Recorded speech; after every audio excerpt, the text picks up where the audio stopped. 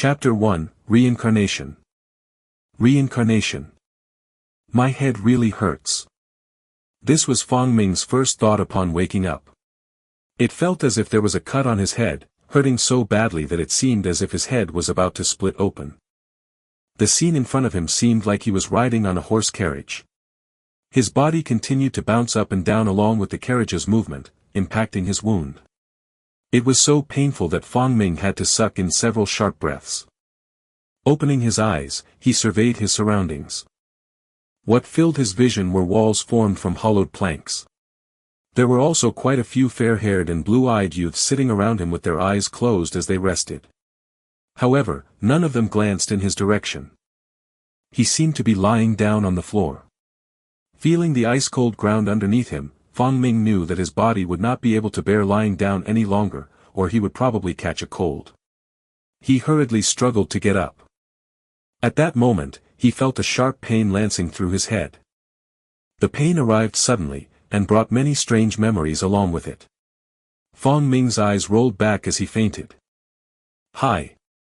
Lei Lin! Wake up!" Fong Ming heard this sound in his daze, and couldn't help but open his eyes. Is this reincarnation? Fong Ming remembered very clearly that the last thing he had seen were the dazzling flames that had erupted from the energy reactor's explosion. It was impossible to survive such an explosion without any method of self-protection. Furthermore, on the planet he existed on, such a style of carriage and wooden planks were considered ancient antiques. After organizing the new memories in his mind, Fong Ming gained some insight about his body and this world. This was a realm similar to the European Middle Ages. A mysterious force also existed. His current body was originally called Lei Lin Farlier, a son of a minor noble. As he had been tested to have the gift to become a Magus, his father, Viscount John Farlier, had pulled strings to allow him to become a Magus apprentice. At the moment, he was on the horse carriage traveling towards a Magus academy. He saw that the one who had woken him up was a large, male youth. He had thick eyebrows and large eyes, a tall and straight nose, and sparkling gold hair. Although his face was somewhat young and tender, his body was sturdy and well-muscled, looking extremely manly.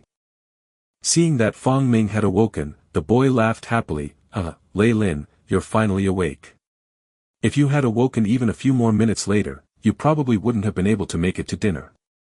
I assume that you don't want to starve." Fong Ming lowered his eyes. After some thought, he figured out this person's identity. "Thanks, George." The youths who were together with him and heading towards the Magus Academy had all tested to be gifted to be magi.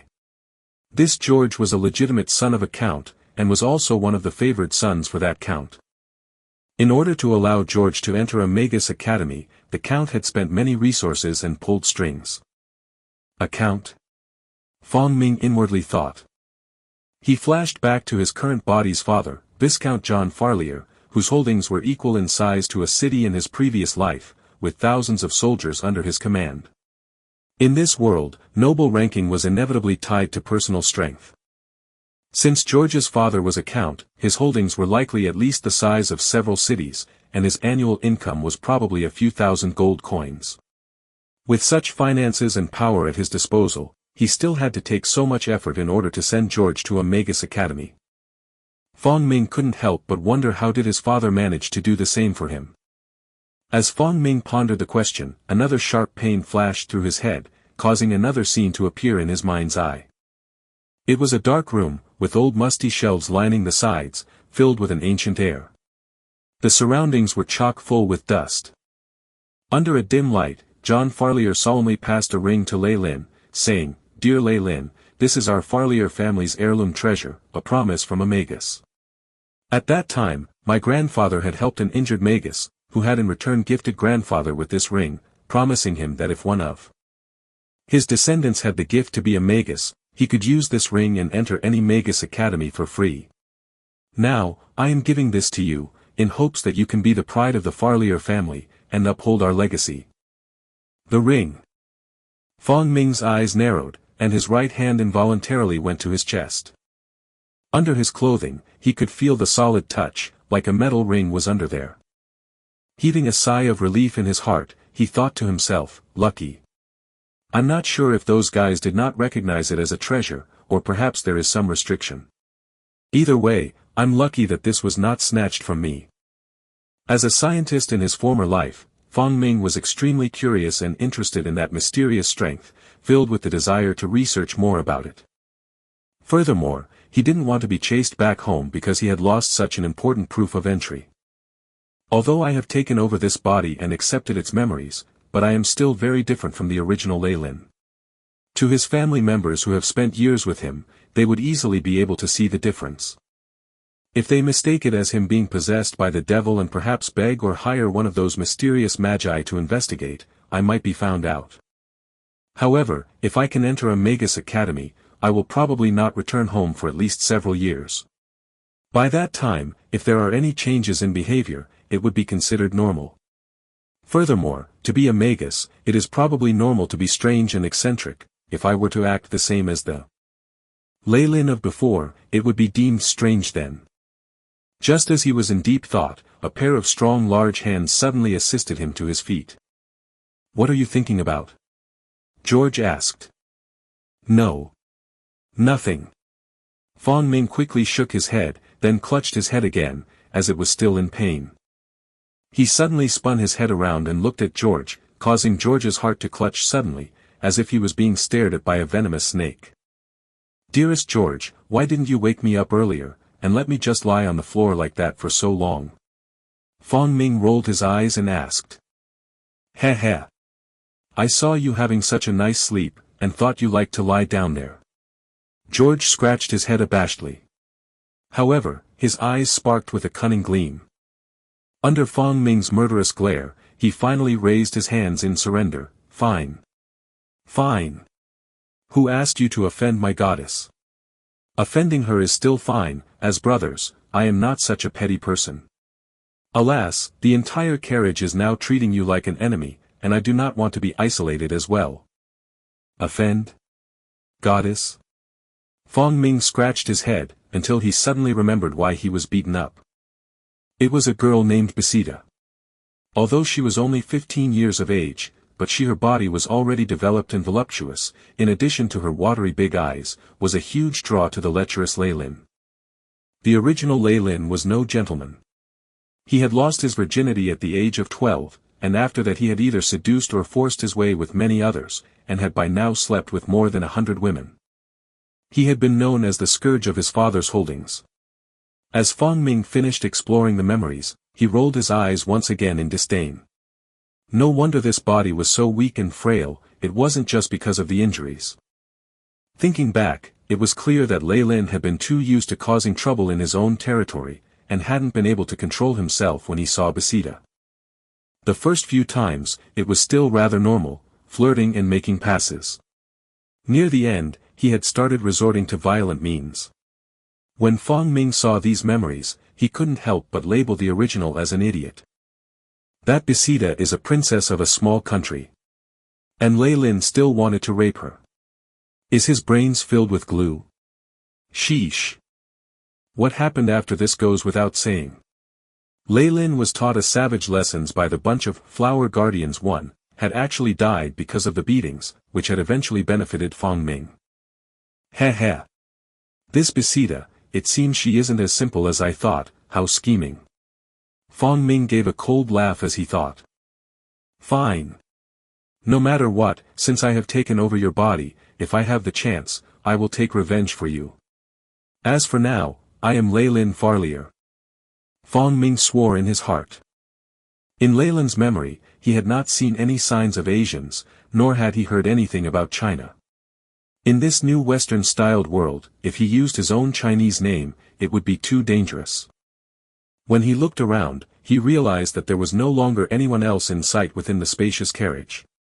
It was no wonder that George had come to call him. No matter what, I still have to thank you. George, do you have any medicine?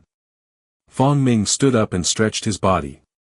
Although it still hurt in a few places, but it did not impede his movement, and the wound at the back of his head had already become a scab. Heh heh, I knew that you'd need this. George laughed as he tossed a small bottle over. This is my family's secret product. I heard that it's usually used during knight's training, and is extremely effective against any bodily injuries. As George spoke, he looked around furtively. All right. Dinner is about to start. I'm going to head there first. You should apply the medicine quickly and hurry over too. Remember, do not tell anyone else about our friendship. After he finished speaking, he had ran off like a gust of wind. Looking at George's figure disappear into the distance, Lei Lin couldn't help but massage his forehead. It looks like this Lei Lin has truly stirred up a hornet's nest. Was it such a big deal? In Lei Lin's memories, it seems like in this world, sexual relations are rather open. At this point, he couldn't do anything to remedy the situation.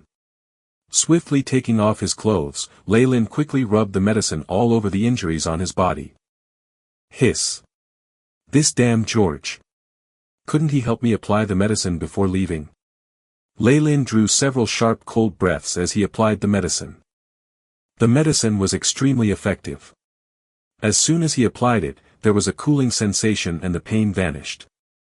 After he had dealt with the wounds on his body, Lei Lin put on his clothes and opened the carriage door. Whoosh! A gentle breeze blew across, and the sun was setting in the horizon, painting everything around with a golden hue. No matter what, it feels so good to be alive. Lei Lin's eyes moistened as he muttered. Looking at the surroundings, he noticed several of the large carriages forming a circle to make a crude temporary campsite, with a large fire in the middle. There were many youths around the fire, sitting and resting on cloth mats laid on the ground, laughing and playing with each other, while eating the bread in their hands.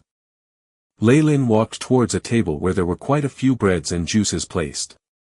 According to his memories, this was where food was distributed. When he approached the area, he saw that there were a few people queuing up. As they spotted Lei Lin, they looked over at him with a look of despise. Although Lei Lin thought of himself as thick-skinned, he still found it somewhat difficult to endure. Still, he did not leave. No matter what, he still had to eat. Hurry up. A hoarse voice rang out. So, sorry. Lady Angelia. A freckled boy quickly apologized and took his share of food before running away. Beep. Danger alert. Danger alert. You are extremely close to the source of danger. Recommendation, the host should move at least 1,000 meters away. 1. Literal translation of, pretty much her wannabe escorts/protectors. Chapter 2, AI Chip. AI Chip. This is... Lei Lin's eyes widened when he heard the mechanical voice in his brain. Isn't this my old assistant AI chip from my previous life? How did it reincarnate with me? This is unscientific. Lei Lin found it hard to believe. He said in his brain, AI chip. Scan my mind and search for locations of assistant systems. Beep. Scan complete. No strange existences were found in the host's mind. After a mere moment, the AI chip's mechanical voice replied back. Now scan my entire body, and display my body's stats. Another mechanical sound. Beep. Scan complete. Fong Ming, Lei Lin Farlier. Strength, 0.4, Agility, 0.5, Vitality, 0.4, Status, bleeding from back of the head, many injuries to the soft tissues, no AI chip present in the host's body. A 3D hologram appeared before Lei Lin's eyes. It displayed Lei Lin's own body and showed stats on the side. No AI chip. I know the AI chip is equivalent to a material substance. How did it follow my soul through reincarnation? Lei Lin thought to himself, it seems like during the explosion or my reincarnation, some abnormality occurred, and the AI chip's functions fused with my soul. If I was still in my previous world, this would be a major discovery. It not only confirms the existence of the soul, but also shows that physical matter and the soul can possibly transform each other. This is definitely something that group of old men in National Academy of Sciences would go crazy over. It's a pity that I'll never see them again. This kind of AI chip was essential to the scientists in the previous world. Because of issues with human rights and the conscious thought, this technology didn't have any intelligence of its own. It only had two functions, to analyze and to store information. Its analyzing ability could only be used by following the host's commands. It gathered data samples and reached a deduction based on simulations. Its storage abilities were even simpler. It could use the data gathered from everything the host's 5 senses experienced and record it down. Based on calculations from the previous world, this kind of AI chip storage area was enough to record over 10,000 years' worth of events. Why did the AI chip and the soul fuse together? I'll ponder this kind of question later when I have the ability and qualifications to do so. But with this AI chip, I have some resources in this world. The corners of Leyland's mouth suddenly lifted to form a brilliant smile. He knew that in this Middle Ages period, having a crystallization of future technology would definitely make his future path extraordinary. But this Leyland's physique is really. Leyland was speechless after seeing the stats in front of him. These stats displayed were based on each aspect of an adult's physiology as a standard. Theoretically, the average adult's displayed stats would all be around 1. Although this Leyland was only 13 to 14 years old, his stats were still too low. That's not right. It's possible that the bodies of the people in this world are generally weaker. AI chip, scan the bodies of the people around me and display their stats. Beep. Task established. Beginning the collection of stats. In almost an instant, 3D holograms of the surrounding people's bodies appeared in front of Leyland, displaying their stats. Name, unknown. Gender, male. Strength, 0.9, agility, 1.1, vitality, 0.8, name, unknown. Gender, male.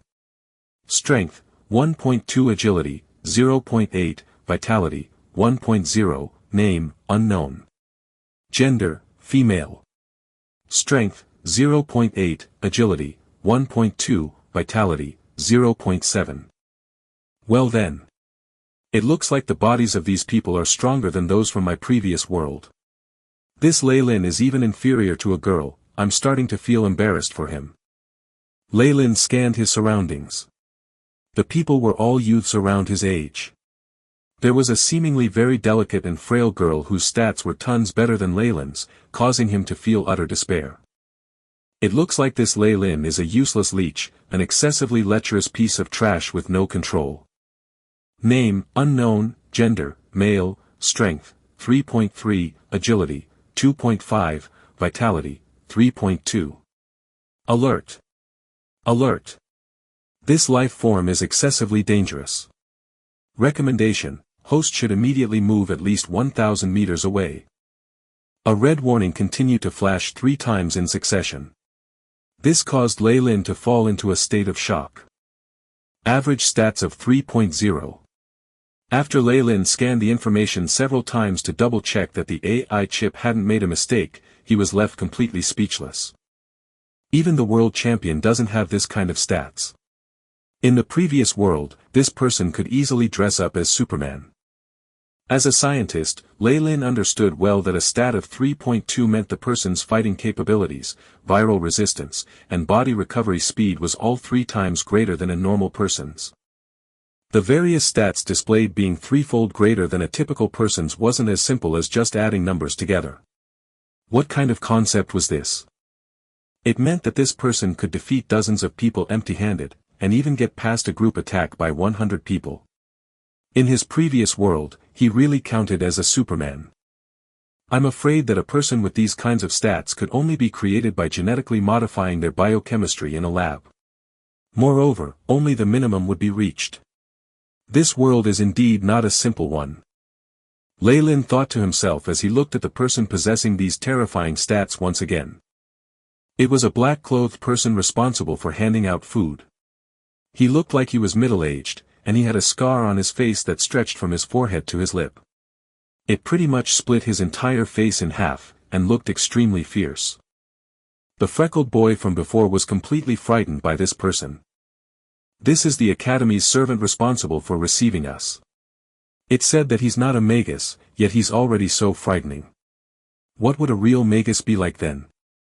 Leyland suddenly discovered that a strong interest and curiosity about the profession of a Magus had arisen inside him.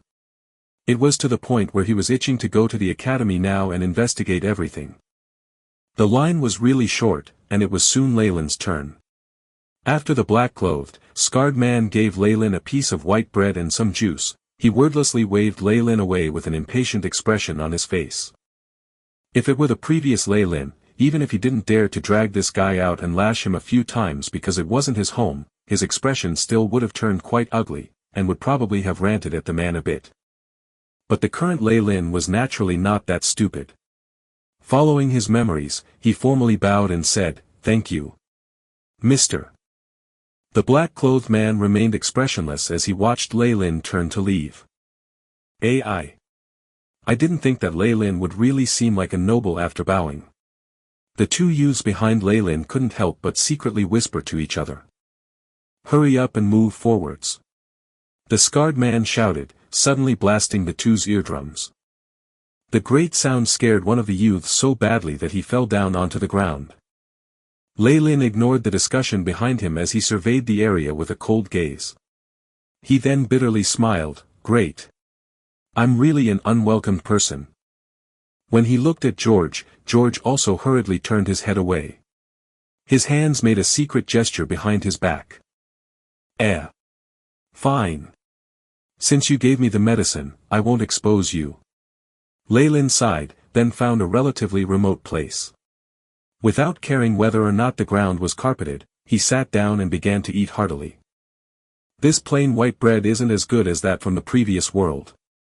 But according to Leyland's memories, this is already considered a food that one can only get during celebrations. Leyland thought as he ate. Based on Leyland's memories, the production capabilities in this world were quite low. The white bread was an aristocrat's food. Normal, minor nobles could only enjoy it during celebrations of major holidays. To typical peasants, who only had hard, nutritionless black bread to eat, this was a supreme delicacy. When he thought of the black bread as hard as rocks from his memories, Leyland sighed, "It's a good thing that I'm quite fortunate, regardless of whether I'm a noble or a magus, I'm still in the upper levels of this world, so I won't need to suffer." He ravenously wolfed down the bread and downed the juice in one gulp as well. Leyland then wiped his mouth in satisfaction and returned to the carriage. Based on the experience in his memory, noble youths would set up tents in camp and rest for the entire night before moving again. However, it was clear that nobody would invite Leyland to join them. He didn't have a tent himself, so he could only sleep on the cold and hard carriage. When I looked just now, there seemed to be 50-some apprentices, 25 black robes, and 3 of the highest status white robes. When he thought of the scene just now when he had been noticed from a distance, the hairs on Leyland's body rose. Added on to that, the AI chip's warnings of, discovered an unknown radiation source, received disturbance from unknown force field, impossible to scan. This formed a shadow in Leyland's heart. It looks like even with the AI chip, I'm still extremely weak in this world. But it's precisely due to this reason that I desire to obtain the strength of a magus. Leyland's eyes seemed to light up in flames. It's best if I sleep earlier. I still need to hurry on with the journey tomorrow. Leyland took off his jacket and laid it on the ground to make his sleeping more comfortable. So far, since this journey was started, it's already been over 3 months. We've passed through a few dozen kingdoms, yet we still haven't reached our objective. These ancient transportation conditions are really... He closed his eyes and fell into a daze. After some time, the carriage door opened with a bang. Leyland suddenly sat up. His nose was then filled with the scent of a rose. It was sweet and aromatic, extremely pleasing to the nose. It also made his body throb as to invoke his memories. Leyland. Are you well?" A pleasant, female voice said. "Bisita. Please come in." Leyland moved his body. The fragrant scent in the carriage suddenly grew more powerful as a beautiful young girl entered. She had fair skin and wore red, tight-fitting clothes that accentuated her voluptuous curves. What was even harder for Leyland to forget was this girl's platinum hair and eyes like crimson jewels. Combined with her beautiful face, it presented an exotic charm. This was the girl that caused Leyland to be beaten up, and even lose his life, Bisita. May I ask if you have anything to ask me? Although this girl had developed quite well, and seemed extremely enticing to Lei Lin, having come from a different world and experiencing an endless barrage of beauties, this girl was only somewhat good-looking to Fang Ming. His attitude was extremely cold and indifferent. It was clear that this manner somewhat shocked the young girl, as the words she was about to say didn't leave her mouth. After a long period of silence, she pulled out a small, glass bottle and placed it in Lei Lin's hands. This is a medicine for injuries. If you apply it to your body, it'll help you. I'm sorry. The girl bowed, revealing the ample, snow-white curves of her chest, causing Lei Lin's heart to race. Chapter 3, Night. Night. After she made her apology, the girl ran off like a startled little fawn, leaving her wonderful scent behind. Looking at the disappearing red figure in the distance, Lei Lin was rather puzzled. It was clearly Lei Lin who had assaulted you. Why did you come to apologize? Is there something wrong with your brain? He touched the bottle in his hand, thinking to himself, did I misjudge her earlier? Could this Besida be a kind-hearted girl? Lei Lin studied the glass bottle in his hand curiously. It seems like they already have the technology to produce glass. Although, judging by the workmanship, it still seems rather rough, it is quite decent already. As he opened the bottle cap, a medicinal fragrance wafted out. Following the habits of his past life, Lei Lin immediately said, AI chip. Scan this medicine and analyze its components. Beep. Task established. Begin scan. Discovered unknown components. Starting simulated experiments. Experiments complete. Unknown medicine has effect of strong itching. Duration, 7 days. Looking at the results of the experiment, Lei Lin was struck speechless. I retract my previous statement, that girl is rather blackheart. However, he soon had the feeling of an adult being pranked by a naughty kid. She is still a child after all. She can't use truly malicious tricks. Perhaps if it were a few years ahead, the bottle would be full of deadly poison instead. Looking at the bottle in hand, Lei Lin thought about it and decided to keep it. I'll just keep this for now, who knows when it might come into handy in the future. After Besida left, no one else came to disturb him. Lei Lin lay back down. Though it seemed as if he were sleeping, his mind was actually working in overdrive as he thought through things. It seems like there shouldn't be any problems or risks of being found out by going to a Magus academy. Those white-robed figures should be magi, and I have walked by them a few times without drawing attention. It seems like they are also unable to detect anything strange about me. This means, entering a Magus academy should be relatively easy in that sense. However, according to rumors, magi are all secretive and cruel, at least according to what Viscount John heard. It also seems that in the academies, there is extremely fierce competition amongst the acolytes of the same level despite it being against the rules to kill one another. I need to at least have some form of self-protection. As he thought about that, he once again touched the ring hung around his neck, and held it in his hands. The ring was jet black and nondescript. Within the inner ring, there was a small Y inscribed, along with elaborate inscriptions around it. With the technological advancements of the Middle Ages, to be able to inscribe such a complicated pattern onto the inner ring is incomprehensible. However, regardless of the issue, as long as it has to do with the mysterious magi, it shouldn't be surprising at all. Lei Lin muttered to himself, and issued another command, AI chip. Scan the ring in my hands. Beep. Task established. Begin scan. Discovered unknown metallic components. Comparing to data banks. Insufficient data. Unable to analyze. As I'd thought. With the AI chip's current level, it is still inadequate to analyze something that a Magus left behind. Lei Lin sighed and stored the ring. How can I increase my power? This body of mine is truly too weak.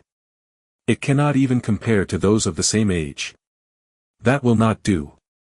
If it were my past life, I could still undergo genetic modification. Alas, there is no such option here. Perhaps I should explore this Lei Lin's memory once again, and see if there are any methods. Lei Lin thought to himself once again, then found a comfortable spot to lie down, thinking out aloud in his mind, AI chip. Scan the entirety of Leyland's memory and arrange it. Beep. Task established. Starting arrangement. In Leyland's former world, the world of science had always been of the opinion that the majority of the human brain's power was not being harnessed. Amongst that power was the ability to access every memory since birth. Some memories, even if the person in question could not recall them, were actually still stored somewhere in the brain. Now, as Leyland gave the command, memories of Leyland's entire life, from birth to his being chosen as a Magus acolyte and going on this journey, were all displayed in front of Leyland's eyes with the AI chip's assistance. Every single memory, down to what was eaten in every meal, as well as their tastes, were retained and displayed in his mind. Such a large mass of memory was just too confusing, and was also full of useless information. In the past, Leyland had only taken what he had urgently needed, and ignored the rest. At this point, with the help of the AI chip, he was arranging and sorting everything out. Data sorting has been completed. The AI chip notification sounded out. Create a new file, named Leyland Farlier, and save it. Leyland gave a new order. Beep. File created, Leyland Farlier. New task, search the file for all possible methods for the host to improve strength quickly. Beep. Task established. Begin search. In front of Leyland, innumerable amounts of data flashed past, seemingly forming a beautiful picture. Search complete. Search results, 453 methods. So many. Leyland paused a while as he thought. Remove those with estimated success rate of 50% and below for the host. Also, add another requirement, the host must be able to carry out the strengthening method now. Begin filter. Beep. Filter complete. Remaining methods, 2.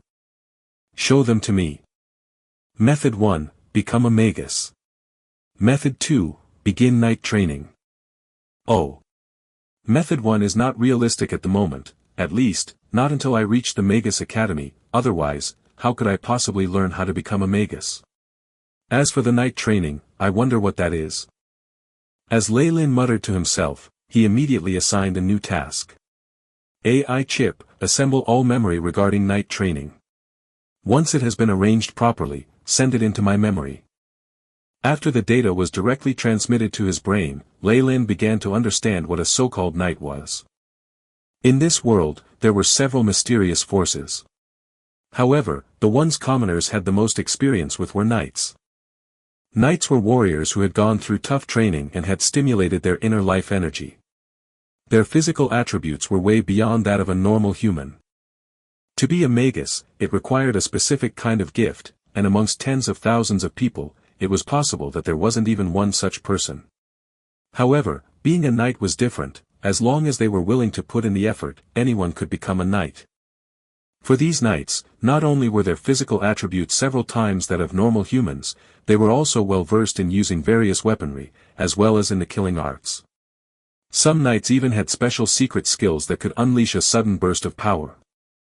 The kingdoms of the common world, along with the nobility, were generally made up of knights. The Farlier family which Leyland was part of was also a knight family. The original founder of the family had fought in wars together with the king, and had accomplished much meritorious service. Thus, they had been awarded with the Viscount title, as well corresponding holdings. After an overall sweep of the information, Leyland remembered a scene from the past. It was a small jungle in the Viscount holdings, and John Farlier was wearing a warrior's outfit with a stern expression on his face. He was facing the infant Leyland as he said, "Today, I will teach you the secret skill that has been passed down in the Farlier family, the cross-blade technique and the accompanying breathing techniques. You must remember that you can never teach this to anyone outside our family." At that moment, Viscount John's face held an unprecedented stern look. Alas, Leyland was still an infant at that point, and obviously did not put much thought into the matter, thus eventually forgetting it. Viscount John tried to force him into training a few times, but Leyland was so afraid of suffering and fatigue that after a while, even Viscount John had to give up. Sigh, an overly compassionate father leads to a failure of a son. Only now did Lei Lin realize how the previous body's owner had become such a spoilt brat. Although the young Lei Lin only knew how to act like a playboy and had totally forgotten everything about the night training for the family's secret skill, Lei Lin managed to recover all of it with the help of the AI chip. Cross-blade basic sword style, horizontal slash, vertical slash, piercing attack, slanted slash. Footwork, advance, retreat, dodge. There was also the accompanying breathing technique. All of it appeared clearly in Lei Lin's mind, along with the experience that Viscount John had imparted. The memory finally ended with Viscount John emitting white mist from his mouth as he manipulated his crossblade, and splitting a rock as large as a millstone in two with a single cleave. A knight is considered the lowest mysterious power, yet they are already so strong. What kind of existence are those magi who are high above knights? Lei Lin's eyes burned with a fiery passion. Sigh. I have to take things step by step.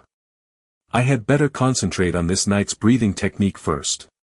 Anyways, the knight training does not clash with Magus training. At least I'll have some measure of self-defense for now. After a detailed analysis, Lei Lin discovered that the so-called breathing technique of this world was very similar to the internal qigong of his previous world, but was a lot more crude.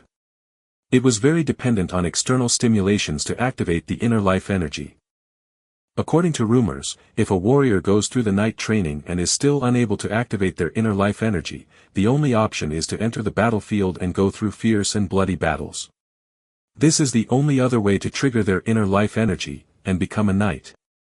AI chip, transfer the knowledge of the cross-blade technique to me. Lei Lin issued his next order. Soon after, a large amount of knowledge regarding the technique was transferred directly into his mind. It was etched deeply into his brain, as if he had been training in it since he was young. Isolate the cross-blade technique and save it into a new file, with the file name of Cross-Blade Technique Basics. Save new file, Cross-Blade Technique Basics. As the AI chip notification sounded out in his mind, Lei Lin's lips curved in a smile. With the help of the AI chip, his learning speed was unbelievably quick, fast enough to make any so-called genius commit suicide from shame. Now that I have all the memories of it, it is just a matter of finding a crossblade, and going through some actual practice. If all goes well, I have confidence in mastering it within 10 days, bringing myself to Viscount John's level. All these sword techniques are merely killing arts. The most important thing for knight training is the accompanying breathing technique. Lei Lin muttered to himself. AI chip. According to my statistics, simulate and create the best model for me to start training the breathing technique. Beep. Task established. Host human model established. Begin simulation. As the mechanical voice sounded out, a 3D model of a human figure appeared in front of Lei Lin's eyes. It was transparent and shimmering in blue light, and appeared exactly the same as him, a 13-year-old youth with Western features, brown hair, big eyes and bushy eyebrows. The 3D figure repeatedly started training the breathing technique, constantly adjusting the frequency, rate and magnitude. Slowly, a red line could be seen moving around in the 3D figure's body. After a few minutes, the simulation ended, and the AI chip's mechanical voice sounded out once more. Simulation ended. Cross-blade accompanying breathing technique, time required for 1 revolution, 30 minutes. 10 revolutions will improve the host's body by 0.05 strength, 0.06 agility, and 0.03 vitality. The improvements will gradually lessen as the stats improve. Warning: if the host goes through long-term training of this technique, it will result in residual damage caused to the host body. Recommendation to think twice before starting.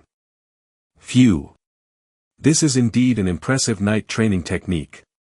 As long as I persevere, I will quickly be able to improve my power. Alas, I wonder if there is any way to remove the effect of the residual damage. Lei Lin said with a faint smile. At this time, the AI chip's voice suddenly sounded out. Do you wish to optimize the breathing technique? Y/N/N. The AI chip actually has such abilities. A joyful look rose on Lei Lin's face. Chapter 4, Cultivation. Cultivation. I never thought that this AI chip's analyzing abilities could also work on the night breathing technique in this world. Leylin exclaimed and said, "Optimize immediately." Optimization initiating, estimated time, 125 minutes. Yep, 125 minutes, which is over 2 hours, I can afford to wait. Leylin felt at ease. After waiting rather impatiently, the 2 hours finally passed. The AI chip's voice sounded out right on time. The optimization for the breathing technique has been completed. Time taken for breathing technique, 5 minutes 23 seconds, and the effects have all risen by 5%. The side effects of the injuries have vanished. Very good. This result made Leylin very satisfied. If the effect was a 5% increase each time, then dozens of times, and even hundreds of times, would result in huge differences. Rumor has it that the cross-blade technique and the breathing technique were obtained by the founder after dozens of bloody battles, where he finally obtaining it from the corpse of a knight. Amongst the many knight families, it is considered to be the upper middle grade.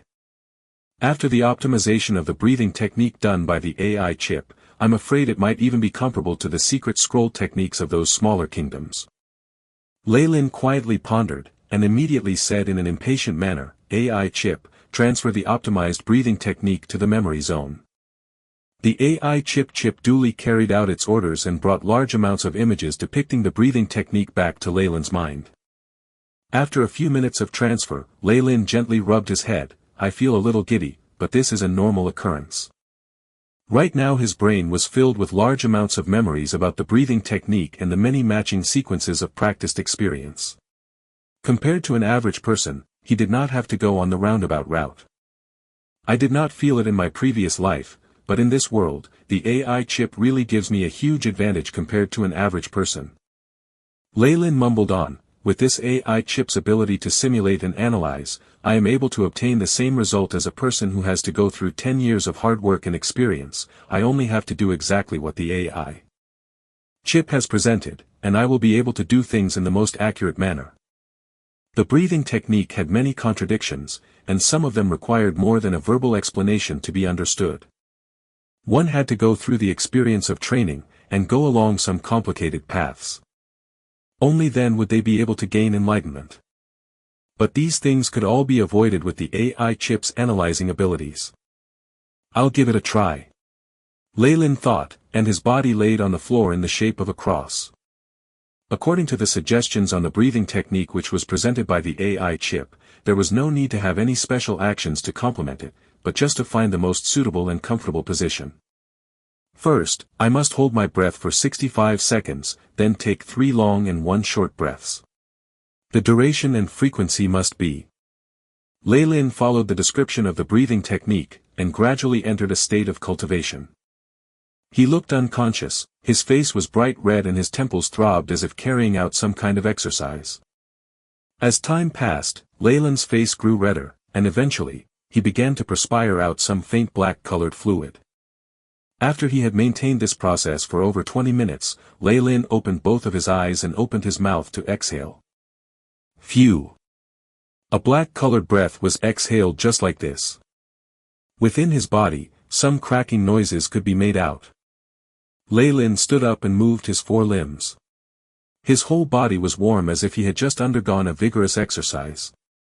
AI chip, display my body's statistics. Leylin ordered. Leylin Farlier. Strength, 0.4 agility, 0.5 vitality, 0.4 state, mild injury.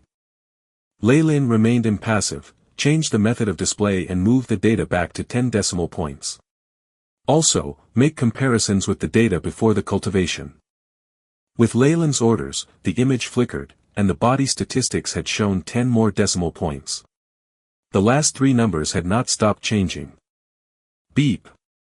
After comparison, undergoing the night training increases the host strength by 0.005, agility by 0.006, and vitality by 0.004. The AI chip faithfully relayed the message. Amen. Because this was the first practice, the figures are still climbing up. Leylin analyzed and said. I've only cultivated for a bit over 20 minutes, but the data's increase is already rather considerable. With perseverance, it's just a matter of time before I have the stats of a black-robed man. Which is to say, those 10-odd black-robed men are all knights.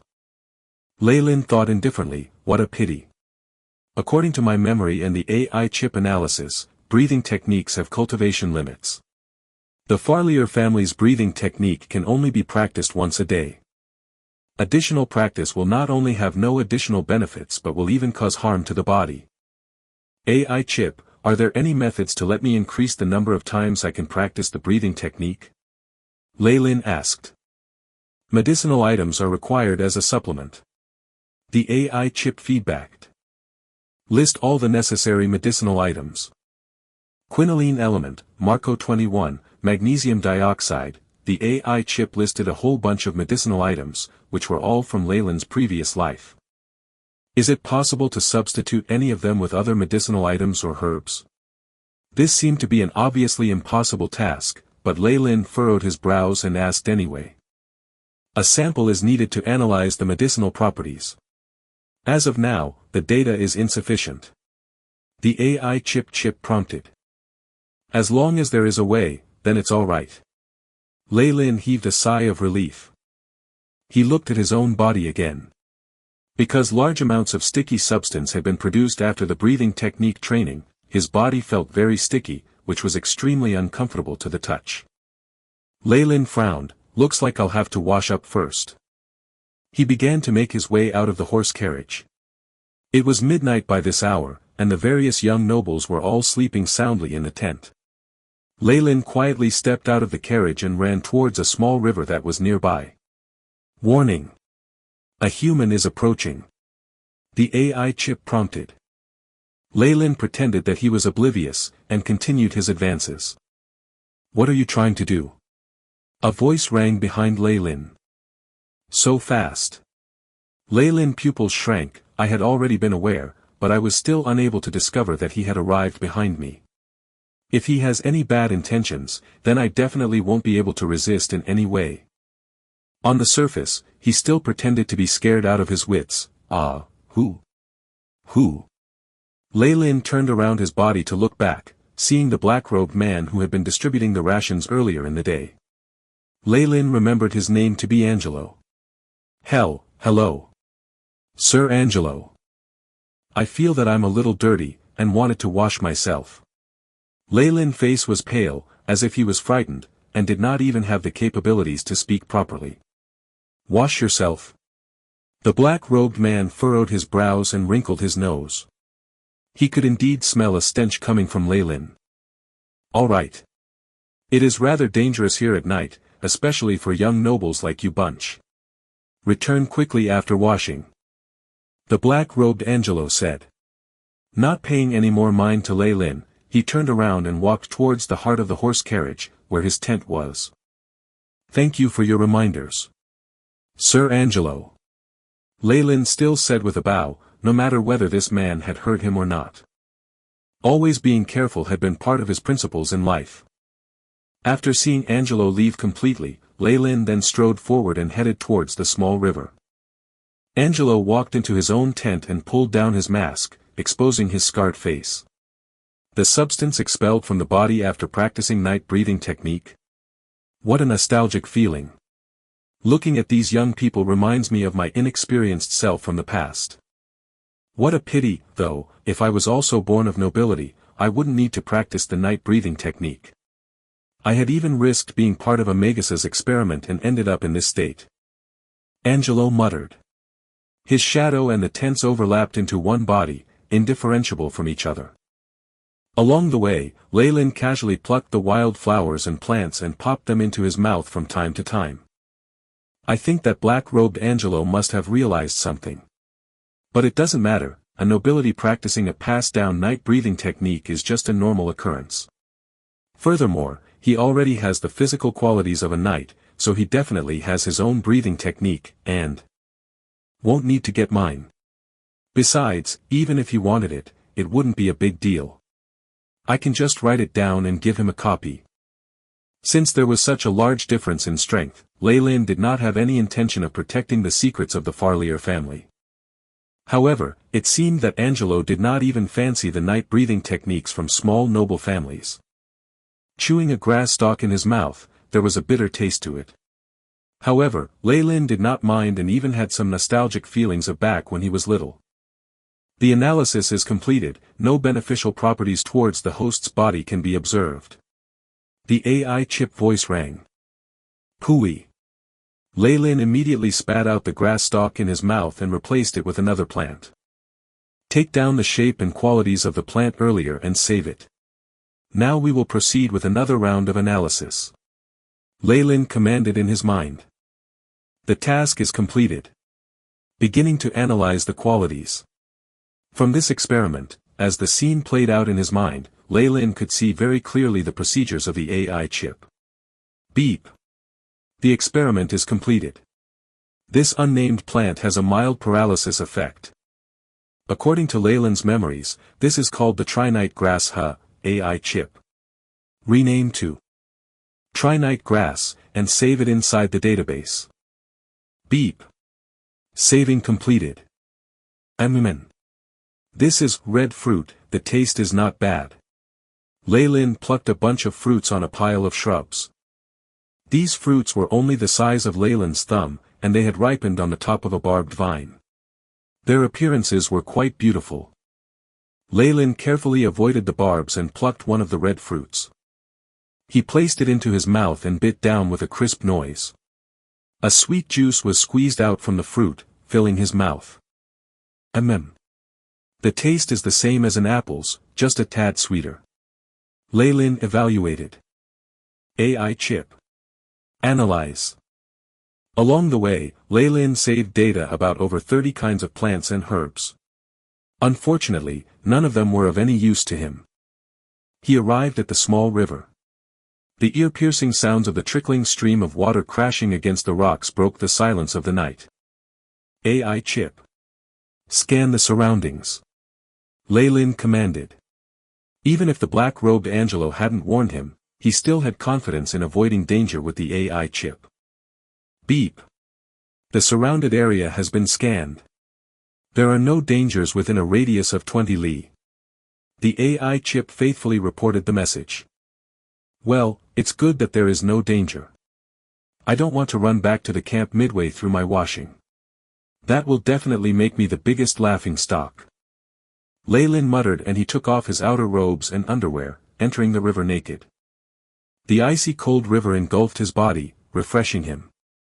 This water is really cold, I am beginning to miss the water heater from my past life. Chapter 5, Cross Blade. Cross Blade. Ding. Two steel swords clashed, emitting a crisp sound. Lei Lin.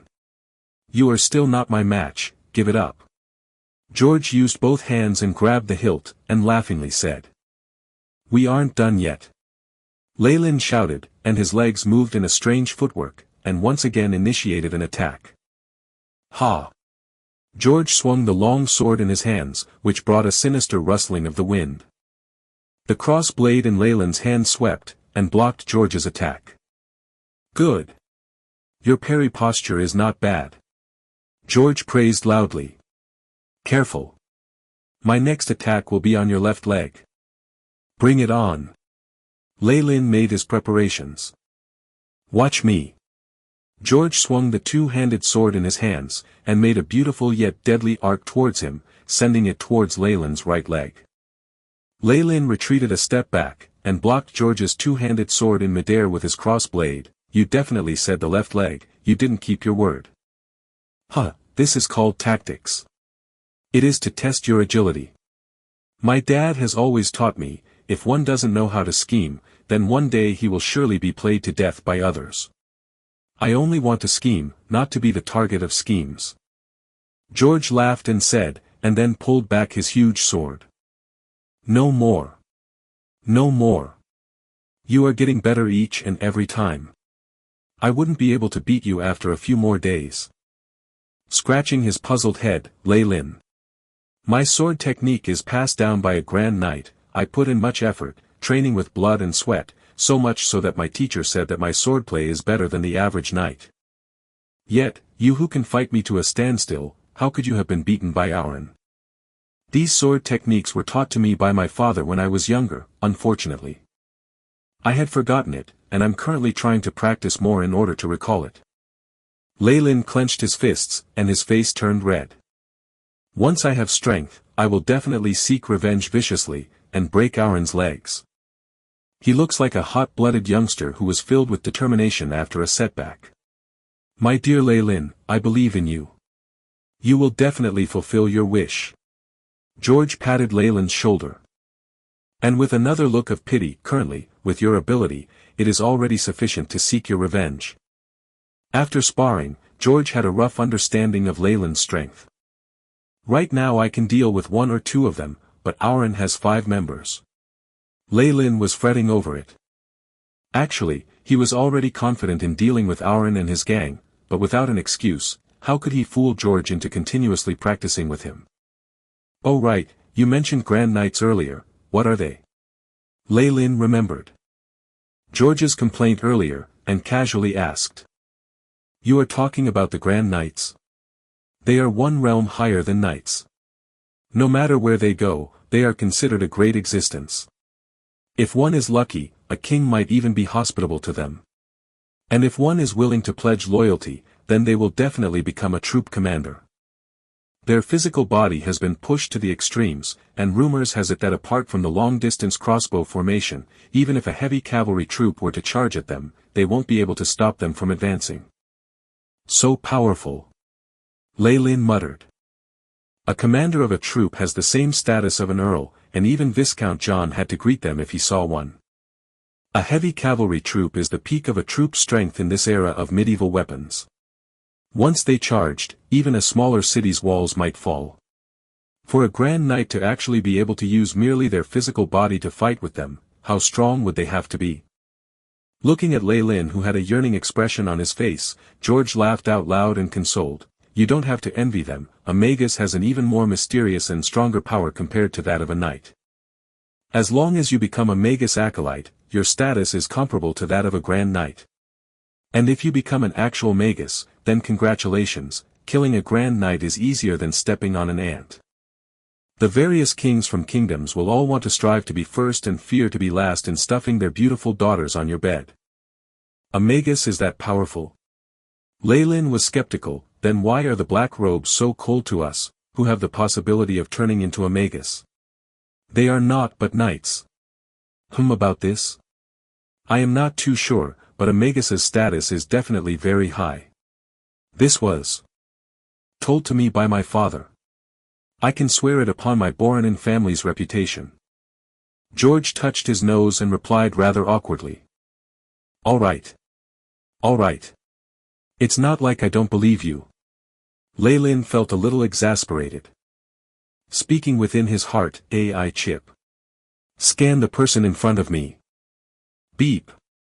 Name, George Boronin. Strength, 1.9, Agility, 1.8, Vitality, 1.9, Status, Healthy. George's stats could not have been achieved just by standard training.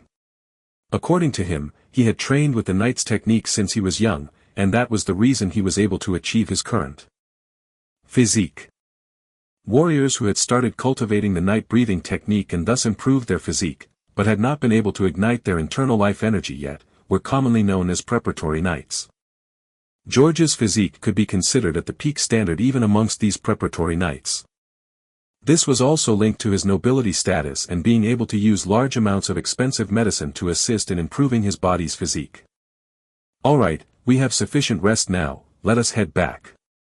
I do not want to return too late and find those black robes staring coldly at me. George looked at his surroundings, and the bright moonlight coated the surrounding with a layer of silver color light. The tranquility of the night was occasionally interrupted by insect cries. Leyland did not wish to attract attention during the day as they were traveling, so he sneaked out to practice with George at night. Naturally, this did not escape the black robes, but after a few encounters, Leyland found their attitude to be extremely cold. As long as one did not wander too far away from the camp and cause trouble, they would not care about them.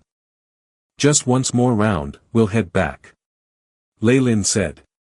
After this round, I'll return this cross blade to you. George was a little absent-minded, and then his eyes lit up. Are you finally done using it? Gus had been bothering me for it.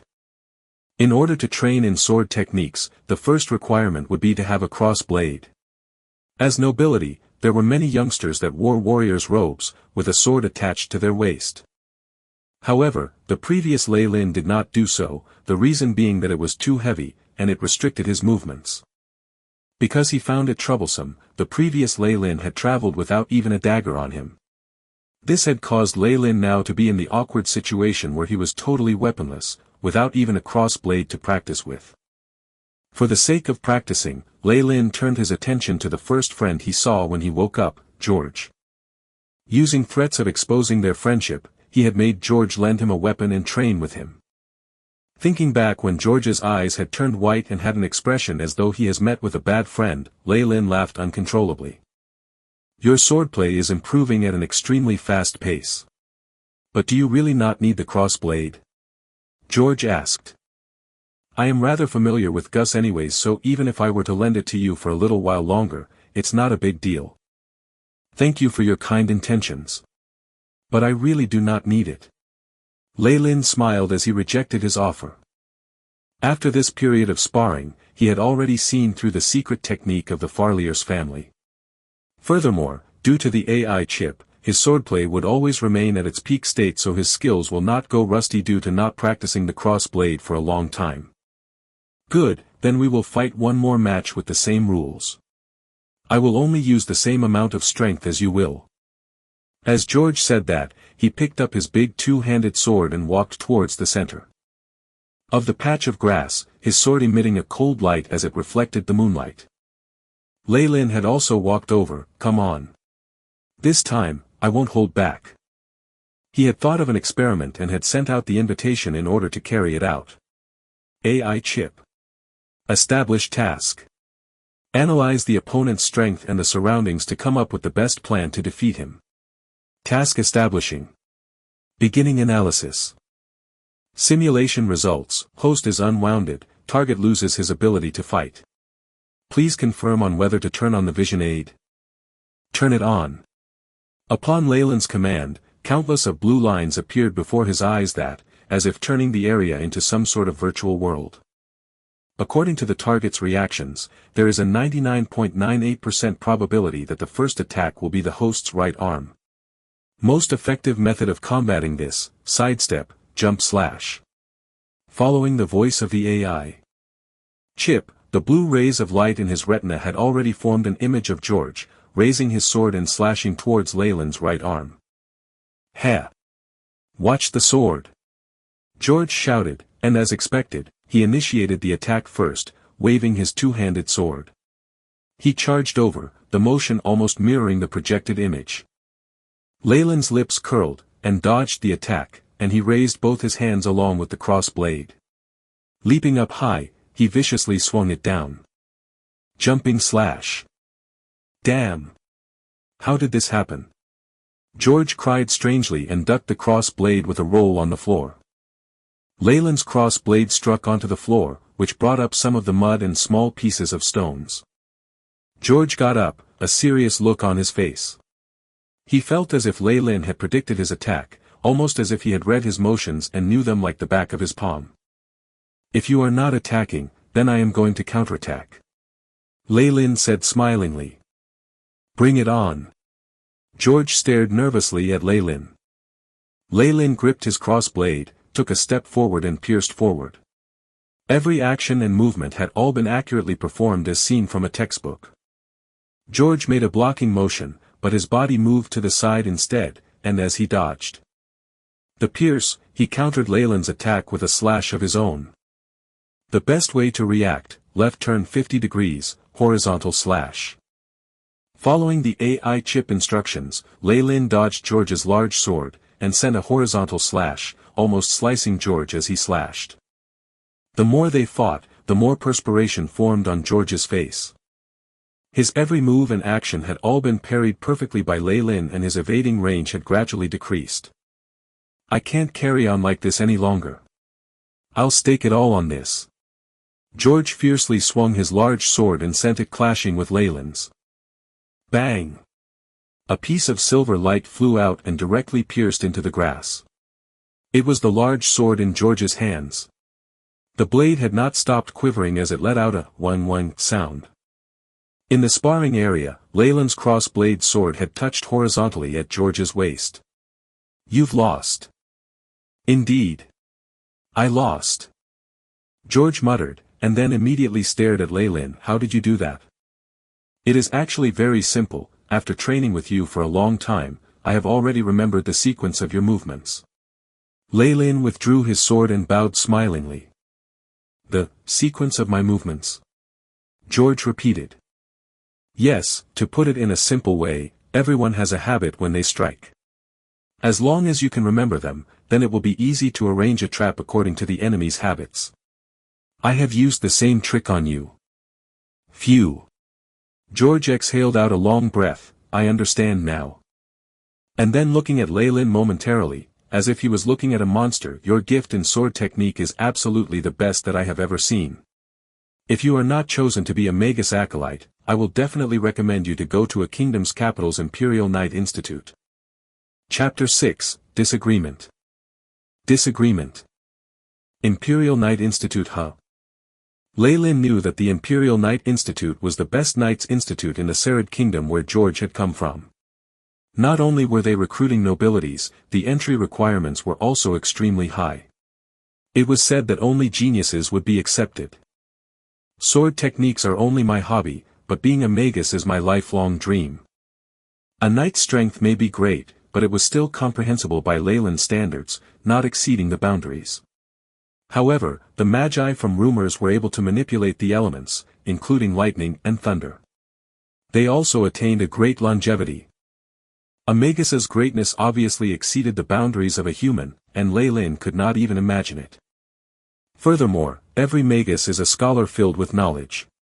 Magi had strict attitudes towards experimenting with the secular world. They tried to study the laws of nature in order to achieve a massive amount of power to use for themselves. This lifestyle was more compatible with Leyland's previous life as a scientist. Yes. Even if it is a Grand Knight, they can only be the servant of a formal Magus. The strength a Magus holds is something that is impossible for us to imagine. George's face turned serious and spoke the words in a sing-song tone. Why is it that no matter what words you say, I get the feeling that they were spoken by a bard? Leyland rolled his eyes a little. Ha!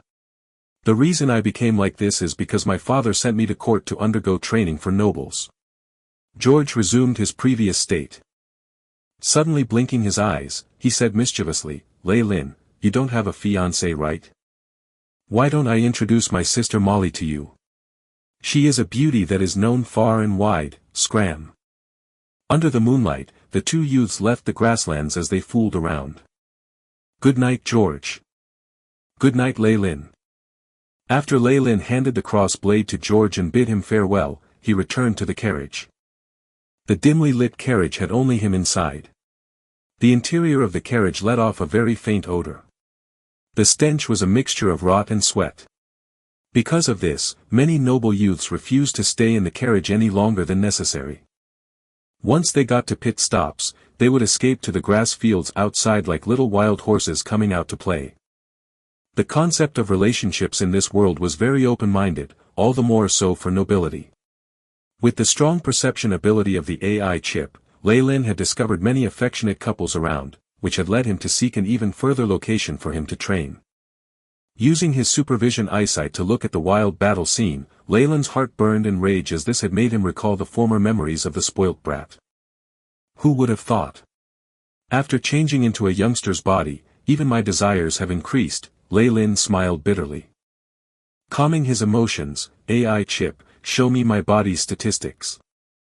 Leyland Farlier. Strength, 1.5, Agility, 1.6, Vitality, 1.4, Status, Healthy. It had been over a month since he first began practicing the night breathing technique. Right now, Leyland's body state had not only caught up to his peers of the same age but had also surpassed some.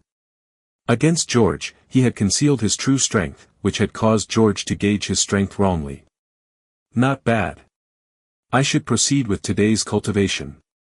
Leyland settled into a good posture and entered the state of cultivation. This was his homework every day.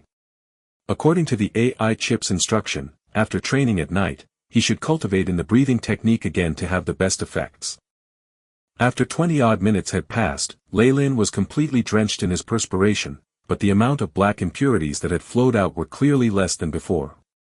Phew! Leyland opened his eyes and looked at his body. He said in slight exasperation, the breathing technique's effect is reducing, which is logical. According to the AI chip's estimation, Farlier family's breathing technique, even after optimizing, will completely lose effect by the time I've enhanced my body's statistics to 2. This is the realm of preparatory nights. After this, I must use my own power, as well as the external stimulations from near-death experiences, to attempt exciting the life energy. Only then will I be able to improve again. Thinking up to here, Leyland took out a yellow-colored fruit out from his pocket. There were some black spots on its surface, making it look quite horrifying. Leyland directly placed it in his mouth, and then picked out a root of a herb, munching them together. Beep.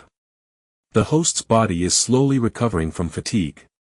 It is possible to carry on with another round of the night breathing technique. The AI chip's voice rang. That's great. These herbal concoctions have been created by Leyland over the past month from countless experiments using the AI chip. It could reduce his fatigue, and increase the number of times he could cultivate in the breathing technique daily.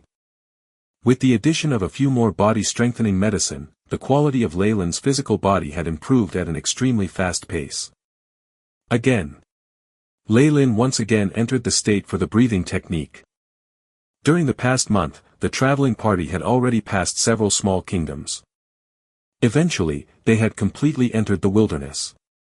There were very few people in the wilderness. It was only a desolate stretch of sand, with fresh markings from vicious beasts and horse-mounted bandits. Ever since the traveling party had first entered the area, they had already encountered danger several times. Although nobody had died, Leyland's sense of crisis had slowly grown stronger. He could not wait to quench his thirst for power. When the rays of dawn shone brightly, the traveling party once again resumed its journey. Leyland sat alone in a corner with his arms crossed in front of his chest. The youths around him had all avoided him with disgust, allowing him to have quite a bit of space. I don't know what method Besida used. The people in the carriage are still isolating me. If it were a regular youngster, this would have most likely driven them crazy ages ago. It's just too bad that they met me instead. Leyland contentedly stretched his back. He had trained late into the night yesterday, which had made him extremely exhausted. This empty space was sufficient for him to rest for a while. However, this world sure is huge. The traveling party has been traveling for half a year, but they still have not reached their destination yet. We haven't seen the ocean yet either. As Leyland thought, he entered slumber with half-closed eyes. Ding-ling-ling. At this time, the traveling party had already stopped. The black-robed man shook the bell in his hands. Ladies and gentlemen, it is time to get off the carriage to have lunch. It's that time again. Leyland opened his eyes. This kind of lifestyle is really boring. After alighting the carriage and receiving his own portion of food, Leyland chewed on a piece of white bread as he walked towards the grassy area beside the campsite. He had already used up the previously gathered substitute herbs, so he was preparing to restock. As he walked, he casually observed the surrounding plants. This is a jade root fruit, there are already files of it in the database. It is useless to me. Amen. Salmon grass, this is a kind of plant that can only be found in the wilderness. It can be harvested. Leyland plucked a dirty, brown-colored stalk of grass. There were extremely sharp thorns on the grass's sides. Leyland carefully broke the blade in half and used his fingers to dab at the jade-colored liquid that had been constantly flowing out from the grass. An expression of disappointment appeared on his face as he placed his fingers in his mouth. I found it, flowerless snake fruit. Leyland threw the salmon grass on the ground.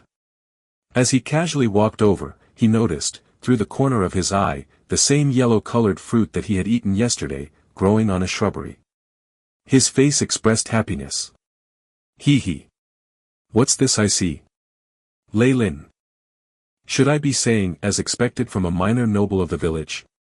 Are you actually eating wild fruits on the roadside? You have really tarnished the reputation of the nobilities. Just after Lei Lin had plucked the flowerless snake fruit and placed it into his pocket, an annoying voice was heard. Is that Auron? Lei Lin raised his head and saw the murderer who had killed the previous host of this body. Auron had fiery red-colored hair, and there were ripped muscles all over his body. His arms were as thick as Lei Lin's thighs. He currently had his arms crossed in front of his chest as he smiled mockingly at Lei Lin. There were a few nobility youths at his side, which had all coordinated to jest at him. AI chip, scan their statistics. Scan complete.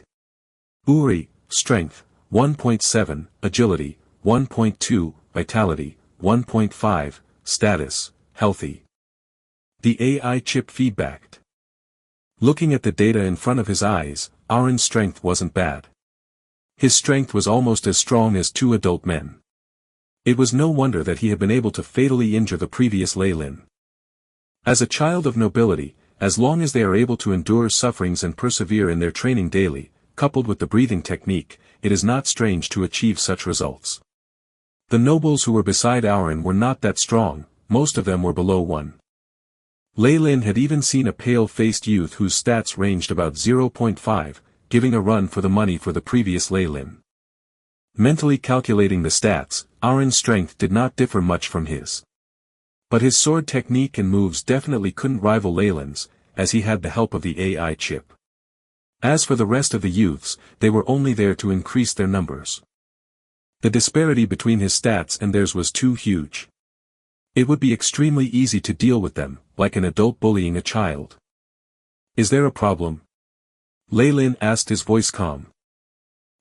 Lei Lin's reaction had obviously exceeded Auron's expectations. He actually had no fury or fear, and that made him speechless. If it was the previous matter regarding Besida, haven't I already apologized before?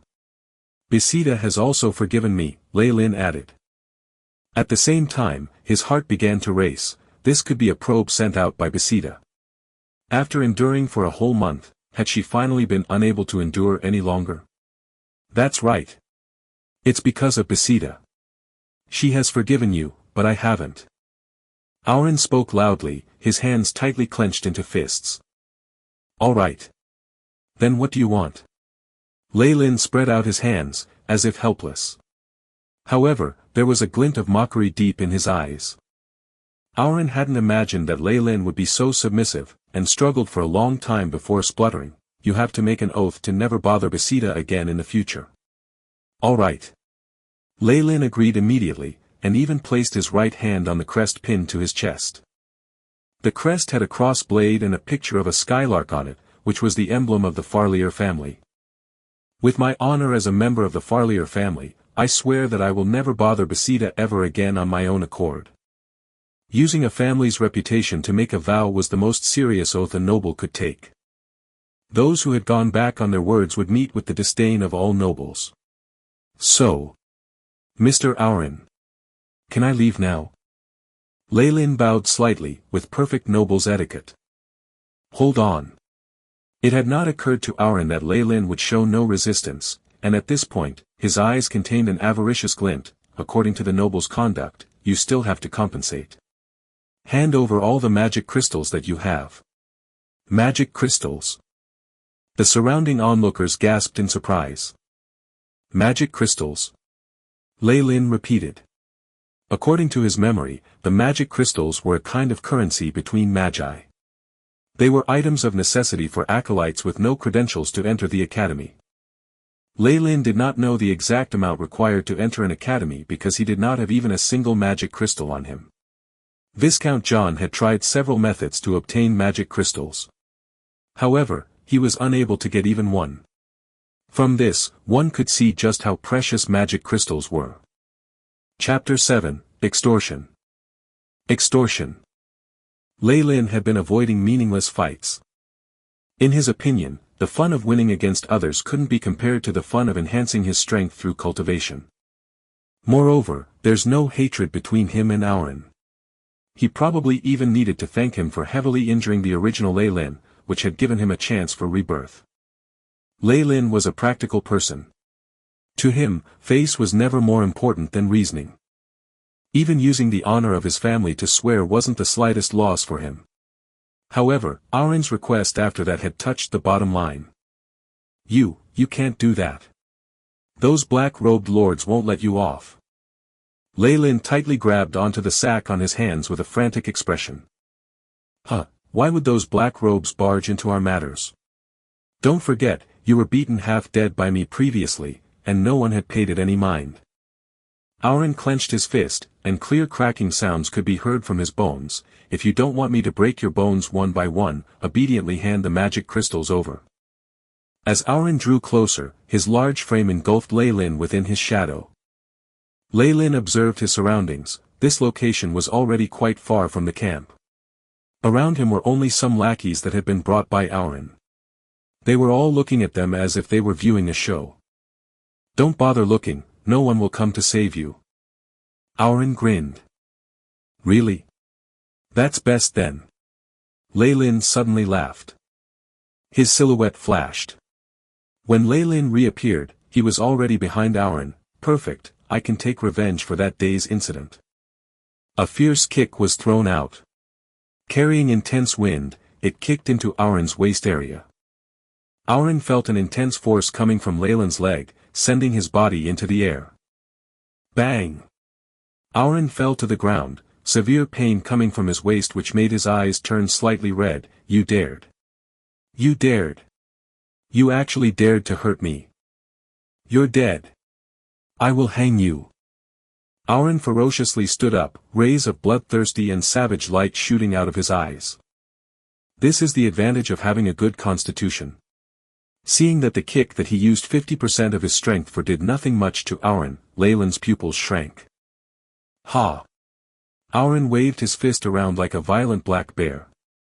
Lei Lin flashed sideways, dodging Auron's fist. When Auron's fist landed on the small tree behind, it actually left a deep dent. A strength of 1.7 is indeed not a trivial matter. Such a heavy punch. Even with my constitution, I can't withstand more than a few punches, Lei Lin swiftly thought. That I chip. Simulate the best method to defeat him. Beep. Task established. Starting assist mode. A voice came from the I chip.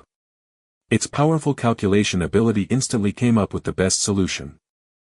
Duck. Task established. Initiating assist mode. The I chip prompted. Lei Lin immediately crouched down, dodging the roaring Auron's tackle.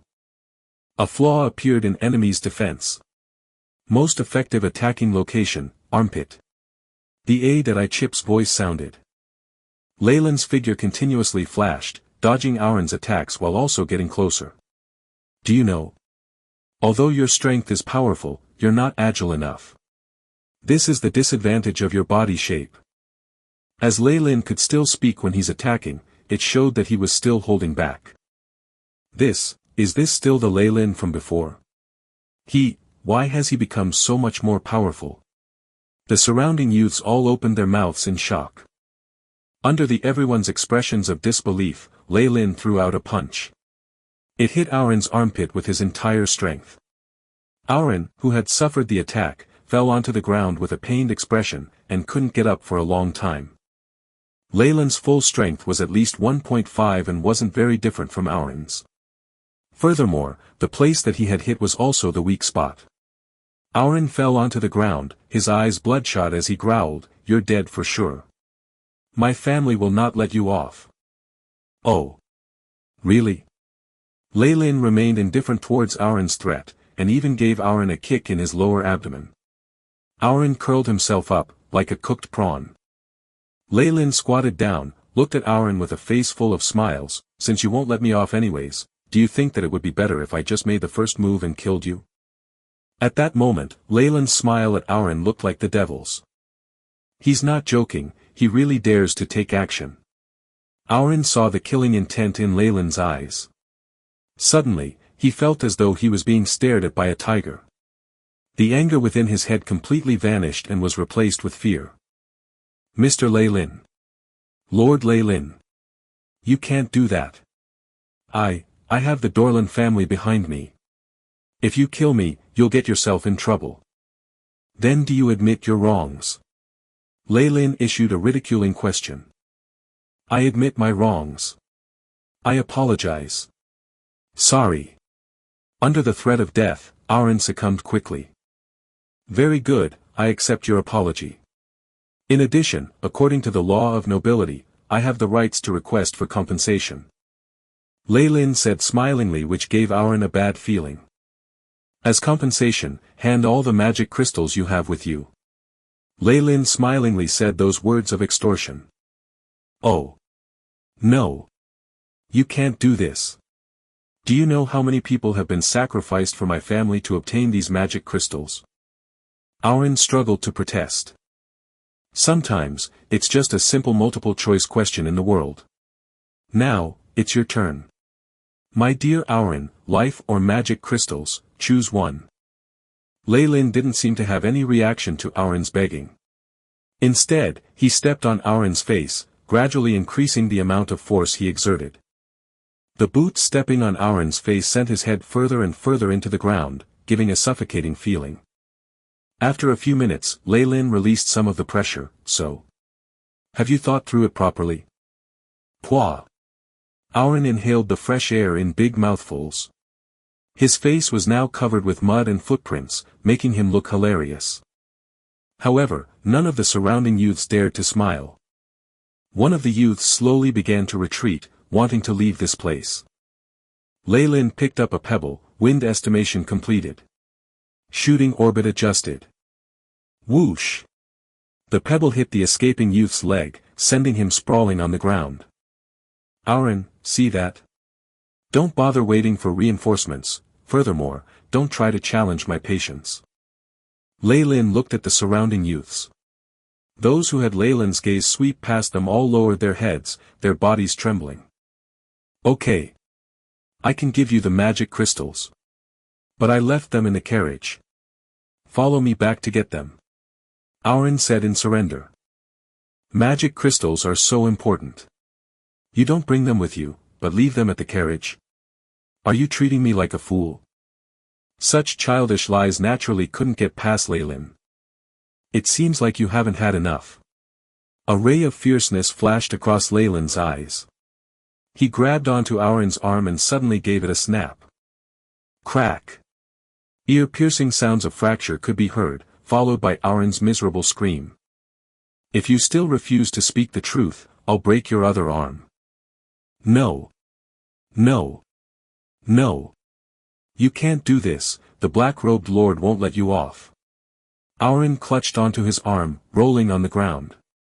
Huh, why would those black robes barge into our matters?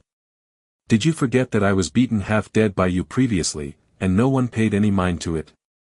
Leyland coldly smiled, sending Auron's words back to him. Seems like you're really yearning for death. Leyland was just about to go up and take action. Wait. Wait. Fine. I'll give you the magic crystals, but you have to swear that you will not take revenge on me anymore. Auron shouted with a pale face as he saw Leyland approaching him. Okay. I swear with the honor of my Farlier family. Leyland answered. Auron's face turned green. Struggling to a half-seated position on the ground, he took out a golden-colored pouch from his bosom and tossed it at Leyland. All my magic crystals are here. Leyland took it and gave it a look. This was a palm-sized pouch made with gold and silver threads. In the center of it was a picture of an eagle and a shield, surrounded by many plants. It appeared to be a family symbol. Leyland opened the pouch and saw over dozens of black-colored crystals quietly lying there. Beep. Discovered an unknown energy source. The A.I chip alerted. So. Can it be used? Leyland had an excited expression on his face. Searching the database, information insufficient. The method of usage not found. Alert. An energy source with unknown radiation. Recommendation, the host's body to strengthen defense. So it's like this? Leyland inwardly thought, then turned to Aaron and asked, which academy are you going to? Wetland Gardens. Aaron had an ugly expression on his face. Wetland Gardens. I've heard before that the entry fee is 10 magic crystals, right? Correct. Where did you hear it from? Aaron was a little surprised. Leyland faintly smiled, looking a little mysterious. He had never heard of any wetland gardens before and was only bluffing Aaron since most of the school fees were basically all in rounded figures. It wasn't a big deal if he guessed it wrongly anyway. Okay.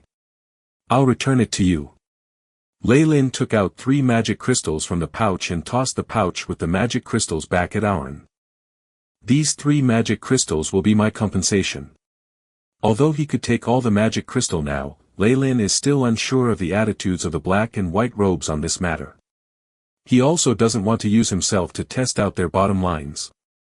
Thus, he left Aaron the sufficient amount of magic crystals for the entry fee. That way, even if they quibbled about it, Leyland had an excuse. Thank you. Aaron's facial expression turned a lot better. If he were to lose all of these magic crystals and wasn't unable to enter the academy, he really didn't know how he'd face his family. Rest assured. I won't take your magic crystals. Leyland raised his head and looked at the surrounding nobles, who all had their hands tightly clenched into fists. Seeing this, Leyland couldn't help shaking his head. Thank you, Lord Leyland. Hearing Leyland's assurance, the other youths all felt relieved and immediately bowed. But I want to request other compensation. Leyland looked at a youth, the one that tried to escape but had been knocked down. The cross blade at your waist looks pretty nice. Leyland looked at the youth, who looked a little frightened. Leyland then pointed to the cross blade at the youth's waist. Having heard the hint, the youth hastily replied, Lord, you can have it. Ha! I won't hold back then. Leyland took the cross blade from the youth. After gauging its weight, he nodded his head in satisfaction. As a noble's sword, the quality of this crossed sword was excellent. The hilt of the sword was decorated with beautiful flower patterns to prevent it from slipping from the hand. The scabbard was made from the skin of sharks, giving it a luxurious feeling. Chapter 8, Alliance. Alliance. So the method of distinguishing time is very similar to the past. Leyland thought inwardly to himself as he messed around with the crystal pocket watch in his hand. The surface of the crystal pocket watch had fine workmanship, with 24 small frames inside. Each frame represented an hour. Not only did he extort a weapon from Aaron's lackeys, but also spoils of war worth thousands of gold coin. This pocket watch was contributed by a small fatty. As for the revenge from their family, the Dorland family that Aaron belonged to was from the Bourbon Kingdom, which was a few kingdoms away from Viscount John's territory. Furthermore, the relationships between the two kingdoms were already in a state of hostility. Not to mention that time it took to become a Magus was at least a few years, and even sending letters back and forth would also take at least a few years. Leyland only gave it a little thought before throwing the matters between him and Aaron's family to the back of his head. This time, I've really made a profit. Furthermore, the magic crystals are the currency among magi, so they are very useful for acolytes. Leyland took out a magic crystal and flipped it around in his palm. It emitted a steady, cold feeling. According to the calculation of the AI chip, although this magic crystal had some slight radiation, the effect it had towards the body seemed to be positive. It could enhance the body's vitality. But ever since the news about me defeating Aaron spread, everyone's attitude towards me has changed. Should I say that this is a world that respects the strong? It had already been 2 days since the previous incident, and the battle results with Aaron had spread among the nobility teenagers. Especially the scene of him breaking Aaron's arm while smiling, it had become the nightmare of those teenagers present. When Aaron returned, he immediately hid in his carriage and tended to his injuries. As for those nobility teenagers, they trembled the moment they saw Leyland and quickly ran away. Hi. Leyland, do you want to play together? A nobility girl from the same carriage came over and asked. She wore nobility attire, wearing something similar to stockings in Leyland's previous life on her long legs, giving off an alluring charm. The custom of this world was to respect the strong. Now, Leyland felt that the atmosphere in the carriage was much better, and the others didn't try to go against him either. Moreover, several other nobility girls also extended invitations to him. This girl was in the same carriage with him. Her name is Lilith. Thanks. But, I have friends coming. Leyland said apologetically. Ooh. I must have been interrupting. I'll invite you, later on. Jasmine and a few others are also interested in you. The long-legged girl tenderly smiled, raised her skirt, and made a noble's greeting, extending a tempting invitation. Girls nowadays are really maturing early. Leyland bitterly smiled in his heart. What did I just see? How many times has our young master Leyland been invited by girls? An exaggerated voice came. How can I be compared to you? Satin Gold Mane Lion, your great name has spread among the female circles in the entire carriage. Leyland rolled his eyes. Didn't you want to avoid me so as to not be isolated from everyone? Are you no longer afraid of that? Leyland looked at George, who was the approaching. You're the hot topic in the camp now. Many girls have interest towards you. That Lilith earlier wasn't bad either. I can guarantee you that if you just put your heart into it, you'll be able to take her down in 3 days. George laughed. Furthermore, I have to congratulate you on your successful revenge. With a wave of his hand, a glass bottle drew an arc in the air and was caught by Leyland. Opening the oaken stopper, a fruity aroma mixed with a tinge of alcohol drifted out, causing Leyland to subconsciously take a deep breath. Apple wine. I haven't drank much of this in these few months. Correct. Furthermore, it's a speciality from our federation. It wasn't easy for me to have kept it hidden till now. George opened the wine bottle in his hand. To our Leyland. Cheers. Cheers. Leyland smiled. Wine bottles knocked onto each other and emitted a clear sound. Also, thank you. Leyland said sincerely. George had the strength of a preparatory knight, and with his leadership status amongst this bunch of nobility youths, if he had taken any slight action earlier on, he could have easily settled Auron. However, he cared about Leyland's emotions and only helped Leyland increase his strength secretly. Besides that, he had hidden their relationship so that Auron would provoke Leyland without any second thoughts. Finally, he helped Leyland complete his revenge. This protected his pride as a noble very well.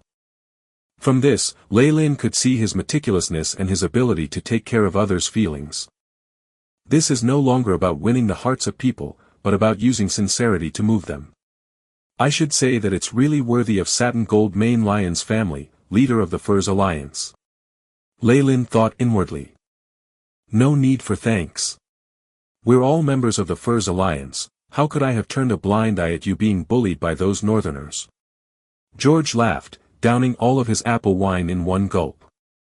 Pity. Now that we're deeper and deeper into the wilderness, we haven't been passing by any large cities for a long time now. Even supplies are hard to find. George seemed to have recalled the taste of the apple wine and had some regret. Right. We're going to organize a barbecue banquet. It'll be for our Furs Alliance. Do you want to join? George extended an invitation. Of course. It'd be my pleasure. Leyland smiled and responded. With his identity as a noble from the Furs Alliance, he could only join this circle. At times when one's strength was still weak, joining circles was also a method to protect one's safety. It was deep in the night. The sky was filled with shining stars, pulling a silver veil over the ground. Inside the camp, groups of young men and girls all sat together, circling the campfire as they laughed and messed around. It was very lively. After a few months of living together, they had gotten closer to one another. Come, Leyland, I'll introduce the both of you to each other. This is Yarfuan, Viscount Normier's descendant. Nice to meet you. I've heard lots about you trashing Auron. Yarfuan stretched his hand out as he smiled. Nice to meet you. A genuine smile was drawn on Leyland's face as he shakes Yarfuan's hand. These are the sisters, Gwen and Gwylith, they are your admirers.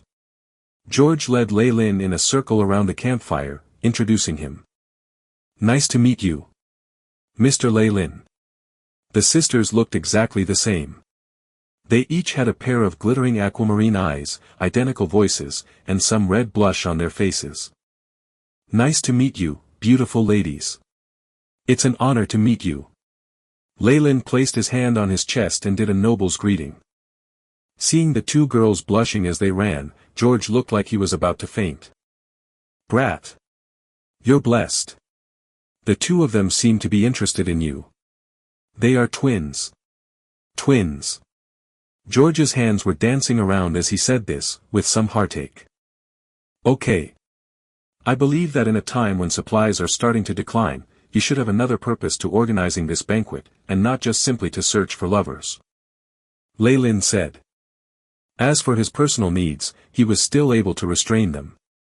Although he didn't mind letting them out, that also depended on the location. It's good that you're able to see this point, George said. The smiling expression on his face disappeared and was replaced with a leader's presence. He strode to the center of the area and banged the silver spoon in his hand. Ladies and gentlemen. Sorry to bother you for a while, but please shift your gazes over here. George's prestige was still rather high among this group of people. The surrounding crowd all stopped what they were doing and shifted their gazes to the center. Firstly, I would like to welcome a new comrade joining us. He's Leyland. George announced in a loud voice and clapped. Pa pa pa. An intense, wave-like clapping sound could be heard from the surroundings. Leyland got up and made a greeting towards the surroundings. Okay. George waved his hand, stopping the clappings and continued, I set up this small alliance to guarantee that every single acolyte from our first alliance would safely reach the academy and become a well-respected Lord Magus. And now, fellow comrades, trouble has arisen and it is time for us to work together. George's expression turned a little solemn, and even his tone was grave. Being infected by him, the surrounding atmosphere also became a little quiet. Only George's voice still echoed in the air. We are nearly out of the wilderness and are about to enter the great plains of death. This is the last stage of our journey, and also the most dangerous part. Great plains of death. Leyland was surprised, and immediately searched through his original memories. According to the memories in the AI chip, the current continent that Leyland was in was very vast, filled with many kingdoms and without a united name.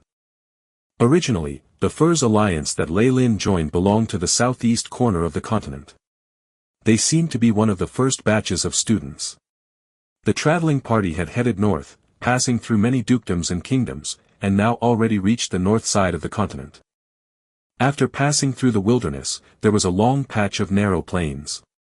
Opposite the plains was rumored to be an ocean. And this piece of plains was filled with all sorts of dangers, and had always been a restricted zone for humans. Rumor was that the plains were filled with all sorts of beasts, even the most ferocious bandits didn't dare to enter the plains. Every part of the plains was filled with corpses of mercenaries, adventurers, and travelers. Right now, the Magus acolyte-filled traveling party was about to pass through this great plains of death, to the coastline. With the protection of the black-robed and white-robed lords, we'll definitely be able to pass through it. A fat boy said as the crowd went into an uproar. Correct. With the protection of the Lord Magi and Knights, our possibility of passing through here is rather high. But when those lords are unable to manage, we will encounter death. It could be me, it could be you, do you want to experience such an outcome? George asked. Definitely not. The fat boy shouted as his face turned red and sat back down. Correct. Our motive is to reach the Magus Academy opposite the ocean and to become well-respected magi. But the cruel screening will begin now. According to the information that my father obtained, there will be large amounts of death in the Great Plains of Death in every single Magus traveling party. George went on, revealing a small part of cruelty. What should be done? Lots of young men and women panicked, and they looked at George with ashen faces, hoping that he would have a plan. Chapter 9, Entering the Plains.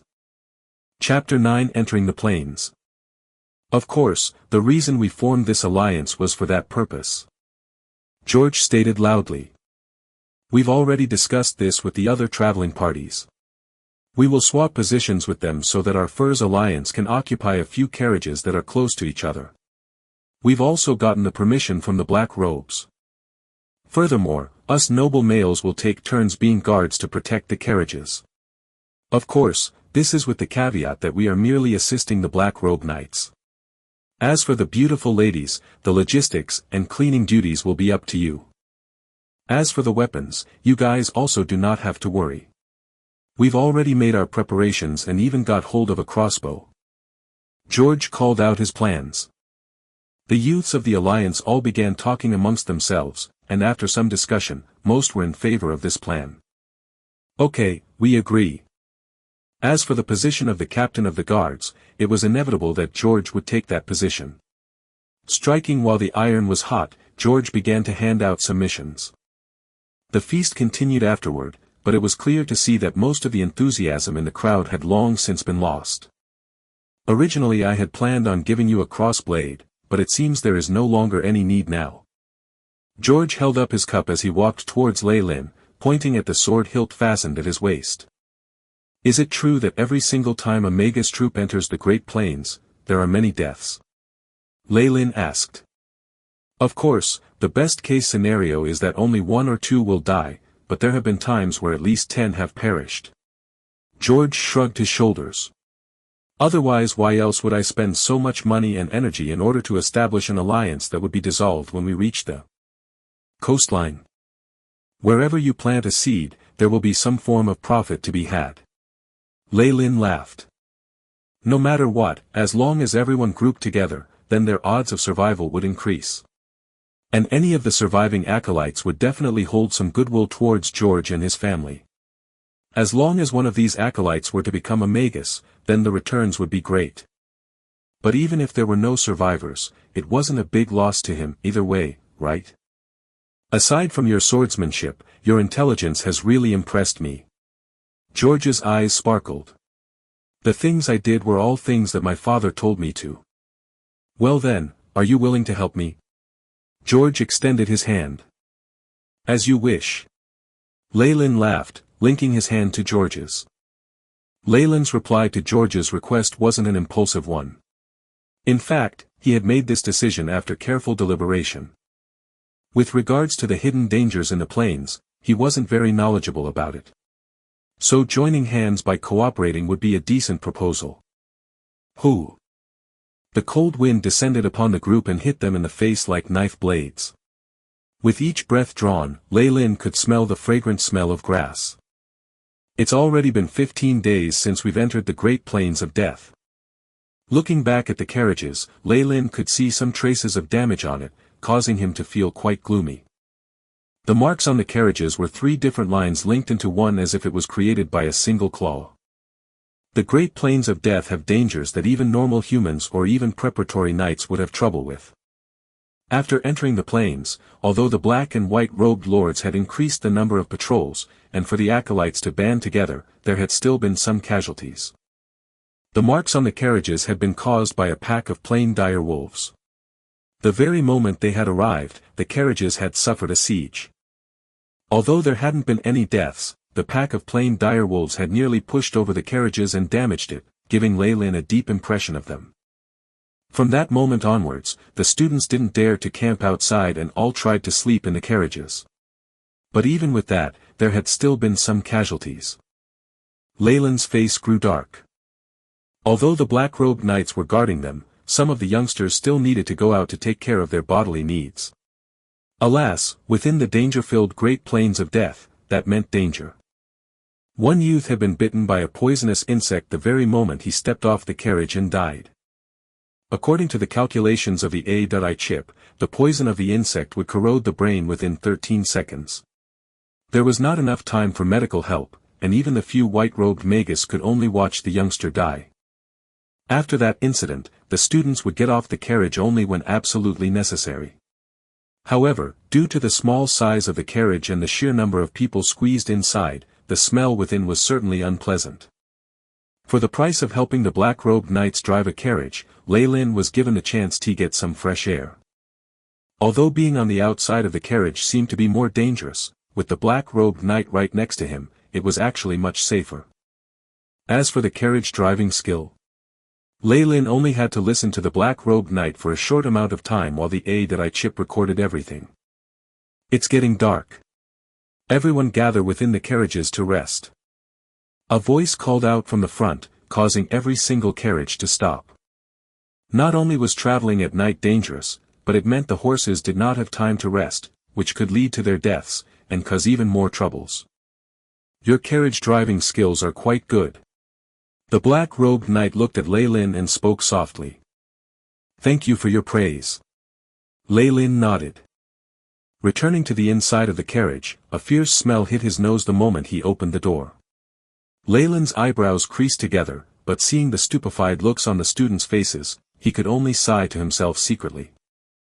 Ever since the first casualty, none of the youths had a happy look, instead, there was a mournful atmosphere. This was another reason why Lei Lin did not like staying inside the carriage at all.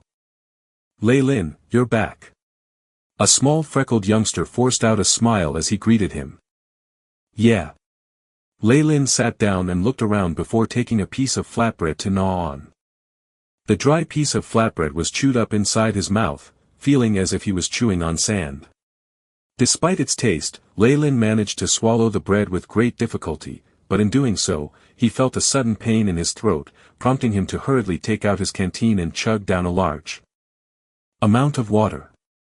After he finally finished the entire piece of bread, he heaved a sigh of relief. After entering the Great Plains of Death, supplies were hard to come by. Even though the students had some gold coins, there were no merchants around. So in this situation, the gold coins were not much better than mere stones. Lei Lin, what's the situation like? Just how many more days until we're out of this damned plains? After Lei Lin had finished eating, the freckled youth asked him a question. His words were clearly what everyone wanted to know the answer, and drew everyone's attention as they turned to look towards Lei Lin. While driving the carriage, I talked with the black-robed knight. We've already traveled half the distance, so if everything goes well from here, we'll reach the coastlines in another half a month. Good God, there's still half a month more. What terrible days these are, I can't even stand another single day in this place. The freckled youth began to pull at his hair as he complained. Hey, cheer up, Casa. As long as you can take these 15 days, then you'll reach the coastlines. Delicious fruits, fluffy bread, not to mention a comfortable bed and a warm bathroom, all of it is waiting for you. Even as a youngster tried to cheer Casa up, the word seemed to be trying to cheer himself up even more than Casa. Dong! Dong! A rhythmic pattern could be heard as the doors to the carriage opened, revealing George. In his armor and carrying his long sword, George looked like a handsome knight. Hey, gentlemen. Ladies. Break time is here. If you need to loosen up a bit, just come outside. If you don't, then please stay inside, after all, the outside is quite dangerous. The carriage grew restless before a few red-faced girls looked at each other in the eye and walked out of the carriage. Lei Lin shrugged his shoulders before grabbing his cross-blade. Let's go. As a member of the guards, he needed to protect these ladies. Even though all he could do was to maintain his vigilance and call out for the black-robed knight to come help them if any trouble arose. I won't go down this time. Casa spoke out from the side as he shivered. Fine then. Lei Lin gestured to the rest to follow him out the carriage. Landing softly on the grass, Lei Lin couldn't help but to stretch comfortably outside. A beautiful scenery stretched far beyond what his eye could see. If it weren't for the amount of danger in here, Lei Lin would have loved this sight. How beautiful. George spoke out as he watched the setting sun. How beautiful indeed, but also dangerous. Lei Lin muttered. There's danger everywhere, my friend. Sickness, famine, war, the world is filled with dangers like these. To us, this area is a threat to our lives, but to the white-robed Magus, this is nothing more than like the garden back home. George clenched at his sword. Are you trying to say that as long as you have strength, then you can obtain both freedom and safety? Exactly. Take a look at Casa, he has already lost his courage. On this road to power, he is lacking the spirit to face danger. Even if he were to safely arrive at the Magus Academy, it is unlikely that he can become a Magus. After all, studying magic is a treacherous path that is 100 times more difficult than this plane.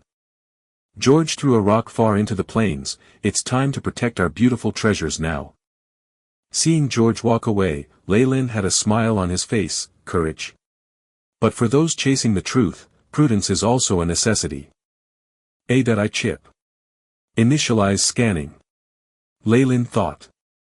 Following the order, a three-dimensional scenery began to visualize within Leylin's head, showing off the vicinity of the nearby area.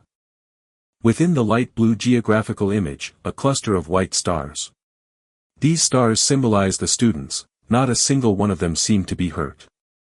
As for the black-robed knight, he was a flashing red light. After the A. Chip's analysis, it had recognized him as an existence that could threaten his host.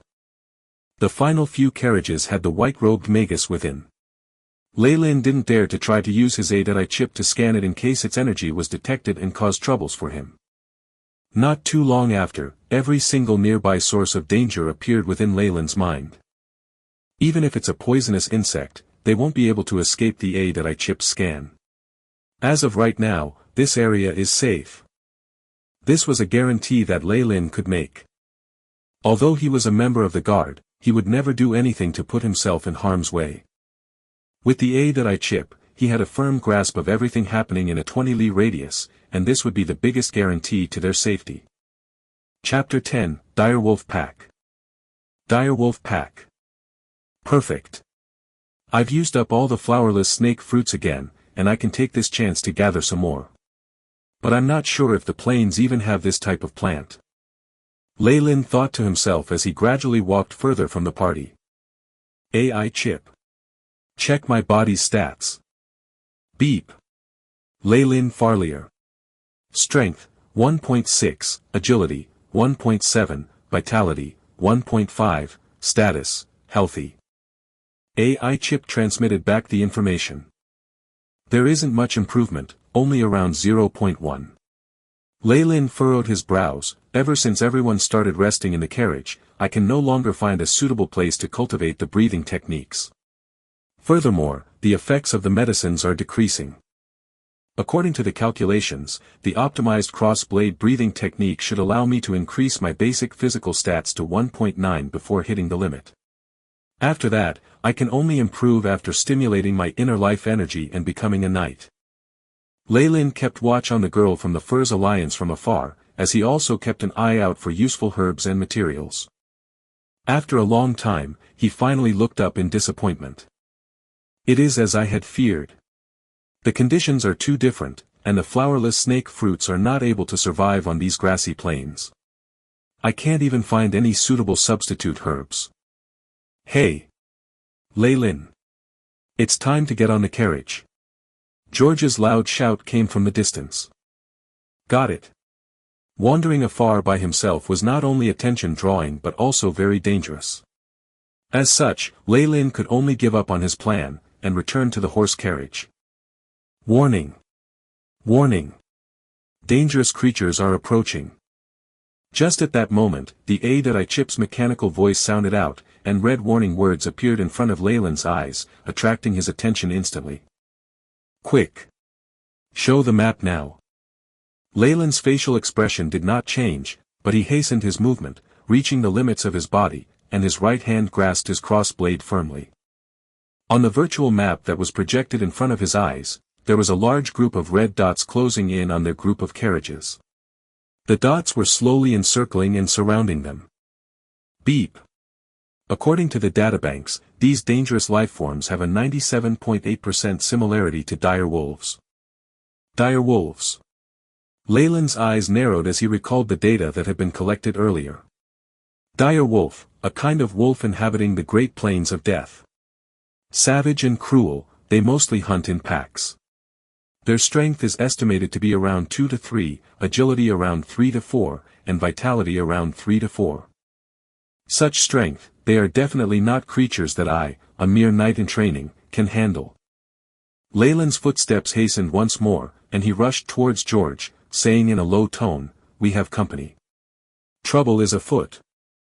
George looked around at the surrounding crowd and saw that most of the students were still minding their own business. He quickly retrieved his water bottle in order to hide their actions. "What's the situation?"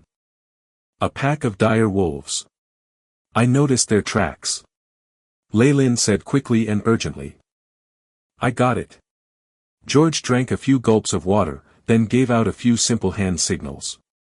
The youths from their team who had been chosen as escorts were momentarily startled, but they still remembered their pre-designated hand signals. Instantly, they all got moving, pushing the younger girls ahead, and whispering into their ears. The entire process was done swiftly and silently. Although some of the other Magus apprentices also noticed something was wrong and followed their retreat, most of them were still oblivious. Sometimes, when danger arose, the only thing you needed to do was to ensure that you ran faster than your companions. "Let's go." Seeing that most of the members of their alliance had successfully retreated, George and Leyland quickly followed suit. "Leyland, you're unexpectedly even good at scouting," George said in a low voice to Leyland. After all, they had spent quite some time and were familiar with each other, and he knew that Leyland would not lie to him about something like that. Although the members of the Furs Alliance were quiet and retreating in an orderly manner to refrain from alarming the rest, some of the other acolytes were very discerning, and they quickly joined in the retreat. Bang bang. A loud piercing gong sounded out. "The Lord Magus has sensed danger. All acolytes are to retreat back to the horse carriages." One of the black-robed men's voice sounded out, thundering in all the acolytes' ears. The acolytes who were resting on the grass were all stunned into silence, before they all swarmed into motion, fleeing crazily for the horse carriages. "No need for hiding anymore. Let's run," George shouted as he drew his sword. By now, all the members of the Furs Alliance had been alerted, and were already quite a distance, and the fastest amongst them had already reached the horse carriages. "Ewu!" At this moment, a long and drawn-out howl sounded out, filled with ruthless bloodlust. All around, the wolf howl sounded. Since the prey had discovered their stealth attack, they would just charge forth. Streak after streak of black shadowy wolves charged after the fleeing acolytes. They were about 2 to 3 meters long, and their speeds were such that a shimmering black afterimage followed them. A direwolf pack. One of the acolytes at the back cried out in despair. Just as he cried out, a black shadow pounced onto her, the large impact causing this young girl to fall to the ground. In the next instant, the merciless huge jaw filled with sharp teeth bit down viciously, tearing out her throat as she died with a despairing look on her face. Some of the fleeing acolytes were attracted by the cries and turned their heads to look before they cried out in alarm as they witnessed the grisly sight and hastened their pace. Another young girl whose face was full of tears was running and shouting, "Mummy! Mummy! I want my mummy!" These pitiful youngsters, they are already beginning to lose it. By now, Leyland had already reached the horse carriages, and could see the entire scene in front of him. Swoosh swoosh. Right at this point in time, 7 dark shadows dashed out from the horse carriages, each wielding a huge sword the size of a man, which slashed through the air as they charged towards the direwolf pack. "It's the black-robed knights. They're attacking," Leyland thought to himself. These direwolf stats are about 3 each on average and are very similar to the knights. However, humans have the ability to use weapons, along with their intelligence. Furthermore, the knights should have secret skills which can greatly raise their potential and allow them to burst forth with greater power when necessary. If it's 1 versus 1 or even 1 versus 3, these direwolves will definitely not be a match for the knights. However, with the current numbers, Leyland had a worried look on his face as he looked at the several hundred red dots encircling them. Previously, even with just nearly 100 direwolves, they managed to get to the horse carriages, and even damage some of the carriages. With these several hundred direwolves, perhaps today we will finally see those mysterious magi show their abilities. *PSH*. One of the black-robed knights waved his immense blade, weaving a bright silver light in the air as he cleaved a direwolf right into two. Ha ha. The knight licked the blood from his lips, looking extremely ferocious. Come on, my little precious. Thank you, sir. The little girl who was saved kept thanking him repeatedly, the tears still on her cheeks. This was the girl who had been calling out for her mother earlier. Are you an idiot? Get back now. The knight's head did not even turn as he charged forth towards the direwolves. Only then did the little girl seem to reawaken to the reality of the situation, and ran back to the horse carriage. Hurry! Arrange the horse carriages in a circle to use as a defensive formation. The girls should stay behind while the boys, take up your swords and set up a defensive perimeter. The black-robed knight who remained at the campsite shouted out. All right. George was the first to shout out a reply, jumping up onto one of the carriages to direct the alliance members. It's time to fight for our lives. Leyland grasped the cross blade in his hands and muttered to himself. Looking at the scene before him, he noticed that the members of the Furs Alliance had the least losses due to his timely warning. Besides a few who had tripped while running and sustained minor injuries, there were no deaths or major injuries. In contrast, many of the other acolytes had been killed or injured. For example, he had discovered that Aaron's little party was now missing 2 youths, while the remaining few had all sustained some form of injuries. It seemed like they had been just lucky enough to escape with their lives. All right. We've rescued all the ones who can be rescued. Angelo's body was covered with blood as he returned to the defensive formation, and he immediately saw Leylin, who was grasping a cross blade with both hands and was in a battle-ready stance. Aren't you afraid? The black-robed knight asked. At this time, being afraid won't be of any help, right? Leylin replied. His hands tightened around his sword. After all, even in his past life, such a bloody scene was not common. Ha ha. These direwolves are cunning and intelligent. As long as we let them know that we're not an easy target and that they will sustain many losses to kill us, they will definitely run away. Angelo said passively. Although he did not know if the knight was just trying to comfort him, Leylin breathed an obvious sigh of relief.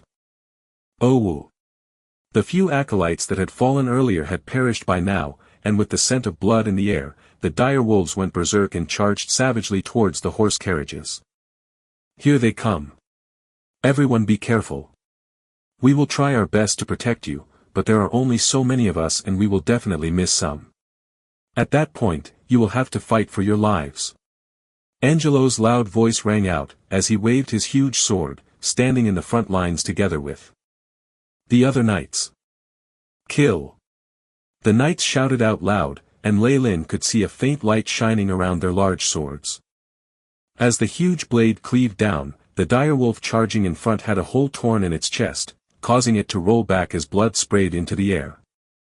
For a time, the dozen or so black figures stood like an immovable fortress, blocking the direwolves. We should fight as well. We need to help the knights and reduce their load. George walked up to Leylin and said. Yes, if this continues for long, the knights will grow too exhausted to fight, and all of us will be in trouble.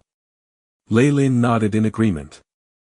Under George's leadership, all the men took up their swords and followed behind the knights, attacking the ferocious direwolf pack from the side. Oh! The direwolf howls were unceasing, and Leylin was currently facing a 2-meter-long huge direwolf. As the direwolf continued snarling, Leylin could smell the stench from it. I chip.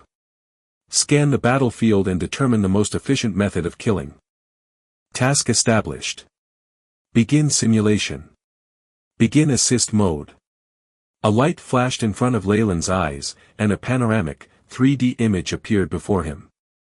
The direwolf facing him finally launched an attack, and a gleaming claw specked with blood slashed towards Leyland, bringing along a hot wave of air. Host is under attack. Most efficient method of dealing with it, use the cross blade to block it with a 50-degree angle to the right, then pierce. Ha! Leyland shouted out as he circulated the breathing technique, concentrating his strength in his arm muscles as he followed the instructions, sweeping his sword to the right and striking the claw away. Bang!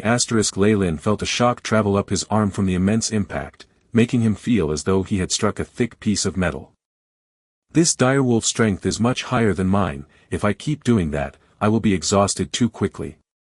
I'll need to finish this fight quickly. Chapter 11, Cross/. Lei Lin was shocked by its strength after using his sword to strike away the direwolf's claw. The cross blade drew a brilliant arc immediately afterwards. Following the path calculated by the AI chip, he pierced out towards the direwolf opposing him. Piercing attack. The cross blade technique was a secret technique passed down through the Farlier family, and the key point was to use a powerful centrifugal force to strike at the enemy. At that moment, Lei Lin used his waist to exert power. The cross blade in his hands whistled as it pierced through the air and slammed towards the direwolf. PSH. Lei Lin felt the cross blade pierce through its flesh, and it seemed as though the cross blade in his hands was firmly stuck in the direwolf. The sheer impact of the blow caused him to tremble, and he tried to retract the cross blade. Lei Lin yanked his hands backwards. The cross blade was pulled out violently, causing fresh blood to gush out wildly. The direwolf opposing him screamed miserably. It turned out that Lei Lin's sword attack earlier had just happened to pierce into the direwolf's foreleg, its weakness. The direwolf hopped backwards in retreat, and one claw seemed to have already been rendered useless. Seeing the direwolf escaping, Lei Lin's eyes flashed once, but he didn't pursue it. Most of the pressure has been taken on by the black-robed knights. If I run out of the defensive perimeter to chase it, that would be tantamount to me committing suicide. Anyways, an injured direwolf will not be able to attack us again. It'll probably die after a while, or end up as its companion's meal. Well done. George praised loudly from close by. At this moment, George also had traces of blood on his body. His attack posture was confident and elegant, and it looked as if he was performing rather than killing. However, he still carried an unparalleled level of strength. He was actually going up against two direwolves and was still not at a disadvantage. The secret sword techniques passed down through noble families really aren't ordinary. Lei Lin thought casually before he once again directed his gaze towards the direwolf pack in front of him. The tragic fighting between man and direwolf continued on for half an hour.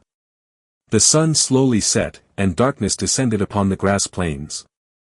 At the moment, the eyes of the direwolves were giving off an aquamarine glow. The entire campground had an eerie feel as it seemed to be surrounded by a crowd of aquamarine eyes. Ha, Lei Lin gasped for breath. He now looked as if he had been fished out of a pool of blood. His face was still covered with it, but he lacked the time to even wipe it off. Even with the AI chip allowing him to use the most efficient methods to kill or injure the direwolves, he still felt heavily drained from the effort. If even I'm like this, there's no need to speak about the other acolytes. Only the black-robed knights still have energy to spare, but even they will probably be unable to last much longer. In this situation, why haven't the white-robed magi acted yet? Lei Lin glanced over and saw that there was an empty space amidst the female acolytes at the center of the campsite. 3 white-robed people were sitting there, giving off chilling auras. None of the surrounding acolytes dared to be within 3 meters of them. As for the direwolves surrounding the defensive ring, they had already lost 1/3 of their number. However, the number of defending acolytes at the front line had also greatly decreased. Most had been injured and were under the care of the girls behind. If I was the direwolf king, the current losses would be enough to make me give up. There should be one final wave of vicious attacks remaining. Lei Lin's sword flickered as it cut the leg of a direwolf. At the same time, he took the opportunity to pull out several berries. He tossed them into his mouth and chewed twice before swallowing. These were the useful plants he had collected along the journey. They could quickly replenish the body's energy, but he was running out of them. "Oh-woo!" Shrill wolf calls sounded, but this time, they carried a different meaning. The direwolf pack became more frenzied as it heard the wolf calls. It charged forward without any regard for their lives. "It's here, the final wave." Lei Lin's eyes shifted. He brandished the cross blade in his hand as he advanced. Bang! Lei Lin felt a great force run through his hand, and the cross blade almost flew out of his hands. The direwolves before us seemed to be 2 times bigger than the others. Lei Lin relaxed the muscles in his numbed arm. AI chip, scan the dire wolves in front of me. Dire wolves. Strength, 2.3 agility, 4.1 vitality, 3.1. Description: in a direwolf pack, there will always be those whose bodies are significantly larger than those of the same race. These will be chosen to be the bodyguards for the head of the wolves. They usually have greater strength than the others of the same race, and at the same time, undying loyalty to the head of the wolves. This was a paragraph that the previous bratty Lei Lin had read from a random atlas at some point, and it was now retrieved by the AI chip. How amazing! Looks like the head of the dire wolves is also making a big investment this time. Lei Lin thought, before going forward to tussle with the huge dire wolves again. He had been a scientist in the previous world, and had thought that he was no longer hot-blooded. But now, being in this primitive society and killing the dire wolf pack made Lei Lin feel as if something had aroused in his body, making his blood boil.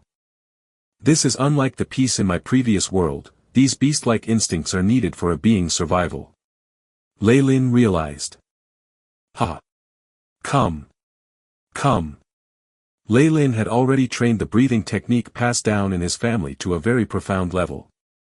Now, he only needed the enlightenment gained from killing in order to stimulate his life force and become a true knight. Kill!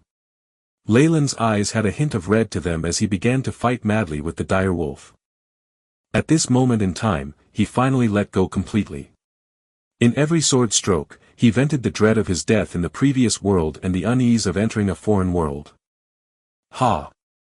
Lei Lin's eyes flashed as he fought the dire wolf, seemingly having comprehended something. The cross blade in his hands hacked downwards, bringing a silver light with it. As it slashed towards the ground, Lei Lin's body twisted, and strength was exerted from his powerful waist muscles. With the great centrifugal force of the cross blade, he made another horizontal slash. The cross blade itself seemed to be releasing a dim light. The two slashes seemed to fuse together, forming a radiant cross. Cross blade technique, secret killing move cross slash. A killing move was something that had the essence of several killing techniques inside, using a profound skill level to raise one's killing ability. Although it couldn't compare to the knight's secret skills that increased all stats, preparatory knights who possessed a killing move could still threaten a true knight with life force. The cross blade viciously slashed the direwolf's body and opened a large wound in the shape of a cross. The direwolf whined as fresh blood sprayed out continuously. Now! Lei Lin's eyes shone as he charged forward. Advance! Jump slash! The cross blade swung past, and the direwolf's huge head was sent flying. The surrounding direwolves jumped in fright, and the attack slowed down. Even the surrounding black-robed knights looked over in shock. Lei Lin felt a sense of contentment as he stepped on the giant direwolf's head, and he couldn't help but roar. Hoo! I've already vented, so it's time to retreat. After roaring, Lei Lin didn't choose to go forward to kill again but instead turned around to return to the defensive perimeter. This allowed a well-rested defender to take over his position. I'm not an idiot. The killing move just now was too exhausting, and I've already vented out all the negative emotions in my heart. I should save some strength for self-protection. Lei Lin received a bottle from a girl with trembling hands and began to drink with big gulps. By drinking water, he managed to conceal his eyes which were exuding intelligence. I have killed the highest number of direwolves besides the black robes. With this, no one can force me to enter the battlefield again. Next, I must maintain my strength, and witness the white robe's actions at the same time. Based on the collected figures, the AI chip calculated that there was a 98% chance of a slip-up by the black robes. The direwolf pack would thus break through the perimeter, and casualties would appear among the acolytes. At that point, no matter how much the white-robed magi wanted to stay out of this, they would have to act. Awoo! With the non-stop howling from the head direwolf hidden amidst the direwolf pack, the direwolf pack's charge became more aggressive. The ones that appeared now were the giant bodyguard direwolves. The throat of the frontmost acolyte was torn out, and he toppled over. We can't wait any longer. Activate your secret skills. The black robe Angelo shouted. At that moment, the black robes released crackling sounds as their muscles continuously expanded. At first glance, their overgrown muscles made them look like small giants. It's appeared. The secret skills of the knights. Leyland's eyes didn't blink. AI chip, collect data. Beep. Task established, data collection in progress. Knight secret skill, strength type, after activation, vitality, strength and defense increase, agility decreases. In the middle of data collection for circulation path of life energy, 43% recorded. Remaining information insufficient, unable to analyze. Looking at the screen in front of his eyes, Leyland felt some regret. I still can't understand how the life force of knights is activated. But if I have a knight-level guinea pig to dissect, then I might just be able to understand. As for the black-robed knights who had activated their secret skills, not only did their muscle strengths increase, their defenses seemed to have increased as well.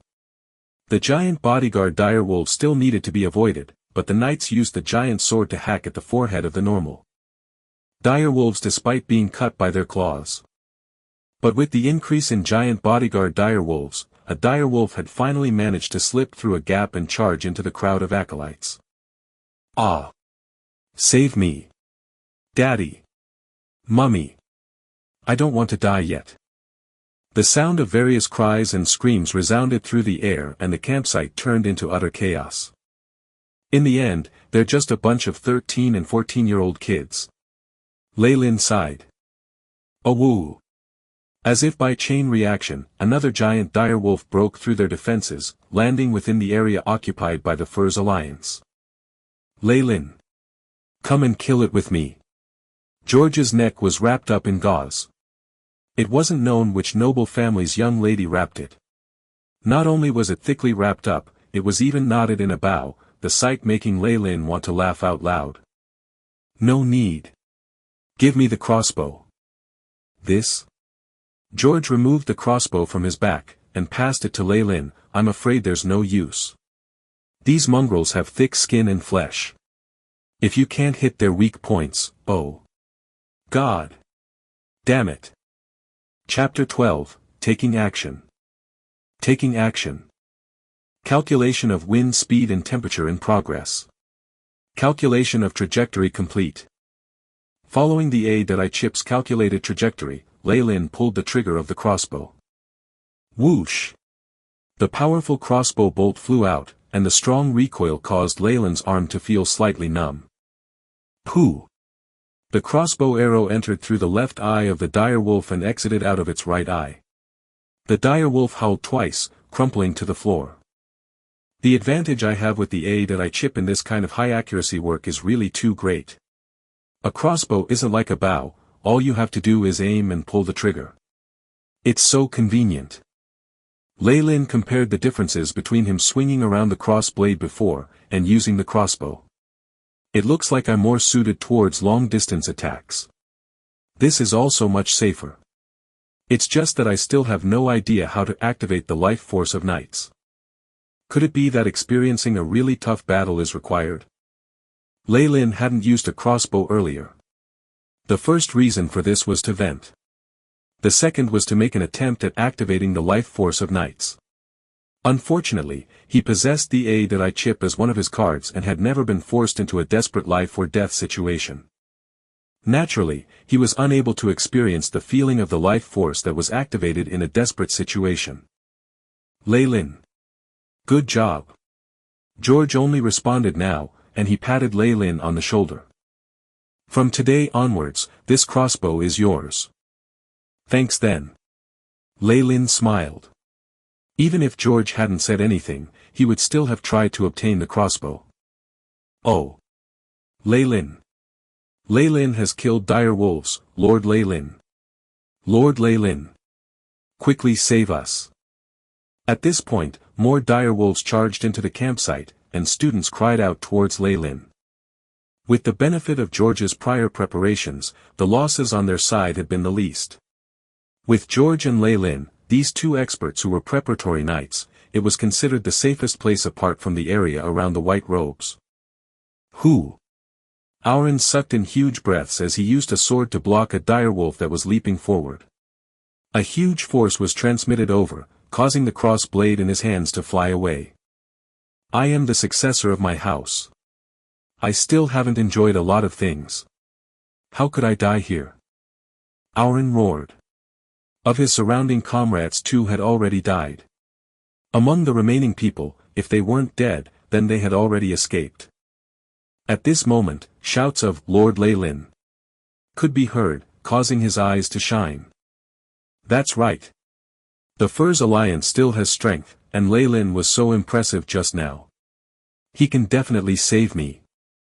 Auron didn't hesitate anymore and began to run in that direction. Leylin. Lord Leylin. Save me. Well.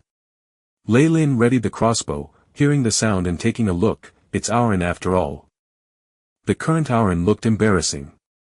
Not only had the cross blade been dropped, his whole body carried wounds and he was being closely pursued by a direwolf. It's a pity. You've looked for the wrong person. Did you really think I would be so magnanimous? Leylin's mouth formed a grin. With the white-robed magi here, I don't dare to take my chances and secretly kill someone. But if it's only not being able to save them in time, no one will have a reason to find trouble over that. Leylin looked at Auron, showing a brilliant smile. He'll save me. Definitely. Auron saw Leylin smile, and his heart relaxed. He continuously encouraged himself, increasing his running speed. Oh. No. At that moment, Auron despairingly saw Leylin shoot the crossbow, dealing with a direwolf on another side. How could you do this? Auron's mind went blank for a moment and he tripped on a rock, falling onto the ground. The direwolf behind him shot forward. Its teeth bit down and blood began to flow non-stop. Thanks. On the other side, the girl saved by Leylin ran to him to thank him. Thank you. No need for thanks. Leylin smiled. On the other side, Lilith looked at Leylin with her face red and lowered her head. There was a whistling sound, and George looked at Lilith, directing a, you understand, gaze towards Leylin. The situation is already like this, but your personality hasn't changed, George. Even if I fall into the abyss of death, you can't stop the yearning I have for beautiful romances. George used the tone of a martyr, speaking as if he was unafraid of death. You won't die, the white robes are about to make their move. Leylin rolled his eyes. Even though the field was in chaos, the giant direwolves seemed to have an amazing sixth sense. They had never bothered the 3 white-robed magi, forming a strange circle. And amidst the noise, Leylin could still use the 5 senses that were strengthened by the AI chip to catch the conversation between the white-robed magi. Perhaps they themselves had not even concealed it. Crow. Are we still not making our move? The acolytes have too many casualties, and that will lower our rating. A woman's voice sounded. Relax. Relax. I've been counting. Up until now, 10 have died so far. The limit hasn't been passed yet. A slightly cynical voice traveled over. It was a man's voice. But it's still reaching the limit, act quickly. I still need to determine the stability model for this technique. Damn it. The negative energy here is simply too high. It's simply impossible to complete the construction of the Tokurwari. Then I'll do it. The white-robed man who hadn't spoken before stood up. These mysterious magi. The mysterious people rumored to be able to manipulate the forces of nature. Leylin's eyes stared at the white-robed man. All of you stupid and lowly beasts, you actually dare to bother the rest of the venerated Lord Magi. Only death can be your eternal home. Mazurda, Karachi. With the chanting sounds of the white-robed man, Leylin's ears heard the AI chip madly sounding out. Alert! Alert! Discovered radiation source. Discovered negative energy field. Suggestion for host to immediately evacuate far away. The bright red words were so obvious, but Leylin wasn't frightened into retreating at all. He only repeatedly recalled the chanting of the white-robed man. This doesn't seem to be the language used on the continent, but an ancient one instead. It seems like quite the tongue twister. Do magi use this kind of language to chant? And as the white-robed man stood up, the surrounding dire wolves retreated, as if they had met some kind of natural enemy. Secondary energy fireball. After the chant was completed, a floating fireball appeared in the man's hand out of nowhere. According to the calculations of Leyland's Adai chip, this fireball was at least 1,000 degrees and was actually causing the surrounding space to distort faintly. The fireball left a blazing trail and landed on the direwolf's heart. Boom! Not good. Quickly crouch down. Leyland shouted loudly. Unfortunately, it was already too late. It didn't matter whether it was the acolytes or the dire wolves in the surroundings, everyone was sent toppling over. A loud explosion resounded, bringing with it a wave of heat. Puff! Pooey pooey! Leyland got up from the ground, hurriedly spitting out the soil and grass in his mouth. At this moment, he was covered in dirt, and looked like a person who had just crawled out of a muddy pit. According to the Adai chip's calculations, that area should have been where the head of the dire wolves was positioned, SSSSS. Leyland climbed onto the horse carriage. He looked in the direction of the area attacked by the Magus just now and couldn't help but suck in a sharp breath. He could only see that where the fireball landed, there was now an additional pit of fire that was 3 meters in length and width, and 2 meters deep. As for the dire wolves in that area, they had already become burnt charcoal. The dire wolves whimpered, before quickly escaping. He has the body of a human, and is able to attack to this extent. This is the strength of a Magus. Leyland looked at the white-robed Magus, eyes burning with passion, the strength of a Magus. I must obtain it. Quickly. Clean up the battlefield. The white-robed man said, ignoring the fervent gazes of the surrounding acolytes. He returned to his original place, where the 2 other magi were. When he passed by Auron's corpse, he stopped. He took a small golden pouch from Auron's bosom and placed it in his own bosom. This seems to be the bag Auron used to store magic crystals. Leyland's pupils shrank. Evaluation. Boundary. Magic crystals. Leyland's mind raced. It looks like these magi received a task, which was why they helped escort us, acolytes. It seems there was a death count quota that would have lowered their evaluation and decreased their rewards if they had passed it. And it seems that I had slightly underestimated the value of magic crystals before. These white-robed magi let the acolytes die, most likely because they had planned to take away the magic crystals of the dead acolytes. Luckily, now that the dead acolytes have reached the danger limit already, we'll be safer from here on. After thinking it through clearly, Leyland's face turned ashen. This is the world of magi.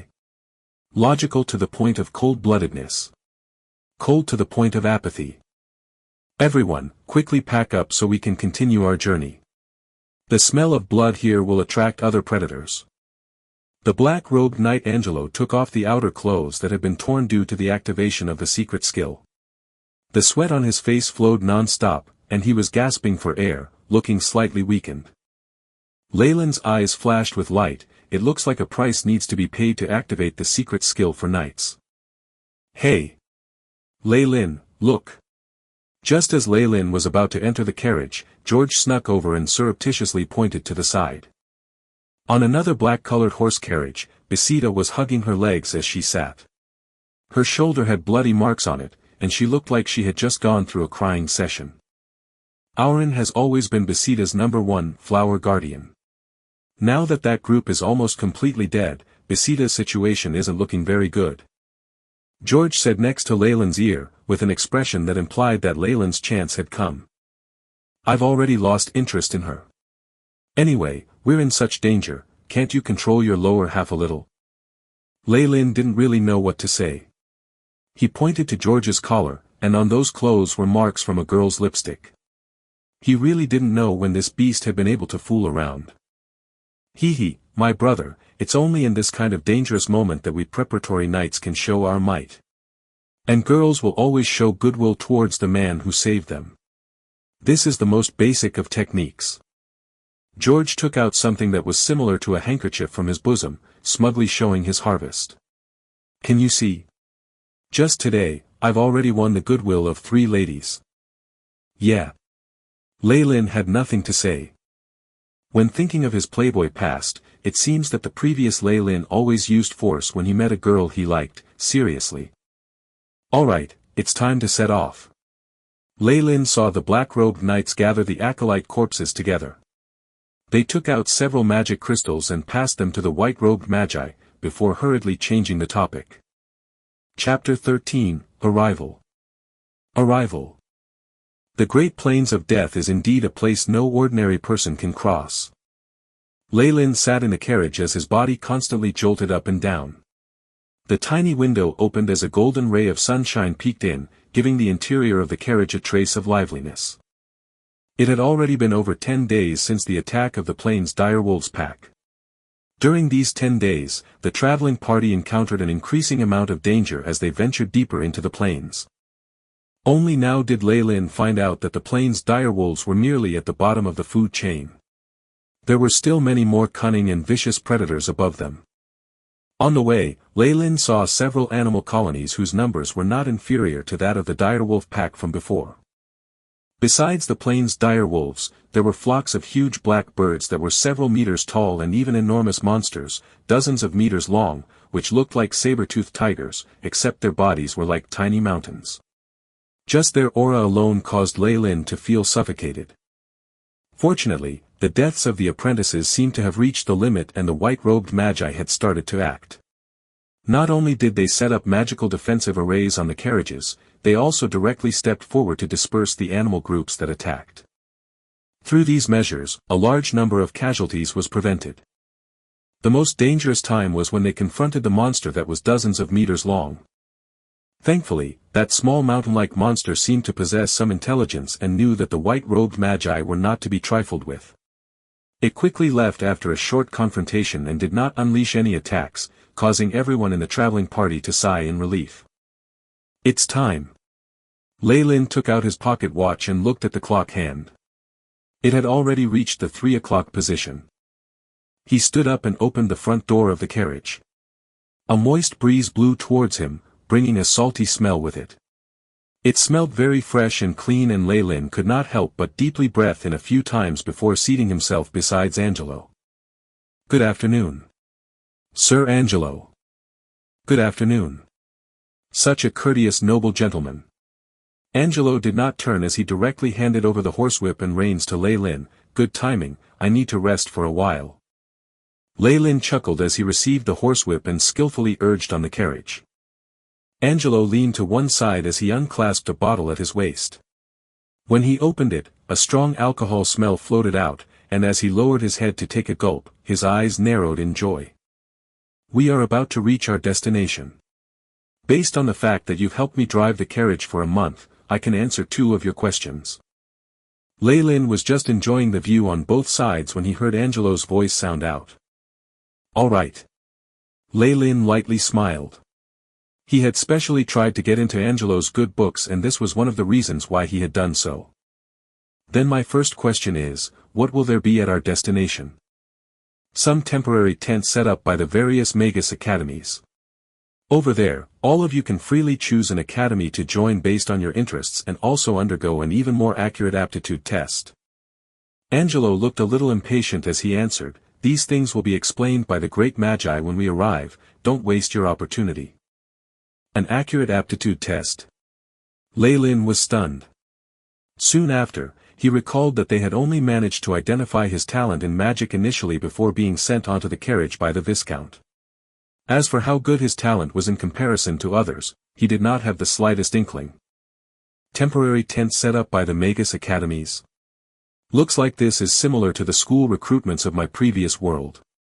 I wonder what the requirements are. Lei Lin silently thought to himself. All right then. My second question. In your heart, what is a Magus? Lei Lin asked his second question. A Magus? They control enormous power and pursue the truth, with an equivalent exchange as their doctrine. Brat, don't daydream of obtaining any free benefits from a Magus, or else the flames of desire will gush out from the abyss and punish your soul.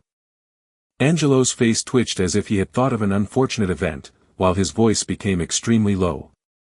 Pursuit of truth, equivalent exchange. I like it. The corners of Leyland's mouth formed a smile. After answering, Angelo seemed to have lost all interest in talking. He ferociously chugged down 2 mouthfuls of the potent alcohol as he lowered his head and closed his eyes. 10 minutes later, the sounds of snoring could be heard. Leyland dully gazed at the scenery to his front. Although the plains were very beautiful, after a whole month of looking at the same things, he now felt like throwing up at the sight of it. This is. As the carriage continued to advance, the green in the distance became less and less. In place of it was a vast blue, and wave after wave of strong winds. We've finally arrived, the Death Beach. The sleeping Angelo opened his eyes and looked at Leyland. We've reached our destination. As they neared the sea, a small town-like place appeared at the end of his line of sight. Numerous tents of various shapes and sizes stood together, and they formed a huge camp. Surrounding them were dozens of carriages similar to the one Leyland was driving. And what numbered the most were acolytes of similar ages as them, around 13 to 14 years old, each and every one of them carrying looks of curiosity on their faces.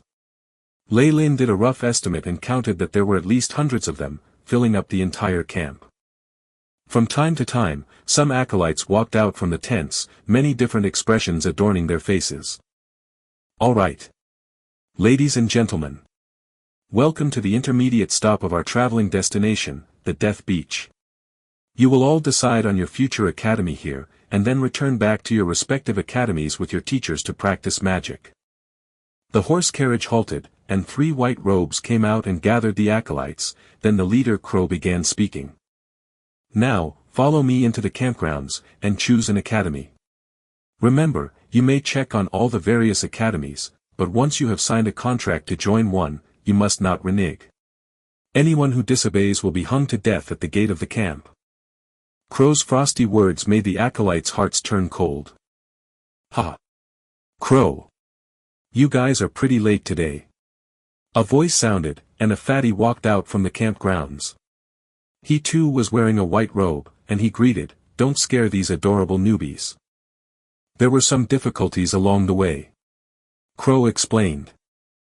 All right. Newbies. Now follow me into the camp.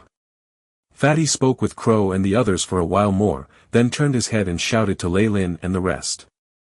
You guys can call me Jevon, of the beautiful Enya Ivory Ring Tower. Trust me, if you are to choose an academy, the Enya Ivory Ring Tower is definitely your best choice.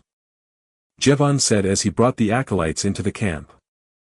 Once they entered, various sounds traveled into their ears, reminding Leyland of the marketplaces in his previous world.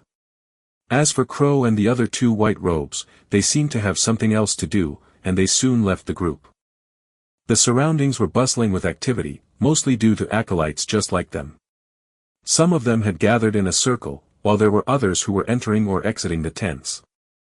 Jevon brought Leyland and the rest, a total of 40-odd people, into the middle of the campgrounds. Here was a large tent of pure white color, and there were still strange flower patterns on the outside of it. They seemed like both ornaments, and yet resembled writing as well. Leyland could not help but look at it closely. A.I chip. Begin scan. Beep. Forming image. The A.I chip sent the information, but in the constructed image, there was nothing on the white tent, as if the pattern had never existed before. How could this be? Leyland stared at the tent once again with disbelief. With every passing minute and second, the patterns on the tent seemed lifelike, constantly twisting itself. Hee hee. Ha. Gee gee. Various noises traveled to Leyland's ears. The surrounding light seemed to distort itself, and Leyland looked at his own hands. At this point, his arms seemed to have been pulled into a long shape, which looked extremely slender. Leyland. Leyland. What's wrong with you? At this point, there was a pat on Leyland's shoulder. Leyland's whole body suddenly quivered, and he came to his senses. Looking at the surroundings, the acolytes were still listening to Fatty Jevon's speech, and everything seemed to revert back to its normal state. Could it be that it wasn't an illusion earlier? Leyland got scared. A.I chip, reproduced the situation I was in earlier. Beep. A pale blue light display appeared, and the series of images earlier appeared continuously in front of Leyland's eyes. an anomaly in the cerebral vessel, an immediate inspection is proposed. An anomaly is found in the host's condition. Staying away is advised. The host body has returned to normal. Numerous lines of data kept emerging, which let Lei Lin know that it was not an illusion earlier. Phew, Magi, are they always this mysterious? Lei Lin wiped his cold sweat off, still carrying a lingering fear of the events earlier. Lei Lin. Your complexion is really bad. Could it be that you have fallen ill? George asked from the side. No matter who, their expressions won't be any better if they had experienced that earlier. Nothing, where did Jevon stop at? Lei Lin hurriedly digressed. Oh. We need to fill in a form, and take the aptitude test. And then it will be free time, and we can choose our academy autonomously. Because you guys have come a day late, you only have a day's worth of time left, and in this span of period, you must choose an academy where you will practice magic in, if not you will have to wait until next year. Jevon was still speaking loudly ahead of them. Now, all of you line up and take the form from me one by one, and then enter for the test. Jevon sat behind a white table, and took out a stack of forms and placed them down.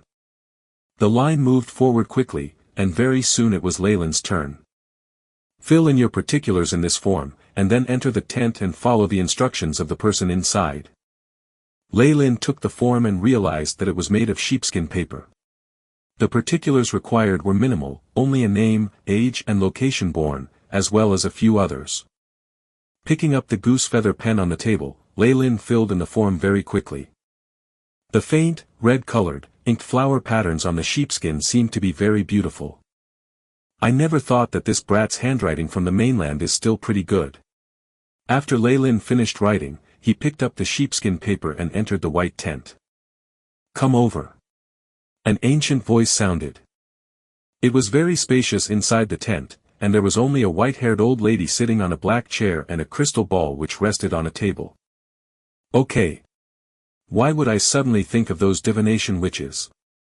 Hello. Lei Lin greeted the witch. Bring the form here. Clearly, this witch was not having any of it, and her voice was still frosty cold.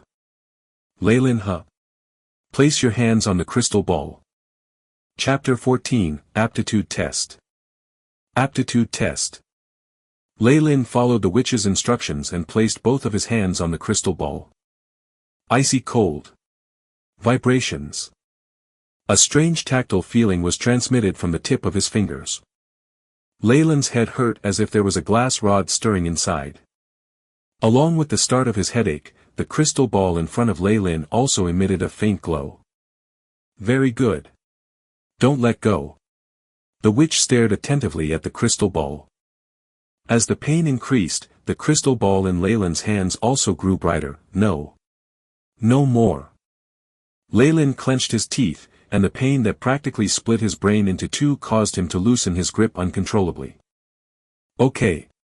So you are at this level. The witch nodded her head. She took out a goose feather pen and scribbled on Lei Lin's form. We have categorized the aptitude of the acolytes into 5 grades, with the first grade as the worst and the 5th grade as the best. You are in the 3rd grade, a middle-ranked grade. The witch said as she turned a ring on her hand and made a strange mark on the sheepskin, which had been shining brightly with light. My examination here is over, you go on behind me. Next.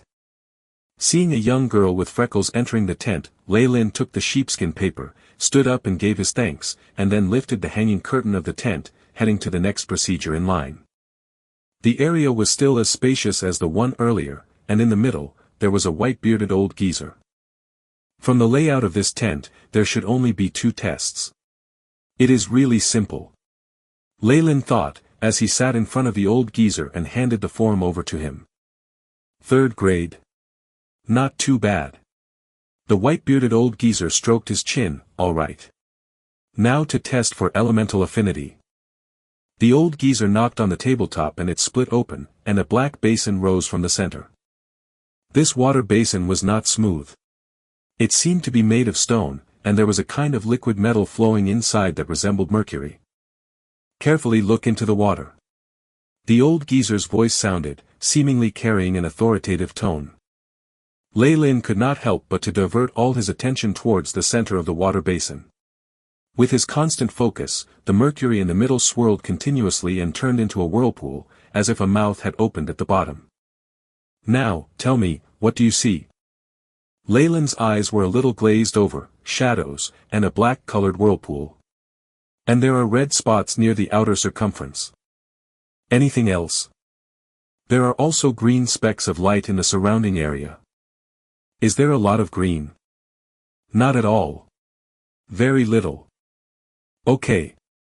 The old geezer snapped his fingers, and Lei Lin suddenly came back to his senses. What happened to me? Your test is already over. In the aspect of elemental affinities, you have the highest affinity with the dark and shadow elements, after that is the fire element, and you also have a smidgen of affinity with the plant element. As the old geezer spoke, he rapidly filled in the form and added his handprint. Let me give you some advice. Magi are able to use every kind of energy. But only by following the path you have the highest affinity with, can you progress the furthest. The old geezer handed the form back to Lei Lin. All right. Your test is over. Walk out from the back entrance and start choosing your academy. Lei Lin bowed, and then left the tent. As he lifted the canopy at the back, a ray of sunlight came shining down. I chip, reproduced the state I was in earlier. An unknown interference has caused the host to enter a state of hypnosis. As expected. Lei Lin's face darkened, and then he exhaled helplessly. Thankfully, the other party does not have any bad intentions, if not.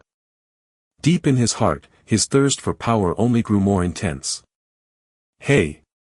Lei Lin. George's voice rang beside his ears. You finished your aptitude test too? George's voice traveled over. Yeah. Lei Lin nodded his head and waved the sheepskin paper form in his hands. I have completed it too, hee. This young master, am a genius with a 4th grade aptitude. George laughed loudly, wearing an excessively smug expression. I am not too familiar with the grading of acolytes, could you explain it in detail for me? Lei Lin asked. George's family was much greater than Viscount Farlier's family, and he was able to know more secrets regarding the Magi. Of course. This is all common knowledge. No matter which academy you enter, there will be people who will tell you. George said. The aptitudes of the acolytes are ranked according to the chance of being promoted to a proper magus, and they are categorized into 5 grades. And the 5th grade is the highest, with a 90% chance of becoming a magus. The 4th grade is slightly inferior, but there is still a 50% chance. This young master, am a genius at this level. My father will definitely be elated. George digressed, he was clearly too excited. And the rest? Hurry and say it. Lei Lin punched George's shoulder and finally brought George back on track. Oh. Earlier I mentioned up to the 4th grade. What's below it is the 3rd grade, where there is a 10% chance of becoming a magus. As for the 2nd grade, there is only a 2 to 3% chance, and the 1st grade is the worst, with only a 1% or even 0.1% chance. Anyway, there is only a chance for 3rd grade and above. As for the 1st and 2nd grade, basically, they can only be an acolyte their whole life. So that is the case. It seems like my grade is middle ranked. There should be no academy that will reject me, nor would they regard me as important. Lei Lin analyzed his current situation. How about elemental affinity? Lei Lin continued asking. Elemental affinity is the future path of a magus, you know, some magi can manipulate lightning, some magi can manipulate fire, and some others can even manipulate frost. These are all paths of choice. Although a magus is able to use any type of elemental spell, in theory, the ones with the highest affinity will not only let the casting speed be faster but also contain more power. If a fire element magus wanted to cast a water-based spell, not only would he consume more spiritual energy, but the might of the spell would also weaken greatly. There could be a water-based pool summoning that ends up as only a water ball.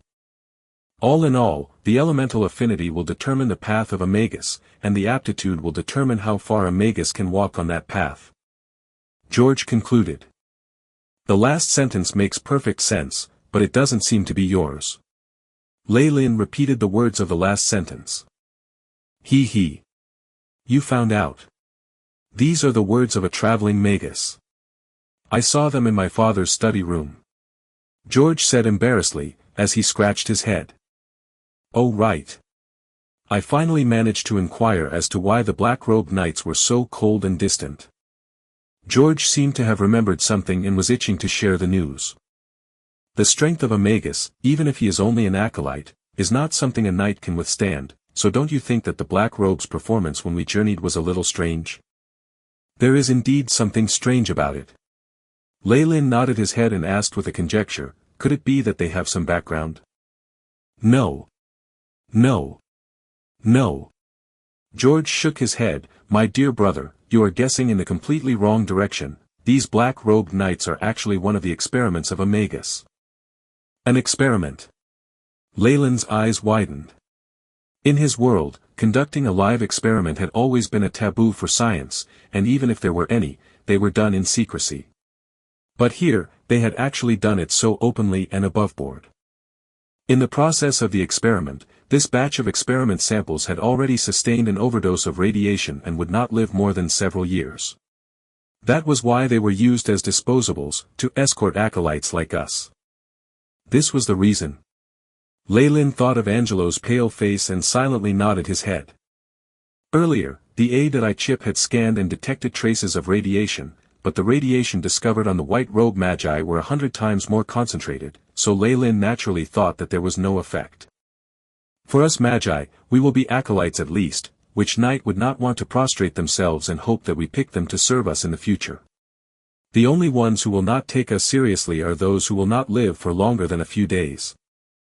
George said with some regrets. His face was indignant. It seems like, as an heir to a large noble family, he was displeased with the rude manners of the black robes from before. I heard that for the guys from the west, not only had they been treated like young masters by the knights along the journey, they had even slept with some of them. George's dissatisfaction only lasted a moment, before it turned into a vulgar expression. Slept with some of them. Lei Lin was a little more awake. There are also female knights. Of course, although female knights are generally quite muscular, a few have practiced some unique techniques so they still look pretty good.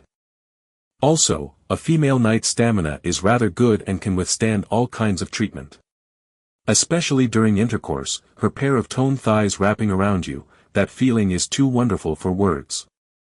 George's current character was that of a lecherous swine. Lei Lin recalled his memories. The brat of the past was also a playboy, but obviously, he could not compete with George who was from such a large noble family, so he had indeed not touched a pretty female knight before. There were several female knights under the Viscount, but they all had bulging muscles, which made Lei Lin feel revolted. Shaking his head, he did not wish to discuss the contents of this matter with George. I understand now. Let's go and choose our academy. My father has already chosen for me. I'll be attending the Enya Ivory Ring Tower. My family has a relationship with one of the senior magi inside. Why don't you come with me too? George gave an invitation. Lei Lin was a little tempted, but seeing the ring on his neck, he still hesitated. Earlier, that magus never said which academy the ring could help me get into. What if it turns into a restriction instead? No. I wish to walk and look around more. Lei Lin declined politely. All right then, I am going to carry out the procedures. You can come to the area for the Enya Ivory Ring Tower to look for me. George waved his hands and squeezed into the crowd. Where should I go? I don't care anymore, let's check out the academies first. Lei Lin strolled aimlessly around the camp and saw all sorts of interesting tents with strange shapes and sizes. Some were like a giant mushroom, where a small fan-shaped door opened in the middle, and some might very well have used some sort of strange horned devil skull, where the acolytes can walk into the tent through the devil's ferocious mouth as though they were stepping into a haunted house. And at the front of all these different buildings were marked with words. It is the language of the mainland, that's still fine. Lei Lin took a look, saw some of the academy names, and memorized them: Enya Ivory Ring Tower, Mercifera Academy, Wetland Gardens. Chapter 15, Acolytes. Acolytes. Under the various academy names, there were details such as specialization areas, and famous magi, for the acolytes to consider. All these are for us to choose an academy according to our elemental affinities. Leyland nodded his head. My elemental affinity with the shadow and dark elements is the highest, fire is secondary, and lastly the plant element is the most negligible unless I want to stay as an acolyte my whole life. And, Leyland took down the Magus ring that had been hanging around his neck. I chip. Scan the patterns on the ring, and compare them with images of the academies I passed by before. Beep. Mission initializing, beginning to scan. Scan complete, comparing with database, comparison completed. Similarity level, Abyssal Bone Forest Academy 67.3%, Mercifera Academy 54.4%, Sage Gotham's Hut 23.1%. So these three academies have the highest probabilities. Leyland stroked his chin. From the various introductions of the academies, I remember that Mercifera Academy specializes in the fire and plant elements, as well as the creation of magic artifacts. Sage Gotham's Hut is not known for famous shadow and dark element magi either. It seems like the Abyssal Bone Forest Academy is the best choice. They're famous for their specialization in the dark element, and is also a pioneer in the research of souls. But this Abyssal Bone Forest Academy. Why does the name sound like a cult from the previous world? It seems like a shadow and dark element affinity user like me can never get close to the light. After thinking for a while, Leyland still decided to take a look no matter what. At the very least, one cannot hinder their progress based on a name alone. I remember the recruiting area for the Abyssal Bone Forest Academy acolytes. It seems to be on the east side of the camp. Leyland walked for about 10 minutes and finally reached a tent that was constructed with numerous white bones. The words on top were arranged to form, "The Abyssal Bone Forest Academy welcomes you." These big words were all written in red and dripping blood, which scared many of the surrounding acolytes away, and seeing this made Leyland rather speechless. Why would they construct such a scary-looking scene? To frighten people? They could have at least done it after signing the contract, otherwise, all the acolytes will be scared away. Leyland shook his head and walked into the tent of white bones. As he entered, a cold aura that reeked of blood engulfed Leyland and made his hair stand on ends. After waiting for long, finally, one comes. Where are you? Who is speaking? Leyland received a shock. Excuse me.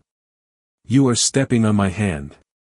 The voice traveling from beneath Leyland's feet, which made him jump in fright. Only then did he realize that his shoes were stepping on a withered palm.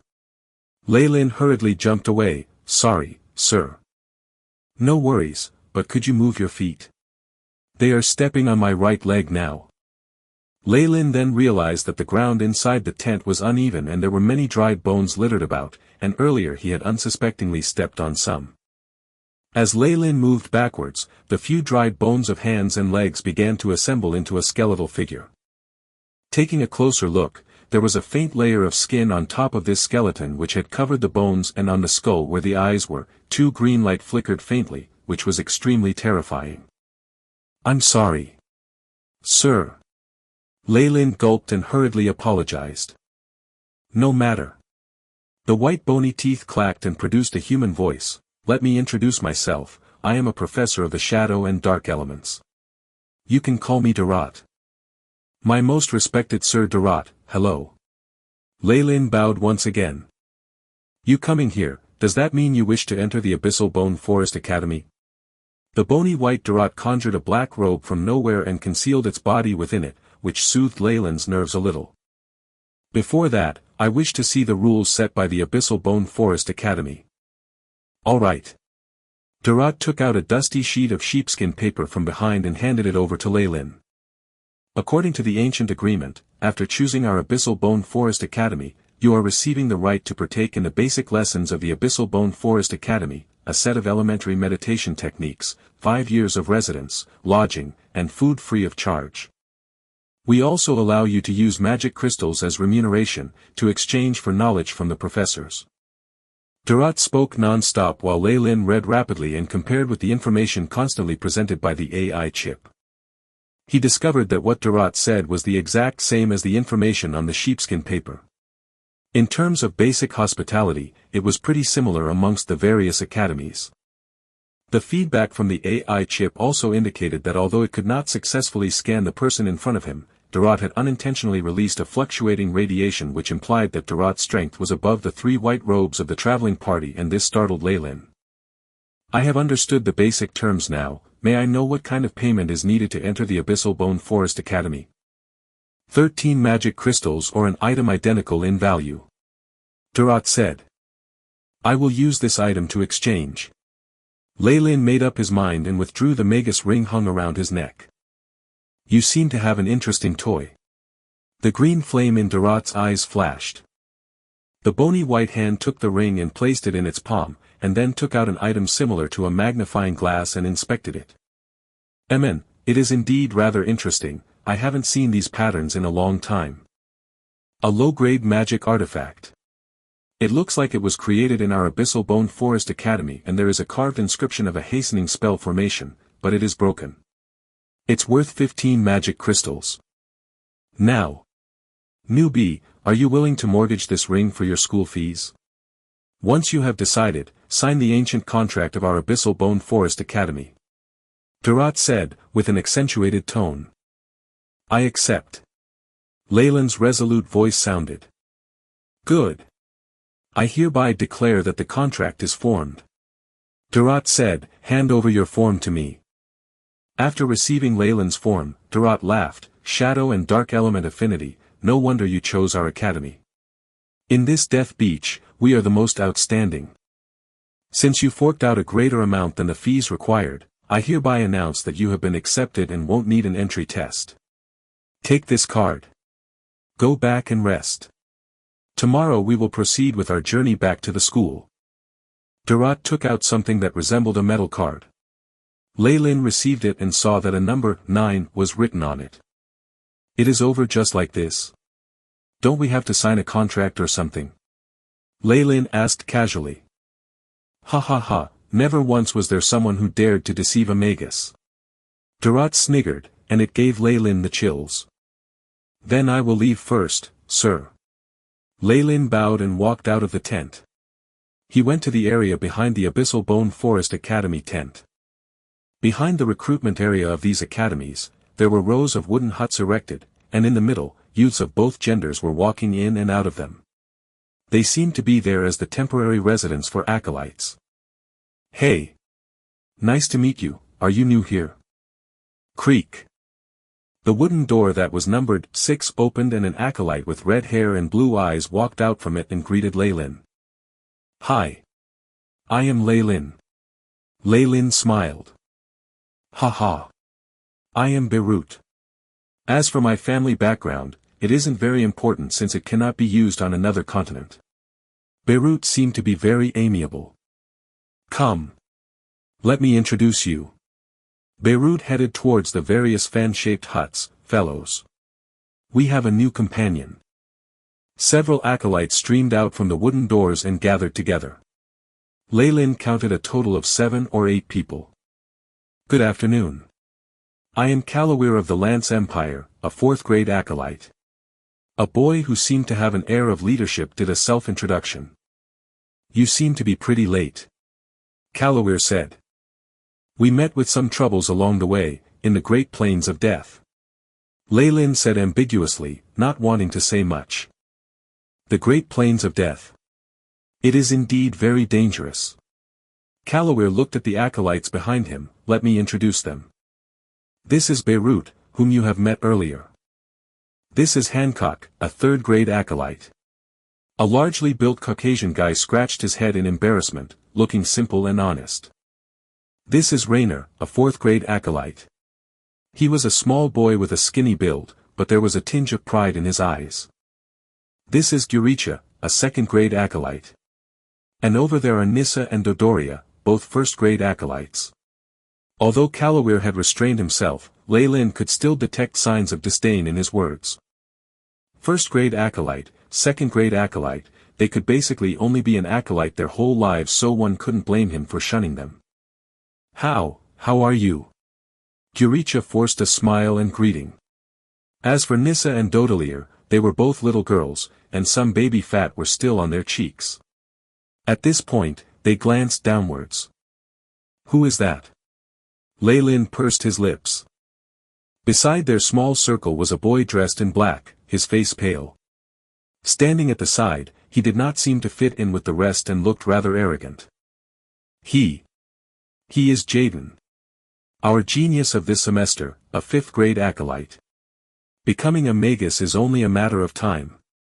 Calawere's expression turned sour, and he seemed to have some bitterness in his words. Whoa, a 5th grade acolyte. He has a 90% chance of becoming a Magus. No wonder he is so arrogant. Leylin thought, inhaling a breath of cold air, and couldn't help but to give Jaden a few more glances. Humph. As if noticing the crowd looking at him, Jaden silently harumphed and entered his own wooden hut. This wooden hut obviously had a larger surface area, and the adornments were more exquisite. As a 5th grade acolyte, his treatment will be the best. Who knows, there might be some professors looking to take him under their wings early. Calawere's face soured even more. Leylin realized that this group of acolytes was split into a few cliques. The 3rd grade acolytes and 4th grade acolytes were superior to the lower grade acolytes but rather inferior to Jaden, the 5th grade acolyte. As for the lowest grade acolytes like Jersa, they all stuck together pitifully and formed a clique. And then there was Jaden, who was segregated away from these two groups. Hello, everyone. I am Leylin, and my aptitude is 3rd grade. Leylin said. Welcome. Calaware revealed a smile on his face, while Jersa and the two girls seemed to have their self-esteem lower as they greeted him and returned back into their huts. Chapter 16, Chernobyl Islands. Chernobyl Islands. Don't bother with them, their highest potential will only be that of a 3rd grade acolyte. Raynor said with disdain. Yeah. That's right, to acolytes, aptitudes are more important. Leylin agreed. Although this group of youths was pretty silent during the forming of their cliques, he naturally did the thing that would benefit him the most. Amongst the acolytes, Jaden had the capability to be independent, but Leylin did not have such a good aptitude, so he could only join a group. Also, by comparing, naturally it was the group with Calawere's as the head with a better future. Haha, welcome. Welcome. With your participation, our group is now more robust. There will definitely be a day where I will make that person regret. Calaware said while clenching his teeth. Afterwards, a few of them arranged to meet after dinner, and they went back to their respective huts. Beirut, what did you mean earlier when you said it was a different continent? Leylin looked for the most amiable, Beirut, and asked him as he was concerned about what Beirut had said earlier. Oh. This, you know. Actually, the continent we're on is rather small. To the outside world, it is known as the Chernobyl Islands. Island? Leylin gaped. According to his journey in the past half a year, he could almost be certain that this continent was as huge as the Eurasian continent he was in from the previous world. But it was only an island here. Oh. Sorry. Geography is my weak subject, and it has often made my home tutor shudder in rage. Leylin explained. Truth be told, the Farlier family is only a noble family, and its heritage was pretty short. It couldn't be compared to the nobles of those huge families, so not knowing was not a rare thing.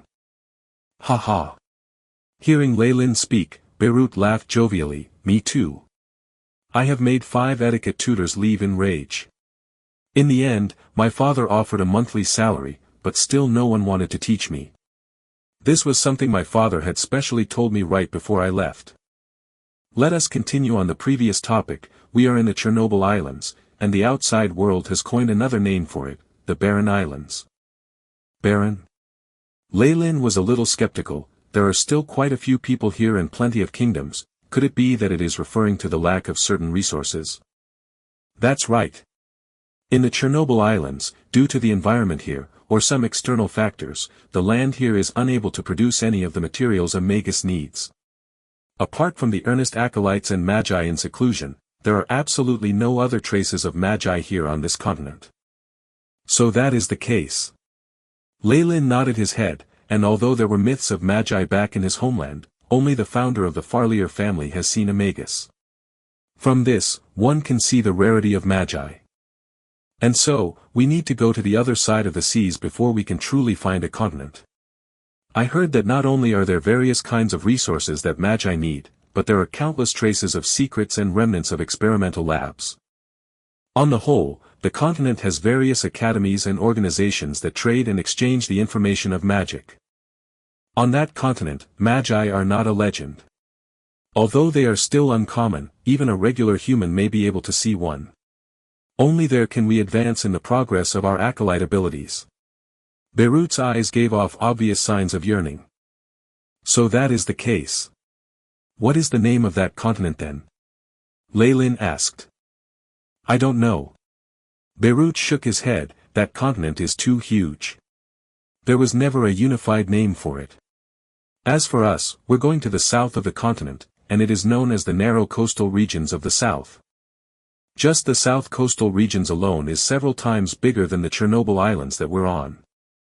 See. Leyland sucked in a breath of cold air. So huge. This world is indeed very vast. The higher one stands, the further one can see. This is a phrase from a bard that I like very much. Beirut concluded. Thank you for your explanation. I think I need some time to digest the information. Leyland bade his farewells and returned to his own hut. There was a metal plaque on the yellow wooden door where a 9 was written, and it looked to be rather rusty. Pushing the door open, an odor of rot and rust invaded his nose. Leyland uncontrollably sneezed twice. It looks like this is just a gathering point, so the accommodations are rather simple. Besides a bed and chair in the wooden hut, there was practically nothing else. Leyland found a cloth, wiped down the chair, and then sat on it. Asterisk creak creak asterisk the wooden chair creaked continuously, which made Leyland worry that it would be crushed into pieces in the next moment. Lucky it is just for a night. In this condition, it would be better to clean up a little first. Leyland patted the dust off his body and walked out of the wooden hut. He had made plans to meet with George and the others, and since he had already chosen his academy now, he should tell them so that they could properly write to each other in the future. For the batch of acolytes that Leyland was in, they were considered one of the later groups to reach the camp. After Leyland's batch had chosen their schools, the various tents of the academies seemed to have fewer people visiting them, and it looked to be much quieter. Enya Ivory Ring Tower, it's here. Leyland walked to the back of the student quarters and blocked the path of a familiar girl from the same traveling party. Hi Lisa, do you know where George is? Lisa was a red-haired girl who had matured early, one could already see the fine curves on her body. Leyland. Lisa blushed, as she had a good impression of Leyland, who had helped several acolytes along the journey a number of times. George is in room 13, I'll call him for you. Lisa picked up her skirt, and rapidly ran off. Whiffing the perfume that was lingering in the air, Leyland's heart trembled. Leyland. This lecherous thought was very soon broken by a joyous voice. George had obviously taken a bath and changed his clothes. He had also shaved his mustache and gave off a very refreshing look. Have you finished choosing your academy? George said loudly, as he patted Leyland's shoulder. Yes, I did, the Abyssal Bone Forest Academy. Leyland replied. Abyssal Bone Forest Academy.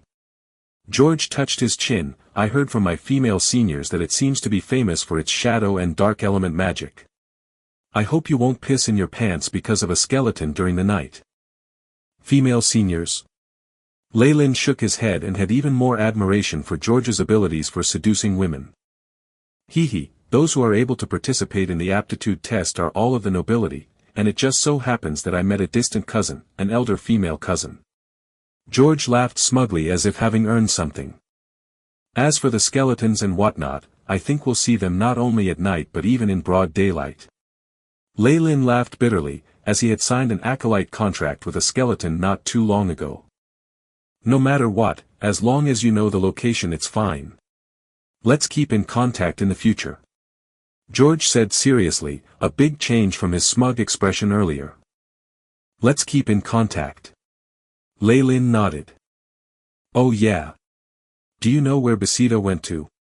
George asked suddenly. Besida? Leylin shook his head. After the previous attack of the wolves, the vibrant and beautiful girl had been much more silent, but at least she had endured and safely here arrived. Yeah.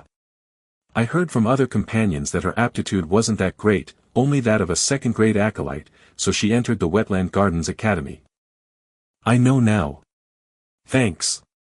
Leylin was not too interested in the affairs of this girl. Although she was the one the previous Leylin really admired, to him, a girl of 13 or 14 years of age was only a child. And the previous encounters were just a child's mischief. How is it? Do you feel a little wasteful because you were unable to get her in your hands? George once again changed back to having a lewd expression. Scram. After another 1 to 2 hours, the sky had already darkened. Leylin was in the camp of the Abyssal Bone Forest Academy and enjoyed the dinner provided by the academy with the other acolytes. This time, the dinner was extremely sumptuous, and because they were leaving tomorrow, they were generous with the portions. Various fruit juices and wine, fragrant barbecue chicken, fish sauce, truffles, fruits, and salads had all satisfied the belly of Leylin, who had not eaten much ever since he appeared in the grasslands. The acolytes were eating and drinking within several groups, and Leylin's eyes looked towards the corner and found Professor Durrott and Jaden standing at a corner. Jaden also spoke a few words to him occasionally. Having a 5th-grade acolyte in this semester, we are really lucky. Beirut tore a huge strip of chicken thigh off the barbecue and gave it a huge bite. Ever since Jaden arrived, Professor Durrott and him have spoken on a few occasions. I wonder what they are talking about. For acolytes, the aptitude will greatly determine the progress of a magus. What Professor Durrott is doing is rather normal. Beirut, eat your barbecue chicken. Callaway's voice turned cold, and only after seeing Beirut drink the fruit juice and lowering his head did he turn his gaze back on the barbecue. Although the aptitude is important for a magus, it isn't everything. Only the accumulation and comprehension of information is the true motivator and key to the rise of the Magi's powers. A 3rd-grade acolyte added. Although it was the truth, the atmosphere in the group darkened as they saw Jaden and the professor chatting away. The group silently ate their delicacies, seemingly having lost their appetites. Ha ha. Guricha, hurry, what happened next? On the other side, the lower aptitude acolyte sat in a circle with Guricha was in the middle, narrating a risky adventure. He had eloquence and was humorous in his speech. Nissa and Dodoria held their tummies and laughed coquettishly as if they were 2 happy skylarks. Compared to them, this side was pretty silent. The group looked at each other and craned their necks, listening intently. However, only Callaway retained his prideful expression. Seeing that even the 4th-grade acolyte Raynor could not bear to go over and listen and seemed afraid of losing face, Leylin laughed silently. After all, they are just a bunch of kids. After dinner time was over, the group bade their goodbyes and went back to their respective huts. After today's simple cleaning, Leylin's hut was barely accommodative. At least there was not as much dust as before. Leylin lay on his bed without removing his clothes, and he stared blankly at the ceiling as if he was lost in thought. I finally entered an academy. It is also time for the cultivation of Magi to open its doors for me. Chapter 17, Dirigible. Dirigible. Asterisk clang clang asterisk.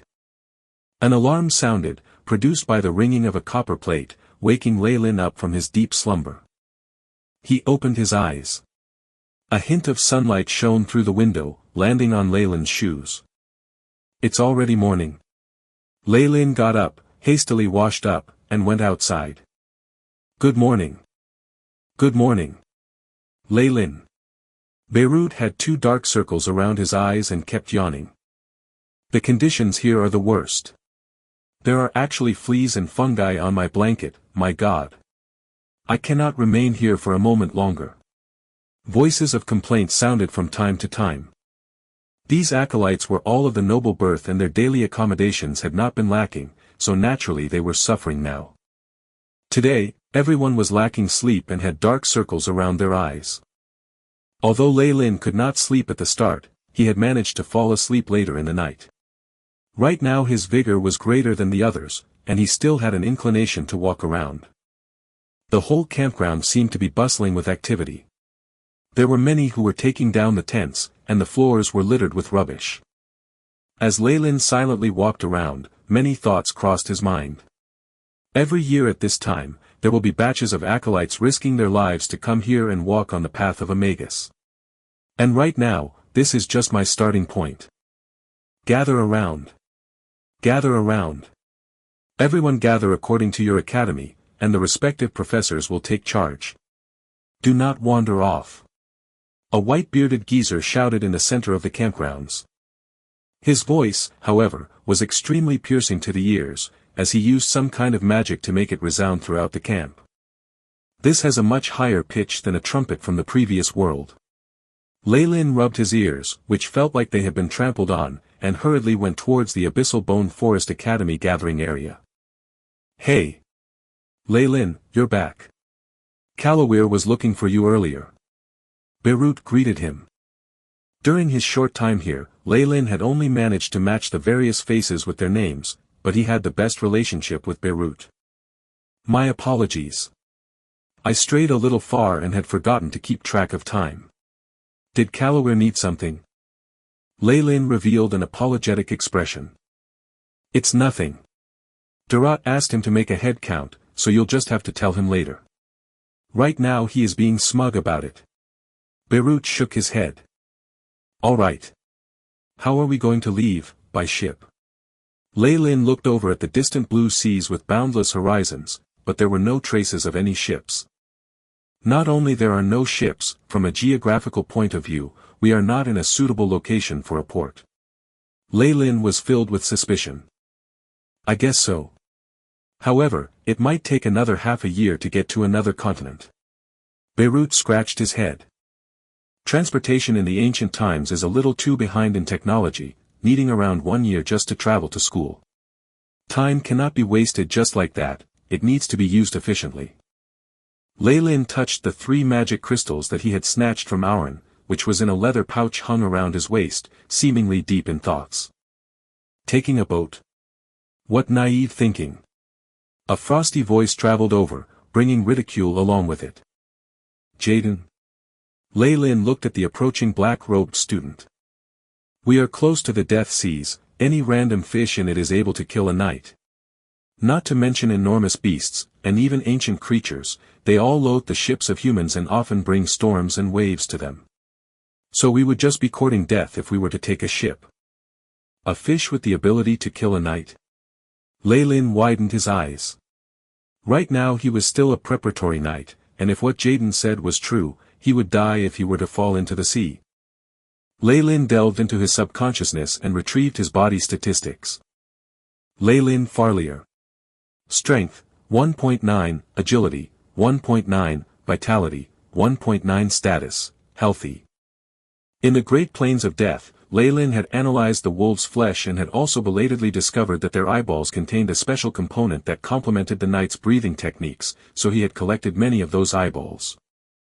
And with the contribution from these dire wolves, Lei Lin had now reached the limits of a preparatory knight. According to the analysis of the AI chip, when the stats have all reached 2, they have twice the strength of an average adult and is also at the bottleneck of a preparatory knight. Only by igniting their internal life energy can they get over this bottleneck. Clenching his fist tightly, a strong force was controlled within his palms. Right now, if I were to hold a cross blade, I have the confidence to fend off against a squad of common soldiers. But even a knight whose strength is above mine cannot defeat a mere fish in the Death Seas. Lei Lin was a little skeptical of it. It could be that Jaden has exaggerated things, but the Death Seas containing dangers that even apply to Magi is a fact. AI chip. Is it possible to scan the seas nearby? Beep. The radiation surrounding the host body is excessive. Unable to scan due to an interference of an unknown force field. The AI chip replied. Radiation. Unknown force field. Lei Lin looked at Durat, who wasn't too far away, and had some understanding. In this continent, the Magi population is scarce and there isn't much interference from radiation, so the AI chip is able to scan up to a 20 li radius. But acolytes and Magi professors are present in this camp, which is why the interference is too strong, and hence, the AI chip has limitations with its scanning abilities. Right now, what is the furthest distance you can scan? Leyland's face darkened. Beep. Precise scanning range, within 300 meters radius from the host's body. Vague scanning range, within 1000 meters. The AI chip intoned. Leyland exhaled loudly, not too bad. This distance is enough to warn me of dangers. However, after reaching the other continent and the academy, this scanning range will most likely shorten once again. To increase scanning range, please raise the level of the AI chip. A message was sent from the AI chip. I can still level up the AI chip. Leyland was ecstatic. Raise level. Beep. The energy required is lacking, please replenish. The robotic voice sounded, and brought Leyland down from heaven into hell. Damn. The AI chip has already disappeared from my original body, so how can I retrieve it to replenish energy? Then again, even if I manage to, where am I going to find the energy? Leyland held his head and recovered after a while. Forget it, since its level is able to rise, I can just find a way in the future. As for now, its current functions are enough for me. What did Jaden say to you guys earlier? A voice sounded and brought the absent-minded Leyland back to reality. When Leyland recovered, he discovered that Jaden had left without him knowing, and Calloware was now beside him. He just spoke about setting off. I reckon he was bored, after all, not speaking to anyone all day is rather stifling. Beirut surmised. Yeah, that's true. Calloware nodded his head and then looked at Leyland. We're about to set off, don't go anywhere now. If you were to board the wrong ship, it would be rather troublesome. Ship? Leyland looked at the surface of the sea and still didn't see any signs of a ship. Ha! Calloware laughed loudly, who said it had to come from the water. Look! Following the direction that Calloware pointed to, Leyland and Beirut raised their heads and gaped. On the horizon, 3 massive white ships were slowly floating towards them.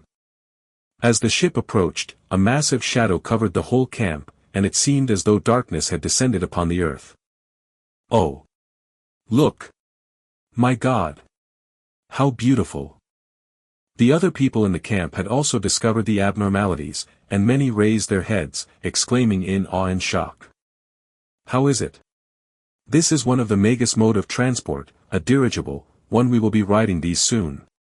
Calloware said rather smugly. All these were just told to him by Professor Durant, so what is there to be gloating about? Jaden reappeared out of nowhere and said blandly. Damn it. Calloware stamped his feet. The 3 dirigibles constantly got closer and slowly lowered themselves onto the ground outside the camp, under the various cheers of the masses. They are rather similar to the blimps from my previous world, and each one has a very large aerostat gas bag on top of it. I wonder if they are filled with hydrogen gas. Leyland had some experience from his previous world, so he recovered from his astonishment faster than others, and pondered over the construction of the dirigibles. The pure white dirigibles landed on the ground and let out thunderous growling noises. The doors of the dirigibles then opened, and a few white-robed magi walked out from them. There were also some movements within the camp, a few old geezers also walked out and exchanged words with them. All right. Everyone bring all of your belongings and follow me. Don't wander off on your own. Durant had a black cloak on, and the silhouette of his body was concealed within it. He began to gather the students. The acolytes of the Abyssal Bone Forest Academy all scrambled and ran back to their little wooden huts to fetch their belongings. Leyland brought very few things with him. His belongings only consisted of a water sack, a leather bag, a cross blade hung from his waist, and a crossbow slung over his back. The acolytes fervently left the campgrounds under the guidance of the professors of their respective academies, and they gathered into individual groups based on their academy. All right. Listen to me. Pay attention to the names mentioned next. Enya Ivory Ring Tower, Wetland Gardens Academy. All of you will board the dirigible on the right, numbered 332. Don't miss it. Professors, please take note of the number, and acolytes, follow your professors. As for Mercifera Academy, Karita Academy, your dirigible is in the center, numbered 955. The voice continued. Abyssal Bone Forest Academy, Sage Gotham's hut. Yours will be the one on the left, number 455, don't mix it up now. As Leyland finally heard Abyssal Bone Forest Academy, he could not help but to glance at the dirigible on the left. As he approached it, he realized that the dirigible was simply too enormous. The aerostat gas bag at the top seemed like a gigantic rugby ball, casting its shadow on the ground. Acolytes of the Abyssal Bone Forest Academy, follow me. Green flames flickered in Durat's eye sockets, and behind him were two figures, which seemed to be his servants or subordinates. Leyland walked in the center of the group and glanced around. Under his keen observation, he noticed a few familiar faces from his traveling party. They also noticed him and smiled at him in response, also speaking to some fellows beside them. They all had excitement written across their faces. At the far right, George waved vigorously when it was his turn to board the dirigible, and entered the dirigible. From today onwards, the acolytes will all go their separate ways. A hint of sadness surfaced in Leyland's heart, but it was suppressed very quickly. 1. Type of aerostat or lighter-than-air aircraft that can navigate through the air under its own power. Chapter 18, Conflict. Conflict. Very soon it was Abyssal Bone Forest Academy's turn, and Durat led the way, stepping through the door first. The acolytes hurriedly followed. When Leyland put more force in his legs, there was a sturdy reverberation coming from the floor beneath his shoes, as if he was stepping on a limestone floor. What a strange material. It looks like wood but it's sturdier, is it some kind of alloy? Leyland looked at the grayish, patterned floor and couldn't help but think about it. We're here. This section of the corridor, from number 13 to 32, is the area designated for our Abyssal Bone Forest Academy. You all can allocate on the rooms on your own. Remember, my number is 14. Look for me if you need something. After he finished talking, Durat turned, and his black cloak fluttered as he entered his room with the two servants. All right. Now let me designate the rooms. Calloware stood out and said. HNG. Jaden harumphed and casually picked a room, number 18, and walked inside. Callaware's face turned red, and then white. He clenched his fist several times, only to put it down. Good. Jaden chose room 18. Next, Beirut, you will be in room 15, Rainer you're in room 16. Jaden left, and the remaining acolytes, Beirut, Rainer, and Leyland, were in the same clique as Calloware. As for Guricha and his group, they did not dare to object at all. Leyland was allocated room 20. He didn't say anything and hurried into his cabin.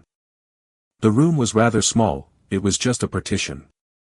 There was enough space for a bed, but hardly any room to stand at all. This reminded Leyland of the beds on the trains in his previous world, which were also as cramped, with barely enough room to stretch his limbs.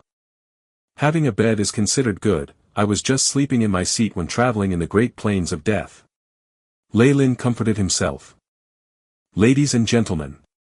Welcome to the dirigible, I am your captain, Kirkwall Croft Lebar. I wish you all a pleasant journey ahead. There are a few announcements of note. Apart from the professors, the rest are not allowed to walk on the decks unless you wish to go flying down from the skies. The cafeteria is in Hall 1, and Hall 2 is where the washrooms are. As for Hall 3, it's a lounge, everyone is welcome to go there. A low-pitched male voice rang throughout the room. Leyland looked around and noticed the sound was coming from a yellow bronze pipe, but did not know if it was an air duct or megaphone. We're taking off.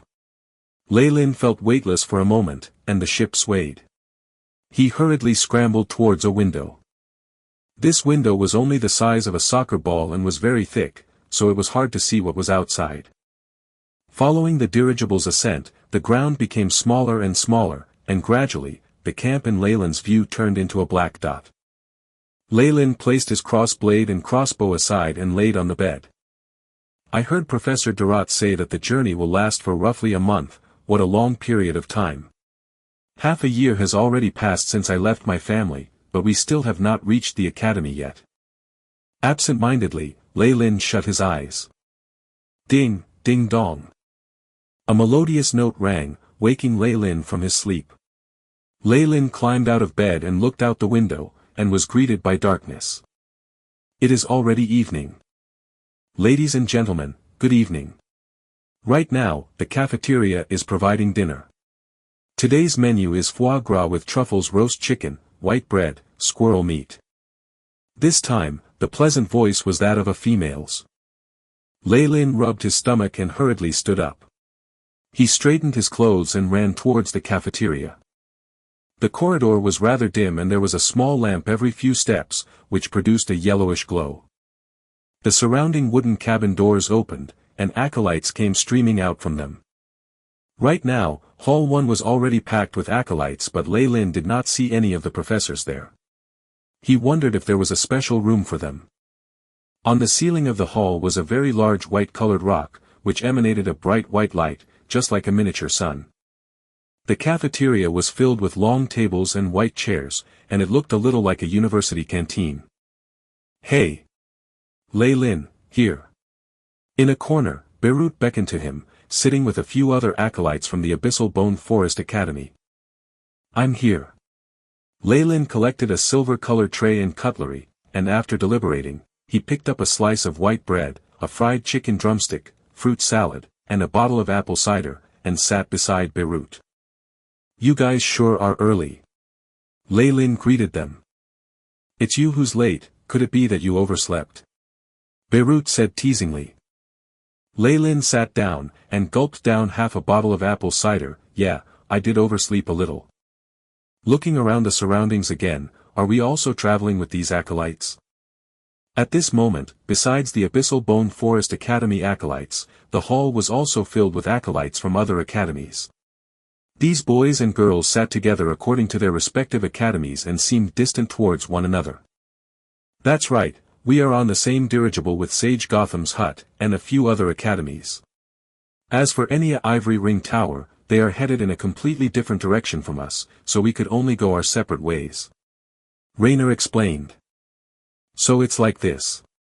Lei Lin said with a tinge of regret. George and the others have all boarded the dirigible on the right, and it looks like the distance from Abyssal Bone Forest Academy is rather far. I think there'll be some problem with communication next time. After eating dinner, the masses returned to their own rooms to rest. Every day, apart from eating meals and sleeping, there did not seem to be anything else to do. This boredom lasted a whole 15 days. One evening, the groups did not wish to go back into that tiny cabin room after eating dinner, so they sat around the table and started to chat. Beirut, what's wrong with you? Lei Lin looked at Beirut, who seemed to be in slight discomfort, and asked. In these 10 days, Beirut, who was the reincarnation of a chatterbox, had spoken of topics ranging from his family tree, to how a dish in the capital was created, as if he was speaking fondly to a lover. Lei Lin and the rest had already adapted, from being annoyed at his words to getting used to them, and now it was the only joy on this boring journey. Yeah. I still want to listen to your past relationships. Rainer began to jeer. I have finished saying everything. Beirut rolled his eyes. I cannot think of what to talk about anymore. I'm so bored. Beirut lamented. Endure it, it's only another half a month away. It was quite a distance from your home to the campground, so how did you spend your time all that while? Lei Lin encouraged him, albeit a little curious. My house is located in the Porter Kingdom, which is on the edge of the Great Plains of Death. So we reached the campgrounds after walking for half a month. Beirut said helplessly, as he rolled his eyes again. No wonder. Lei Lin shook his head. Jaden, this is something that I saw first, what do you want? A silver tray clattered on the floor, letting out a crisp noise. Lei Lin turned around and saw Calloway growling, his hair slightly standing up like a furious lion. On the other side, Jaden poked a golden barbecued chicken drumstick with his fork. It belongs to whoever takes it first. Not only did the crowd not stop them, but they all appeared to be waiting to see a good show. On this tiresome journey, Calloware and Jaden felt that the other party was unpleasant to their eyes, especially when Jaden tried to take in 2 henchmen. They had restrained themselves in the earlier conflicts due to fear, as the Magi were around. However, things seemed to be out of control now. Leyland furrowed his brows. "It's you who forced me to do this." Calloware roared, and the muscles in his body tensed. It seemed like he had added a layer of muscle on his body. As a noble, he had naturally trained with the techniques of a knight. Also, he seemed to have already ignited his internal life energy, thus becoming a proper knight. I chip. Scan target. Beep. Calloware, strength, 2.5, agility, 2.7, vitality, 3.0, status, currently using a secret technique, examination of the secret technique, after circulating, strength increases, agility increases. Today, I will let you know that you must lower your head in obedience before a prideful lion.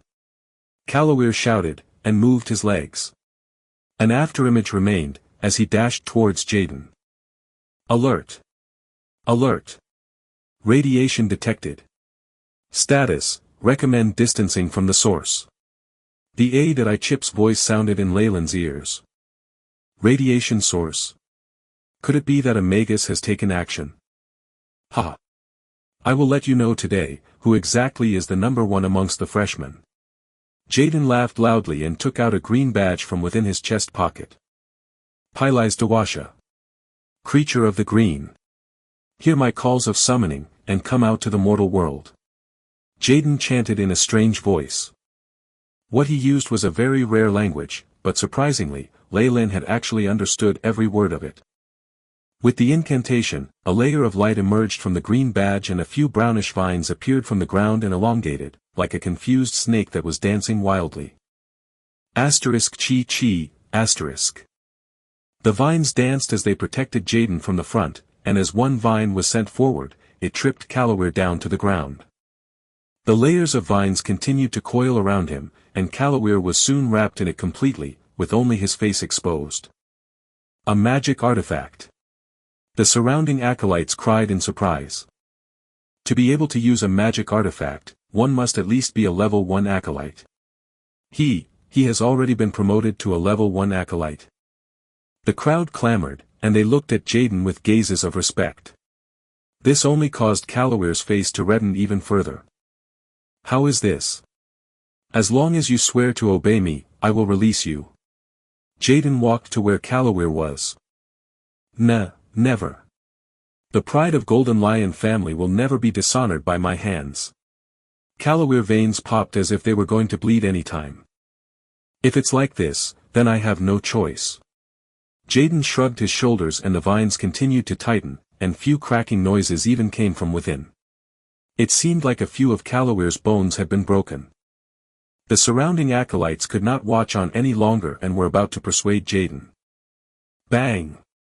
The dirigible swayed, and the light dimmed. A few of the acolytes fell onto the floor. What happened? Did we meet with some intense turbulence? Leyland's eyes flashed. Who? The windows cracked open, and violent gusts of wind came rushing in.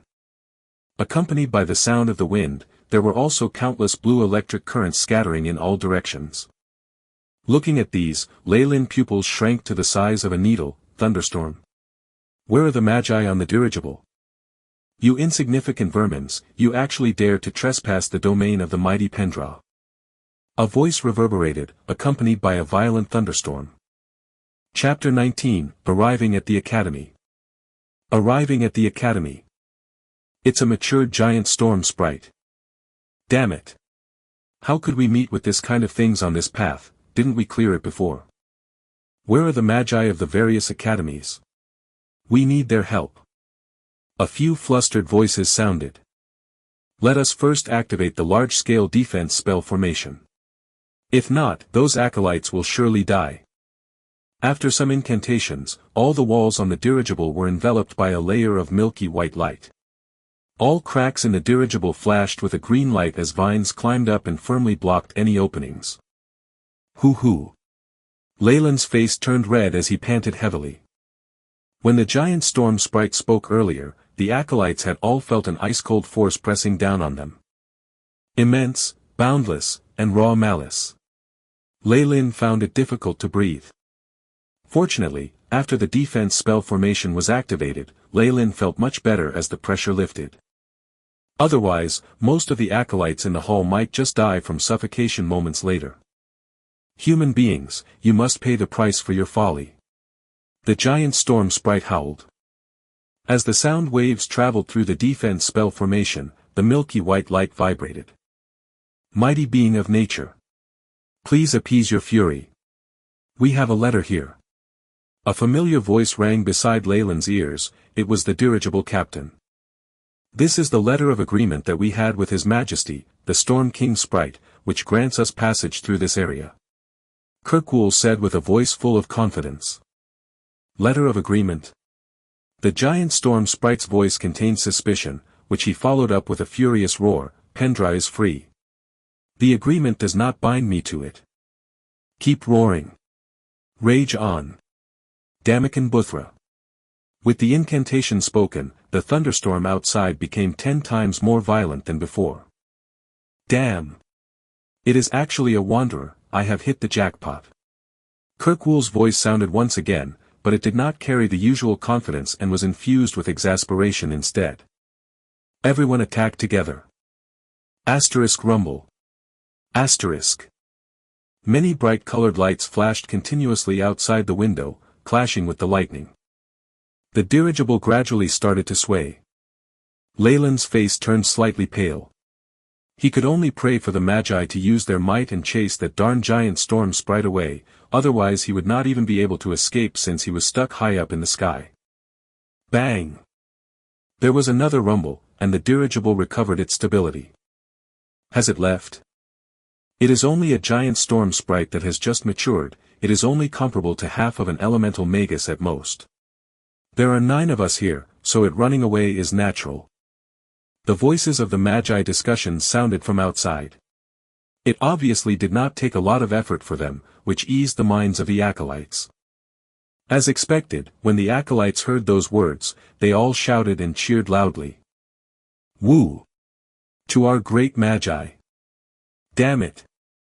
I thought I would fall and be smashed into minced meat. Ha! Look at that coward, he actually peed in his pants. The acolytes all mocked an unlucky acolyte and vented the fear that they had held in their hearts. Leyland's eyes scanned the surroundings. When the giant storm sprite spoke earlier, Jaden had already released the vines binding Calloware, and right now it seemed like Calloware had escaped. However, although Jaden's face was rather pale, he stood his ground and maintained the pose of a victor. The AI chip did not detect that Jaden was carrying a magic artifact earlier. It seems like it was only acquired recently, and the only means of that is through Darat. It seems like after obtaining the magic artifact, Jaden has been leading Calloware into picking a fight with him impatiently. If not for this incident, it is very likely that he would have succeeded. Leyland thought to himself. Because of the interruption from the giant storm sprite, the fight between Jaden and Calloware remained unsettled as it drew its curtains. From then on, Calloware tried his best to avoid appearing in the same place as Jaden. It seemed like he was afraid of his opponent's magic artifact. This fight had greatly influenced Leyland's thoughts.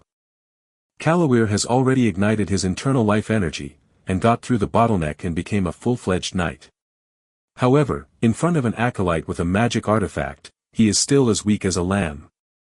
It seems like the strength of Magi greatly surpassed that of knights.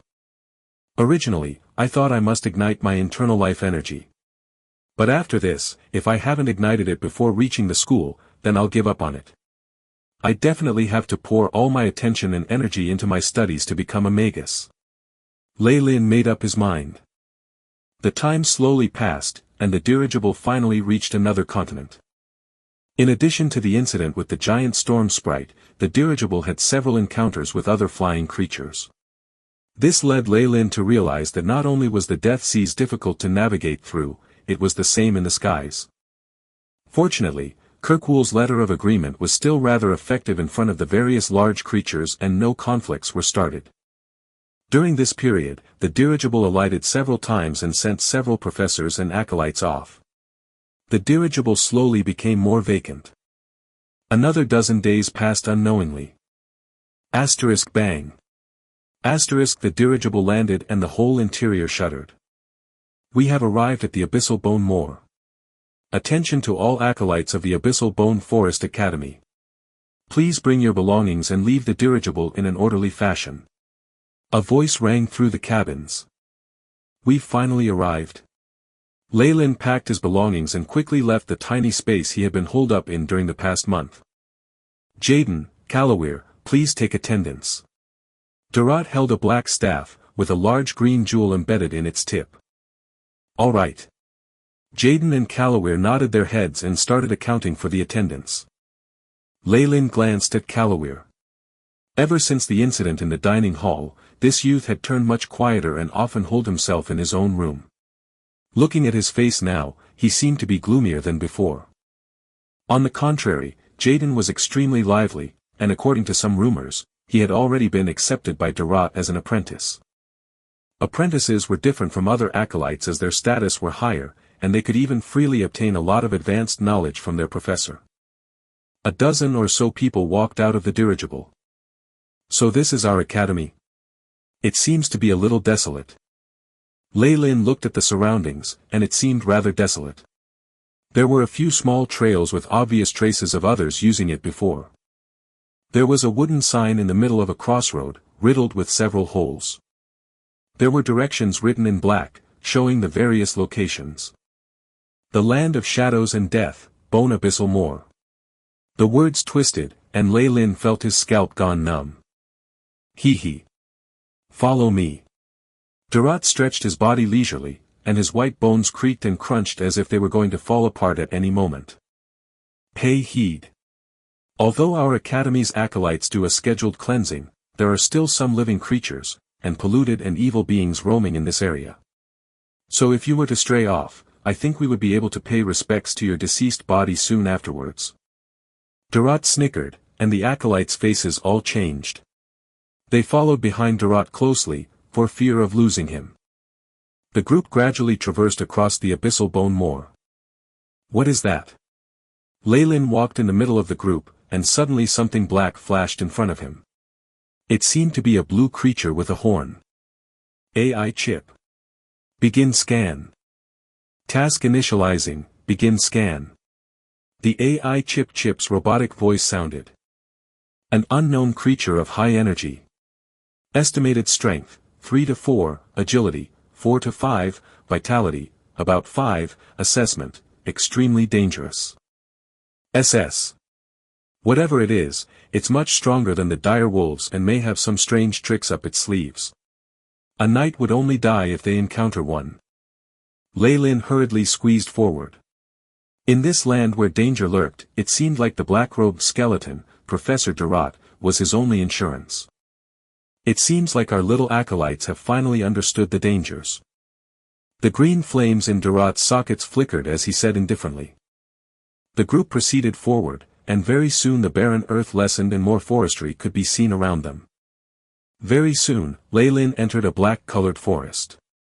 He did not know if it was an illusion, but Leyland felt as if the sun in the sky had dimmed after entering the forest, and there was a layer of white mist in the surroundings giving off a chilly feeling. Warning! Warning! A high-energy being is approaching. Position, in the air. The AI chip's warning sounded. Leyland hurriedly looked down and crouched. Cack! A piercing sound rang. A black raven with red eyes swooped down and passed by Leyland's position, its sharp claws headed towards the face of a female acolyte. Boom! A ball of greenish liquid struck at the raven directly, and the raven cawed as it fell onto the floor. A white smoke arose, giving off a corroding effect. The female acolyte remained rooted to the ground and suddenly cried loudly. Only seconds later, the raven on the floor disappeared without a corpse and there was only a huge impression left in the corroded earth. It seems like these red-eyed ravens increased in numbers yet again. I think I will need to distribute more missions after we return, and let the acolytes cleanse this area. What are you all looking at? Let's go. Durot's voice sounded at the front and the crying female acolyte rubbed her eyes and gritted her teeth as she walked forward. Leylin was startled, and hurriedly followed. After another hour of journeying, the group arrived in the center of the abyssal bone forest. Leylin saw a spacious area in front of him. And what was projected before their eyes was a large graveyard.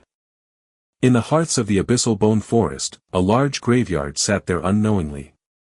This graveyard was extremely huge and was marbled in black and white, seeming luxurious. Only, it seemed to have been forsaken for some time. Many of the graves had weeds growing on them, and some even had vines. Occasionally, the ravens caw on top of them, giving off a terrifying vibe. "Welcome to your home of shadow and death, abyssal bone forest." Durot snickered, but no matter how Leylin saw it, Durot seemed to be taking joy in their unfortunate plight. Chapter 20, The Selection of Mentors. Selection of Mentors. The Abyssal Bone Forest Academy has a satirical sense of humor. They actually have their academy under a graveyard. Leylin shook his head, but he felt rather comfortable. The pores on his body were all open and absorbed the air of the surroundings here. AI chip. What is the situation now? Beep. Task establishing. Acquiring sample of the environment, analysis in progress. There is a significant increase in a type of energy particle here which faintly resonates with the host's consciousness. They are conjectured to be shadow and dark energy particles. The AI chip's voice traveled over. No wonder. There is an increase in the energy particles here, which obviously benefits shadow and dark element magi. It is like the novels from my previous world, where one must occupy an area that is filled with spirit energy when they practice the cultivation techniques of immortals. Leylin gained a slight understanding of the Academy's choices. Password. At this moment, Durot had already brought the group to the centermost area in the graveyard, where there was a huge grave. Black marble stones were piled up one by one, making it resemble a huge black castle. Beside the marble door, there were two stone statues. On the left, there was a two-headed dog with spikes growing on its body. On the right, there was an earthworm with a pair of wings and razor-sharp fangs protruding out, exuding a cruel aura. These two statues were lifelike. They had black jewels for eyes and looked as if they were alive. When Durot walked in front of the statues, the earthworm on the left side spoke in a parched voice. With each opening and closing of the mouth, dust from the stone continuously fell down onto the floor. Enough. Jumel, don't you recognize me? Durot had a look of annoyance on his face. Right after Durot spoke, the earthworm and huge dog both guffawed. Their voices brought about a huge wind, which flipped the robes of the acolytes behind. Durot. Although we are pretty familiar with each other, rules are rules. Both of the statues seemed to have come alive. The huge dog licked its paws, and let out a female voice. Or, would you like to play with us? The earthworm lifted its claw and made a human-like gesture, beckoning with the claw, then come. I feel itchy all over my body. All right. All right. Let me think. Durot rolled his eyes. Oh. Damn it. I should really take the head of the pig who set up this defensive spell formation and shove it up their ass. Durot suddenly bellowed. Hurry and say it. What is the password? The huge dog roared and there were sparks coming out from its mouth. The secret password is, I hate smelly bones. Durot spoke softly. Leylin's mouth twisted, and only by using a strong willpower did he manage to suppress his laughter. Although Durot wore a skull, Leylin was extremely certain that he was currently sulking. Ha! The password is correct. The earthworm and huge dog laughed loudly and let them pass. I bet the overseer keeping watch with the crystal ball is laughing to death right now. The huge dog snickered, then returned to his original stone platform and changed into its former statue state. Poochie. An acolyte finally found it hard to bear and let out a noise. HNG. Green flames suddenly ignited within Durot's sockets. It seems like we must educate the new acolytes on how to respect their professors. *Pa, *Durot snapped his fingers. Ah. What is this? Don't come over here, don't come over. The acolyte who laughed out loud earlier retreated several steps and fell onto the floor, wailing loudly. Rousey! What is it? An acolyte beside him walked forward. No, don't come over. Rousey screamed, and his face gradually twisted. Seeing this scene, the nearby acolytes all felt a chill down their spines. Magi are equal among themselves, so they can afford to play jokes on each other. However, acolytes must always maintain their humility. Suddenly, Leylin understood the code of conduct in the Magi world. Only with equal strength, one will have the status to speak to another. Jaden and Calloware also seemed to be deep in thought. Carry him up and let us go in. Durant pointed at Rousey, who was still screaming. Both of his servants walked over and carried Rousey, one on each side. Both of them are at least grand knights. Seeing how the two servants subdued Rousey so easily, Leyland's eyes flashed. After opening the door to the grave, they all appeared in front of a stone staircase that spiraled downwards. The flight of stairs was spiraled and descended all the way into the depths of the darkness until they could not be seen anymore. Durant used his staff and knocked on the floor. Dong dong. Blue flames started to light up one by one, illuminating the ground within. Apart from the color, it's similar to an ancient castle from the medieval times. Leylin exclaimed, and tread down the stairs of the Abyssal Bone Forest Academy. Leylin did not know how long exactly he walked for under the illumination of the blue flames, but it was definitely over 20 minutes. So huge. The area of this underground building is so much larger than the area of the graveyard on top, and it is not even by several times. It almost resembles an underground kingdom already. Leylin calculated in silence. Our Abyssal Bone Forest Academy was constructed in the Gregorian year 324, and it has been almost 1,000 years since then. As for our academy founder, it is Merlin Phalek Drywilk. Durant led at the forefront, and occasionally gave them a few sentences of explanation.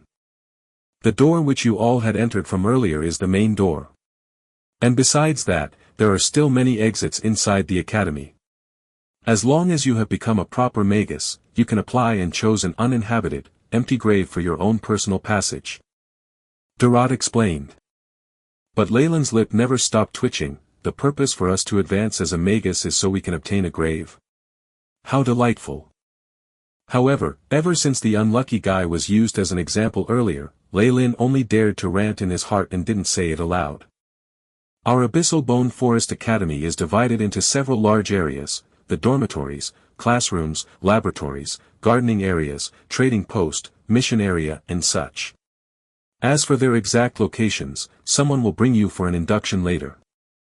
For now, all of you must follow me to register at the administration area, and then we'll commence the selection of your professors.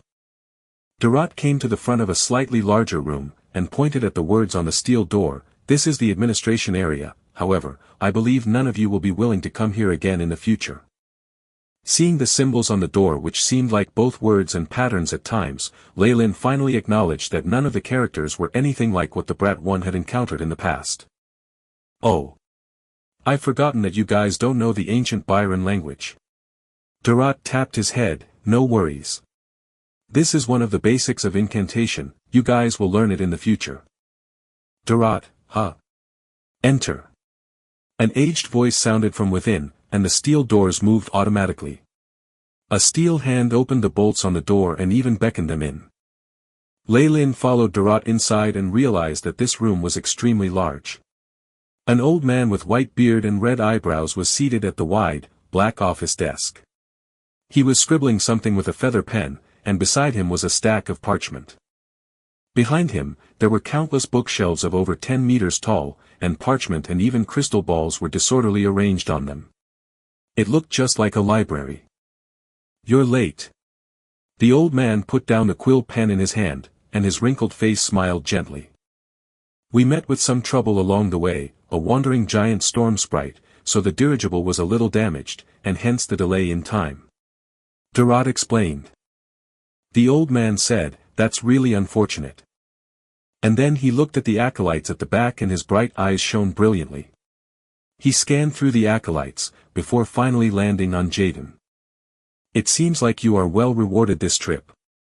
Of course. Durant pointed, Jaden, come over here. Pulling Jaden to his side, I have made a contract with him already. He is now my personal apprentice. Hurry. Settle the procedures for him. Durant took a stack of forms from a heavy black pouch and handed it over to the old man. Amen. 5th grade acolyte, not too bad. The old man took out an object resembling a pair of glasses with gold threads around its rim and hung it on his nose. Definitely. Melda, that scum, he actually pushed such a troublesome thing to me, haha. Now I want to see him angry. Durant gloated loudly. So then. Jaden. Are you willing to become the personal apprentice of Durant? The old man asked. I accept. Jaden looked at Durant and agreed in a low voice. Good. The old man took a sheet of parchment and wrote something on it, then handed Jaden a black sack too. This is yours, hold it well.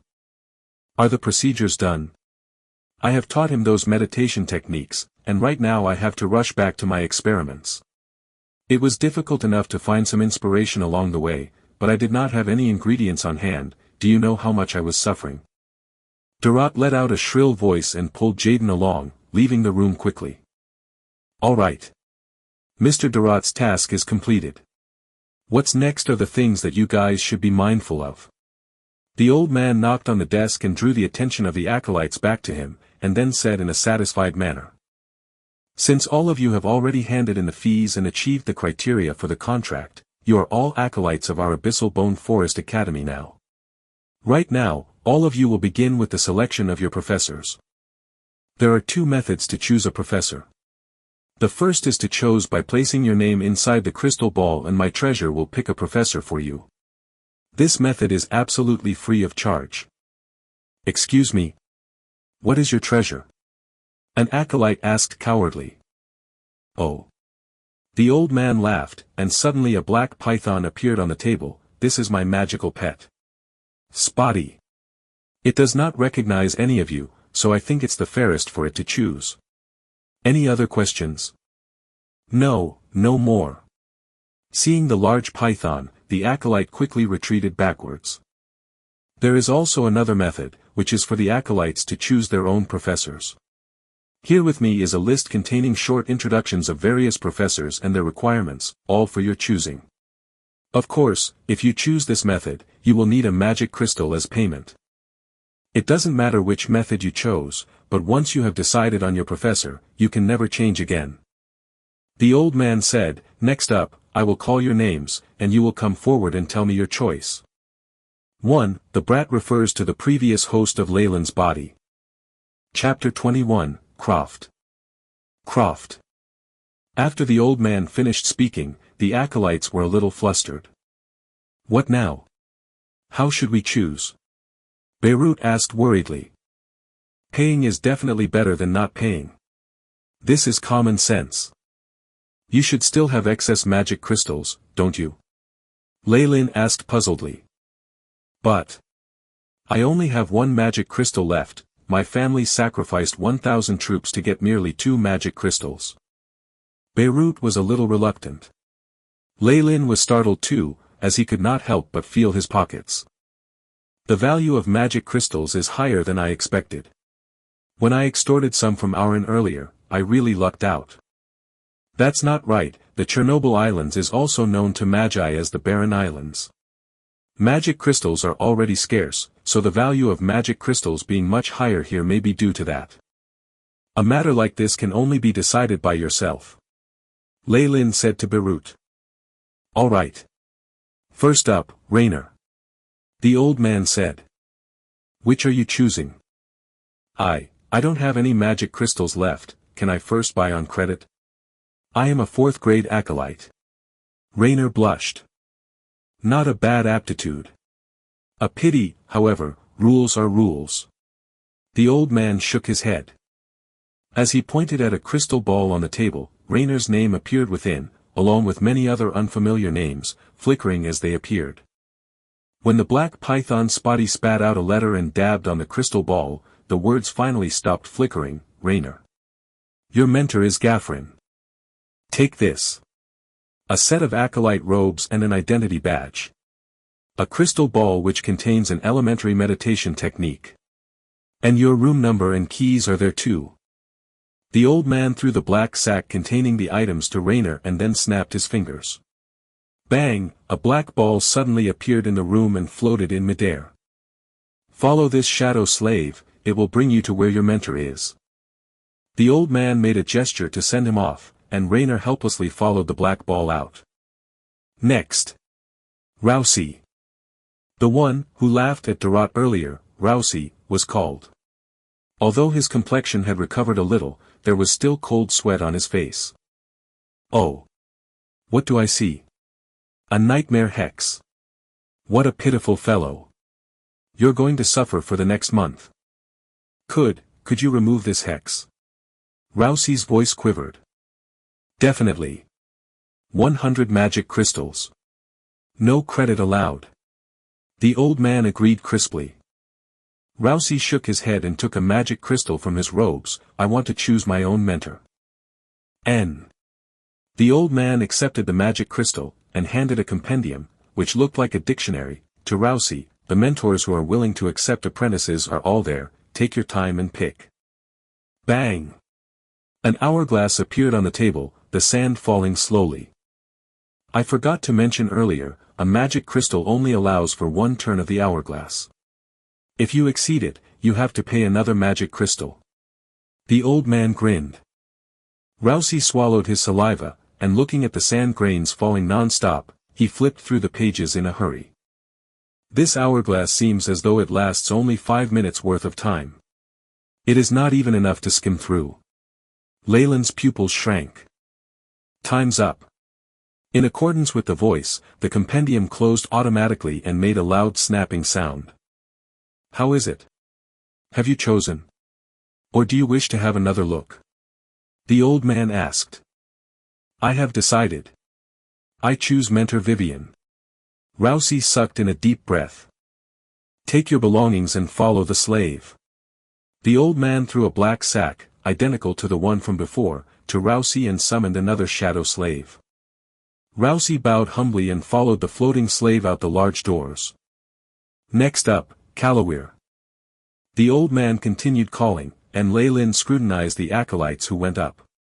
Kalawir seemed well off, as he paid 3 magic crystals and looked through the compendium before making a choice. As for Beirut, he did not pay the 1 magic crystal in the end.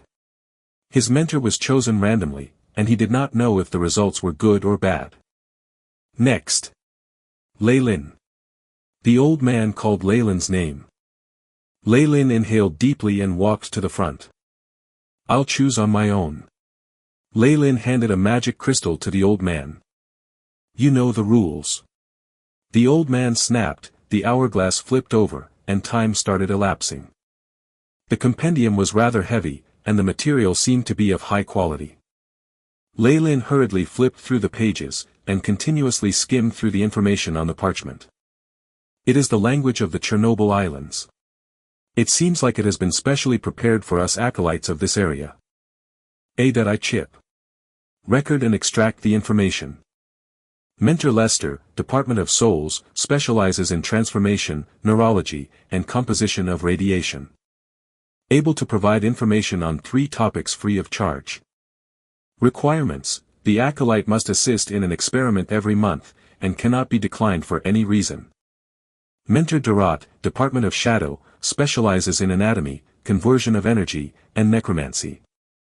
Requirements: acolytes must pay 1 magic crystal per month, and at the same time, cooperate with experiments. Mentor Croft, Department of Potioneering, specializes in medicine, herbalism, and neutralization of energy. Able to provide information on 1 topic free of charge.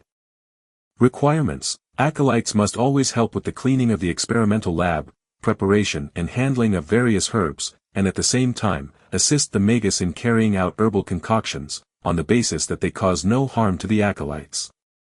Mentor Estelle, Department of Curses, specializes in curses, dissecting of human anatomy, and soul studies. Able to provide information on 5 topics free of charge. The category is chosen by the acolytes, and can guide acolytes in their studies at any given time. Requirements: cooperate with one experiment. Only one. The pages flipped, and let out a rustling noise. By the time the last grain of sand fell, Leylin had managed to flip to the last page. Your memory isn't bad, which is useful for your studies in the future. How is it? Who will you choose? The old man smiled and asked. Leylin closed his eyes. I chip. How is the collation of data?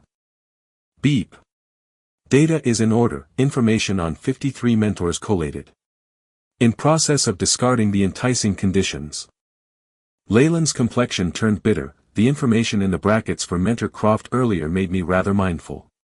It seems like the experiments of Magi are dangerous, and can actually jeopardize the safety of the acolytes. Croft is only doing experiments on herbal concoctions, but what of the others, like the shadow and necromancy experiments? No wonder the requirements given are so easy to meet, not needing to give payment for information. It was, in fact, so they could lure students who would cooperate for experimental testing. Although they might not have any adverse effects, it's all over once they do. I chip. Carry out the filtering process, with the conditions, to match with my current circumstances. Beep. The blue light flashed, and the light blue screen in front of Leylin flickered. More than half of the mentor's information was omitted, leaving only a miserable few choices, including Durot's. Mentor Durot, Department of Shadow, specializes in anatomy, conversion of energy, and necromancy. Requirements: acolytes must give 1 magic crystal each month, and at the same time, cooperate with experiments. Mentor Croft, Department of Potioneering, specializes in medicine, herbalism, and neutralization of energy. Able to provide information on one topic free of charge. Requirements: acolytes must always help with the cleaning of the experimental lab, preparation and handling of various herbs, and at the same time, assist the Magus in carrying out herbal concoctions, on the basis that they cause no harm to the acolytes. It seems like Durot's temper isn't too bad amongst the mentors. If not, he wouldn't have gone to fetch the new batch of acolytes. Leylin thought inwardly, a pity that my magic crystals are not enough, and he has Jaden already. I'm afraid there will not be much attention given to me. Also, the Shadow Department mentors all require acolytes to cooperate with their experiments and cannot ensure the safety of acolytes. This is such a fraud. Leylin helpless omitted the mentors of the Shadow Department. What's left is only this alchemy mentor. With the extreme and unique advantages that I have with my I chip, I can definitely make use of alchemy to earn money and buy knowledge related to the dark element. To others, Leylin had merely closed his eyes and made his choice right after opening them. I choose Mentor Croft. Alchemy. The old man was a little surprised. You wish to become an alchemist. The effort and resources invested are extremely horrifying. Do you want to change? I think Durot suits you well. Thank you, sir. Leylin earnestly bowed. I have a hobby for alchemy, and have also acquired some knowledge in this field beforehand. The mortal world's perception of alchemy is totally different from that of the world of Magi. The old man shook his head. Then, seeing Leylin's resolute gaze, he couldn't help but exclaim. Since you have already decided, so be it. After speaking, the old man took a quill pen and scribbled on the parchment paper. Here are your belongings, follow the shadow slave to where Croft is. The old man handed a sack over to Leylin. Leylin bowed deeply and even nodded to the remaining acolytes, before leaving through the large door. The black-colored ball floated in front and occasionally spun in a circle. Its speed was not too fast, and with Leylin's body of a peak preparatory knight, he easily followed along. From time to time, there were acolytes passing, but they did not look at Leylin in astonishment. Leylin followed the shadow slave and passed through several corridors, 2 large halls, and a garden. It then stopped in front of an area designed for experiment labs. The shadow slave turned translucent, and immediately passed through the door, leaving Leylin outside. Leylin was speechless, yet he did not dare knock on the door. Therefore, he just waited outside patiently. After a moment, there came a middle-aged man's voice. Leylin, huh? Enter. Yes. Lei Lin pushed open the doors of the experimental lab. A sweet and spicy aroma filled the laboratory room, mingling with the odor of poisonous fumes and liquids, which made Lei Lin furrow his brows. A huge table took up the space of almost half the lab, and placed on it were various test tubes, flasks and beakers, as well as some other apparatus that Lei Lin could not identify. This made Lei Lin recall his previous life.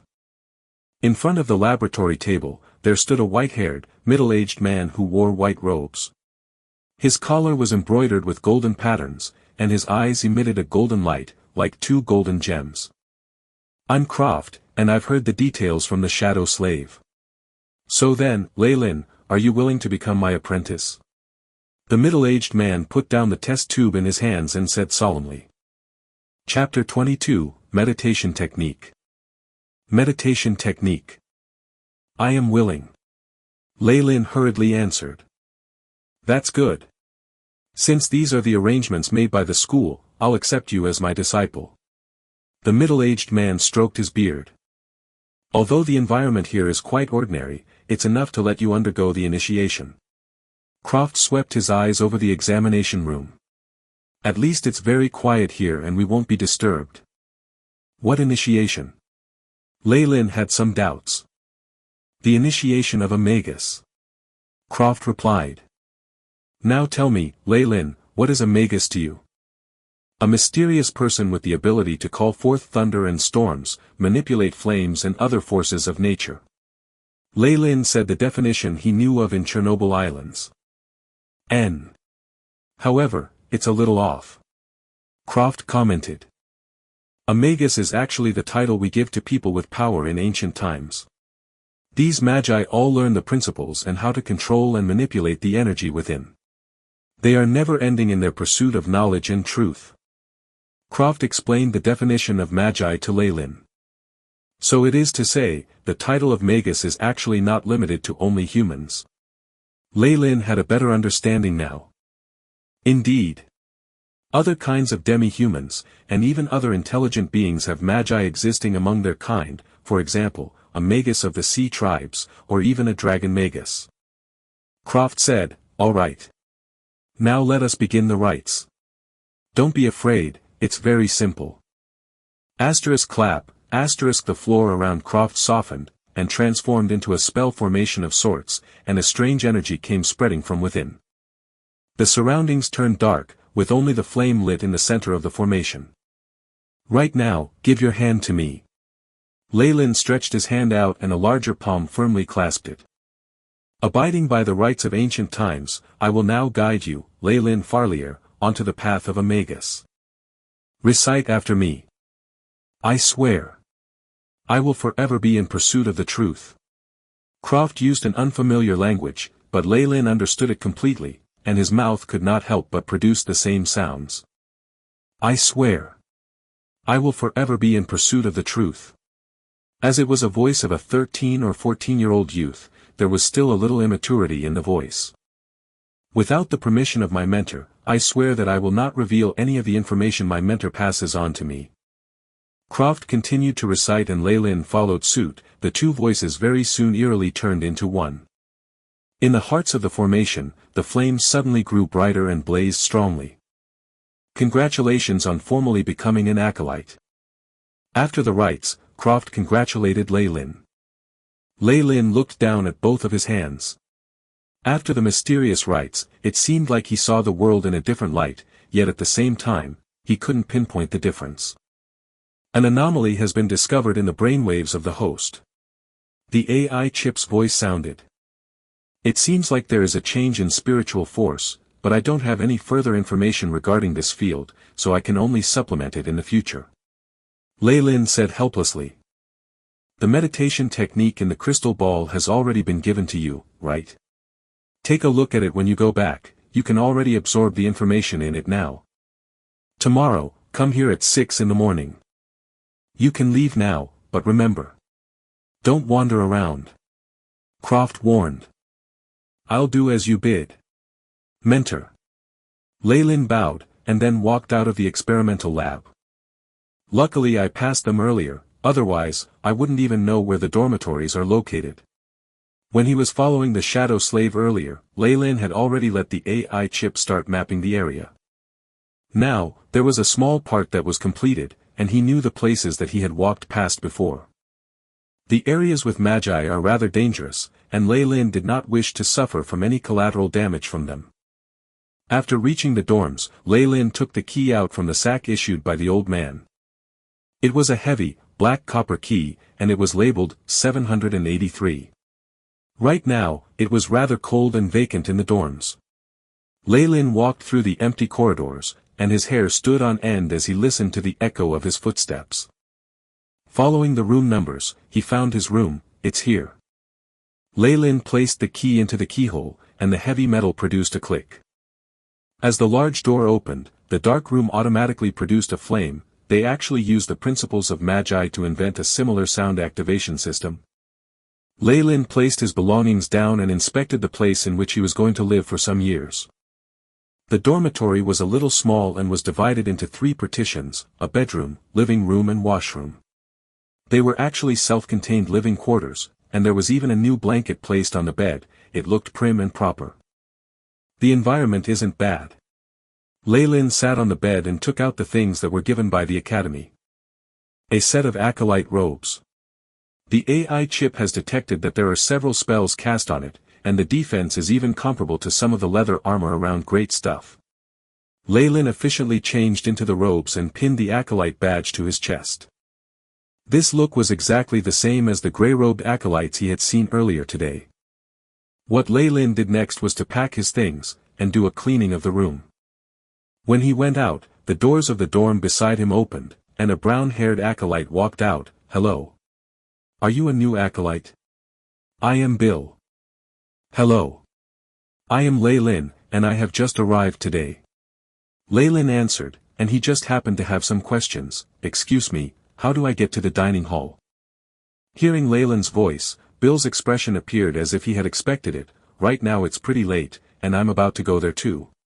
Let's go together. I couldn't ask for more. Leyland smiled gently, and closed his door.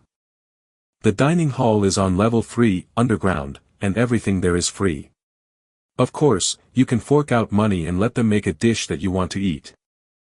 Bill led the way as he explained. I am from the Poolfield Kingdom, and you? Chernobyl Islands. Heavens. So far. You have definitely suffered along the way, huh? Bill was obviously a chatterbox, and Leyland managed to probe some information out from him. Bill was the same as him, a new acolyte, and only arrived 5 days earlier than Leyland did. As for the whole of Abyssal Bone Forest Academy, the professors numbered close to 100, while the acolytes numbered over 1,000. Oh right. Who is your mentor? Bill asked. Croft, an alchemy professor. Leyland replied. Alchemy? You're good. Bill was seemingly startled. Is it difficult to learn alchemy? Leyland was a little worried now. Not only is it difficult, the study of alchemy requires a huge amount of resources and ingredients. People who don't come from a good family background will rarely choose this. However, alchemists tend to make a lot of money after they have been certified. Bill gave Leyland a regretful look. You must have been randomly assigned a mentor during the selection, and then duped by that python Spotty. Oh really? Leyland rubbed his nose. All right. We're here at the dining hall now, take whatever you want to eat. The dining hall was extremely extravagant, and the food was more delicious than what he had on the dirigible. Everyone who sat here was also an acolyte, and there were no signs of a Magus. After dinner, Leyland bid farewell to Bill and then returned to his room. He sat on his bed, with the crystal ball clasped in his hands. I can finally start practicing as a Magus.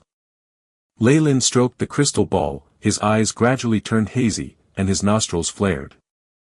A data interface has been discovered, start transmitting or not. The AI chip's voice sounded. Begin. At Leyland's command, an acute pain entered his brain, as if someone filled it with lead. This is. Leyland grabbed his head, and discovered that many images and words appeared in his brain along with the pain, and the first line was, elementary meditation technique. This information appeared out of nowhere and was firmly imprinted in Leyland's mind. After some time, Leyland finally recovered from the pain, but he was still feeling groggy. AI chip, defragment the data for the elementary meditation technique. Beep. Task established, beginning defragmentation. A blue interface started to flicker in front of Leyland's eyes. Beep. The data has been defragmented. 21.3% of miscellaneous information has been removed. Begin to transmit. Transmit. Leyland ordered. With the continuous transmission from the AI chip, Leyland began to gain an understanding of the elementary meditation technique for acolytes. Elementary meditation techniques are, as their name implies, special meditation techniques given to acolytes, and are the most basic of techniques. After many years of modification, they have already reached a nearly perfect stage, and the content of the elementary meditation techniques from the various academies did not differ by much. To be specific, they are similar to the visualization techniques from his previous world. An acolyte draws mind runes inside their mind to increase their spiritual force, and as they draw more mind runes, their spiritual force grows stronger. Every magi like to record all the precise details and processes down. In regards to acolytes, they have divided the practice into 3 levels: Level 1 acolyte, Level 2 acolyte, and Level 3 acolyte. As for the division between levels, it is seen through the progression of the elementary meditation technique. When one has the ability to meditate with 8 runes, they have passed the criteria for a Level 1 acolyte. Being able to meditate with 24 runes is the sign of a Level 2 acolyte. As for Level 3 acolytes, there seem to be other conditions needed. As for the meditation progress, it is closely related to a Magus aptitude. In regards to meditation practice, the superiority of a 5th grade acolyte is extremely obvious. They can become a Level 1 acolyte in only 5 to 6 days. No wonder Jaden, who was a regular human before boarding the dirigible, was able to use a magic artifact in just half a month's time. As for a 4th grade acolyte, the time needed to become a Level 1 acolyte is approximately 15 to 20 days. 3rd grade acolytes will need a month's time, 2nd grade acolytes will need half a year, and 1st grade acolytes will need several years. This difficulty in progressing will only increase when ascending to Level 2 acolyte and Level 3 acolyte, hence is it understandable for professors to favor acolytes with high aptitudes. After all, maybe one can receive the remuneration of a proper magus in a dozen years, with just a little more effort put in now. An independent file has been created for the meditation technique data, analyze or not. The AI chip prompted with a window. Begin analyzing. In the process of analyzing. Progress, 0.11%, the AI chip showed the current state. This crystal ball seems to input the information directly into the acolyte's brains, but the method is a little too crude and it does not care if you remember it completely or not. But the AI chip is able to defragment and store it directly in the memory bank, and is even able to aid by analyzing the process. Leyland indifferently compared the differences between the two. Chapter 23, Within the Academy Compounds. Within the Academy Compounds. Tick-tock. Tick-tock. The hands of the bronze clock in the room swiveled around once more, as another hour passed. The first mind rune has been analyzed, start transmitting or not. The AI chip prompted. Has it finally been analyzed? Begin transmission. In this period of time, Leyland had also been studying the blueprints of the meditation technique, but it was to no avail. The mind rune appeared as a 3D image and the patterns inside were extremely complicated, with no room for errors. To display this image in book form, not only would the author need to have outstanding training in the fine arts, but the reader's comprehension skills would also be put to the test. Leyland estimated that regular acolytes would need to spend a good number of days to even begin to understand a single mind rune, before starting to construct them in their brains. However, with the AI chip, it was done in a matter of hours. This pace may very well be comparable to a 4th or 5th grade acolyte. Leyland estimated. After the AI chip's transmission, Leyland had already completely comprehended the structure of the first mind rune. It was in the shape of an without the horizontal line in the middle, and was filled with patterns and helixes, making one dizzy the more they looked at it. To begin the meditation, I must first have peace of mind and imagine a serene lake. Lei-Lin slowly closed his eyes. In the dimly lit room, the youth sat cross-legged and closed his eyes, as if he was in a slumber. After an unknown period of time, there were a few spots of lights flickering in the youth's surroundings. They entered the body of the youth, and very soon they disappeared. Lei-Lin's eyelids fluttered, and he opened his eyes. So tiring. It seems like the meditation technique and a night's breathing technique is the same. There is a time limit. AI chip. Check my body's status. Beep. Scanning the host's body. The host's brain cells have been stimulated, and all of the cells in the body have increased in activity as a whole. Beep. The host's vitality has increased by 0.05. Oh. Meditation techniques, there's no doubt that they are cultivation techniques for magi. I can feel that the key purpose of this meditation technique is to increase the spiritual force, and the increase in vitality is only an added benefit. The spiritual force affects my stats.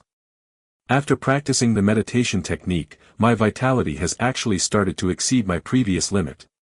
Lei-Lin's expression was complex, and there was an indescribable joy in his heart. According to the introduction in the data, sleeping right after meditation will provide the most optimal effects.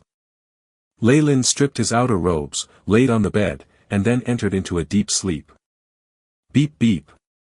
The alarm is ringing. The AI chip's voice rang and brought Lei-Lin out from his sleep. It is already the time that I set my alarm for. Time really passes quickly. Lei-Lin stretched lazily and saw that the clock showed the time as 5:30. I'd better hurry up and tidy up. I still need to see Mentor Croft. Lei-Lin washed up quickly, went to the dining hall and gobbled down a bread for his breakfast, and then rushed to the experiment lab from yesterday. Good morning, sir. Lei-Lin greeted. He noticed a female acolyte beside the white-haired Croft. She had fine curves and looked beautiful, and seemed to be another apprentice of the professor. You attempted the meditation technique? Croft furrowed his brows. How did it feel? My head ached, and I felt a little dizzy. This is a common after-effect of the transmission from the memory crystal ball. You just need to get more rest during this period. Croft said. Come, let me introduce you. This is Bicky, my other apprentice. This is Lei-Lin, the new acolyte from yesterday. Hi. Bicky bowed, giving a virtuous greeting. Hello. Lei-Lin placed his right arm on his chest and displayed the elegance of a noble. Bicky is your senior. Besides her, you also have another senior called Merlin. His potioneering skills are excellent. Croft said to Lei-Lin. Merlin has been called a once-in-a-century genius of potioneering, and is regarded as the most likely successor of our mentor. Bicky added. Ha! Indeed. Merlin has shown outstanding talent in potioneering. If there is anything you don't understand, you may seek his help. Once he mentioned Merlin, Croft's face revealed a smile, and he seemed extremely satisfied with that student of his. So Lei-Lin, are you familiar with my rules? I have seen them when going through the professor requirements during the selection of mentors. Lei-Lin nodded. Okay. From now on, you have to come here every day and help with the cleaning up, but you may go listen to the free lessons during breaks. As for the benefit of being under me, which is receiving information on a topic, you can choose and ask me after learning the basics. Croft said. Thank you, sir. Lei-Lin hurriedly bowed. Right now, he had no inkling whatsoever about the Magus world, so even if Croft wanted him to choose, he would not know which was best. It was only right to choose at a later time when he could reap the most benefits. Right now, I will give both of you half a day's break. Let Bicky accompany and show you around the academy. Bicky, tell him about the few restrictions. Yes. Lei-Lin and Bicky nodded their heads and left the laboratory. This is the residence of the professors. Acolytes usually aren't allowed to enter. This is the trading post, where acolytes can make transactions with others. And here, we have the mission area. The different missions and levels will be written on this stone wall. Acolytes can complete these missions and obtain contribution points and magic crystals. Bicky's voice was extremely pleasing to the ears, and she was beautiful too. Her personality was also lively. Leyland's mood improved a lot by spending time with her. The two of them strolled through the academy. It was mostly Bicky leading Leylin around, as she spoke of a few places and restrictions along the way. Unknowingly, the two of them walked into a garden. Fail, well done. Good, once more. The sound of voices caught Leyland's attention. In the middle of the garden, a group of acolytes were standing around a large, sturdily built youth and chatting continuously. In the center of the crowd was a youth with a bright silver hair, with dark green eyes, and he seemed to have some sort of strange charisma. That is Senior Fail. He's a genius. He became a level 2 acolyte just half a year after entering the academy. Bicky's eyes were widened, and her face shone radiantly as she muttered. This expression. It seems like Bicky has a good impression of this Fail. Leylin rubbed his nose. Bicky. Bicky. What is it? Only after Leylin called out to her several times did Bicky avert her gaze. At this moment, her face was a little flushed. Oh. I wanted to ask, why are there so many plants here underground? Leylin sniffed a red flower. The flower had a strong fragrance. There are huge patches of sunlight moss on the roof of the gardens, and these mosses can emit a light similar to sunrays, hence plants can also grow underground in here. Bicky explained. Oh. Leylin nodded his head and wondered if he should come here more often in the future to bask in the sunlight, since being exposed to more sunlight was not bad for a person after all. Seeing Bicky's reluctance to leave, Leylin purposely pretended to have a strong interest in the garden, until Fail and the others left. Only, Bicky would only glance at Fail secretly, although she did not muster any courage to walk up to greet him even after such a long while. This made Leylin roll his eyes, as Bicky's attitude towards romance can be considered rare in this academy. The academic area will often post the following day's class schedule, and there are many free and public lessons to choose from. As a newbie, you cannot afford to miss these. After leaving the garden, Bicky brought Leylin to the academic area, and pointed to a large wooden board. In front of it were many other acolytes who were taking down notes. Free public lessons. That means there are lessons which one must pay for.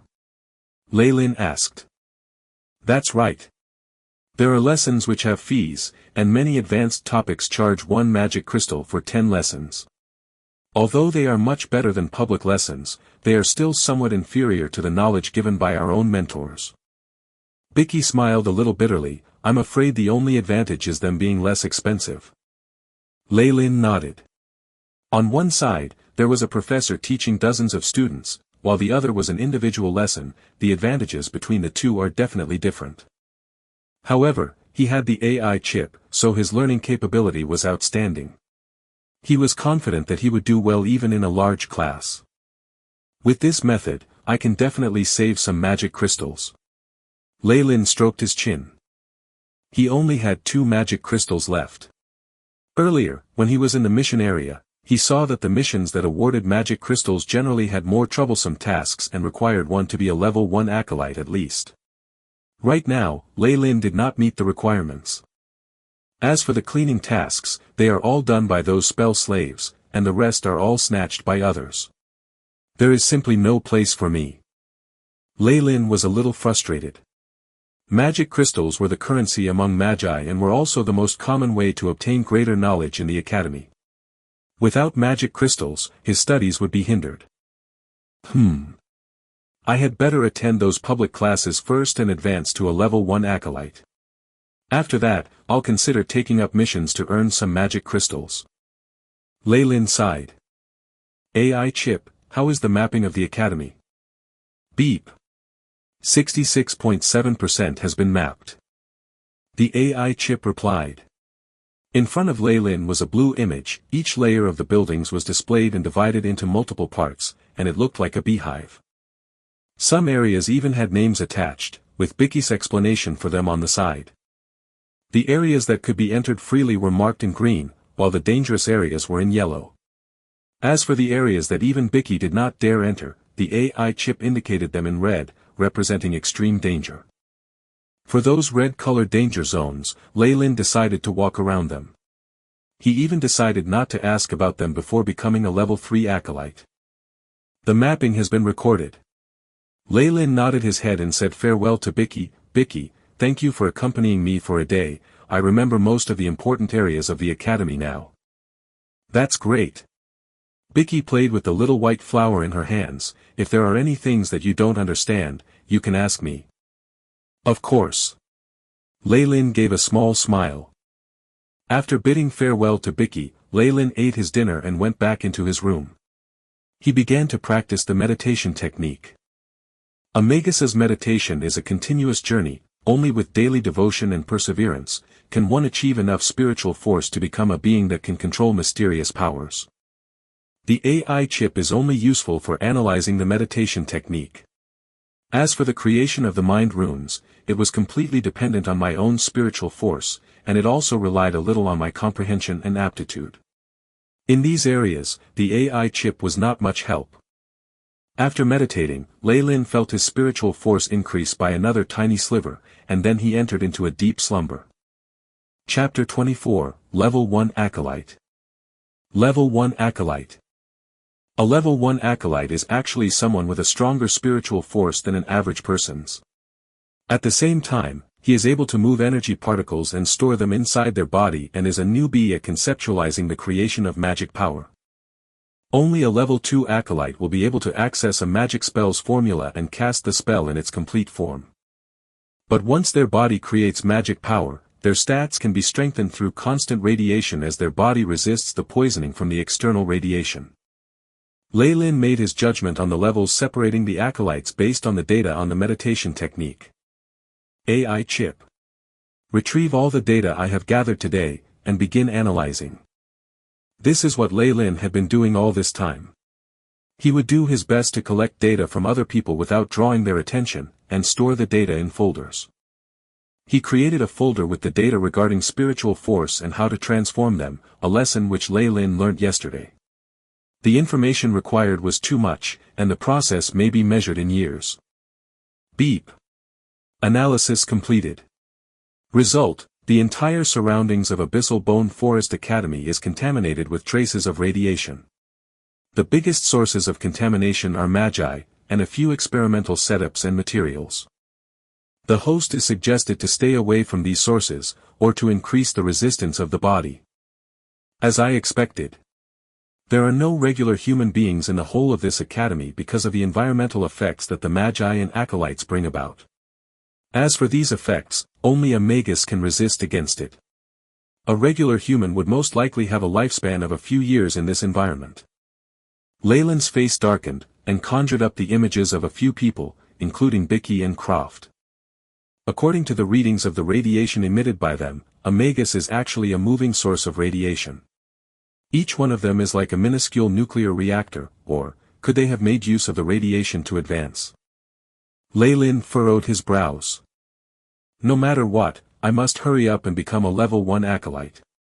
The longer I take, the greater the damage my body will receive. Lei Lin was resolved. In the next 2 weeks, Lei Lin would report to where Croft was every day, assist in the cleaning of the experiment lab, and sort out a few insignificant experiment resources. In this period, he had seen Croft's genius apprentice Merlin, who was also his senior. Merlin was extremely tall and had a very taciturn personality. He constantly pored over his experiments.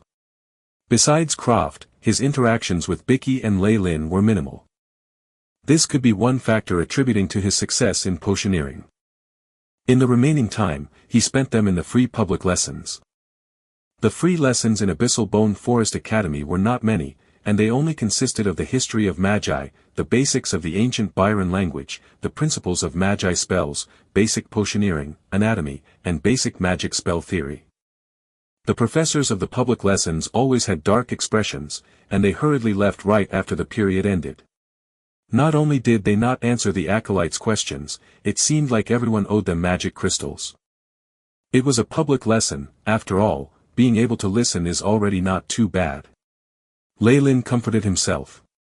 He had the AI chip and could record the lessons completely. In the future, he could always take them out for reference when he revises. As for the other acolytes, they were in a worse state. If they did not understand, there was always a price to pay to obtain information from the professors or other acolytes. Lei Lin was even prepared to earn some magic crystals by giving away information from these public lessons. Today's topic was really difficult. The image of that barren lizard's anatomy was only shown for a few seconds. I did not even have time to look at it clearly. Bill complained. There's no choice. The study of anatomy is a very broad topic, and the images are aplenty. Classes will not end if they're not taught fast enough. Lei Lin replied by his side. He was neighbors with Bill, and both of them were fresh acolytes, so they often attended classes together. Their friendship considered pretty well. As for Kalawir and the others, because they were designated to various mentors and lived rather far away, they barely maintained their relationships. Professor Marlene's anatomy classes are prerequisites for more advanced topics, so we have to learn it. Bill was a little frustrated. Lei Lin, did you remember everything from earlier? To memorize everything is impossible, but I have taken notes on most of the diagrams and the images depicting the vital body parts. Lei Lin concealed his trump card. So awesome. Could you tutor me after classes? I will fork out one magic crystal. Bill made up his mind. I want to major in transfiguration, so I must excel in anatomy. No problem. Lei Lin smiled and nodded his head. The information of the few paid lessons in the academy was not allowed to be traded in private. But as for the public lessons, there were no such restrictions. Lei Lin had asked around, and it seemed that the higher-level acolytes did not think much of these measly wages, while the lower-level acolytes did not have much confidence to teach and failed to meet the requirements. Hence, this benefited him greatly. However, you know that I have to undergo meditation at night, so let's schedule the lessons right after dinner. 1-hour lessons for a week. How is it? Lei Lin asked. No problem. Bill answered. This amount of time was similar to that of the paid public lessons, but the tutoring was done one-on-one, so it was a fair price. After dinner, Lei Lin went to Bill's room and tutored him on the topic of anatomy. After an hour, he returned to his dorm. Playing with the magic crystal in his hand, Lei Lin nodded his head. Bill knows how to conduct himself, and he has already paid the fees up front. Placing the black crystallized object onto the bed, Lei Lin took out the black sack hanging from his waist and poured the contents out on the bed. A total of 4 black magic crystals were dropped onto the bed, bouncing slightly. I am a new acolyte and have only studied for half a month. Apart from Bill and some others, no one believes in my abilities. I have only earned 2 magic crystals so far. AI. It's hard to earn money through tutoring, and it takes up a lot of time. Senior Merlin can brew a random potion and earn 10 times faster than me by selling it. Potioneering masters are rather rare amongst magi, and a huge investment is needed to become one. However, after succeeding, one can make money at a terrifying pace. Almost there. I have a feeling that I will become a level 1 acolyte tonight. After reaching level 1 acolyte, I will be able to move the energy particles in the air. Not only will I be able to resist the radiation from the academy's buildings, I will also be able to attempt to experiment with basic potion brewing. Lei Lin's eyes flashed with excitement, but very soon he recovered the magic crystals on the bed properly, exercising restraint. He then sat cross-legged on the bed and began the meditation for the day. The air in the room quietened down, and only the faint sounds of Lei Lin's breathing could be heard. Lei Lin's chest moved with an undulating pattern and his expression was serene, with only some restless movements beneath his eyelids. After about an hour, several black spots of light radiated from Lei Lin's forehead, just like fireflies. These light spots hovered around Lei Lin and finally entered his orifices. It looked a little eerie. Who? After the black-colored spots of light entered Lei Lin's body, he felt his whole body shudder. The muscles on his face twitched, and large beads of sweat rolled down. Very soon, he returned back to having a peaceful state. After some time, Lei Lin opened his eyes. I have finally advanced to a level 1 acolyte. This speed of half of a month is slightly inferior to a regular 4th grade acolyte's. Originally, I could have advanced 5 days ago, but I stopped to stabilize my spiritual force. There were few difficulties in advancing this time, which may be attributed to that. The one reason for prolonging the date of advancement was to stable the spiritual force, and another was to keep a low profile. A regular 3rd grade acolyte must take around a month's time to turn into a level 1 acolyte after receiving the meditation technique. As for half a month's time, that was the measure of a 4th grade acolyte. Lei Lin did not want to undergo any tests caused by suspicions of him having the wrong aptitude. If the AI chip was discovered in the end, not only would it be lost, his life might also be in danger. After all, the AI chip now has undergone changes after transcending dimensions. It has already fused together with his soul and cannot be separated at all. According to the estimations of the AI chip, a level 1 acolyte spiritual force is roughly double that of an average adult. Moreover, spiritual force seems to have a life of its own, strongly attracting the energy particles in the air towards it. Lei Lin stretched his hands, and a layer of black-colored light wrapped around his arm, like a layer of cotton candy. It also felt a little cooling. I have the highest elemental affinity with the dark element, and will choose to cultivate on the path of the dark element. This was the plan that I set for myself since long ago. As for the energy particles of fire and the other elements, I shall just keep a few of them to use it to my advantage. In future. Pa! Lei Lin snapped his fingers several times, and a layer of faint blue light lit up on his body. What followed next was a layer of steam, which made Lei Lin's clothes wet. This is similar to taking a shower. Lei Lin smiled, and then a layer of red light shone. As Lei Lin's body was enveloped by the red light, water vapor emitted from his body. Very soon the water was all evaporated, and the room seemed to be a little humid. After becoming an acolyte, I am able to use these energy particles for simple daily activities. This is really convenient. Lei Lin exclaimed again, and asked, AI chip, have you recorded the processes earlier? Beep. Recording done, please provide a name. Simple usage of water element and fire elemental energy particles. Beep. The renaming is done, storing in data bank. With the help of the AI chip, Lei Lin had one of the best comprehension abilities for the usage of energy particles amongst the level 1 acolyte. Lei Lin smiled, but as he was about to stand, he suddenly felt giddy. I overspent my spiritual force earlier. Lei Lin realized the reason and smiled bitterly. The spiritual force of a level 1 acolyte is still too minuscule. To properly use the energy particles on a daily basis, I must only do it when I am a level 3 acolyte at least. Lei Lin rubbed his temples. I already meditated earlier, so now I can only sleep to replenish my spiritual force. He hurriedly straightened out the room and entered into a deep sleep. The next morning, Lei Lin was filled with vigor as he got off the bed and headed to Mentor Croft's experiment lab. Oh. This energy movement. The white-haired Croft was startled, and immediately looked at Lei Lin who had walked in. Lei Lin, you have broken through. Yes. Lei Lin humbly lowered his head. It has only been 20-odd days since you started meditating. It seems like your aptitude amongst the 3rd grade acolytes is outstanding, and it almost reaches that of the 4th grade acolytes. Croft smiled with gratification. Chapter 25, Elementary Potioneering. Elementary Potioneering. Professor. I have already become a level 1 acolyte and have understood the basics from the public lessons. Lei Lin said softly. I know, you wish to choose the subject for the knowledge I am providing. Croft interrupted Lei Lin's speech. I heard that you have already been teaching other acolytes information from the public lessons that you've attended to earn magic crystals. It seems like your learning and memorizing abilities are rather outstanding. From what I see now, you have the capability to learn an information of a higher tier. Thank you. Lei Lin bowed deeply. Lei Lin had some understanding towards the paid lessons in the academy. Although professors have information on a higher level, it was only their own findings.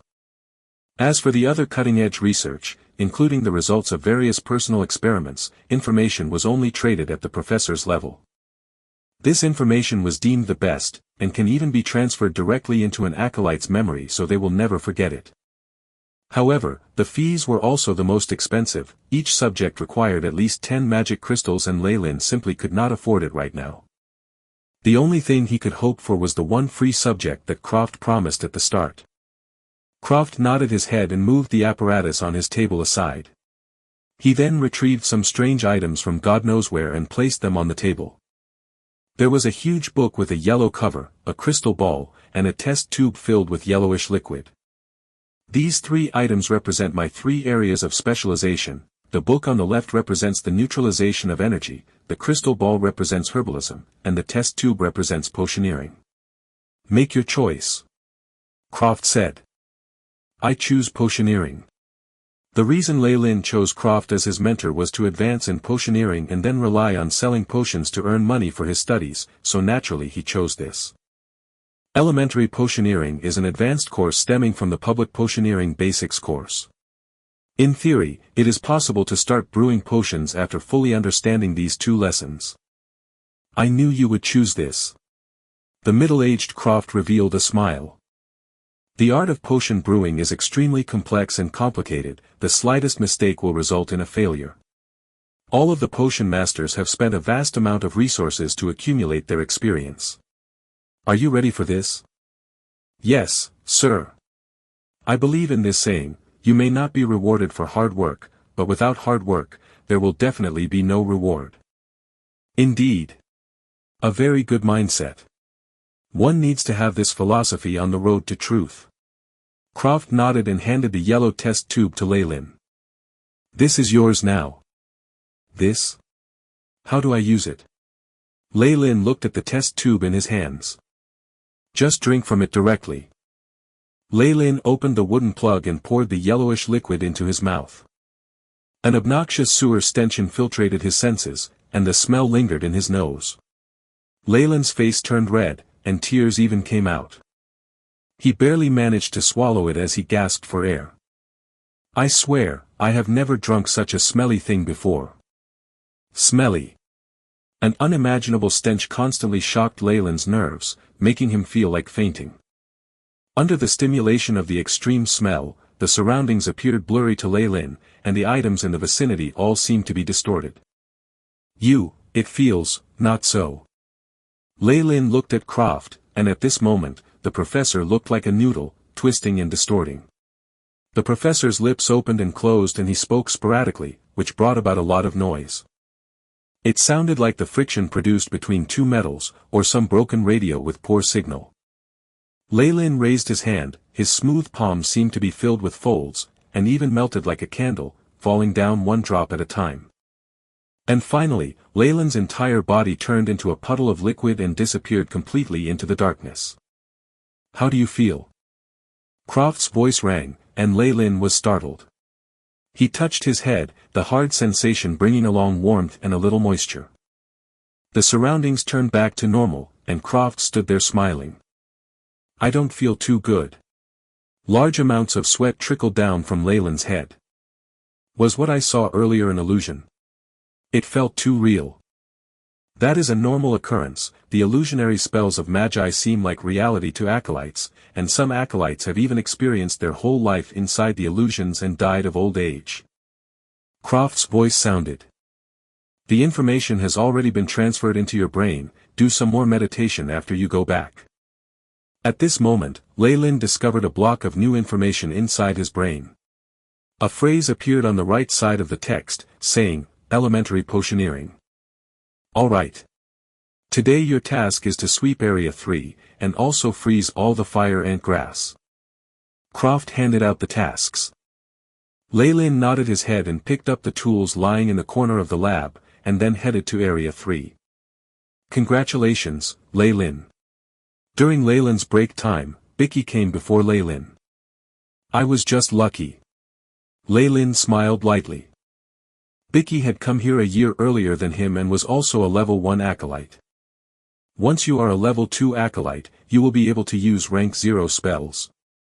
Also, the mind runes will only get increasingly difficult. I still have to persevere for at least another year of meditation before I have a chance at advancing. With the AI chip, Lei was fully aware of the situation he was in. On the other side, Merlin, who was boring over his experiments, raised his head and forced a smile that was uglier than crying. Lei nodded his head in acknowledgement. He knew that this senior of his had burnt the muscles of his face in an experiment and was now unable to make any facial expressions. Magi experiments are really treacherous. Lei shook his head.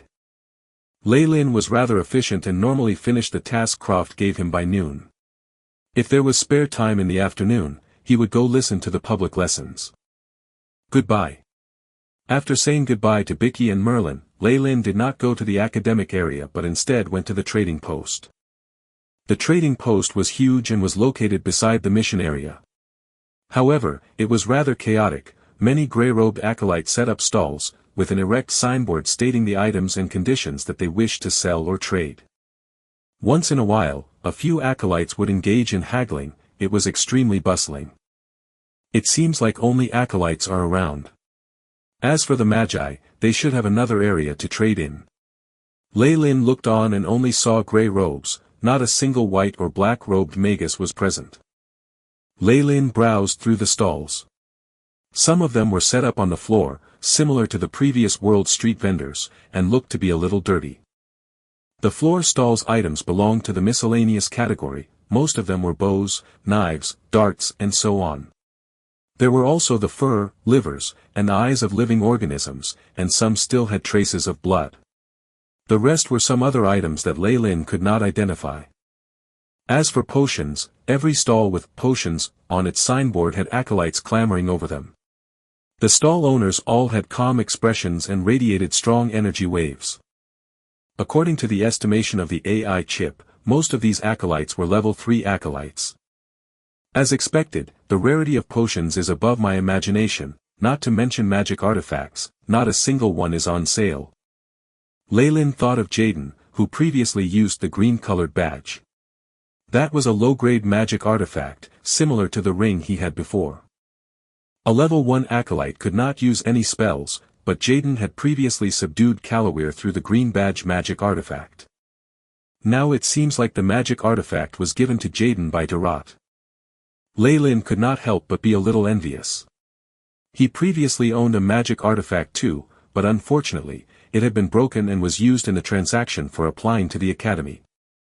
With these conditions now, it would be extremely difficult to obtain another one. Lei looked at the goods on display as he walked towards the center of the trading post. There were a few wooden huts here, and they seemed to have higher standards compared to the surroundings. The acolytes who occasionally walked in and out radiated strong energy waves. Lei casually walked into a shop selling potions. What do you need? The shop owner was a fatty and wore a gray robe. He looked to be a little lazy. According to the readings of the AI chip, he was also a level 3 acolyte and even carried a magic artifact. I need a set of equipment so that I can practice brewing potions. Lei said unhurriedly. Another one who is dreaming. And it's actually a level 1 acolyte who wants to try brewing potions. You think you're Merlin? The fatty scolded him. Excuse me, Merlin is my senior and we have the same mentor. Lei replied.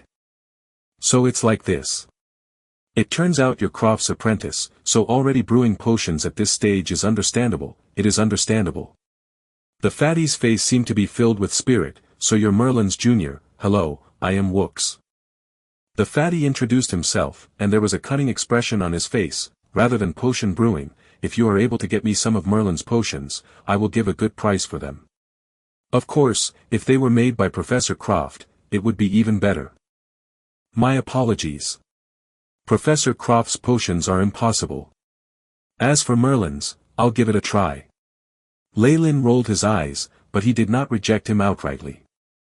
Now, can you give me an introduction of the apparatus? Oh. Of course. Of course. The fatty rubbed his hands and placed a few sets of glass apparatus on the wooden table. There is all of this. They are second-hand, but they are still usable.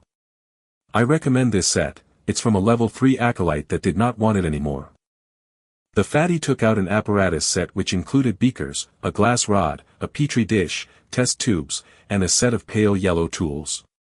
It seemed rather complete. Lei-Lin examined the equipment with his hands. According to the analysis of the AI chip, the quality of this apparatus set was average, but it was enough for him to use. "I'll take this one then."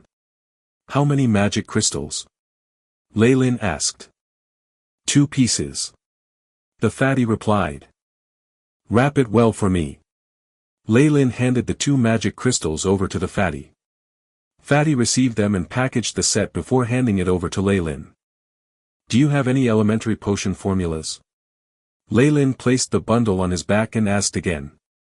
"Yes. I have formulas for strength potions, hemostatic potions, and bug removal potions. Which one do you want?" "The strength potion." These were all elementary potion formulas, so Lei-Lin simply picked one. "Give me a set of ingredients as well." Chapter 26, Starting Attempts. Starting Attempts. The fatty Wooks took out a black-colored box from a shelf behind him and placed it on the table. He also took out a sheet of parchment from under the sales counter. It seemed to be extremely old, with the ends a little torn. 1 copy of the strength potion formula, 1 magic crystal. 1 set of ingredients, enough for 10 tries, 1 magic crystal. Lei-Lin opened the black-colored box. Inside were 10 crimson-colored fruits arranged neatly, which seemed to have traces of cracks on their surface, and beside them was a root of some green plant, and a bottle of black powder.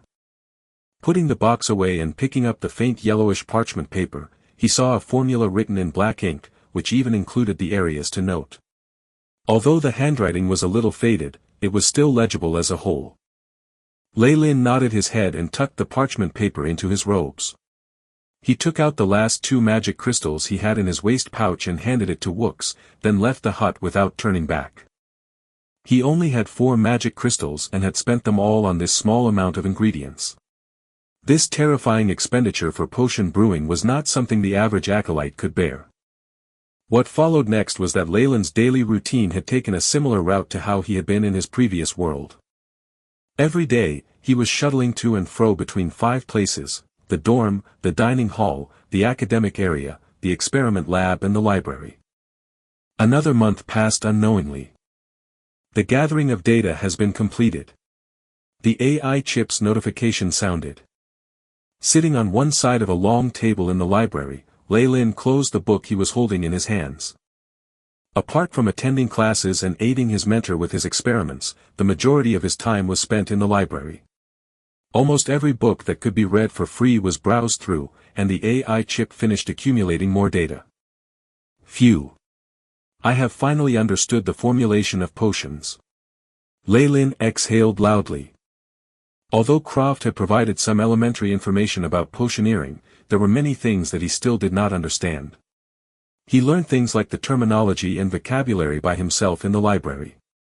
If he wanted a professor's explanation he would have had to pay a fee. However, it was a pity that Lei-Lin had turned into a peasant with 0 magic crystals. Many acolytes who were embarrassingly short of magic crystals did the same thing, browsing through the variety of free information in the library. However, they did not have Lei-Lin's AI chip, so they usually needed a dozen days to a month to find what they wanted in the library. As for Lei-Lin, he had now recorded all the information that was available to him in the library already. He even made a search function for it, so the information would be at his perusal if he met with any questions in the future. However, even elementary potioneering was considered higher-tiered information. Even with the constant analyses from the AI chip, Lei-Lin only knew about 1/3 of it, but that was already extremely useful to him. At least now, when he looked back at the basics of potioneering, it was like looking down at the tiles from the roof of a tall building. As for the elementary potion brewing and the strength potion formula, they had been fully analyzed, so it was time to put them into practice. My accumulation of knowledge is already enough, I'll begin brewing the strength potion today. Lei-Lin placed the books back on the shelves and left the library. A female acolyte with brunette hair raised her head and glanced at Lei-Lin, before returning her attention to the black book in her hands. The library had many acolytes, and yet they were all well behaved and extremely quiet. It was very suitable for reading, and one of Leyland's favorite hangouts. "Hey! Leyland." When he walked out of the library, an acolyte greeted him. Leyland raised his head. "Ryan. Kalawir." Kalawir wore the grey robes of an acolyte, and his original haughtiness had lessened. "Congratulations on becoming a level 1 acolyte." "Thank you, congratulations to you too." Leyland replied with a smile. He too had sensed that Kalawir had turned into a level 1 acolyte. The few of us in the clique have already turned into level 1 acolytes. Kalawir stressed the first few words and seemed to have automatically excluded Guricha and the others.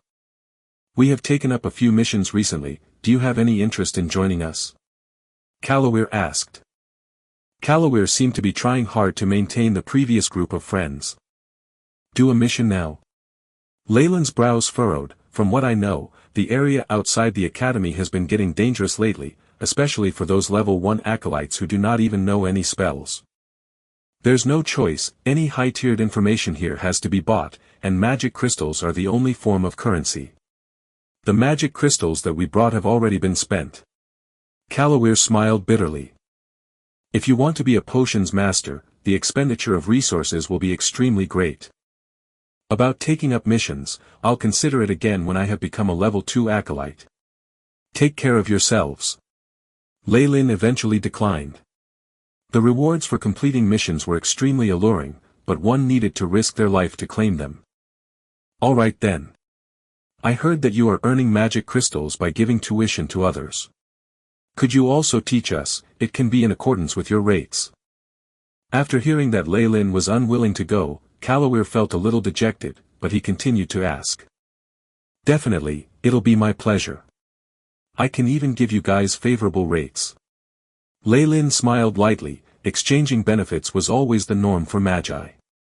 Both sides decided on the location and date, and then Kalawir and his party left after that. Seeing their departing figures, Leyland's eyes flashed. He is still roping people in. What a pity, Kalawir has still not understood that in the world of Magi, one's own strength holds the most importance. Shaking his head, he returned to his dorm. Every acolyte in the Abyssal Bone Forest Academy had a dorm of their own, so secrecy and safety were not an issue. Leyland locked the door and hung up a "Do Not Disturb" sign. Only then did he return to the room beside the bedroom.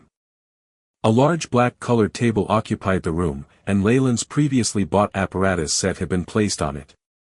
After a few attempts at practicing, I am now a little more familiar with these apparatus, and I finished analyzing the formula for the strength potion today, so it's about time to start.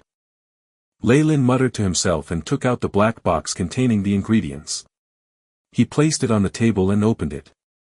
The crimson fruit, green stem and bottle of black powder appeared before his eyes. Leyland's fingers stroked the surfaces of these 3 items. AI chip. Measure the activity within and establish a model. Establishing scan. In the midst of gathering data, beginning construction. Begin the simulation of the experiment. Seeing the AI chip complete its task, Leyland gave it another command. Simulation of model in process. Strength potion formula. Estimated time consumed, 2 hours 21 minutes. As expected, it's possible. Leyland smiled jubilantly. Even for identical ingredients, the slightest deviation would result in different results when making the potion. As for qualified potions masters, they must make use of their experience and put the theory into practice, then make adjustments to obtain the desired properties of the potion. This field only relied on raw talent and the future accumulation of experience. As for the AI chip, it was able to scan and produce simulations, resulting in a success rate that was much higher than for many other acolytes. Leyland patiently waited for some time, and then heard the AI chip's voice. The simulation of the model is completed, success rate, 23.6%. A success rate close to 1/4. Leyland was in ecstasy. A regular acolyte will always fail on their first attempt at brewing potions. As for me, I'll be able to have a 1 in 4 chance of success if I follow the AI chip's instructions. Begin transmitting the process for the experiment. Beginning the transmission of data. A few images flashed by Leyland's eyes as if he had already practiced making these potions countless of times. Various scenarios and their suitable responses, as well as the preparation of ingredients, were all presented in front of him. It's time to start.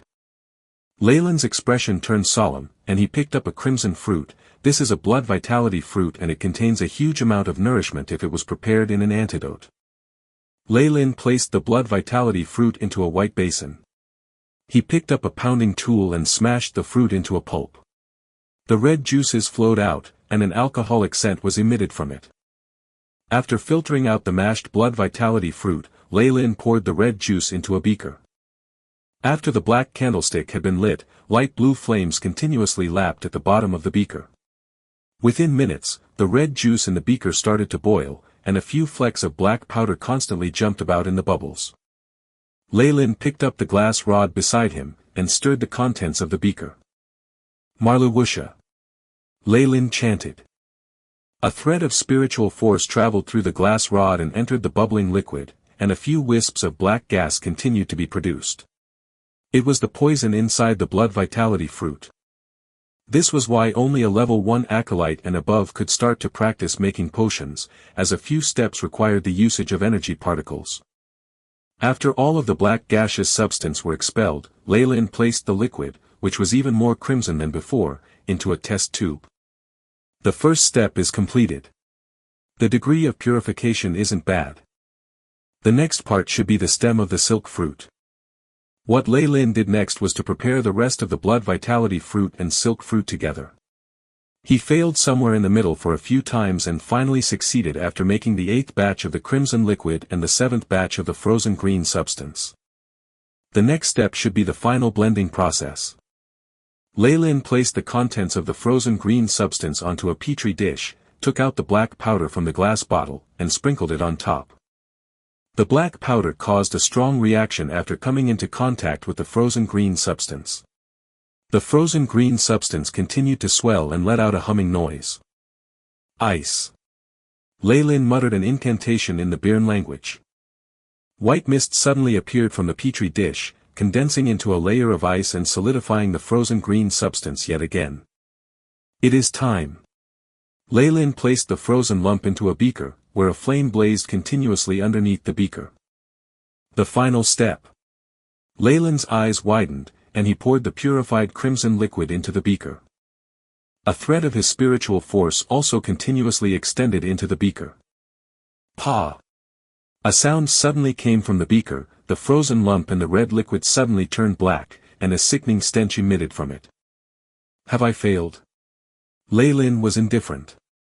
AI chip, analyze the reason. Beep. In the process of analyzing, conclusion, the host's spiritual force was unstable, and the temperature of the flames caused some distortion. The AI chip replayed Leyland's earlier actions and revealed the reason for failure. Chapter 27, Successful Potion Brewing. Successful Potion Brewing. Leyland dumped the failed experiment residue into the bin and inhaled deeply. Again.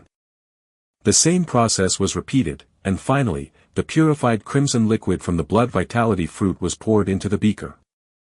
This time, Leyland shifted all his concentration onto the beaker and continued to adjust the temperature of the flame below it. The red liquid and the frozen green substance continued to merge together, turning a faint yellowish color. Green life, blood red vitality. Under the interference of the willpower from the depths of the abyss, you shall fuse. Furikasha Keliasan. Leyland chanted the final phase of the incantation. The various colors in the beaker continued to fuse together as he chanted. The substance finally turned into a faint blue color liquid and emitted a fragrant and alluring scent. It's completed. I successfully brewed the strength potion. Leyland smiled lightly and poured the light blue liquid into a tiny test tube. The liquid in this finger-length test tube can provide the nourishment that a person needs for 7 days, and also ensure that the person's physical body and mental energy will be vigorous. It is a favorite for people who work on long experiments and adventurers. The normal price is 5 magic crystals. Leyland shook the test tube, and the potion inside glowed enchantingly under the light. One night passed, Leyland looked at the 3 light blue test tubes that he held absent-mindedly. With 10 sets of ingredients, I succeeded 3 times and obtained 3 potions. This news definitely cannot be leaked out, otherwise, I will not be able to explain myself. Lei Lin resolved, and destroyed the 3 test tubes containing the potions. What a pity. Lei Lin was a little heartbroken. These 3 potions are worth 15 magic crystals, but the production cost is only 1 magic crystal. This potion industry has a crazy profit margin of over a dozen times its cost. But I'm unable to sell them now. Arf. Lei Lin was rather exasperated. Not only can I not sell the potions, I still need to earn money to buy ingredients to continue my experiments and put on a facade of failure. I can only sell the most basic of potions after half a year. This estimate was based on Merlin's success rate. He did not want to stand out and attract too much attention. Hence, he had to perform a little worse than Merlin. Merlin had a huge amount of ingredients and continuously practiced brewing back then. Only after a month did he manage to brew his first potion. Lei Lin did not have many magic crystals, so he could only show his talent in potion brewing after half a year. He was, after all, an apprentice of the potions professor, and when he finally brewed his first potion successfully after half a year of failure, he would only be labeled as an ordinary talent as an apprentice of the potions professor, which was extremely logical. Potions absolutely cannot be sold in large quantities within the academy grounds, unless I am able to find a black market. But traveling outside the academy is too dangerous. Lei Lin shook his head, tidied up the experiment apparatus, and walked out of the room. This also proves that having such a high-precision AI chip gives me a huge edge over others in tasks with troublesome details. What's next is to continue to focus and break through to a level 2 acolyte. After I have the ability, I will abide by this cycle of selling potions, earning magic crystals, and gaining knowledge. Lei Lin still needed close to a year's time to break through to a level 2 acolyte, according to the calculations from the AI chip. After all, it would get increasingly harder to construct the 24 mind runes as the runes multiplied, and he also needed to accumulate more knowledge. In this period, I can constantly gather data and finish compiling the information on spiritual force. This will be very useful to me in the future. Unknowingly, another half a year passed just like that. A brown-haired youth lowered his head as he walked on the black-tiled pavement as if he was deep in thought. This youth looked to be only 13 or 14 years of age and had brown hair. His face was unusually pale if it had not seen the sun for a long time.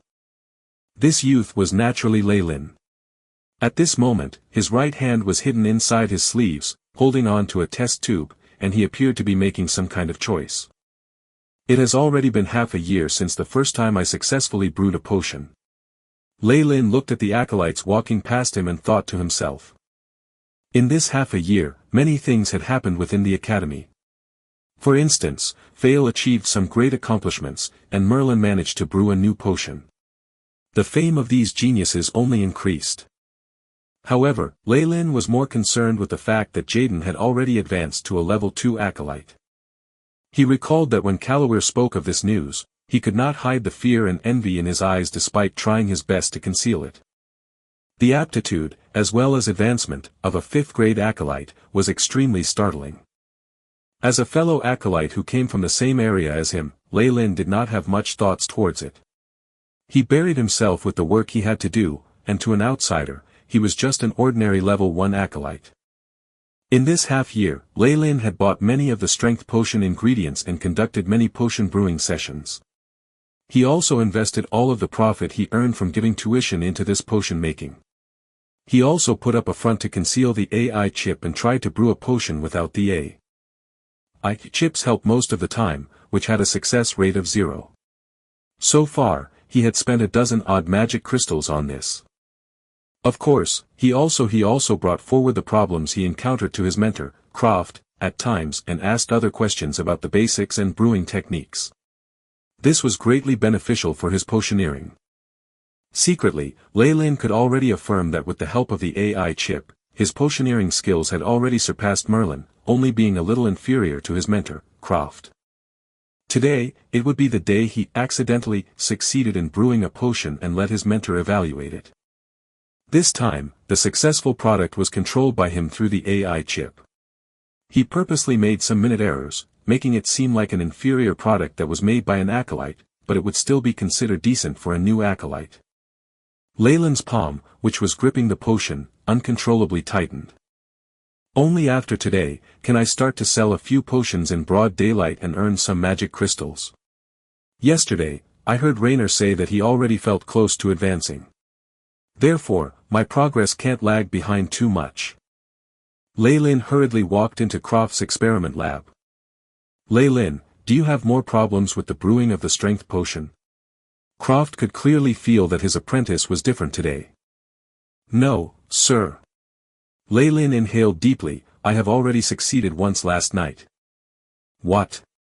The beaker in Croft's hands trembled. Although your talent in potioneering has exceeded my expectations, the brewing of a strength potion is not that easy. After half a year, Croft was able to sense his apprentice's frightening improvement after being questioned so much. However, he still felt that Leyland was still lacking in regards to brewing the strength potion successfully. Hearing this, Merlin's hand shook while he was concentrating on lowering a red crystal bead into a test tube. Black smoke emitted from the test tube and Merlin sighed, turning his attention over here. As for Bicky, she just leaned over directly. Did you bring the completed potion? Croft asked. It's in here. Leyland took out a blue-colored test tube and handed it to the professor. Croft unplugged the wooden stopper and took a sniff. His face revealed a startled expression. He then poured a drop on his finger. A fine, milky white light extended from between his brows and directly pierced the droplet, making it shake. Croft closed his eyes, his brows furrowed and soon relaxed. The purification of the blood vitality fruit was not bad, but too much was added at the end. There was also some problem with your usage of spiritual force, which damaged the chemical properties. All in all, there are quite a few problems, but you have succeeded as a whole. Congratulations. Croft smiled jubilantly. Hearing this, Leyland also smiled, and Bicky even cheered, giving Leyland a warm hug. The fiery hot curves of this girl attached themselves onto Leyland's chest, which gave rise to a peculiar feeling in his heart. Congratulations. Merlin walked over too. Compared to Senior Merlin, I still have much to learn. Leyland let go of Bicky and hurriedly said. You don't have to be too humble. Compared to Merlin, your resources are lacking. I guarantee that you would have been able to brew your first potion in 3 to 4 months otherwise. In Abyssal Bone Forest Academy, this talent can already be considered excellent. Croft exclaimed. Thinking back now, I am really lucky. First, I accepted Merlin, who has talent in potioneering, as my apprentice. And now, I have you. Croft exclaimed. Sir, I will also work hard. Bicky clenched her small fists and returned to her experiment table. Finish preparing the monkey-headed mushrooms in your hands first, before you say anything else. Croft's face turned stiff.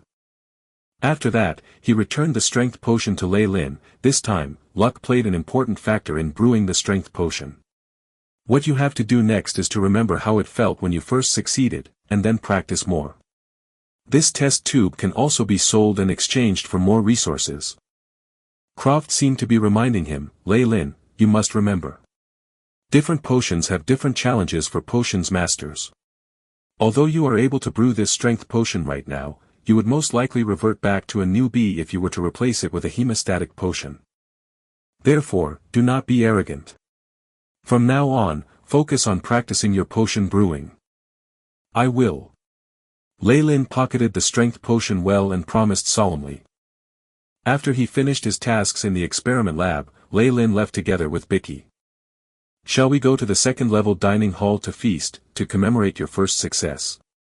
Bicky ran in front and twirled around a few times as if she was a lively butterfly. Of course. It is my honor to invite a beautiful lady to a meal. Leyland bowed slightly, a gentleman's propriety. Hee hee. Bicky covered her mouth and laughed adorably, and then her expression darkened. If only he was like you. What's wrong? Your senior fail is ignoring you again. Leyland knew a little about this matter. In this half-year, Bicky gradually got closer to Fail and finally became friends with him, but they were only normal friends. As for Fail, he was constantly studying and practicing, and taking risks outside the academy. He was always surrounded by beautiful girls, so he did not think much of Bicky and was a little standoffish. It's not that. Fail just has a very important experiment coming up and is in the midst of collecting resources, so he's very busy. Bicky lowered her head and kicked a pebble off the sidewalk. Chapter 28, For Sale. For sale. Something's not right. A thought suddenly occurred to Leylin. Could you have given him your family's resources? No wonder you are still a level 1 acolyte. Otherwise, with your aptitude, you should have advanced to the next level long ago. Bicky belonged to a small Magus family. Although small in size, they were still capable of obtaining the occasional resources and magic crystals. As for Bicky, the one whom the family placed all its hopes on, she was naturally given a fixed share each month. Her aptitude was not bad, and she had arrived earlier than Leylin by a year. By right, she should have been promoted to a level 2 acolyte long ago. However, she was still a level 1 acolyte, and even Leylin had nearly caught up to her. It's not like that. Bicky hurriedly shook her head. Seeing Bicky's expression, Leylin slowly shook his head. Forget it. I can't really do anything for you regarding this matter.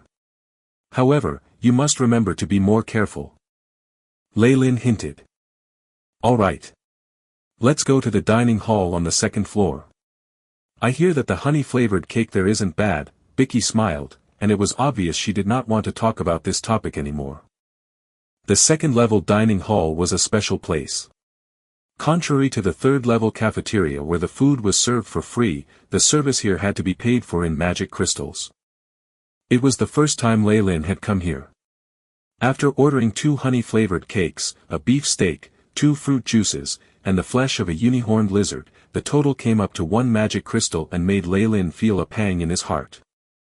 I've heard that if the flesh of these lizards is specially prepared, it is very beneficial for a Magus's meditation, so I must try it today. Leylin used a knife to slice off a part of the lizard meat, picked the meat up with a fork, and placed it into his mouth. He instantly felt the fragrant flavor of the meat spread throughout his taste buds, and Leylin's eyes lit up in wonderment. Beep. An ingredient with a beneficial effect on the host's body has been detected. Result, mild increase in meditation. Hint, requires 10 continuous days of consumption for an obvious increase in effect. Leylin was speechless. It's such a splendid item, but how could I have that many magic crystals? I can only eat it for its flavor. On the other side, Bicky was very happily eating the honey-flavored cake. After their meal, Leylin bade farewell to Bicky and went to the trading post. Leylin had very few magic crystals to begin with, but now he planned to sell the strength potion. With Croft's approval, he could earn magic crystals by brewing and selling more strength potions. After walking past the chaotic stalls, Leylin arrived at Wux's stall, the stall he had bought potion ingredients from during his first visit to this place. Leylin. It's you again. You have spent dozens of magic crystals this half-year. Haven't you given up yet? Wux was still as fat as ever. Potioneering is such an enchanting skill, I cannot bear to give it up. Leylin said, half-jokingly. However, today I am here not just to buy ingredients, Leylin said as he handed the strength potion over to Fatty Wux. Look at this. This is, Wux gaped, you've succeeded. Of course. Leylin smiled lightly. What Wux did next was to make a thorough inspection, and after ensuring that it was indeed an authentic strength potion, his eyes almost seemed to glow. Over 100 times. You have only attempted it around 100 times and yet you've succeeded in brewing a strength potion. This talent is only slightly inferior to Merlin's. Most of the ingredients were sold to Leylin by Wux, so he was able to deduce Leylin's talent very quickly. As if. This is due to Mentor Croft's guidance. Leylin said bashfully. Oh. It's Croft again, he already has such a talented student like Merlin, why did they send yet another gifted student to him? The fatty slapped his forehead and let out a shrill voice, why don't you consider changing mentors? My mentor, Rank, is also a professor who is adept in potioneering, he will definitely like you. My apologies. I have never considered changing at all. Lei Lin hurriedly rejected the offer. Croft treated him rather well, and he would surely incur the wrath of the Magus if he changed mentors on a whim. He simply did not want to take that risk. What a pity, the fatty shook his head, he clearly knew that he had been grasping at straws. All right. I will be able to give you 4 magic crystals for this strength potion, how about it? The fatty asked. Although the strength potion was priced at 5 magic crystals, 4 magic crystals was a reasonable price when considering the profit that was to be made by the stall. It's a fair deal, exchange the magic crystals for more ingredients for the strength potion. All right. If you wish to sell any more strength potions in the future, I will buy them all at the price of 4 magic crystals per potion. Wuxa's eyes flashed. An acolyte with a potioneering talent that was slightly lower than Merlin's was akin to a magic crystal mine that had yet to be excavated. Definitely. To a good partnership. Lei Lin and Wux shook hands, and after collecting 4 black boxes, he walked out from the hut. Look quickly. Fresh mountain cat eyeballs. This is an item that will greatly benefit your meditation. Exquisite cross blades, as well as military crossbows. All imported from the Deep Blue Kingdom. Feathers of a flamingo. A precious ingredient for experiments, only 5 magic crystals. Here and there, various acolytes were promoting their wares. Lei Lin saw a black-robed acolyte holding up a huge 5-colored feather and advertising continuously, which obviously attracted a huge crowd. AI chip. Scan the feather. Beep. Comparing to databank. Similarity level, minus tail feathers 83%, homegrown peacock 64%, sharp-beaked crane 34%. Lei Lin looked at the acolyte who was still advertising his goods and was speechless. Flamingo feathers are rare, but the 3 bird feathers that the AI chip detected were so common that acolytes wouldn't bother to pick them up if they fell to the ground. Obviously, it was a scam. This situation was rather common in such stalls. Although goods are rather good, the counterfeit goods are also aplenty. Hence, Lei Lin always bought from the wooden huts in the center area. Moreover, acolytes are sharp, and the chances of finding a cheap yet good item in the stalls and striking big are the same as finding the remnants of dead magi. Lei Lin shook his head and left the trading post. 3 days later, Lei Lin was in his dorm, looking at 16 test tubes lined up properly on his table, deep in thought. Right now, his success rate for brewing a strength potion is almost at the same level at Croft at 40%. However, he would be seeking trouble if he were to sell them all at once. Right now I am only able to put on a front and earn just a little, so at most it will be 2 test tubes. As for the rest, I will have to stow them away. Lei Lin sighed and placed 2 test tubes in the purse hanging around his waist, and then stowed the remaining 14 test tubes in the empty space under his bed. I won't be able to sell huge amounts within the academy, so I had better find some other way outside.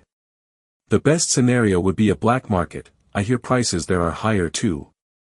The outside world is dangerous, I must become a level 2 acolyte before going out. What's next? I can use the magic crystals I earn from selling potions to buy higher tiered knowledge from Croft and expedite my breakthrough to level 2 acolyte. After becoming a level 2 acolyte, I can attempt to practice magic spells, and take a mission outside to see if I can find ways to sell the potions. Lei Lin pondered, and then asked, AI chip, bring forth my current stats. Beep. Lei Lin Farlier, level 1 acolyte. Strength, 2.1, agility, 2.3, vitality, 2.5, status, healthy. After such a long period of meditation, my vitality has increased the most. As for strength and agility, they have increased a little too. As for my spiritual force. Lei Lin looked at the data in front of him and his brows furrowed. AI chip, are you able to convert my spiritual force into data and display it? Data is insufficient. Information for spiritual force is being collated. The AI chip replied. When will it be ready? Lei Lin asked. Estimated time, 155 days 21 hours. Half a year, huh? It is close to when I advance to level 2 acolyte. Leyland nodded his head. I'm not planning to leave in this next half a year, so it's no big deal. What followed next was that Leyland entered into a state of painstaking training. Apart from aiding Croft in his daily experiments, he was brewing potions, exchanging them for magic crystals, and then purchasing more information. Besides brewing strength potions, he also bought the formulas for the hemostasis potion and some low-leveled antidotes and began to practice brewing them. With the AI chip, the success rate was not bad, but this fact was concealed by Leyland. During this period, Leyland also heard some bad news. Calawere's team had met with trouble on a mission. Not only had some been injured, others had also died. The acolyte who came with him in the same dirigible, third-grade acolyte Hank, would forever be buried in the abyssal bone marsh. Leyland was expecting a similar result, as a level 1 acolyte only has a small resistance to magic. It would be abnormal if they risked their lives and was free of injuries or loss of lives. After this incident, Calaware and his team seemed to face reality and started to be content with studying in the academy, not daring to take on any other missions. In the blink of an eye, Leyland grew a little taller and his face acquired a tinge of maturity. I am finally 14 too. Seeing that his palms had grown a little larger, he felt deeply moved. The Abyssal Bone Forest Academy seemed to have a spell formation regulating the temperature. Leyland always wore the gray robe for acolytes, but he never felt any stifling heat or frigidness. Sir, I want to purchase the crystal ball with the magic spell formulas. Leyland stood in front of Croft. Oh. You want to begin learning rank 0 spells? Croft cusped the porcelain cup that was emitting steam and heat in his hand, and sipped from it. I have nearly finished constructing my mind runes, and there's only one more step needed before I advance to a level 2 acolyte. I wish to make some preparations for this beforehand. Leyland said warmly. Being able to progress in both potioneering and also meditation, I am very gratified. Croft said as he stole a glance at Bicky who was nearby. Bicky had only advanced into a level 2 acolyte 2 days ago, and never exhibited any extraordinary talents towards potioneering. With her aptitude, this could be considered a slow pace. The academy price for the introduction to magic spell models is 30 magic crystals. I am able to give you a discount and reduce the price to 20 magic crystals. Although I could also give you this information for free, I want you to know that you will only achieve results with effort. Croft smiled lightly. This was the authority of the professors. They could give students favorable prices, or even give the information free of charge. It all depended on the mood of the professor. From this, it was obvious that Croft approved of Leyland. Chapter 29, Rank 0 Spell. Rank 0 Spell. Of course. I will always remember the teachings of my mentor.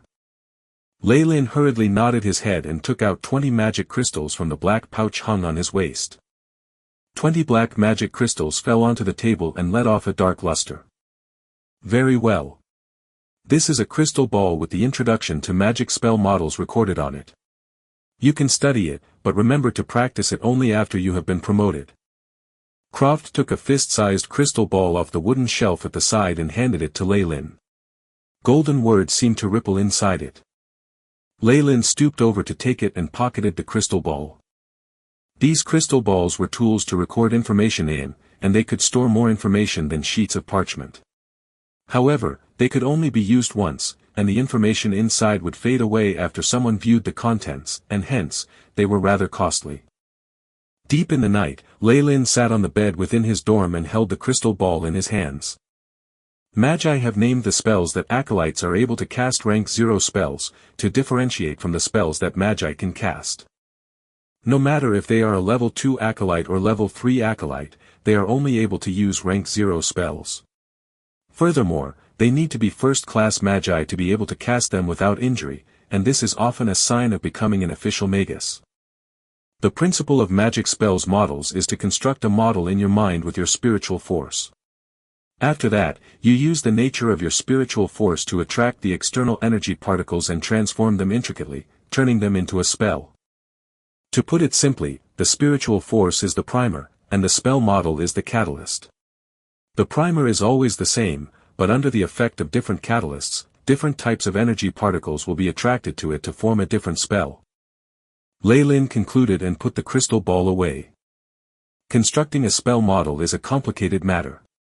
In addition, your spiritual force will be impaired once you fail and will need at least half a month to recover. This is a bottleneck that even 5th-grade acolytes are unable to break through with ease.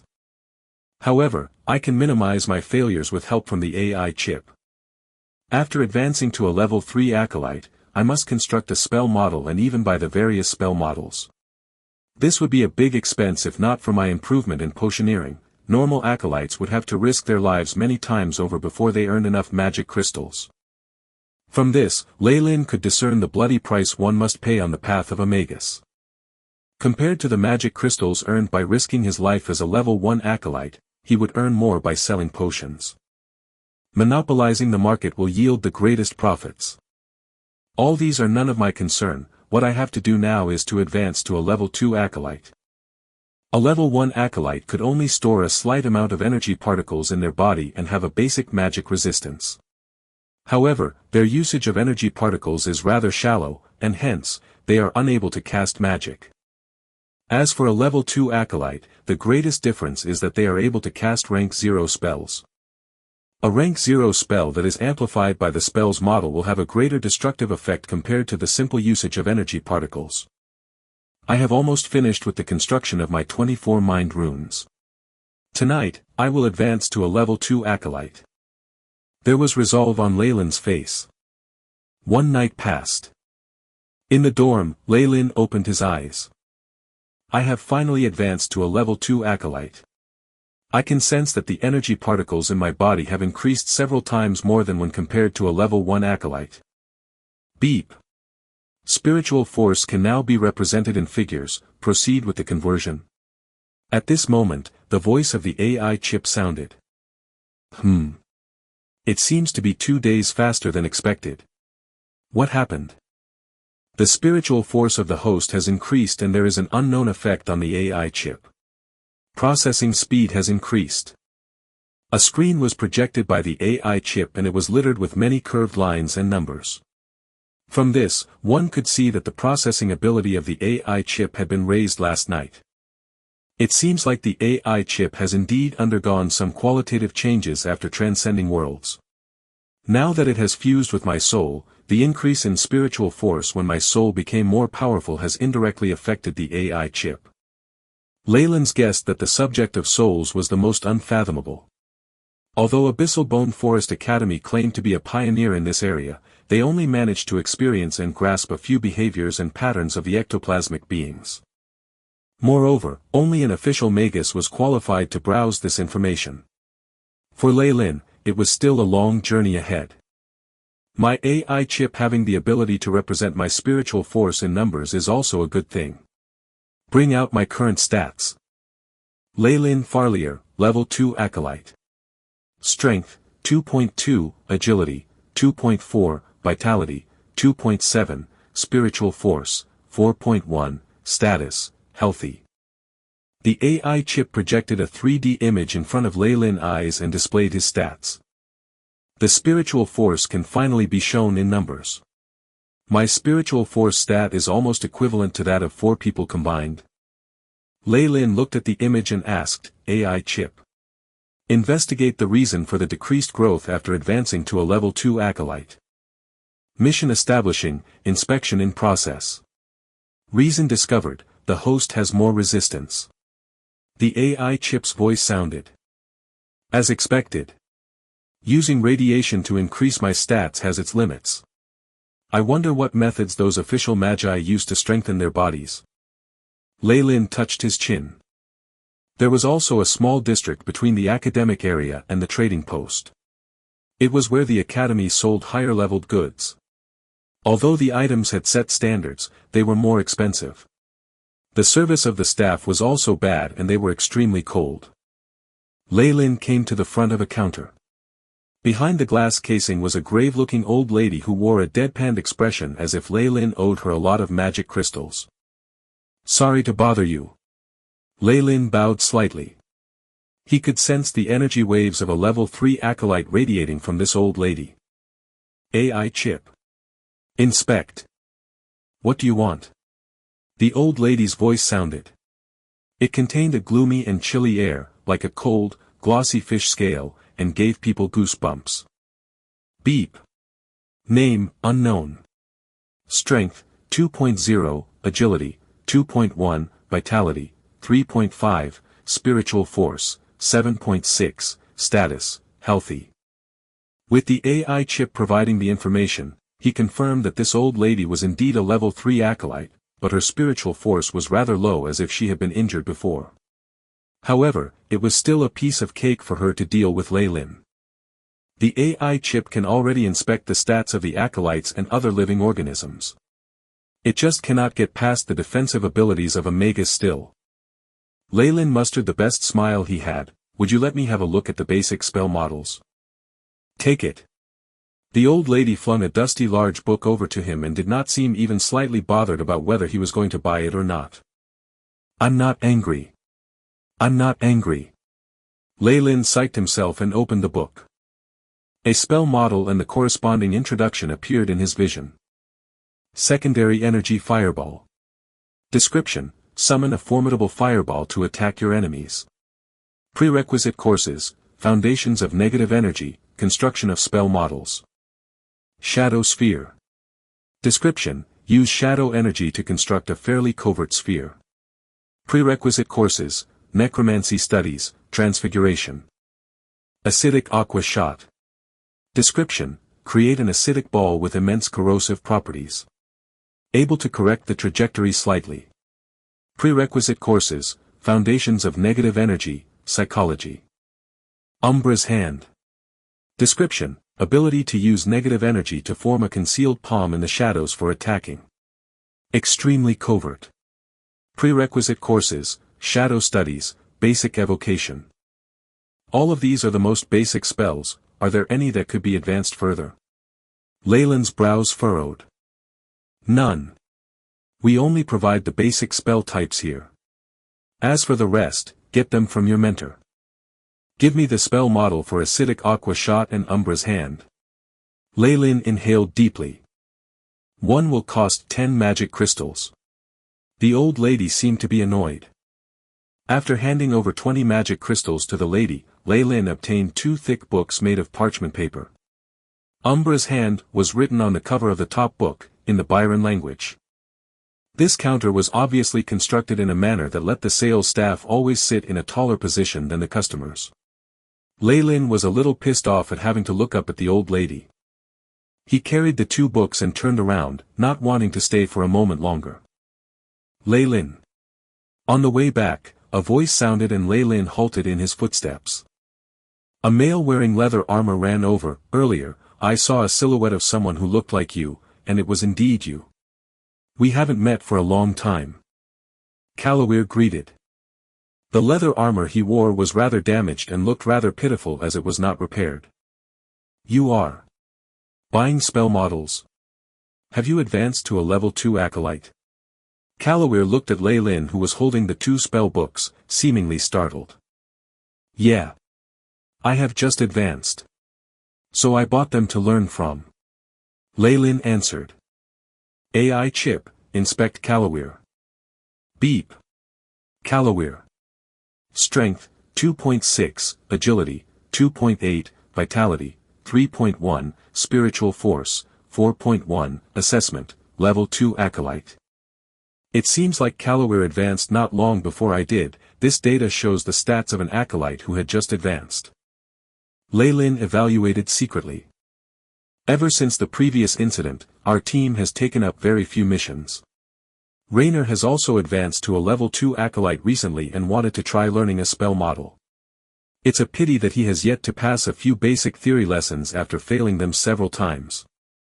Kalawir placed his hands in his pocket, obviously wanting to look cooler. After sizing up Lei Lin's new grey robes, he said, "You are indeed worthy of being a potioneering student, having so much money." Lei Lin smiled. Not only do the grey robes of the acolytes have spells which remove stains, the fabric was also good. The defensive capabilities could be comparable to leather armor, so the price was rather hefty. Many acolytes did not have the capability to buy another after damaging their set of robes. However, Lei-Lin was different, he even had 2 more sets stored in his wardrobe. Recently, my success rate has increased a little and I earned more magic crystals. However, after buying the spell models, I have spent them all again. Lei-Lin put on a helpless expression.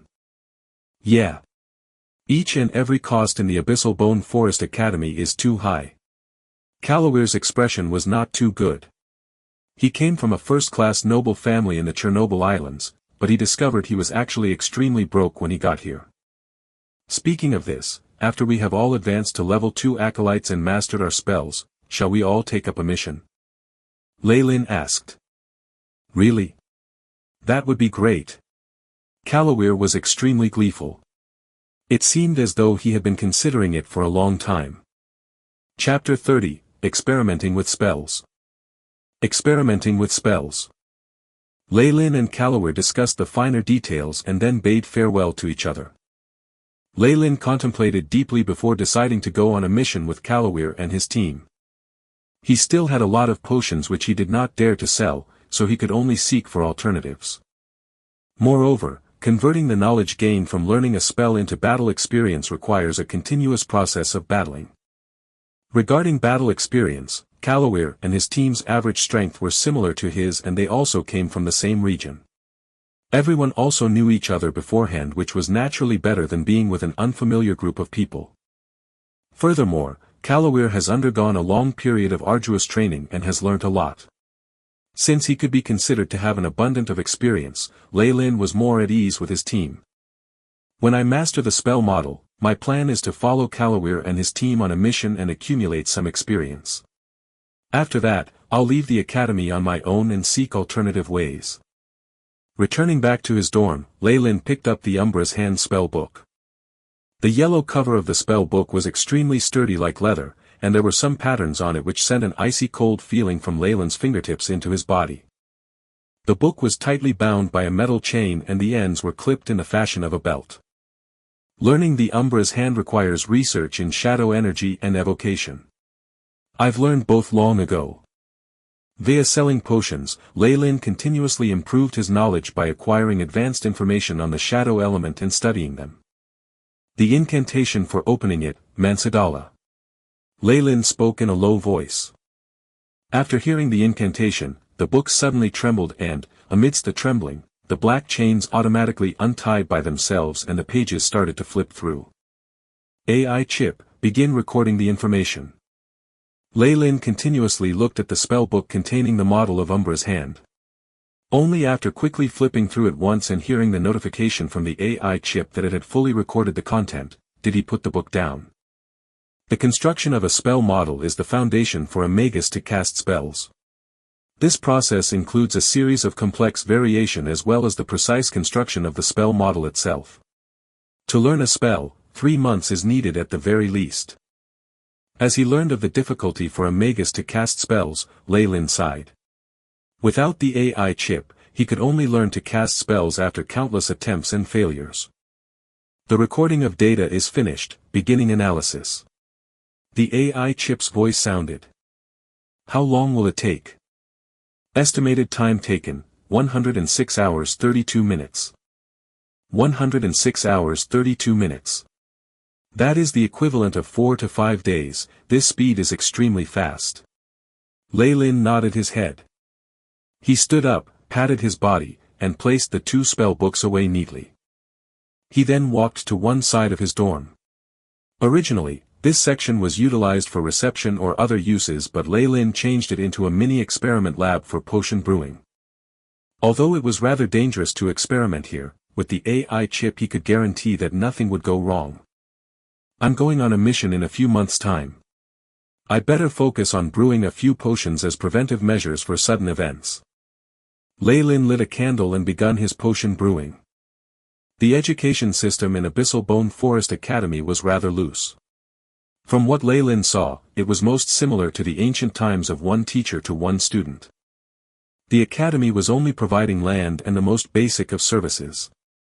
As for everything else, like acquiring advanced information, one had to learn from a professor, the chances of which were very slim. Moreover, there weren't any compulsory missions that one must take on. As long as a person could pay the school fees and did not meet a bad professor, one could normally stay here for 5 years. Of course, when there was no motivation, one's power would lessen as they did not seek to improve. At least in Leyland's case, he had not come across such a wonderful thing like receiving a few pieces of magic crystals each month for free. To obtain magic crystals, one could only take up a mission and go outside of the academy using their life to fight for them. The world of Magus has always upheld the principles of fair trade. In the following dozen days or so, Leyland devoted his time to analyzing the spell models and purchasing items like grains and nutrients for the mission he was going to take up. One afternoon, Leyland came to the spell experimenting area. The spell experimenting area is a place that the academy has specially set up for acolytes and magi to test the prowess of their spells. After all, various spells have immense might, and there is also the problem of radiation. If the experiments are not managed properly, the academy will be blown to bits. The spell experimenting area was located on the leftmost of the academy, a remote area. The surrounding white marble rock walls were stacked neatly and seemed to be extremely sturdy. Various runes were written on these walls, 2 of which Leyland recognized. One was for the isolation of radiation contamination, and the other was for reinforcing the walls. "Are you going to test your spells?" Leyland walked to a counter where a big, bald guy smiled jovially at him, asking. "Yes, I would like to. Are there any places for me to do so?" "We have 2 large areas designated for the acolytes and magi. You are only allowed to enter the area for acolytes and, within that area, space is divided into shared and single rooms. Shared rooms mean experimenting with your spells alongside another person. There might be interruptions caused by this, but it is inexpensive. As for single rooms, the fees are much more costly." "What are the rates for a single room?" Leyland asked. The Baldy's eyes shone, since it was obvious that there was a promising client here. 3 hours for 1 magic crystal. Our single rooms even have specialized measuring devices which can calculate and report the might of your spells. Furthermore, we have. It's absolutely worth it. Give me 1. Leyland handed over a magic crystal to the big guy. "All right. Please hold on." The big guy registered him quickly and handed back a black crystal-like item. "This is your room card. Number 32. Leyland nodded his head and entered the spell experimenting area. On both sides, the runes on the white marbles glowed with a sparkling light. Some of the rooms obviously had occupants, but there were no sounds coming out from them, and only the sound of Leyland's footsteps could be heard the corridor. As expected. The noise isolation is really effective. Leyland nodded his head and, after locating his own room, swiped the black crystal on a black platform right outside the door. Ka-cha, the door opened and a mechanical female voice sounded, "Welcome. You have 3 hours, please notice the allocation." The interior of the room was huge. The area was similar in size to a basketball court from Leyland's previous life.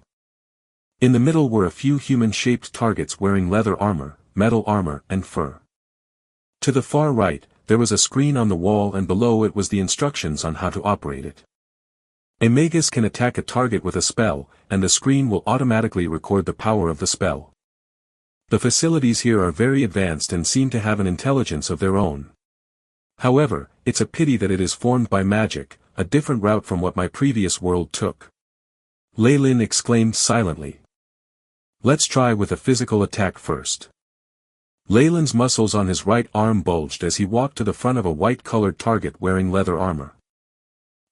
Bang, Leyland moved and, with a low voice, he shouted and punched the middle of the leather armor, leaving a faint trace of an impression. The screen on the right flickered, and a few words appeared.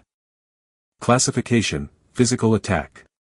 Degree of power, 2, damage to target, minimal. It seems like these targets aren't made of common materials. Leyland muttered to himself. Degree of power is the official standard that magi use to measure the extent of their might. A single unit, as a standard, is equivalent to the energy that can be completely released by 1 gram of magic crystal. This method of measurement isn't bad. AI chip, in the future you can increase the content regarding this area. Recording is done, defragmenting in process. The AI chip's voice sounded. Ha! Lei Lin pulled out the cross blade hanging on his waist and brought about a strong gale as he viciously cut down. Chong. A gap split opened on the leather armor revealing the white-colored wound beneath. Classification, physical attack. Degree of power, 3, damage to target, slight. Seeing the screen, Lei Lin nodded his head. I used all my might to cut down with the cross blade earlier but it only gave this kind of damage to the target. It seems like I can put my mind at ease and learn magic. AI chip, transmit the 2 spell models over. After this period of continuous research, the AI chip had already analyzed the 2 spells completely. The last step was to transmit the information into Lei Lin's hippocampus 1 which would then enable him to grasp these 2 rank 0 spells immediately. Beep. Transmitting in progress. With the AI chip's mechanical voice replying, Lei Lin felt a lot of memories regarding the techniques and procedures of casting these 2 spells surfacing in his mind. Every step felt extremely familiar. It was as if they were personally practiced by him countless of times. Bring out the data of these 2 rank 0 spells. Acidic Aqua Shot, rank 0 spell. Casting time, 3 seconds. Effective distance, 7 meters. Consumption, 2 spiritual force, 2 magic power. Umbra's Hand, rank 0 spell. Casting time, 4 seconds. Effective distance, 10 meters. Consumption, 2 spiritual force, 2 magic power. Magic power is the amount of energy particles that are stored within the body. It is limited by the upper limits of the spiritual force. To cast a spell, one does not only need to use their spiritual force as a primer but must also understand that the magic power within their body will be consumed as well. Lei Lin suppressed his excited emotions. AI chip, record in detail my spell casting process. Pandora, Greygonger. With the Byron language's incantation sounding from Lei Lin, a ball of dark green liquid suddenly appeared at the upper area of his right hand. White bubbles continuously frothed outside of it. Let's go. Lei Lin flung the acidic ball in his hand and the green liquid streaked across in an arc, landing on a target wearing leather armor. CC. CC. Asterisk. The corrosion of the physical target sounded non-stop as it continuously dissolved while emitting a huge amount of white smoke. At the same time, an odor that pricks at the sense of smell wafted in all directions. After a few seconds, the human target had been corroded, leaving only a pair of white legs behind. AI chip, estimate the degree of power.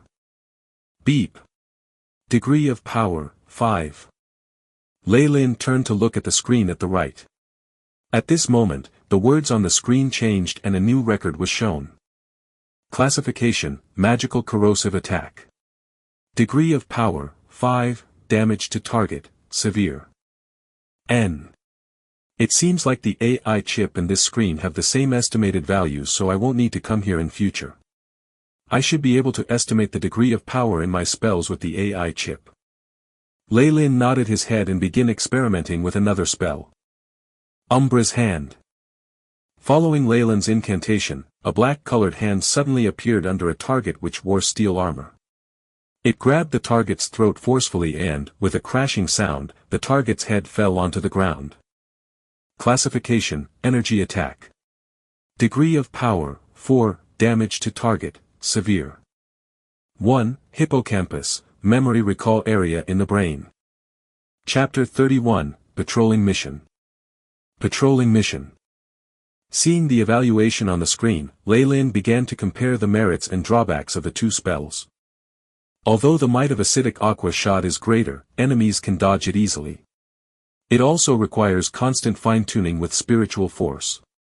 As for Umbra's Hand, it is a little weaker, but it's extremely covert and is best used for a sneak attack.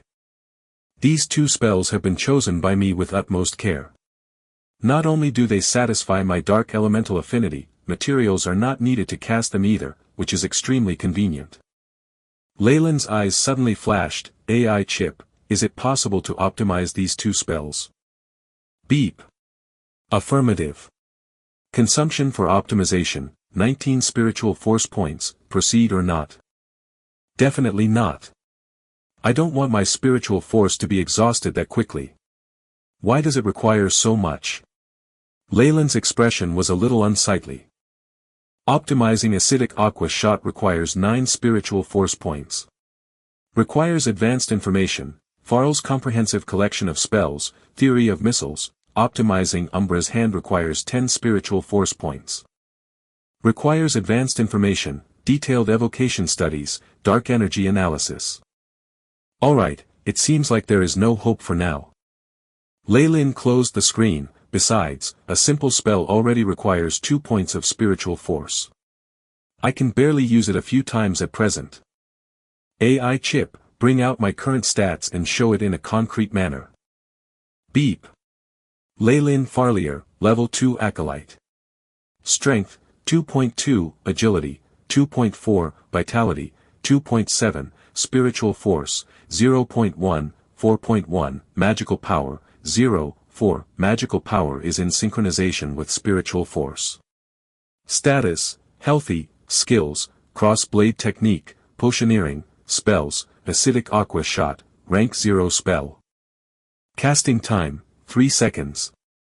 Effective distance, 7 meters. Consumption, 2 spiritual force, 2 magic power, Umbra's hand, rank 0 spell. Casting time, 4 seconds. Effective distance, 10 meters. Consumption, 2 spiritual force, 2 magic power. At Leyland's command, a 3D image of himself was projected, with various information appearing alongside him. It is much clearer this way. The 2 spells fully consumed my spiritual force and magical power earlier, no wonder I feel a little dizzy now. Leyland rubbed his temples as they were hurting a little. With this constraint of spiritual force and magical power, learning more spells is not feasible. What's left is for me to prepare a few more potions. If only I had a magic artifact, my strength would definitely have a significant increase. In the academy, the mission area. There were all sorts of acolytes gathered here, and most of them had gloomy expressions.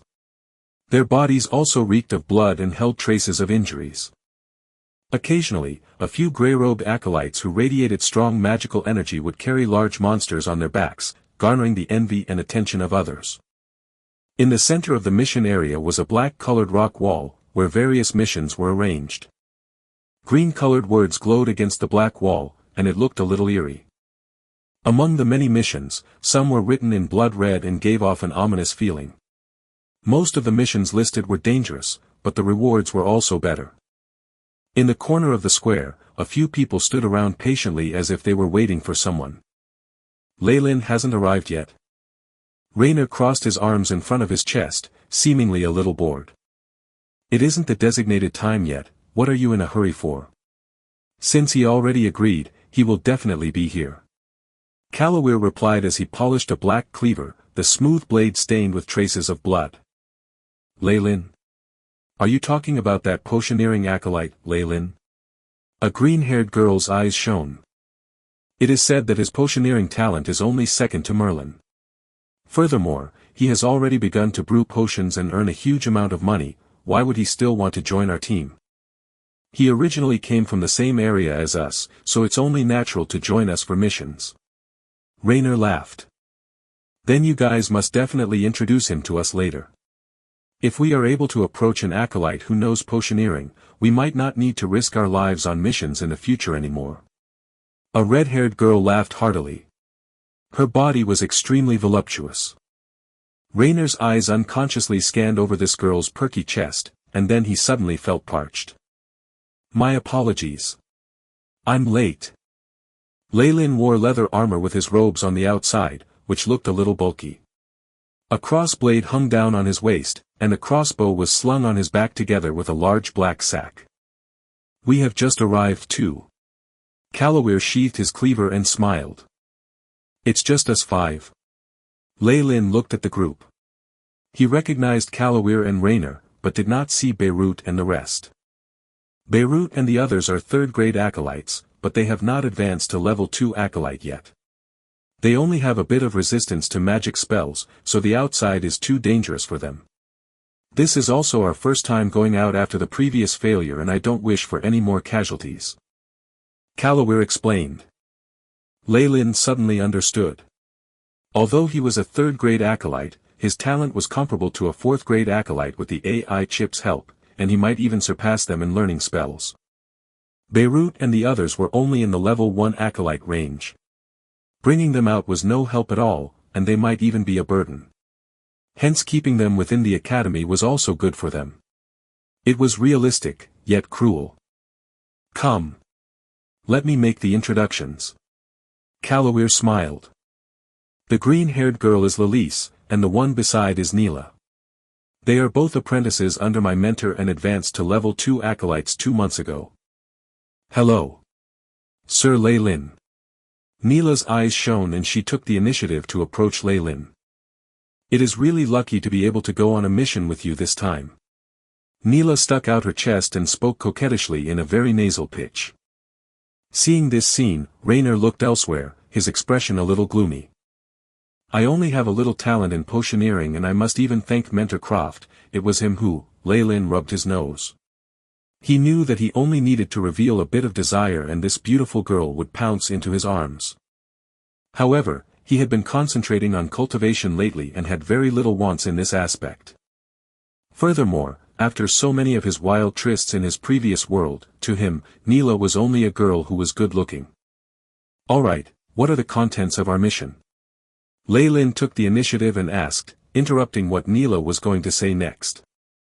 As this is our first time going on a mission together, I am preparing to take on the simplest one, patrolling the academy's perimeters and cleaning up a few red-eyed ravens. What do you all think? In fact, the 4 of them had discussed this before, so Kalawir was really only asking Leylin. Alright. My rank 0 spells have not been fully grasped yet. Leylin agreed. This team of theirs was newly formed, so taking on a simple mission to improve their teamwork was within reason. From this, it could be seen that Kalawir had matured a lot after Hank's death and his way of doing things was now better thought out. AI chip. Scan. Leylin commanded silently. Beep. Raynor. Strength, 1.8, Agility, 1.9, Vitality, 2.5, Spiritual Force, 3.7. Status, Healthy, Lalice. Strength, 1.9, Agility, 2.5, Vitality, 2.4, Spiritual Force, 4.3. Status, Healthy, Neela. Strength, 2.7, Agility, 3.4, Vitality, 2.9, Spiritual Force, 4.6. Status, Healthy. Ever since the processing capability of the AI chip increased, its perceptive ability has also increased. Not including the Magi, all the acolytes in the academy right now are unable to escape the readings of the AI chip. Leylin thought silently. These readings must naturally prioritize not alarming the other party. As official Magi have a layer of force field around them constantly, the AI chip would definitely be discovered if it was to attempt to take readings of them. However, as long as regular acolytes are within Leylin's scope, their every stat will be read by the AI chip. From this data, everyone has indeed advanced into level 2 acolyte. However, I never thought that Neela was the strongest of them. It seems like this girl has also practiced the knight's breathing technique. Her body and strength are not to be underestimated. These few people had just advanced, and even if they had bought spell models before, they might not be able to comprehend it. Furthermore, the models have to be constructed in the mind, so they were definitely unfamiliar with it. After all, rank 0 spells are still very dangerous to a level 2 acolyte. Without complete control of them, there is a chance of failing and even causing a backlash. Based on just their physical strengths, Neela could possibly defeat the 3 of them in one fell swoop if no one was to use any spells. This Neela, who seemed to be infatuated with and wanted to approach him, was actually the strongest out of the team of 4. It was likely that even Kalawir did not know of this. The corners of Leylin's lips arched into a smile. To be in full control of rank 0 spells, regular level 2 acolytes must practice for at least 3 months to half a year.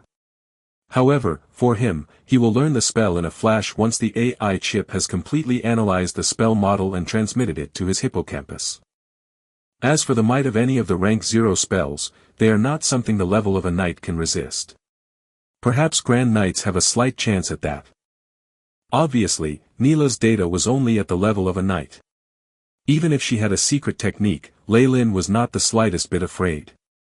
While Lei Lin had been taking the readings, Kalawir had already run to the counter and accepted the patrolling mission. After the discussion with everyone, they set off and left the academy. Lei Lin's eyes could not help but squint as the piercing sunlight shone down. Come to think of it, I have already stayed underground for over a year. Now that I have come out, it does seem a bit like a 1,000-year-old corpse rising from the ground again. Lei Lin used his hands to block the sunlight. His snow-white hands were a sickly pale color, like an ill person who lost too much blood. It was due to him staying underground the whole time and spending very little time basking in the sunlight reflected from the mosses in the gardens. Of course, most acolytes from the Abyssal Bone Forest Academy have this problem. In any case, as long as their strength increased and they used their spiritual force, raising a point of 2 of their vitality was not a problem at all. Therefore, they did not need to go out every day to bask in the sunlight. Let's go. Kalawir took the lead. Looking at the huge graveyard behind them and the 2 statues of the protectors, Lei Lin turned his head and followed the rest of the team. We are going to patrol the southwest area of the academy, where quite a few red-eyed ravens have been showing up recently. We need to clean up their numbers, as well as a few other living organisms. Of course, all of the materials that we acquire will belong to us. Moreover, everyone receives a remuneration of 3 magic crystals. After the 5 of them walked out of the graveyard, Kalawir picked a spot and took out a huge map and spoke as they crowded around. On the faint yellow parchment paper, the Abyssal Bone Forest Academy was located in the center and occupied about 10% of the total area. There were a few simple routes around it, and there were descriptions of the places written in black color. A few dangerous places were also marked in red with warning signs. Chapter 32, Red-Eyed Ravens. Red-Eyed Ravens. Red-Eyed Ravens. We met with some when we first arrived at the academy, but they were easily killed off by Professor Durat. He used a spell that seemed similar to acidic aqua shot. Lei Lin stroked his chin and recalled the scene of when he first entered the academy. We had better hurry there and begin our patrolling. This mission requires us to bring back the right claws of 10 red-eyed ravens as evidence of completing the mission. Do you guys have any other questions? Kalawir ended with a question, displaying the bearings of a leader. After he saw Lei Lin and the others shake their heads, he continued and said, since we are teammates, let us not hide anything from each other. Each of us should report our general strength so the others can have a better understanding. I'll go first. I'm Kalawir, I have a knight-level constitution and know a secret technique. I also know a rank 0 spell. Kalawir, I never thought that you'd have learned a spell already. It seems like you're ahead of me. I'm Neela, I have knight-level physical qualities and a secret technique. I am still learning the rank 0 spell, Weary Hand, but I'm unable to use it yet. While saying this, Neela looked at Kalawir with a little surprise. I'm Lilise, I am still training to be a knight, but my instructor says my dart throwing isn't bad. I don't know any secret techniques as of yet. Lilise said shyly. Rainer, preparatory knight. I don't know any spells but my archery skills aren't bad. He never thought that Kalawir and Neela would have already begun to learn spells and was a little embarrassed. Patting the wooden bough on his back, he continued, don't worry, I will not be a burden to all of you. Lei Lin, preparatory knight. Right now I have learnt a spell. Lei Lin rubbed his own nose. Even you have learnt a spell, oh. I'm sorry. Rainer said a little disconcertingly. He originally came together with Lei Lin, so he knew that Lei Lin's aptitude was only a 3rd-grade acolyte. Never did he think that Lei Lin's accomplishments would already exceed his aptitude as a 4th-grade acolyte. No worries. Lei Lin shook his head and indicated that he did not mind it. In fact, Rainer's meditation efficacy was much faster than Lei Lin's. It was simply that he did not have enough magic crystals to exchange for information and other precious resources. Hence, he was gradually losing out to Leylin. You are indeed worthy of being called Sir Leylin. You know what outsiders are calling you now? Neela said in admiration. Oh. I don't mind hearing about how others are evaluating me. A potioneering genius who is seen once every 50 years. If you did not already have a mentor, the other potioneering professors would have invited you to be their apprentice. Neela's pitch was very high and sparks almost seemed to jump out of her eyes. Seeing Neela's fiery gaze, as well as the expressions of Lilise and the others, Leylin smiled bitterly. To sell his potions faster, he could not help but take on the role of a potioneering genius acolyte. Fortunately, he had his senior Merlin to take the brunt of the attention off him. If not for this, the attention given to him would be much greater. Oh right. Leylin, you should have enough resources if you always sell potions, right? Why would you still need to come out? Raynor asked softly. About this? I felt bored being cooped up in the academy. Besides, I have just learned a spell, so I need to familiarize myself with it. Leylin's main purpose was to gain more experience and make preparations for traveling out alone to look for a black market in the future. However, such a thing could not be mentioned. All right. Let the gossip end here. Our destination is not far away, but it will take some trouble to get there. If we don't move out soon, the sky will turn dark. Calloware pat his hands, picked up his cleaver and led the party. Let's go. Leylin followed behind. I want to walk with you. Neela walked by Leylin's side, not masking her intentions in the slightest. Lilise followed next, with Raynor at the back. Be careful, the area near the school is vacant land, but now that we have entered the forest, there will be a lot more danger. Calloware continued walking as he reminded the party. Leylin did not bother with Neela, who was beside him. Instead, he paid more attention to his surroundings while also maximizing the AI chip's detection range. This was his first time coming into contact with the dangerous world outside of the academy, so he could not help but be more alert. Abyssal Bone Forest Academy was built in the depths of a black forest, and there was a forsaken graveyard on top of the school. There were only small shrubberies and short trees around the school, so the danger was not that great. However, after entering the forest, the countless trees acted as natural camouflage. It had always been the hunting ground of many predators. Leylin could still recall that when they first arrived here, they met with a sneak attack. Alert! Alert! An unknown creature is approaching. Threat to the host's body, mild. As the AI chip's voice sounded, light blue lines formed an image in Leylin's vision. From the projection, Leylin could very clearly see a red line snaking its way to them. Whoosh! A black shadow suddenly leapt out from the grass and viciously bit at Callaware's neck. Callaware's expression did not change as the black cleaver in his hand swung down, knocking the black shadow away. The black shadow fell on the ground and revealed its true appearance. It was a snake that was 1 meter in length, with faint traces of blood on its body and only one eye on its triangular head. This is an iron thread one-eyed snake, be careful of its poison. Neela warned. Right at this moment, Lilise, who was behind them, suddenly struck and 3 throwing knives were launched towards the beast. The iron thread one-eyed snake's body coiled to avoid 2 of the blades, but the last one slashed at it as it passed, leaving a gash. Ha! Suddenly, Calloware ran forward and swung his black cleaver down on the snake's head. With a cold flash, the head of the snake was cut off instantly. The snake, which had lost its head, coiled in a circle, still bleeding profusely. Ah! Lilise was startled. It's already dead. This is just a natural reaction for the body. Haven't you learned about neurology? Neela harumphed. Only the poison sac and the skin of this iron thread one-eyed snake is useful. Whoever wants to collect the materials better hurry and do so now. The blood will attract many other living organisms here. Calloware slowly spoke while putting away his cleaver. I will do it. Raynor stepped forward and, after a short while, the 5 of them continued on their journey. AI chip. Was the information from earlier recorded? Beep. The recording is done. Iron thread one-eyed snake, snake type. Strength, 1.1, agility, 2.1, vitality, 1.6. The blood sample has been collected and the composition of muscle has been recorded.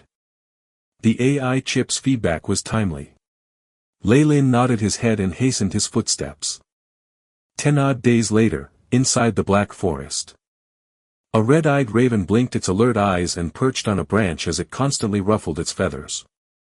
Asterisk whoosh, asterisk suddenly, a white arrow was shot. Caw. The raven flapped its wings to move away. While it was evading, there were another 3 flashes of white light, belonging to the throwing knives that were shooting towards it. Dodging in an elegant arc, the red-eyed raven avoided the knives and landed in an open space. Kill. A shadow hopped out from some shrubbery, 2 hands grasping a cleaver, and hacked towards the red-eyed raven. It seemed like the arrow and the throwing knives earlier had all been there to force the red-eyed raven to the ground. A black cleaver brought about a gale as it hacked at the red-eyed raven. Caw caw. The red-eyed raven cawed loudly, letting off an unpleasant noise. There was a flash of human-like resentment in the raven's eyes and a pair of black claws met with the cleaver. Asterisk clang, asterisk. Although the red-eyed raven was a little larger than the average raven, it was only about the same size as a chicken. It had unexpectedly used its black claws to push back the knight wielding the black cleaver. Caw. The red-eyed raven cawed again, and a few black feathers drifted down from its body. Taking advantage of the retreating knight, the red-eyed raven actually went forward and clawed at the knight's face with its sharp claws. Pandora, Greygomer. A hurried and quick incantation sounded and a ball of green liquid flew out suddenly, hitting the red-eyed raven squarely on its body. Asterisk PSH, asterisk white mist rose continuously, and the cries of a red-eyed raven sounded. A few seconds later, the screams from the raven completely vanished, and all that was left was a ditch. Lying inside were a few feathers which did not have enough time to corrode. Are you alright, Calawir? The shrubbery shook and a few figures made their way through it. Calawir shook his head, no worries. Although the red-eyed raven has the strength of a knight and can even fly, it is still not an opponent for us humans who wield weapons. Looking at the person in the middle, Ley-Lin. The timing of the acidic aqua shot earlier was good. It was all due to everybody's teamwork. Ley-Lin smiled. Calawir then walked to the large ditch, used a branch to brush away the feathers, and picked up 2 black claws from inside. The side of the black claws was extremely sharp. They released a chilling luster as if reflecting the difficulty of dealing with its original owner. Although the might of the acidic aqua shot is great, it also corroded the red-eyed raven greatly. Apart from its hard claws, there is nothing left, Calawir said with a tinge of regret. Humph. If not for Ley-Lin, you guys might have paid some kind of price to kill the red-eyed raven. Neela harumphed at the side, seemingly displeased. That's true. Calawir sheathed his cleaver. Right now he had matured a lot and knew that Neela was rather spiteful, so he was not angry at all. With this red-eyed raven, we have gathered enough materials. Should we head back to the school to complete the mission? Seeing that Raynor and the rest were looking tired, Calawir asked. Naturally, we have to go back. The forest is too dangerous. We couldn't even have a good sleep during the night. Neela said immediately. Lilise and Raynor hurriedly nodded their heads too. As for Ley-Lin, he also felt a little exhausted as the forest had been riddled with danger. Even though he had the AI chip to warn him, he was still in a heightened state of anxiety for a prolonged period. His mind felt extremely weary as well, and right now he was beginning to miss the hot water and bed in the academy. All right. Then let us go back first. Calawir was a little regretful as he carefully put away the claw of the red-eyed raven. What a pity. With our abilities, we could definitely kill more of the red-eyed ravens. They are worth much more money than the iron thread one-eyed snake from before. There is no end to earning magic crystals, but right now, our team, as a whole, is completely exhausted and we have reached a dangerous state. If we do not hurry back to the academy, I'm afraid that we will make mistakes during our next hunt, which may even result in death. Leyland's voice was cold and distinct. He was a person who kept his cool at all times, and he wouldn't lose his bearings over a little profit dangling before him. All right. Then let us go back. Calloware only hesitated a little and then nodded his head in agreement. Hearing Callaware's words, the expressions of the other four turned much better. Even Neela, who was feeling spiteful, also loosened up and smiled brightly. The party packed up quickly and started on the trip home. Chapter 33, Violent Hilly Bear. Violent Hilly Bear. The chirping of insects could be heard in the quiet forest from time to time, and the lush branches and leaves of the trees covered the sun completely. Sun rays occasionally shone through the gaps like beams of light. Caw caw. Familiar-sounding cries could be heard ahead. Calloware, who was leading at the forefront, furrowed his brows. Why are there so many red-eyed ravens? These creatures are very aggressive towards humans. If we do not clean their numbers up in time, they will attract more of their kind, which will be extremely troublesome. What now? Should we take a detour? Raynor asked. I'm afraid that might not work, they have already discovered us. Lei Lin looked at the image in the AI chip and said without looking back. The sound of wings flapping gradually got closer. Calloware laughed. Since they have voluntarily come to look for us, we shouldn't hesitate to welcome them. The expressions of the others were at ease. After this period of polishing their teamwork, they all have a set of strategies that were customized to deal with the red-eyed ravens. Not good. There are two of them. Lei Lin looked at the screen and his expression changed suddenly. Calloware was startled. As per Lei Lin's warning, there was indeed another black shadow behind the first red-eyed raven that flew over, and its size seemed to be bigger than others of its kind. We're in trouble. Callaware's brows furrowed. Lei Lin and Neela, you two deal with the one in front. As for the other one, leave it to us three. Prepare well. Lei Lin said to Neela behind him and drew the crossbow that was slung on his back. Measuring wind power and humidity. Adjusting trajectory. Asterisk whoosh. Asterisk a black line streaked across the sky and pierced through the red-eyed raven's body, bringing along a few feathers with it. Caw. The red-eyed raven at the front let out an angry cry and flew towards Lei Lin. It actually seemed like it did not sustain any injuries. Let's lure it away. Lei Lin's expression did not change, and he put down the crossbow that was in his hands. Thanks to the AI chip, he was very clear that the arrow earlier did hit the red-eyed raven, but the vitality of these crows was rather high, being almost similar to a human knight.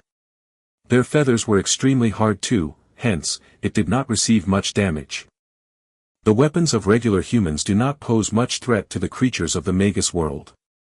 Seeing Lei Lin and Neela luring a red-eyed raven away, Calloware made up his mind. He shouted loudly, Raynor and Lilise, stall the other red-eyed raven that is behind and give me time to prepare my spell. Raynor and Lilise looked at each other and then dashed towards the red-eyed raven at the back. As Raynor ran, he grabbed the bow on his back and shot towards the sky. A few throwing knives accompanied the arrow. Caw caw.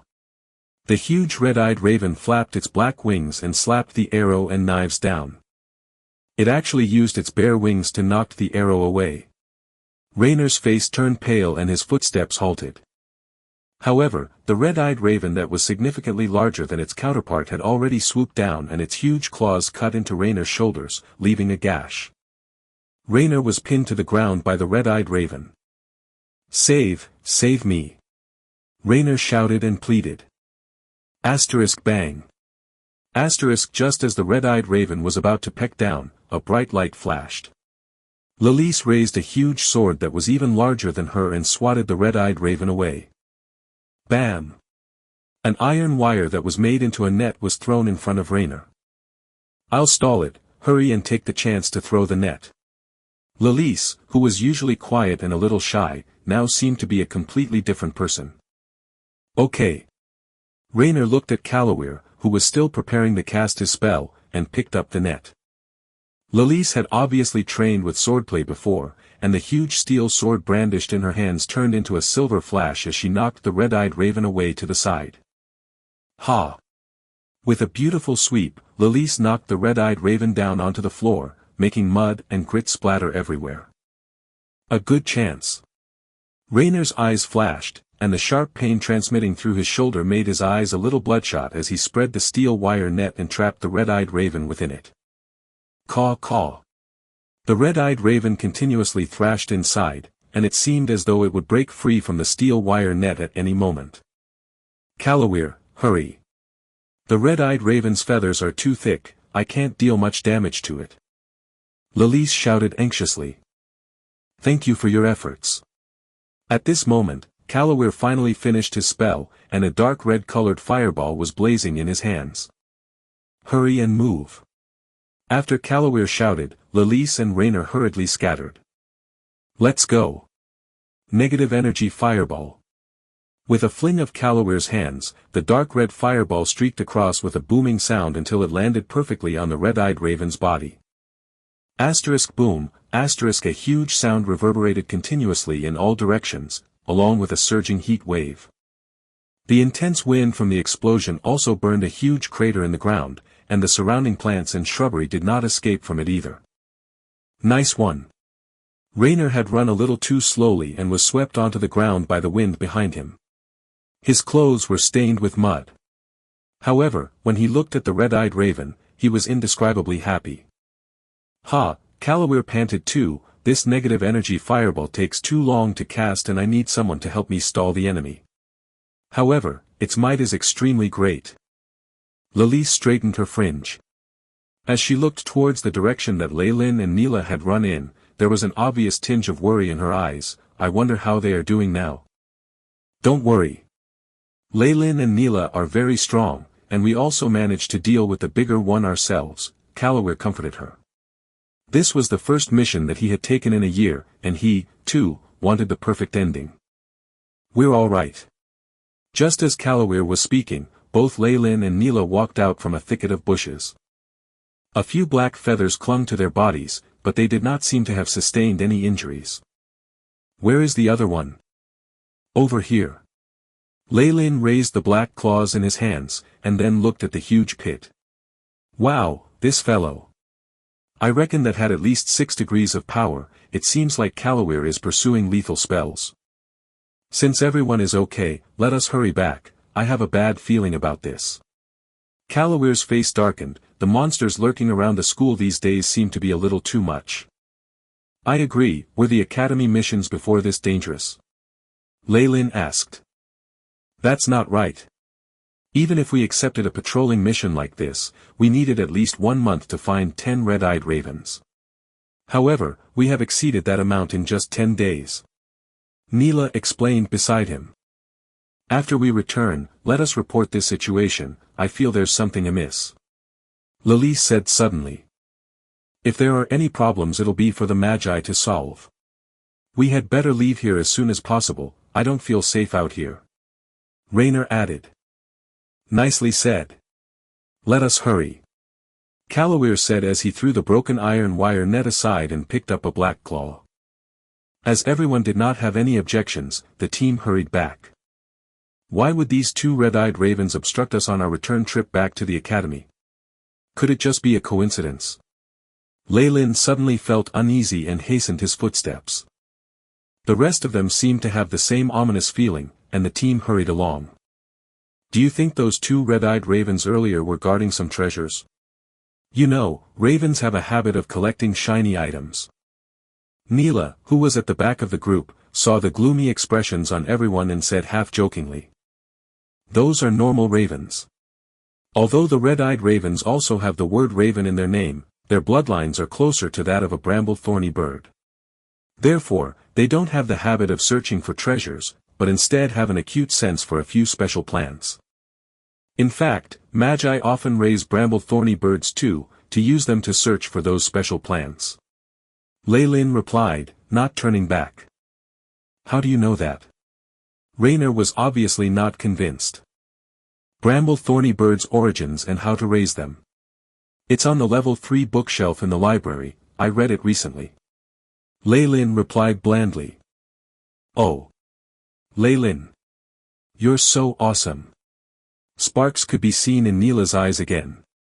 Rainer turned away. Leylin took a sniff and suddenly smelled a very fragrant scent. Stop! Did you guys smell anything? Leylin hurriedly halted. The group stopped. Smell what?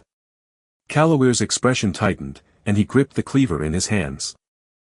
I seem to have smelled a very fragrant scent. Leylin explained. Fragrance? There are only odors that make people want to vomit in this forest. And now it is getting more serious. Raynor interrupted. I actually smelled a whiff of jasmine flowers mixed with black-oiled roses. Lilise wrinkled her nose. Everyone be careful. There is the stench of a wild beast. Shuddering, Calaware unsheathed his cleaver. This situation was obviously strange. Leylin also placed his hands into his waist pouch. Who, a gust of wind blew over. It carried a fishy stench that stung the nose. Grewer. The roar of a ruthless beast sounded. The plants in the surrounding black forest also bent from the pressure caused by the beast's roar. Calaware's face changed greatly. Be careful, it's a huge one. Boom boom, the heavy steps rang. Leylin and the rest saw the appearance of the creature. It was a huge black bear and its skull was split open as if exposing its brain. There was also a V-shaped, white mark on its chest, like a lightning scar. Be careful. It's the violent hilly bear, each one is comparable to a level 3 acolyte. Last time, it was this fellow that we met. Calaware's pupils shrank to the size of a pin. Be careful of its roaring attack. It was this attack that killed Hank previously. Damn it. Let's disperse and run. Raynor's face turned pale and he suddenly turned around and scooted off. This coward. Neela fumed and her face turned red. The violent hilly bear increased its speed because of Raynor's sudden escape. There is no choice left. This exceeds our capabilities, so let's scatter and run. Let's hope to meet each other back in the academy. Calaware smiled bitterly and made his decision. Chapter 34, A Knight's Breakthrough. A Knight's Breakthrough. After Calaware finished speaking, he took out a black powder-like substance from his robes and sprinkled it onto his legs. He suddenly appeared taller and upon closer inspection, it seemed that not only had his height increased, but there were also tufts of black fur growing out of the bottom of his shoes. With this black fur, Calaware's speed increased tremendously and he disappeared from the forest in the span of a few steps, with a speed faster than Raynor's. The seed from a blade of nimble grass. It seems like Calaware used it to protect his life, but the aftereffects of this seed are not small. Leylin muttered, looking towards the two girls at his side, it is a little embarrassing to say this, but we had still better split up. Since we chose to come out here and take such risks, we should naturally be prepared to lose our lives. To be honest, the fact that you were able to stay behind those two guys has already shocked us. Neela said as she took out a green potion in a test tube and threw it on the floor. A green-colored hurricane swept up and enshrouded Neela and Lilise within its center. See you at the academy. Enveloped in a whirlwind of green, the two girls disappeared from Leylin's vision. Everyone has a trump card, huh? Leylin smiled, moving his feet and disappearing from the forest. In a flash, the party of 5 began to split up, with everyone using their own methods to escape from the scene. Leylin's footsteps never faltered, and the trees on either side of him disappeared into the distance as he sped ahead. The attack power of the violent hilly bear is extremely high, while its speed is just average. In the party of 5, Calaware used the nimble grass, while Neela and Lilise used a speed-enhancing potion. As for me, I have the strength of a knight, and therefore, my speed is pretty good. However, Raynor, the first to run, has the slowest speed amongst the 5 of us and is also in the greatest danger. If he did not prepare any trump cards, it is highly likely for him to die here. I should be able to escape from this violent hilly bear's hunting grounds with Raynor as a decoy, so I had better not use this potion just yet. As a potions master, Leylin was still rather rich despite not being able to sell his goods in bulk. Naturally, he had prepared several trump cards that could protect his life, without which he would not have the confidence to come outside to train. Every step he took was perfect, his every move and action seemed to blend in with the forest and he did not receive any obstructions from any branches or vines, his actions as smooth as flowing water. His speed was actually almost the same as Kalawir who had used the nimble grass. Groar! A vicious roar sounded. Suddenly, a black figure appeared in front of Lei Lin, and with it came a huge bare paw. Impossible! How could it have made a detour to be in front of me? Was Raynor unable to draw it away? Greatly startled, Lei Lin's body reacted, his conditioned reflexes causing him to take out his cross blade and begin slashing in front of him. Clang, Lei Lin hurriedly used the huge recoil traveling through the cross blade to turn his body around and escape the attack range of the bear's paw. He did not have a good grip on the cross blade and as a result, it flew out of his hands. Bang, At this moment, Lei Lin did not hesitate to throw a fire-red potion at the violent hilly bear. The moment the test tube exploded, a scorching red flame suddenly engulfed the violent hilly bear. Lei Lin did not stay to watch the scene. Instead, he immediately turned around and ran. The explosive potions may be great, comparable to an average rank 0 spells, however, it still lacks the power to penetrate the violent hilly bear's thick hide. Groar! The violent hilly bear's roar sounded from behind, and it seemed to be getting closer to Lei Lin. Lei Lin turned around to look, and his eyes almost popped out. This is illogical. He saw that the violent hilly bear's head was a little charred, but the rest of the body remained undamaged. The explosive potion seemed to do nothing else apart from further enraging the violent hilly bear. The violent hilly bear's massively oversized body seemed to be as light as a feather and did not hinder its speed in the slightest, allowing it to tail behind Lei Lin. AI chip. Take readings. Lei Lin gave a command, but the AI chip did not reply even after half a day and only a faint static noise could be heard. AI chip. AI chip. Lei Lin called out again, but it was to no avail. Damn it, just what exactly is happening? Lei Lin's face distorted in frustration. The AI chip was his greatest trump card in this world. Suddenly losing it had turned him a little crazy. Thwack, the violent hilly bear caught up to Lei Lin once again, and it swatted with his massive paws as if it was swatting at a mosquito. Umbra's hand. Lei Lin hurriedly chanted and a black-colored hand rose from the violent hilly bear's shadow, firmly holding on to the bear's paw. The huge bear roared non-stop but was unable to escape from the Umbra's hand. Seizing this opportunity, Lei Lin hurriedly ran off. The Umbra's hand's effect will only last for a few seconds. I must hurry. Lei Lin fled miserably. Damn it. Lei Lin grumbled yet again, what on earth is going on? This violent hilly bear is stronger than my expectations, and it has such a swift speed too. In the black forest, the grass and shrubbery blew in the strong wind and the occasional insect cry could be heard from time to time. At last, I have finally escaped for now. Lei Lin ran for a dozen odd minutes before he dared to turn back and look. The dark forest resembled the mouth of a huge beast, seemingly wanting to swallow him whole. Caw! Caw! Just when Lei Lin had finally caught his breath, the abominable sound of ravens could be heard in the sky. Lei Lin raised his head and looked. There were ravens that were much larger than the red-eyed ravens from earlier. Furthermore, there were 3 of them. Once they spotted Lei Lin, they immediately swooped down towards him. My cross blade has already been lost and my spiritual force and magical power are almost drained too. Am I going to die here today? An ominous premonition rose in Lei Lin's heart. A black talon came slashing at him, and Lei Lin hurriedly attempted to dodge it. In spite of his attempts, the claw of the raven etched 3 gashes into his back. The immense pain clouded Lei Lin's vision. No. I don't want to die. I have not qualified as a magus yet. Or seen the rest of the world. How could I just die a silent death here? As he tumbled to the ground, Lei Lin picked up a green rock from behind him. Ha! Jumping back up, he viciously smashed the rock down onto the red-eyed raven's head.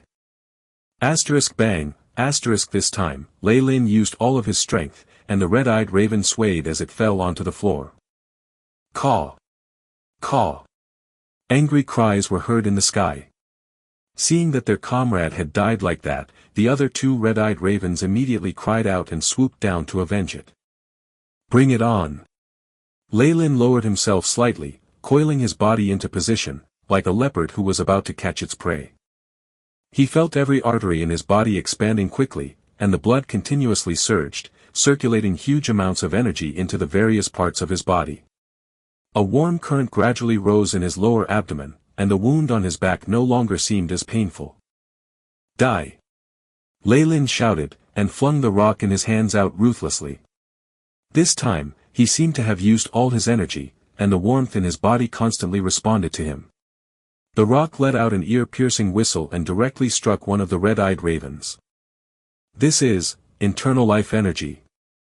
Leyland was mildly shocked. He had attained the qualities of a preparatory knight long ago. Moreover, he meditated constantly, so he was almost comparable to that of an actual knight. However, he had not been able to ignite his internal life energy until now, and he never thought that he would be able to have a breakthrough at this point. Right at that moment, the warm current in his lower abdomen traveled to his two eyes, and a piercing pain in his eyes made them water. When he opened his eyes, his vision was extremely blurry, as if he was shrouded in mist. However, the faint blue words of the AI chip had finally reappeared. Beep. The host has suffered from an unknown effect. Abnormality in the current state. Ho. Host is hallucinating. The screen of the AI chip displayed was intermittent as if it was suffering from a very strong interference. Hallucination. Leyland was startled. However, at this moment, the other red-eyed raven had already swooped down right in front of him. Behind him, there came a violent roar from the forest and a massive bear paw vehemently struck out at Leyland with a hooked claw. Facing such a life-threatening attack, Leyland grit his teeth and actually closed both his eyes. The sharp claws pierced his body and he felt an immense pain. However, it was not as painful as he thought, and Leyland's body did not fall. It really is like this, huh? Leyland's lips curled upwards. AI chip. Show me my current state. The AI chip's display merely appeared more distinct in the darkness. The lines full of red-colored warnings about the abnormal status was extremely striking, but Leyland had actually not realized it before. Beep. Detection over. The host has breathed in very potent and delicate hallucinatory gas particles. The 5 senses were affected. To expel or not? Begin expulsion immediately. Leyland commanded. Beep. Reserve energy has been used, expulsion in progress. The AI chip indicated that the expulsion was complete, and only then did Leyland open his eyes. Right now, he was situated inside a shrubbery, and the violent hilly bear and red-eyed raven disappeared without a trace. There were many cuts on his body from the barbs in the shrubbery, and blood was dripping from them. However, there were no gashes on his back. It seems like it really was an illusion. What I saw earlier was completely artificial. Leyland looked at his surroundings again. On the left, there was a tree that had fallen, and he saw traces of scorch marks in his surroundings. Although what I saw was fake, my reactions were all real. The explosive potion and Umbra's hand uprooted the tree, and it is very likely that I mistook the tree for the violent hilly bear. Leyland felt a little regretful. The explosive potion had cost him plenty of magic crystals, and he had spent a whopping amount before buying the formula and ingredients from Wooks. But now, he had actually used it against a tree. However, it's not like I didn't reap any benefits. Leyland looked at the prompt shown by the AI chip earlier. Secretion of adrenaline in the host's body has rapidly increased, blood flow has increased by 58%. The host has ignited internal life energy and broke through the boundaries of a knight. It might have been an illusion all along, but the igniting my internal life energy and advancing to a knight was real.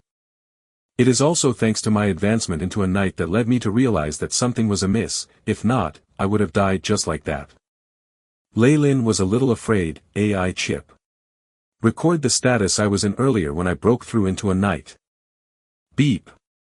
Recording is done. Name, state of advancing to a knight. This state may be the key to igniting internal life energy. However, why would it have some resemblance to the magic powers of my previous world? It seems extremely unconventional. Lei Lin harbored a few suspicions. This knight's advancement method was extremely perilous. Many of the situations required luck, otherwise, there might be an excessive secretion of adrenaline, opening up the possibility of being poisoned to death. Chapter 35, Returning to the Academy. Returning to the Academy. I wonder how Kalawir and the others are doing now. When Lei Lin feebly picked himself up, he felt like his whole body was going to fall apart. Even with the AI chip, I have fallen into this state, let alone their situations. I had better find them quickly. It would be really terrible if they were to fall into a trap or encounter other wild beasts. Lei Lin drew out a red-colored potion from his waist pouch and opened the wooden plug. He poured the red liquid onto his wounds. Asterisk hiss, asterisk white mist continuously rose up from the wound. Lei Lin gritted his teeth, his face a little twisted. After the white mist dispersed, a red membrane was covering the wound, and the bleeding had already stopped. It had also closed the wound. Lei Lin waved his hands around and noticed that his movements were not restricted. This hemostatic potion is very good, but it's so painful when it's being used. Lei Lin grumbled, drew out another blue-colored potion, and gulped it down. The blue potion was sweet and carried the fragrance of white bread. Lei Lin felt his body getting much better and also recovered some strength. He walked out from the shrubbery and leaned against a big tree to rest. AI chip. For that hallucinatory gas, are there any remedies against it? Since he knew that the only danger over there was the hallucinatory gas particles, Lei Lin did not mind rescuing his other party members. If it really wasn't possible, then Lei Lin would just turn his head and return to the academy to inform the professors while praying for them. Suggestion: freshwater has good protective properties against the infiltration of the gas particles. The AI chip replied. Freshwater, huh? Lei Lin opened his water bottle and soaked a handkerchief, wrapping it over his nose and mouth before heading back to their previous location. I thought that I had run very far away, but I haven't even gone 1,000 meters. Lei Lin retraced his footsteps. Moments later, when he returned back to where the party of 5 had split up, he was a little speechless. AI chip. Scan the area in front and form a map. Since he knew that the path in front was filled with hallucinatory gas particles, Lei Lin still felt very vulnerable despite his safeguard. Beep. Scan completed. An image appeared in front of Lei Lin's eyes. Where the 5 of them were earlier, there was a depression with huge mushrooms growing out from it. These mushrooms were extremely big and almost as tall as a human being. Each one was a mysterious purple color, with many black spots faintly forming the image of a human in pain. What type of mushrooms are these? Comparing to database. Similarity level: spider-faced mushroom 98.7%, spear-lining mushroom 74.5%, purple umbrella flower 23.3%. Spider-faced mushroom. Lei Lin thought back to an image he had seen in a picture book from the library. The spider-faced mushroom is a very mysterious plant. It is able to emit extremely strong hallucinatory gas particles, and people with weak constitutions and other intelligent beings will not be able to resist them. They will often attract flying beasts and live together in harmony with them. It seems like the 2 red-eyed ravens from earlier were attracted to them. Lei Lin noticed a few bones at the stem of the purple mushroom. Some seemed to belong to humans, and some were from various creatures. However, these kinds of dangerous plants should have been cleaned up around our school area, unless they were moved here only recently. Lei Lin conjectured and suddenly felt chills over his body as if he had discovered a part of a conspiracy. Shaking his head, this is not something that I can attend to now. I had better hurry and look for Neela and the others and then leave immediately. With the help of the AI chip, finding the others of his party members proved to be extremely easy. Rainer was lying not far away, with one of his thighs impaled on a branch. It seemed like he had run into it himself. Not long later, Kalawir was found too. At this moment, he looked like a lunatic, cleaving at a huge black boulder. He could not even see Lei Lin walking over, and was knocked out by Lei Lin in the end. As for Neela and Lalise, they were the luckiest. Not long after they left, they had been entangled within some vines. When Lei Lin found them, they were still clad in the glow of the green hastening potion and were actually not injured at all. Lei Lin brought the 4 of them far away from the spider-faced mushroom. When he found a stream, he tossed all of them into the water. This was the suggestion given by the AI chip. With the bone-chilling cold water from the stream invading the noses and throats of Kalawir and the others, their bodies began to convulse violently. Cough cough. Kalawir and the others started to cough violently. Lei Lin moved the few of them onto flat ground and laid them on their backs. He then picked up a weapon and got into a defensive stance. What happened? Kalawir rubbed his aching head and propped himself up. Do you still remember what happened earlier? Lei Lin came in front of Kalawir. Yes. I remember now, we met with the violent hilly bear and even some dire wolves. Kalawir touched the gash on his face. Was it you who saved us? Indeed. However, what we encountered were not ferocious beasts. I'll explain it when the others have woken up. Lei Lin pointed at the others, who seemed to be regaining consciousness slowly. When the few of them left the domain of the spider-faced mushrooms and gulped down huge amounts of fresh water, their minds started to clear again. Lei Lin explained the matter of the spider-faced mushrooms to them. As for himself, he said that he was lucky to avoid their situations because he had an item that could resist hallucinations. After listening to Lei Lin, the expressions of Kalawir and the others weren't very good at all. Lei Lin. Thank you. I owe you my life. Kalawir said solemnly. Us too. Neela and Lilise spoke at the same time. As for Rainer, he opened his mouth but no words came out from it. I suggest that you all better tend to the injuries on your bodies first. Lei Lin pointed to the puncture in Rainer's thigh. All right. I have some medicinal powder here. Do you need it, Rainer? Kalawir felt for the item on his body, and then retrieved a bottle of medicinal powder from his waist pouch and gave it to Rainer. Lei Lin took a whiff and knew that it was medicine from the regular world. While it had certain effectiveness, it was still incomparable to a hemostasis potion. The party slowly treated the wounds on their bodies. Rainer was the most injured, and his lips were as pale as snow. His legs were wrapped very thickly with gauze. Kalawir managed to find a stick for him to use as a crutch, so he could at least manage to walk. The physiques of magi already begin to differ from those of regular humans. With the help of potions, wounds that are not too severe will usually finish healing in a few nights. What should we do next? Kalawir looked at Lei Lin. Although he was the party leader in name, Lei Lin's performance made him bow his head. Can you still walk? Lei Lin asked Rainer. I can definitely walk. Don't leave me behind. Rainer hurriedly propped himself up with the crutch. Then we had better hurry and set off. Lei Lin thought of the spider-faced mushrooms and of his own predictions. He had an ominous feeling about the recent events. That's right. Neela and Lilise agreed in unison, it seemed like they were afraid of this place already. My hastening potion. That was something that I spent 5 magic crystals on. Along the journey, Neela lamented. That is still okay, look at me. Kalawir adjusted his sack, the most important things were the 12 red-eyed raven claws in it as they were the proof of completing the mission. He then pointed to his ankle. On his legs, tufts of black fur already covered his calves and began spreading to his thigh area. Although a seed from the nimble grass can allow you to run quickly, their reproductive abilities are too great. After using them, you will definitely be contaminated. If you don't hurry back to the academy to take care of it, you might soon become a furry man. Outer appearance is one thing. The most important thing is that if the nimble grass live on a human's body for a long time, there will be poisonous properties.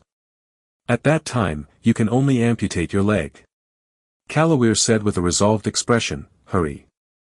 Although he still wore a deadpanned expression, his footsteps had obviously quickened. After suffering from the spider-faced mushroom's attack, the 5 of them became easily frightened on the way home. Any rustling of leaves or blowing of the wind would make them feel nervous for a while. When they finally saw the abyssal bone forest graveyard, Lei Lin swore that he had never found this graveyard so lovable before now. Password. This time, the two-headed dog asked in a female voice. Abyssal bone is paramount. Kalawir said slowly. The password changes whenever a certain period of time has passed. However, the password will naturally be told in advance to those who go out on a mission, like them. Correct. The two-headed dog allowed them to pass and returned to being a statue on the platform. Leylin finally heaved a sigh of relief when they entered the academy's gates. Although there were no deaths on this mission, they still met with several dangers along the way. If not for the AI chip's help, it was very likely that their party would have been wiped out completely. Let's go. We'll first hand in our mission. Kalawir's expression loosened and he smiled. As for Lalise and Neela, they both seemed relieved as well. The five of them walked towards the mission area. Kalawir queued in front of the counter while the other four waited to the side. Neela, did the missions cause so many injuries or deaths in the past? Leylin felt that the atmosphere was a little off. The number of casualties in the mission area had obviously increased, and there were curses and sobbing heard from time to time. We don't usually have this many. I can guarantee that. Neela looked at the many acolytes with darkened expressions on their faces. It seemed like not only did they fail their missions, but they had also paid a heavy price for them. Look. The missions have been refreshed. Leylin raised his head and saw a notice hanging in the upper corner of the black wall, with striking red words. Attention. There has been a significant increase in the dangerous creatures around the academy. We hope that the acolytes who go out in the future will be more cautious. If you aren't a level 3 acolyte, we recommend that you stay inside. These words were a size bigger than the others and were written in a striking red font. Behind the warning, there was a new mission written in red. Mission: find out the source of the abnormalities in the Academy's vicinity. Reward: 500 magic crystals, high-grade information on 3 topics at will, or an improved spell model. This mission is categorized as extremely dangerous, be prudent when accepting this mission. 500 magic crystals, high-grade information on 3 topics, or even an improved spell model. Leylin exclaimed. If only I had that many magic crystals. Lalise was also intimidated by the generous reward. Chapter 36, Bottleneck. Bottleneck. Didn't you read the notice? If you aren't a level 3 acolyte, then going out is practically throwing your life away. A voice sounded, and Kalawir appeared behind Neela. You're back? Leylin asked. Yeah. Here is the reward for our mission. 15 magic crystals. Kalawir opened the pouch and there sat 15 magic crystals. According to our prior agreement, each of us gets 3 magic crystals. Kalawir divided the magic crystals and then opened a large black sack. It was filled with many red-eyed raven claws, as well as feathers, eyeballs and other miscellaneous materials. There is also this stuff. Only the red-eyed raven's 2 claws have some worth. Each one can be sold for about 1 magic crystal. As for the other materials, they're worth roughly 15 magic crystals in total. Do you guys have any questions? If not, we'll be dividing them accordingly. The red-eyed raven claws were only needed to prove that the mission had been completed. After it has been confirmed, the acolytes are allowed to keep them, and they can be considered additional income. I have no problem with that. Leylin smiled. This time, he merely wanted to gain experience and was not too fussed about the number of magic crystals. This time, earning 30 magic crystals at once could be considered a lot. However, there were also the expenditures of this mission to factor in. Neela and Lalise used a hastening potion, and Kalawir used the seed from the nimble grass. As for Leylin, he had used an explosive potion, hemostasis potion, and a strength potion. All these expenditures amounted to over 30 magic crystals. If they were to calculate everything, the mission would be considered a flop and would not even compare to Leylin's brewing of potions to earn money. Seeing as Leylin had agreed, Neela, Lalise, and Raynor could only nod their heads. In this mission, Leylin, you did the most. If not for you, we would have long been dead, so it's alright if you take a little more. Kalawir was extremely sincere, and it seemed as though he had made up his mind about this long ago. I don't need it. Lei Lin smiled and picked out 2 of the red-eyed raven claws, as well as some other materials, from the bag. After estimating that the things he had taken out were worth around 6 magic crystals, he stopped. These will be enough for me. Alright, then we will redistribute the items again. Calloware felt a little forced, but Lilise and Rainer were obviously happy about it. All of them, more or less, had wounds on their bodies. Something seemed to have happened recently to the academy, and accepting missions would no longer be a possibility if it turned out to be dangerous. The group quickly exchanged their contact information and left the mission area. Calloware left the fastest. By now, the black fur had already grown to his thighs, making his legs look like those of a gorilla, and it seemed like he could not wait to seek help. Goodbye. Lilise and Rainer bade farewell too. Could you tell me your dorm number? Neela stuck closely to Leyland's side while whispering into his ear. Warm air blew into his ear and he felt a little ticklish. I'm not in the mood for that. Maybe next time. Leyland declined. Right now, his body still ached faintly, so how could he be in the mood to do it? All right. I'll be waiting. Neela laughed coquettishly and gave him a light peck on the cheek, before running away quickly. Leyland shook his head and turned around, returning to his dorm. As he opened his door, he saw that everything in the room had remained the same as before his departure and a feeling of security washed over him as he entered. The mission did not even last for a month, so why do I feel like a lot of time has passed? Leyland shut the door, placing the cross-blade, sack, and other items aside before lying on his bed. He enjoyed the soothing comfort provided as he rested on the soft bed. AI chip. Show me my current stats. Beep. Leyland Farlier, Level 2 Acolyte, Knight. Strength, 2.5, Agility, 2.7, Vitality, 3.0, Spiritual Force, 4.2, Magical Power, 4.0. Status, Healthy. There was an overall increase in the stats. His strength, agility and vitality had all increased by 0.3, while his spiritual force increased by 0.1. After advancing to a proper knight, all my stats have risen. As for my spiritual force, this is the result after 1 month of continuous meditation. Leyland gazed at the 3D image of him. AI chip, calculate how much more the internal life energy in my body raises my stats. After a knight ignites their internal life energy, there will still be a breakout period for their stats to increase. However, Leyland had already increased his stats plenty through meditation, so the effects may be diminished slightly.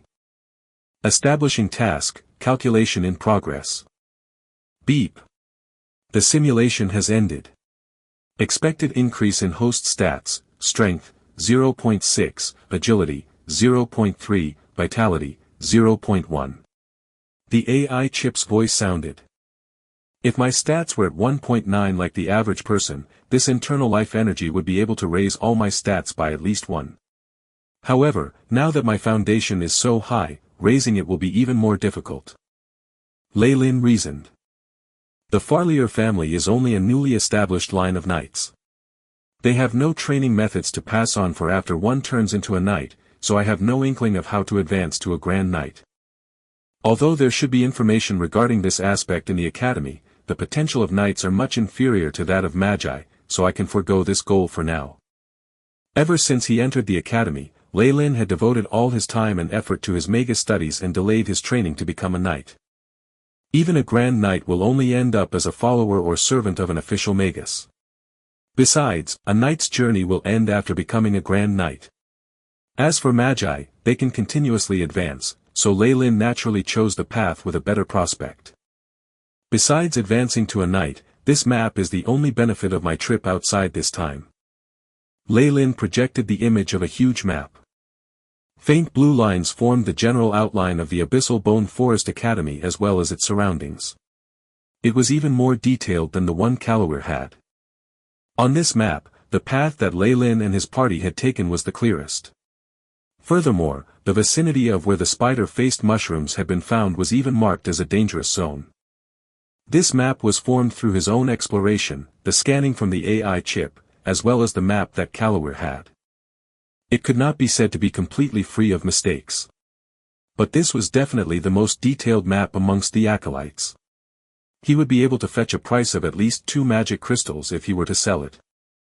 In the center of the map, green words highlighted the location of Abyssal Bone Forest Academy. From this map, it can be seen that our Abyssal Bone Forest Academy is only taking up an insubstantial area on the south coast. It could also be said to be in a rural area.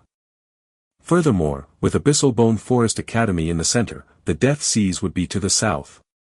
To the north, it would be the mountain plains of despair, to the west, Sage Gotham's hut, and lastly, the Poolfield Kingdom to the east.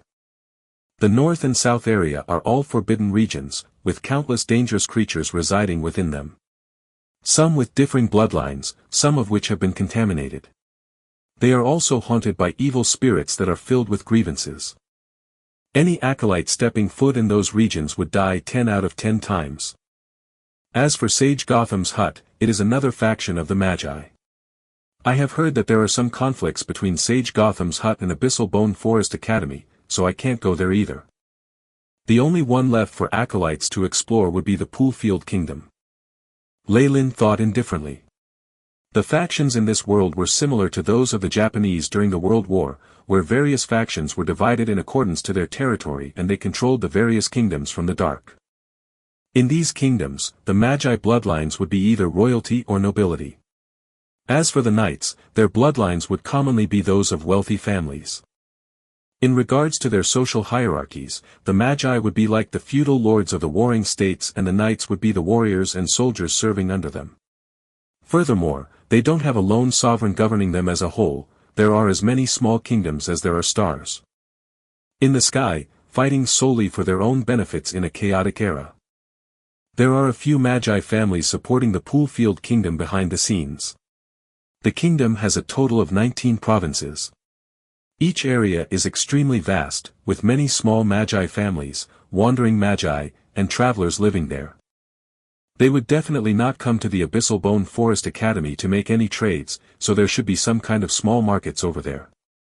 I'll try concealing my identity and head there to sell my potions. Leyland's potioneering skills were only average, but with the help of the AI chip, his succession rate for brewing had long surpassed his senior Merlin and could even be comparable to that of his mentor, Croft. However, all of this had to be kept with the utmost secrecy. As such, Leyland did not dare sell too many of his potions inside the academy. However, once he advanced to a level 3 acolyte, he would reach a bottleneck. Without a vast amount of resources to use, one could only slowly progress with time.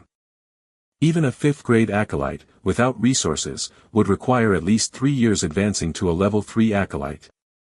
Leyland was only an average, 3rd grade acolyte, and could only rely on this bit of income on the surface. To satisfy the requirements for advancement, who knows how long he would have to wait. AI chip. Simulate the requirements that I need to advance into level 3 acolyte. Prerequisites for level 3 acolyte: spiritual force, 7, mastery of at least 3 spell models, 500 grams of reactive elixirs required to aid with breakthrough. Learning the 3 spell models is easy, but the reactive elixirs will be troublesome to obtain. I will need at least 500 magic crystals. Leyland's expression was extremely solemn. As a potioneering acolyte, he naturally knew what reactive elixirs were. These potions were not the same as elementary potions like the strength potions or hemostasis potions. However, they required someone to have reached the basic level of potioneering. There are those which increase spiritual force, vitality, or even potions that can reinforce the mind runes at an alarming rate. The demand is always greater than the supply for them. 500 magic crystals is a little too much. However, after I have finished mastering the elementary potioneering techniques from Mentor Croft, I can then start practicing with basic potions. I might only need to purchase 100 magic crystals worth of ingredients to make the potions myself. It seems like the most important thing will be to get my spiritual force up to 7. Leyland appeared to be deep in thought. AI chip. According to my current status, how long will it take to meet these prerequisites through meditation? Using the host's spiritual force as a base, simulation in progress. Beep. The simulation has been completed. Estimated time needed, 8 years 6 months and 15 days. The AI chip responded without any emotions. That long? Leyland's face turned pale. What's the problem?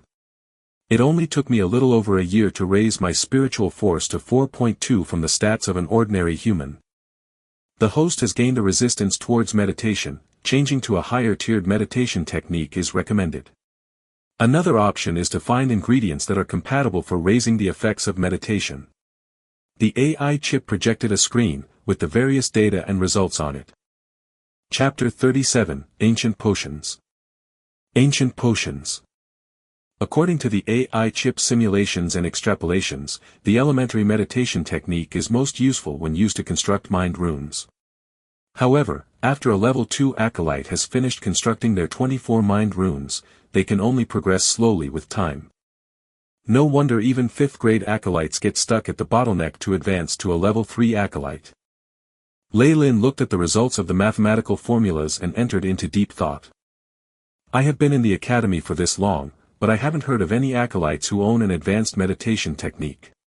Furthermore, the apprentices of the other professors all stop progressing for at least a few years after they have reached level 2 acolyte standards. It seems like even the professors can do nothing regarding this matter of meditation techniques, so I can give up on it first. As for the use of ingredients, there was some basic level potion formulas that could help in the raising of spiritual force. However, the price for them is rather high and the ingredients are also very costly. Even the results are rather appalling. However, my succession rate will definitely be higher than other potioneering masters because I have the AI chip. Therefore, increasing my spiritual force with this method is highly feasible. Leylin made up his mind. What's next is to collect formulas for potions that can raise my spiritual force. In addition, I should sell my potions outside and obtain more potion ingredients. However, it seems rather dangerous outside the academy right now, so how am I supposed to go find those black markets or small-scale trading groups? Leyland's brows furrowed again. With these problems, the professors inside the academy will definitely not sit around and do nothing. The problems will be resolved after a while. I had better get the potion formulas for increasing my spiritual force before anything else. If the problems outside could not be solved by even the Magi, then Leylin would definitely be at even more of a loss. Thinking this, he soon entered a dream state very quickly. The next morning, Leylin sought out Professor Croft. A potion formula that can raise spiritual force. Croft was a little surprised. The success rate of brewing these potions is too low and the resources required are extremely expensive. Many potioneering masters have lost their family fortunes over this, and only those with a strong family background are able to reap the benefits. Although Leyland's potioneering talent was highly outstanding, Croft still felt that his apprentice had set his goals a little too high. Sir, you know it too. My aptitude is only 3rd grade acolyte. For a 3rd grade acolyte to progress to a Magus, there is an even greater bottleneck. Breaking through to a Magus is easiest when it's done at a young age, so I want to give it a gamble. Leylin spoke softly. Oh. You. Croft sighed and sat down slowly. I do have a few basic potion formulas for raising the spiritual force, but I signed a contract preventing me from reselling the formulas when I got them from other parties. As for my own formulas, you are definitely not able to afford them. How many magic crystals are they worth? Leyland's heart sank, but he still asked. Ha! I knew you wouldn't give up. 5,000 magic crystals, and that's only because you're my apprentice. See? Leyland sucked in cold air, and then laughed bitterly. It seems like I have no hope. Developing a potion formula for raising spiritual force requires a potioneering master to spend a dozen, or even several dozens, of years on continuous experimentation, and the consumption for this is immense. Moreover, possessing an exclusive formula usually boosts a potioneering master's family development. Hence, it is within reason for potion formulas to be this costly. Having a monopoly will yield the greatest profits. Leylin nodded his head slowly. However, it also depends on who owns the formula. If it was an acolyte instead of a Magus, even Leylin would have harbored some bad notions. However, Croft was an official Magus, and he had the Abyssal Bone Forest Academy was behind him as his patron. Furthermore, his human relations were not bad, hence, he did not have many worries. However, if you really have this goal, you might not be completely without answers. Just as Lei Lin was prepared to take his leave disappointingly, Croft spoke these words. "It seems like I have a chance." Lei Lin was secretly elated and hurriedly bowed. "Although I am unable to give you my personally developed formulas, I still have a few formulas from the Magi of old, and they were obtained when I went exploring several times before, so you can use them and give it a try." Croft said slowly. Formulas from the Magi of old? Lei Lin felt a little uncertain. Indeed. Magi were the most prosperous back in the ancient times. Not only did they construct the Byron Empire which spanned over several continents, they had even set their sights on several other distant worlds, conquering different planes one at a time. Croft's face was a little flushed. It seemed as though he held the utmost fascination towards the prowess of the ancient Magi. It's a pity that the Byron Empire collapsed one night, due to some unknown reason, and the legacies of these ancient Magi were lost. We, as Magi in more recent times, have only risen to power through a few remnants of the research and documents left behind by the ancient Magi. Little by little, Croft spoke of the story behind the scenes. This information was never mentioned in the historical books in the Academy. I wonder how mighty these ancient Magi were. Lei Lin put on a fascinated expression, and asked. Those formulas, are they all defective? Indeed. You're very smart. Although the effects of these formulas are good, many of the ingredients have already ceased to exist. At least, I have never come across them in the 200 years of my life. Croft said unhurriedly, however, many potioneering masters still feel some affection for these ancient formulas because they all wish to find a substitute for them. Even if they have only a fraction of the original models, their effects are extremely useful. Lei Lin was elated. With the help of the AI chip, he would definitely save a lot of time and effort when researching them. On the surface, he still put on a frowning and worried expression, so. You want me to find substitute ingredients? Indeed. Potioneering masters often rely on flashes of inspiration for their successes. Many new types of potions are developed on this basis. If you really want to, you can try your luck. However, the success rate will be extremely low. Croft's face darkened.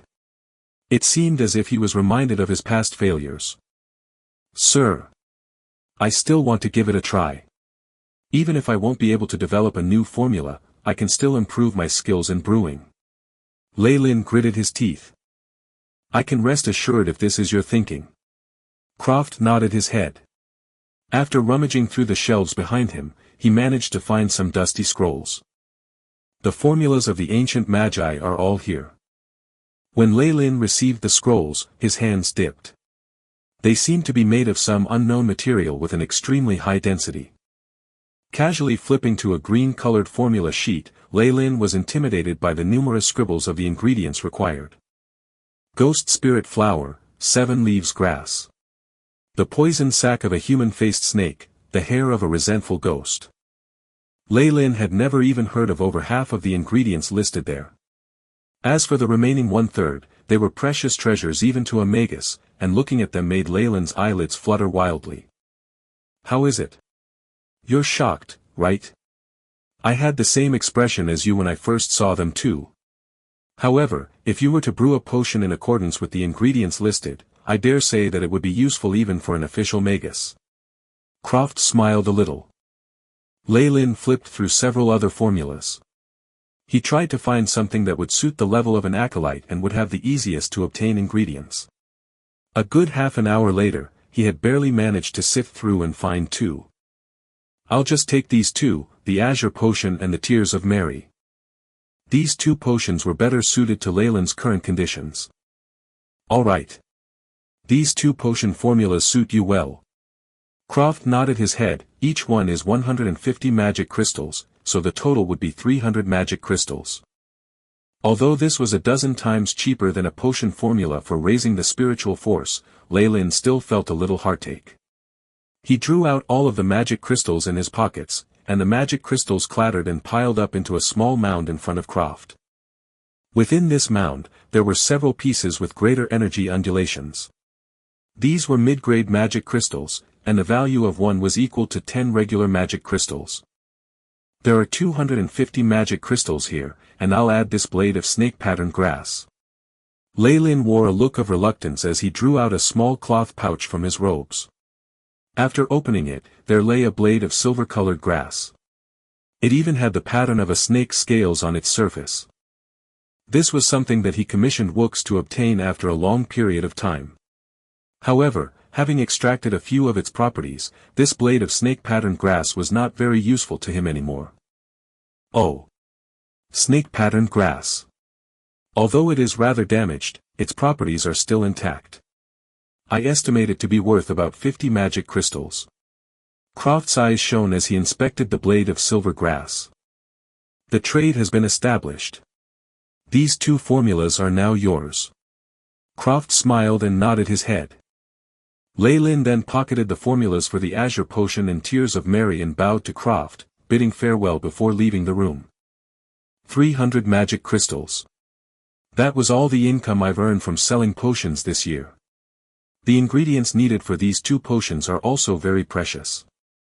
I can only hurry and head outside the academy to sell my accumulated potions before I can exchange them for experiment resources. Lei Lin felt a little heartache.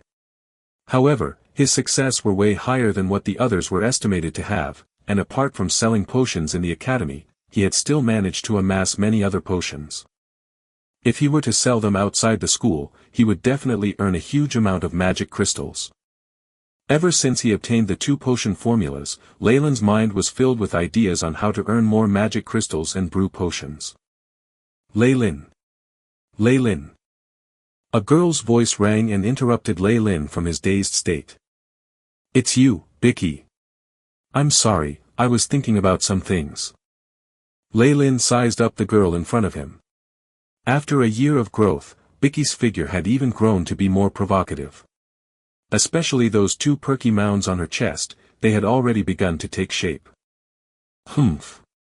Even you are like this. Fail is the same too. Bicky pouted. Ha. Lei Lin glossed over it. What's the matter, is Fail ignoring you again? That's not it. Fail has been treating me well recently, and we even had dinner at the dining hall on the 2nd floor yesterday. Bicky said cheerfully, only, he seemed fixated on the Academy's recent mission, the one with blood-red writing, wholeheartedly wanting to claim the reward. 500 magic crystals, high-grade information, and even an improved spell model. If I wasn't just a level 2 acolyte, I would most likely be tempted too. Lei Lin joked. What were you thinking earlier? Nothing much, only that selling potions within the academy are rather disadvantageous for me and I want to try selling them outside. Lei Lin spoke with a half-truth. Chapter 38, Nissa. Nissa. Regarding the matter of wanting to sell his potions outside the academy, Lei Lin felt that there was nothing much to hide. Other potioneering acolytes were sure to have these thoughts too, but no one would expect Lei Lin to sell such a surprising amount. He must conceal his identity when selling the potions, but everything will be fine as long as he is not recognized. The acolytes in the academy are indeed clever, keeping the prices down. Bicky nodded her head. Why don't you learn from our senior, Merlin? He signed a contract with a Magus family, where they provide potion ingredients to him for free and will buy all of the potions he makes. I like my freedom. Lei Lin shook his head. He knew a little about Merlin's decision. Merlin had signed a contract with a Magus family. The family would provide huge amounts of ingredients for him to practice brewing and would also provide him with viable resources to aid him in breaking through to an official Magus. But after he becomes a level 3 acolyte, Merlin will have to provide a certain number of potions for the family every month. Furthermore, he would have to join the family after becoming an official Magus. This was how Magus families roped in lowly acolytes. Without the AI chip, Lei Lin might have embarked on a similar path. Or worse, having no family wanting to take him in because his aptitude was too poor. Bicky, your family resides in the Poolfield Kingdom if I recall correctly. Do you know if there are any markets or places for people to trade their goods? Lei Lin asked. Of course. However, the situation there is extremely complicated. There are many wandering magi and fugitives, so it is very chaotic and dangerous. I know, but I don't have to go there personally. For instance, I could always hire someone to do it for me. Lei Lin began to spout nonsense. In the Academy's mission area, acolytes can also give out missions as long as they have enough magic crystals and are able to make a deposit. That's true. In that case, I will send a copy of the information to your room later. Bicky nodded after giving it some thought. I will be really grateful for that. I'll buy you a meal in the second-level dining hall next time. Lei Lin was elated. All right. Bicky smiled and her two eyes curved into a crescent moon shape. As time passed, Lei Lin continued to analyze the two formulas with the AI chip's help. He also started to search for rank 0 spells that could conceal his aura or change his appearance. Bicky had sent the information regarding the Magus Bazaar long ago. However, Lei Lin did not dare go out until the strange happenings outside the academy were resolved. In the third-level cafeteria that handed out free food, Lei Lin was eating a meal with Bill. Today's meal consisted of white bread with fish paste, as well as steak and fruit juice. What? Perry is dead. But he was a level 3 acolyte. Lei Lin was a little startled. Perry was a 5th-grade acolyte and also had a good mentor. 4 years ago, he had risen to a level 3 acolyte and could be said to be an influential figure in the academy. That's right. He accepted the mission to investigate the happenings around the academy and even formed a party for it. There was another level 3 acolyte in the party too. Bill's face darkened. With a formation like this, only an official Magus could have killed Perry. Lei Lin surmised. Perry was sure to be carrying a magic artifact, and he was one of the strongest among the level 3 acolytes, not to mention any powerful, life-saving items his mentor could have given him. And yet he still died, making Lei Lin even more fearful of the danger surrounding the academy. Not necessarily, they might have been overwhelmed by numbers. I heard that when Perry was found, his lower body was missing and his innards were all eaten. At a glance, it's clear that these are the doings of the Beast Men. Beast Men? Lei Lin recalled the contents of a book he had read. According to the book, there were 2 explanations of their origins. One described them as the failed experiments of a Magus, and the other called them a type of human subspecies. However, a common point in both explanations was that these beastmen were extremely savage and cunning. Weren't they always in the desolate lands of despair? Why would they be roaming here? They're even attacking acolytes, don't they know that this is simply provocation? Lei Lin was a little puzzled. The brains of beastmen were always poorly developed, who knows what they could be thinking. But they have never dared to provoke magi, otherwise, they would have been long extinct. Bill added. Whenever the Academy's official magi go outside, their paths are not blocked, nor do any strange happenings occur. It seems as if these beastmen concealed themselves in advance. However, they would attack with all their might whenever they met with an acolyte. It was a standard case of bullying the weak while fearing the strong. They won't be this rampant for much longer. Perry is an apprentice of Professor Hirosai. He's known for worrying about losing face and shielding his shortcomings, so he'll definitely take action. Bill said confidently.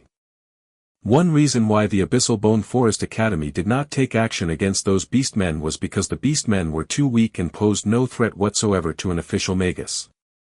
On the other hand, they give acolytes a chance to hone their battle skills and gain experience.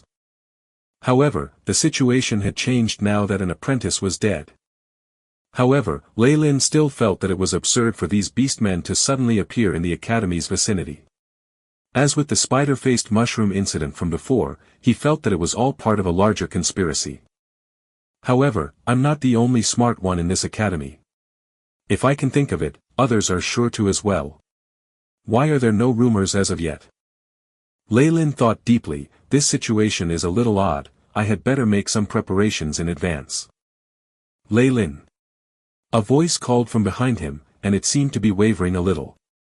Lei Lin turned around and saw Gyuricha, one of the acolytes who had come to the academy with him and possessed the aptitude of a second-grade acolyte. The energy waves radiating from his body showed that he was still a level 1 acolyte. This is a friend of mine, I'll take my leave first. Leylin said to Bill. Go do your thing. Bill smiled. Is there a problem? Leylin walked over to Jersa and asked softly. Jersa was usually a rather reserved person and was always being berated by Kalawir and the rest, so he seldom hung out with them. There had to be a problem if he sought out Leylin this time. We do indeed have a problem. Could you come with me for a while? Jersa asked. All right. Leylin agreed since he wasn't doing anything. Let's return to my dorm. Jersa brought Leylin to his dorm. Leylin looked at the room number, 1913. It was quite a distance from his dorm, no wonder they did not see each other much. Let's go in. Don't be too shocked. Jersa said preemptively. Leylin inhaled deeply and placed his left hand into his waist pouch before pushing the door open and stepping inside. Once he entered, a disgusting stench infiltrated his nose. It was rather similar to a mix of sewerage and the smell of a rotten corpse, and it almost made Leylin puke. Enduring the sickening stench, Leylin examined Jersa's room. Its layout was similar to his, but there was a girl sitting on the bed now, and beside her was a figure wrapped in a black cloak. The stench was coming out from the cloaked figure's body. Hello, Dodoria. Leylin recognized her. She was also someone who came to the academy with him. Her aptitude was even worse than Jersa's, only a first-grade acolyte, and barely qualified as a level 1 acolyte even now. As for the black-robed figure, according to the AI chip scan, their energy waves were a little strange. Sometimes the readings showed that they were not even a level 1 acolyte, at times it showed that they were at the peak of a level 1 acolyte and could almost advance to a level 2 acolyte. Furthermore, the radiation on their body was exceptionally strong. Hello, Leylin. Dodoria forced a smile, but both her eyes were red and puffy as if she had just cried. What exactly is happening? Leylin felt that the problem lay with this black-robed figure. As expected, Jersa checked that the door was closed and then, forcing out a smile, he said to Leylin, You have said hello to Dodoria already, but there is one more person, Nissa. Do you still remember her? Nissa. Naturally, Leylin remembered the little girl who had the aptitude of a first-grade acolyte and got along with Dodoria rather well. She had also come from the same place he did. The black-robed figure was huge and swollen, like an extremely fat person, and even gave off a disgusting odor. It was very difficult for Leylin to link this figure with the petite and pleasant little girl from the past. Nissa, take off your cloak. Leylin is not an outsider. Besides, you still need his help. Jersa said. That's right. Dodoria encouraged, sitting by her side. After listening to the exchange, the black-robed Nissa hesitated for a while and then slowly took off her cloak. Ugh. Leylin covered his mouth, his eyes wide, looking extremely shocked. Just how on earth was this a person? Scars littered her face, and there were even signs of stitches. She had the snout of a pig, her head was bald, she was missing an ear, and had coarsely spaced teeth. A thick, repulsive, yellow fluid continuously flowed out of her mouth. Her facial features looked like they had been messed up by someone and then put back together. Looking at her appearance, 2 words surfaced in Leylin's mind, suture freak. Right now, Nissa's appearance was like someone casually taking parts of a creature's corpse and sewing them together. With such a horrendous outer appearance, and compared to Leylin's image of how girls normally look like, Leylin finally understood why Nissa chose to cloak herself in a black robe. What is going on exactly? Leylin's face darkened. Do you still remember the additional conditions that we there when we were choosing our mentors? Jersa reminded. You mean to say, aiding in the experiments? Leylin got a shock. He had originally thought that the conditions offered by the professor were too good, and now it turned out to be a trap. That's right. We didn't have any magic crystals, so the choosing of our mentors was at random. Nissa was allocated to a professor who specializes in transfiguration. He treated Nissa well, not only did he impart her with a lot of knowledge, he even promised her 1 magic crystal a month if she participated in his experiments. Dodoria said, while wiping off the tears in her eyes with a handkerchief from time to time. 3 days ago, Nissa was poisoned by the radiation of a spell, and she has been like this ever since then, Jersa explained gloomily. Human experiments. Leyland's heart sank. He knew that there were many magi in the academy who did human body experiments in secret. However, they seldom operated on their acolytes directly. Although there are many knights and peasants he could have experimented on, acolytes are of good caliber because they have the highest resistance to spells. Nissa finally opened her mouth. Her voice was hoarse with old age and even carried a metallic ring to it. That's right. Jersa continued, cough cough. I, too, have been aiding my professor in many of his experiments. Although there are no irreversible changes yet, a few residual effects are beginning to appear. Chapter 39, Two Methods. Two Methods. AI chip, examine Jersa. Leyland ordered. Immediately, an image of Jersa was projected and Leyland noticed some pathological symptoms in some of his organs, the lungs in particular. Acolytes are already capable of resisting spells, so how strong would the radiation have to be for an acolyte to be unable to withstand it? Leyland's face changed. What did the academy say about this? What could they say? Nissa signed a pact with her mentor before the experiment and even declined any compensation. Dodoria exclaimed as she sobbed. Leyland was silent. Many low-grade acolytes, with no magic crystals, could only be assigned to different professors randomly. If their luck was good, they would meet professors like Croft. If their luck was bad and they were to meet with professors who liked to experiment on humans, then they could only blame themselves for being unlucky. Additionally, many of the acolytes could not resist the enticements from their mentors and would cooperate with them for experiments, so even outcomes like death were a possibility. A few acolytes would die from experiments in Abyssal Bone Forest Academy each year. In comparison, Nissa, who was able to keep her life, was much luckier than those who died. So why did you look for me? If it's to help seek revenge or any other justice-related matters, then I'm afraid I won't be of any help. Leyland did not allow any room for negotiation right at the start. To challenge a Magus with the powers of an acolyte, he would only do that if there was water seeping through his brains. We don't have such intentions. We're just here to let you take a look to determine if there is still hope for Nissa to recover her original appearance. Jersa hurriedly shook his hands. Leyland nodded his head. After all, he had the potioneering master, Croft, standing behind him. If he couldn't think of anything either, Nissa could only despair. Do you mind if I have a look?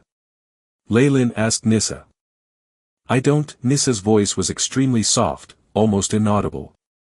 Leyland walked forward, and the disgusting stench only grew more revolting. Leyland forced himself to pick up Nissa's palm. Every finger was thicker than a carrot, looked purple, and there were disgusting rings of folded skin. What used to be the dainty white fingers of a lady had turned into this.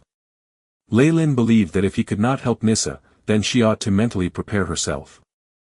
Leyland pressed the back of Nissa's hands. Do you feel anything? No. Her defense seems to be pretty good. Leyland silently appraised, taking out a surgical knife from his waist pouch. The tip of the gleaming knife was placed on the surface of her palm and pushed into the skin lightly, but it didn't manage to cut through the skin. Leyland's brows furrowed and he applied more pressure on his hands, using all of his strength as a knight to push down the tip of the blade. The surgical knife finally pierced Nissa's skin, and a drop of yellow pus flowed out.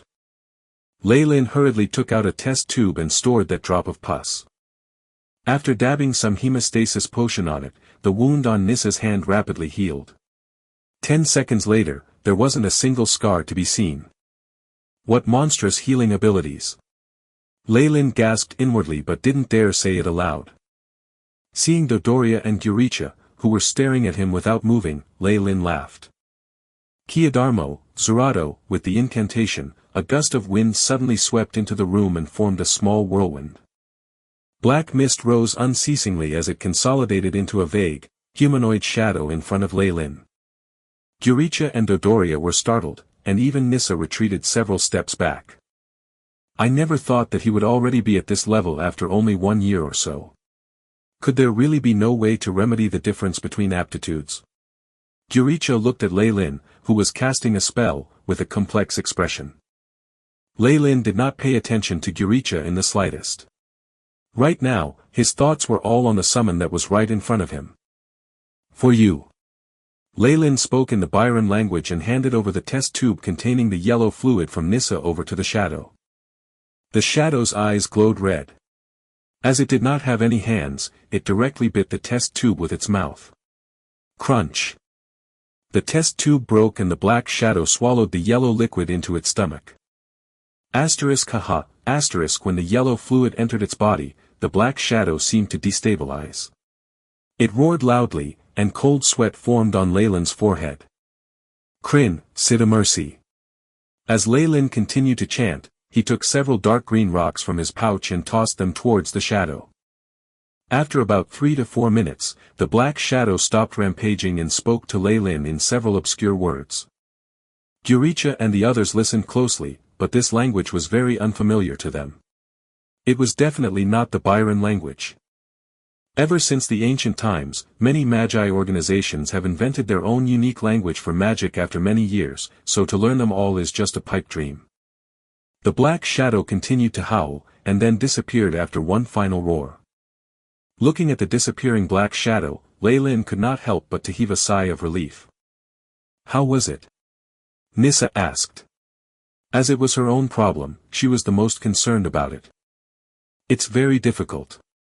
Your constitution has already been completely transformed, and there is a huge amount of polluted energy circulating in your body. If not for the fact that you were an acolyte, you would have died long ago. Leyland shook his head. After listening to Leyland's assessment, Nissa's eyes dimmed and she retreated back several steps. However, it's not like there are no solutions at all. Leyland continued. What means are there? No matter what the conditions are, I will definitely do my best for Nissa. Dodoria clenched her fist. Yes, we should think of a way together. Then we'll be able to solve it eventually. Gyuricha cheered on, which made Leyland somewhat speechless. The first method is for Nissa to advance to an official Magus.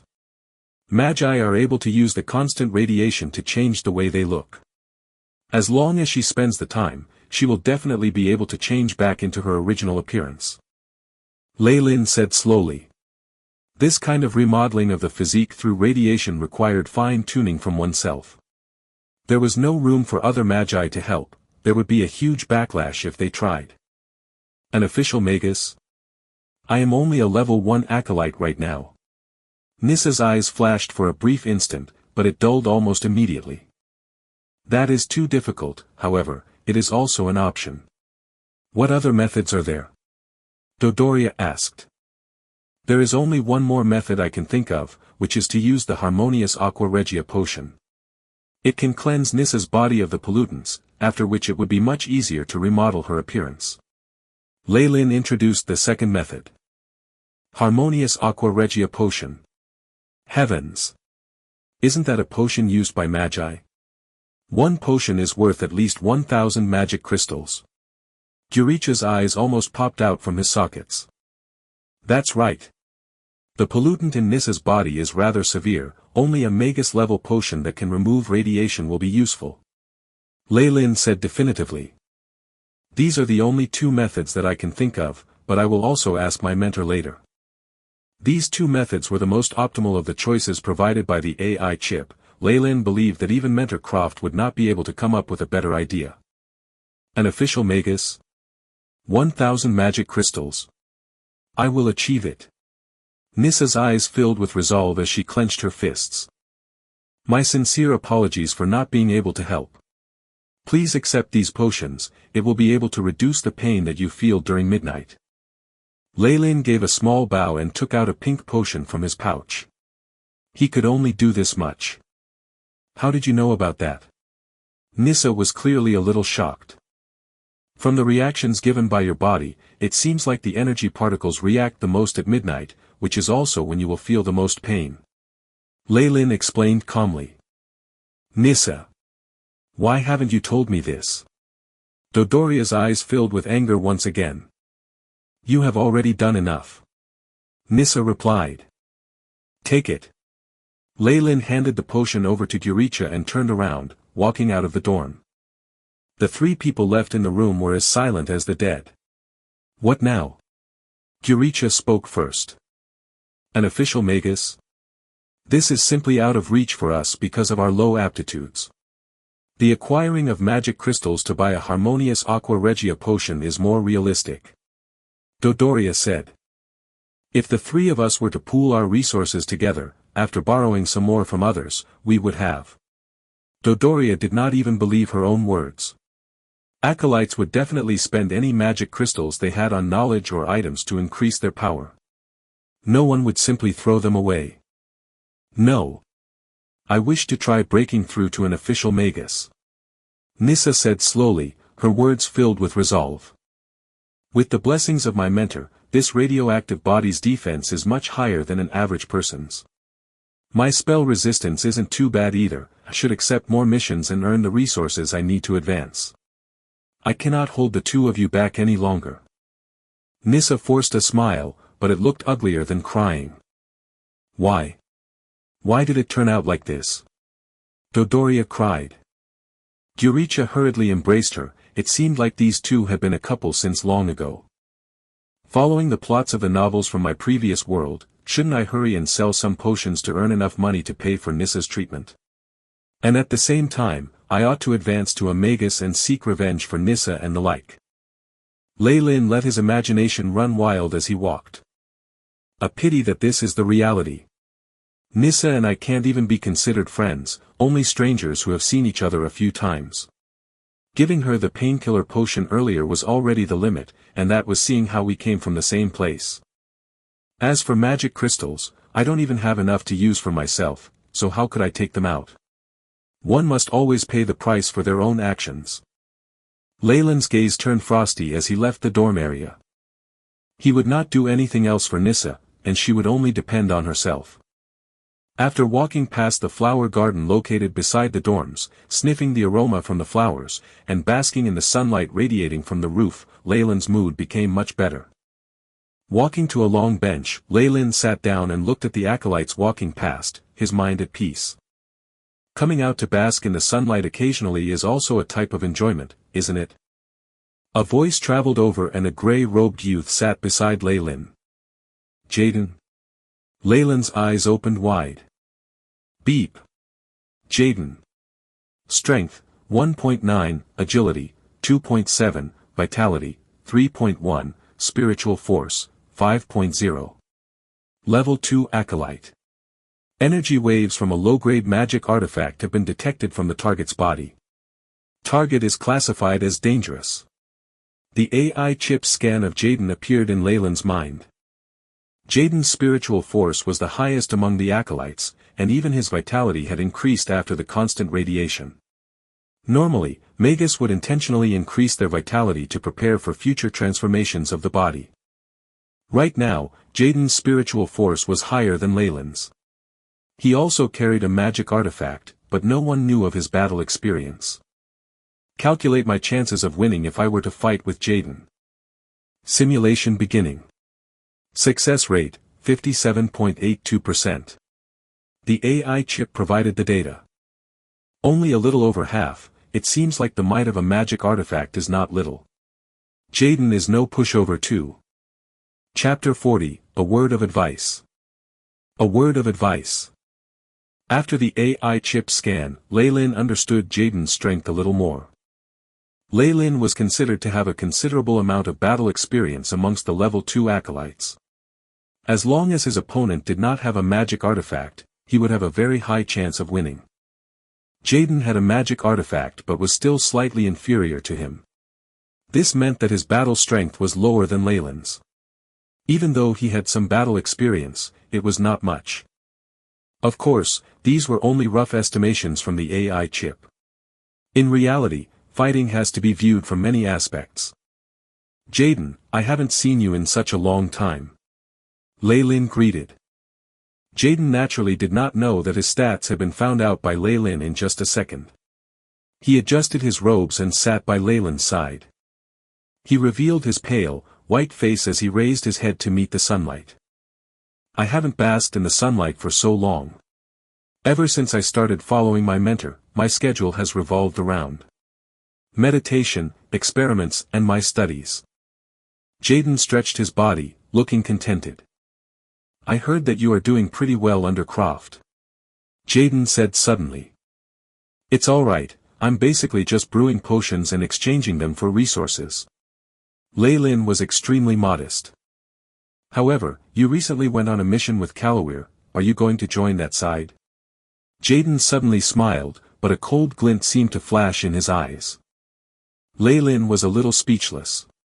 He never thought that this conflict between groups that these kids had formed before was still ongoing.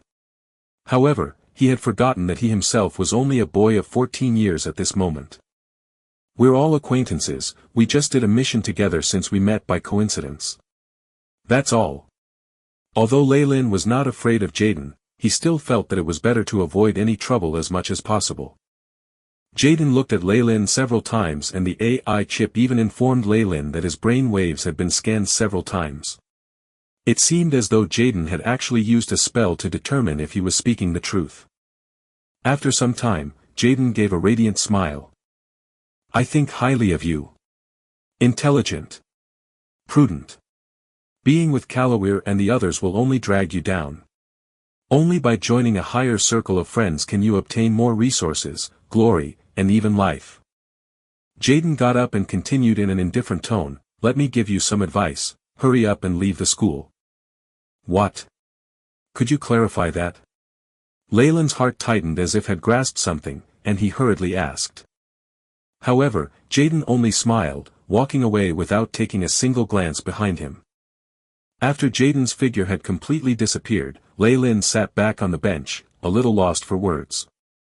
Pretending to be mysterious, as if he was a very powerful person, and even trying to convince me to join under his wing. Is that even fun? Does he really think of himself as the main character of a novel? However, Jaden is a 5th grade acolyte and is deemed highly likely to advance to a Magus. He would definitely be able to obtain news faster than me. I'm afraid that something has really happened. Lei-Lin's face darkened. In a dark room, the fire was dimmed, and a promiscuous atmosphere permeated through the room. The moaning and shrill cries of a woman sounded, blending together with the constant low panting noises of a man. After climaxing, the girl lay in the arms of the man, as limp as a bag of soil. You're awesome, just like a lion. Neela's expression was hard to make out. Lei-Lin gently caressed Neela's bare back and did not say a single word. He had encountered many things today and urgently needed to take it out on someone, so naturally he looked for Neela. In this period of time, he had long since hooked up with Neela. In this world, everyone was extremely open-minded about the notion of sex. Many people lost their virginity by the age of 11 or 12. Lei-Lin and Neela both had their sexual needs, so they had already done the deed after only a few days. In any case, Neela was no longer a virgin. As for Lei-Lin, he himself was a no-good person in his previous life. Both of them desired love and sex, and it wasn't bad to have a friend with benefits. With the regulation of the AI chip, he would definitely not leave his seed behind. Naturally, he could mess around to the fullest. Thinking of this, Lei-Lin felt life stirring below his pants once again. Ah! Neela let off a cry, and Lei-Lin stopped her as she was about to climb on top of him. The corner of Lei-Lin's lips curved up wickedly, as he pressed Neela's head downwards. Neela rolled her eyes at Lei-Lin, but her lips smiled coquettishly as she dived under the blankets. Lei-Lin let out a satisfied groan and leaned onto the wall slightly. Both of his hands grabbed hold of twin peaks, and he felt the sponge-like sensation transmitting to his hands. Sometime later, Neela got up and walked towards the washroom stark naked. While he listened to the provocative beauty humming as she showered, Lei-Lin began to ponder the day's event. I shouldn't care about Nissa's affairs anymore. Although Jaden's warning was extremely sudden, it has to be treated seriously. This might have something to do with the phenomenon outside the academy. What's next is to investigate where the other 5th grade acolytes went. In any case, the academy would definitely not forsake those acolytes who had the highest potential to succeed and advance to official magi. If the academy was safe, they would definitely still be here. However, if they all left the academy for various reasons, it meant that the academy itself would be fraught with danger in the near future. Hirosai has been cleaning up the area outside the academy since Perry's death. After he has finished cleaning, it will be the best opportunity. Leyland's eyes flashed. My dearest, what are you thinking of? Neela stuck herself onto Leyland, and two soft mounds pressed against Leyland's right arm. Just thinking about a few things. Leyland smiled. Recently Sir Hirosai seems to be making a huge ruckus outside the academy. You heard about it too? About Perry? Neela lay on top of Leyland's chest and did not make any other movements. Yeah. Losing a 5th grade acolyte genius and a potential Magus, anyone would turn crazy for a period of time. Leyland said blandly, you have your own cliques too, I need you to help me to find out a few things. Neela smiled sweetly, I'll serve you, my Lion King. Don't call me that. It feels extremely strange. It will make me think of some lion. Leyland rolled his eyes. All right. Let's not talk about this, but about something more serious. Leyland's face was stern. Seeing him act this way, Neela also stopped smiling. Getting close to Leyland was so she could elevate her status and obtain more resources, and she clearly understood this. Help me check the results of Hirosai's battle.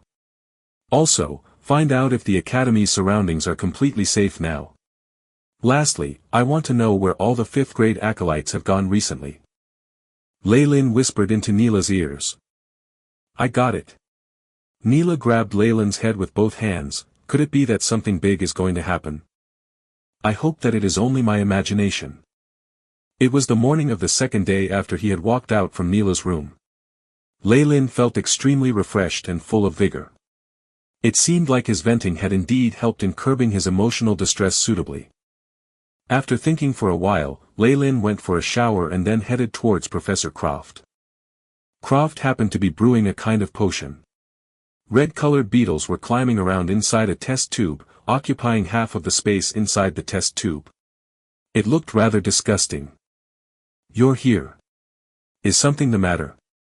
Croft watched the test tube closely, as he sprinkled some blue petals into it.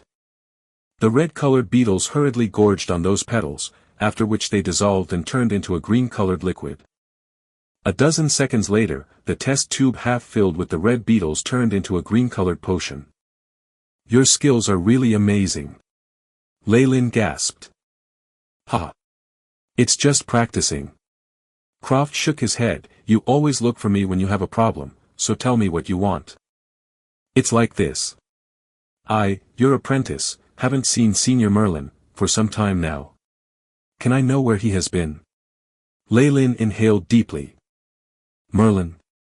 Croft's face had on a mysterious smile. He has accepted a mission and left the academy already. How long will it last? About 1 to 1.5 years.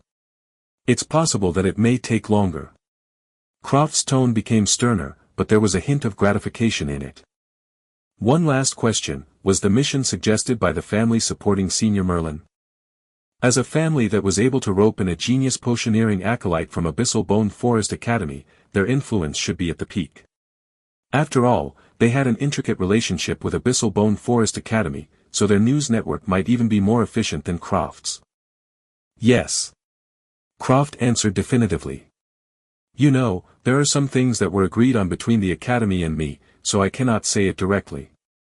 But if you are to discover it on your own, then it would be none of my business.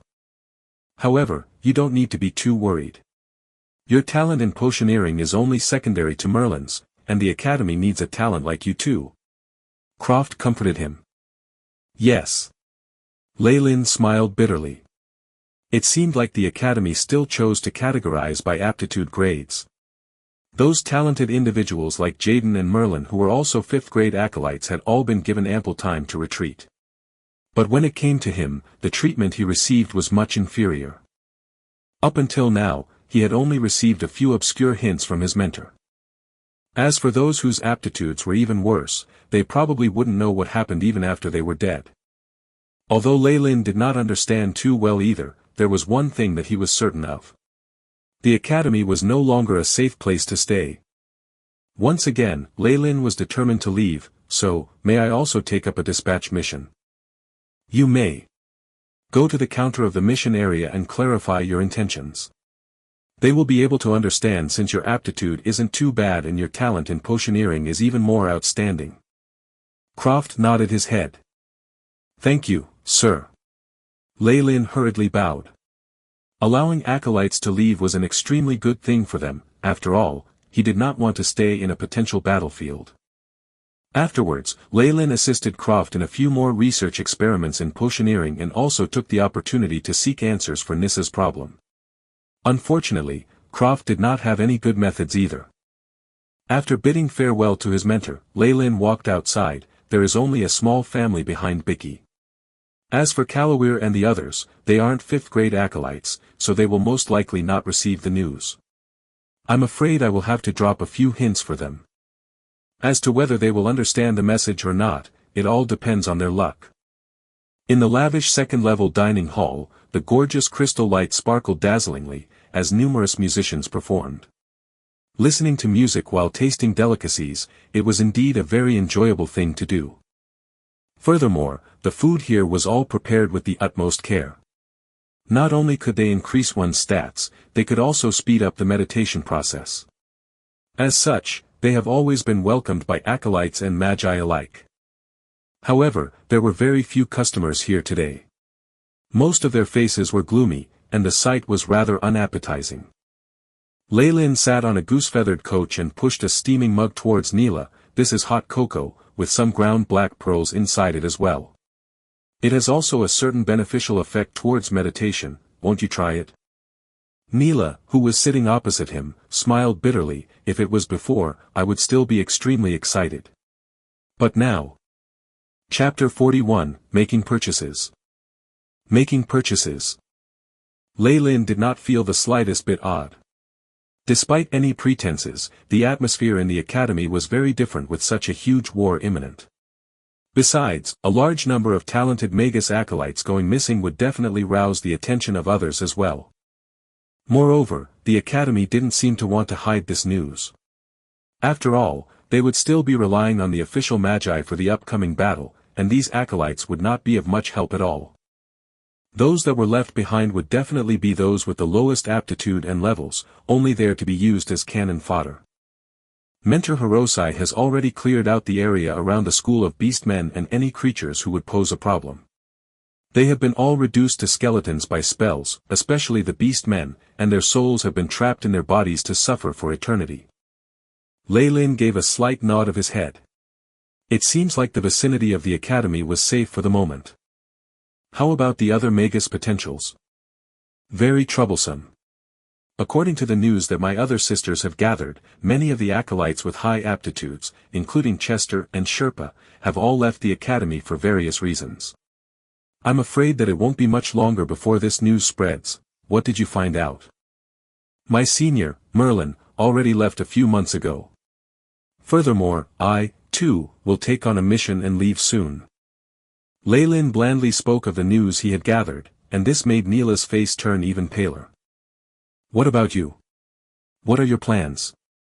Leylin still asked her at the end. I plan to return to my family. You know, although my Welter family is not very famous, we are still able to take care of ourselves. Do you want to come with me? Neela clearly wanted to rope in a talent like Leylin for her family. No thanks. I have made plans for myself already. Leylin smiled, turning her down. He would be subjected to various contracts and restrictions if he joined a family. However, he had too many secrets and was not suited to having an entourage. The light in Neela's eyes dimmed. Leylin also knew that their relationship had come to an end. After all, they had just been enjoying themselves, but going their separate ways now, in a time of crisis, was very normal. There is still something that I have to ask of you. Leylin took out a black-colored wooden box and placed it on the dining table. What is it? Neela smiled, but it seemed rather forced. He opened the black box. Many potions in test tubes were neatly arranged inside, and the sight dazzled Neela's eyes. Neela's mesmerizing eyes let off an astonished look. These are the potions that I have accumulated until now. Help me sell them off. Despite crossing his fingers, Leyland's expression remained calm. Of course, this was only a small portion of the potions that he had secretly brewed. Saying that it was his accumulation after a year was reasonable, their total value was several hundred magic crystals. Letting Neela sell them for him was because Leyland didn't want to be conspicuous. On the other hand, it also provided her with a little compensation. After all, a trace of chauvinism still remained, deep in his heart.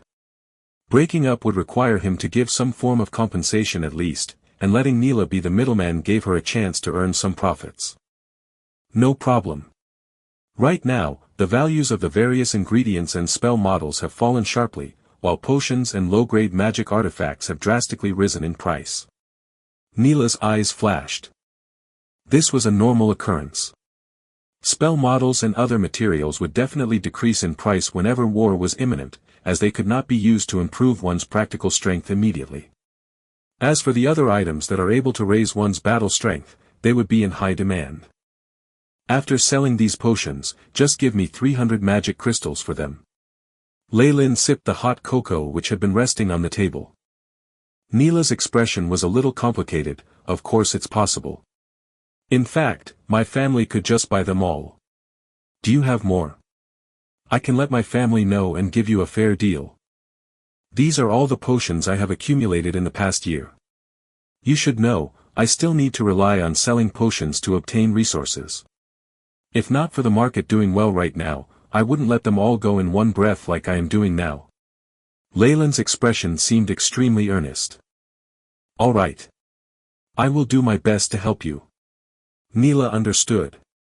In her eyes, Leyland brewing these potions non-stop and having such a collection was already the limit with his current ability. As the two of them had their own worries, the meal that followed was not very appetizing for the both of them.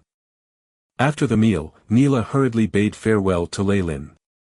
Leyland entrusted some people to bring a few messages to the people that he mixed well with as well. He did not mention any details and only gave them subtle hints. Whether or not they could uncover the plot was all up to them. Neela was extremely fast, and she handed Leyland a pouch of magic crystals the very next day. After giving it some thought, Leyland decided it was better to spend his magic crystals while he was still at the academy. After all, he might not be able to find a trading depot outside, and even if he did, the resources there may not be as complete as what the school has. This departure would most likely last an extended period of time. Leyland made preparations for his advancement outside. He prepared to buy ingredients to brew reactive elixirs and spell models available.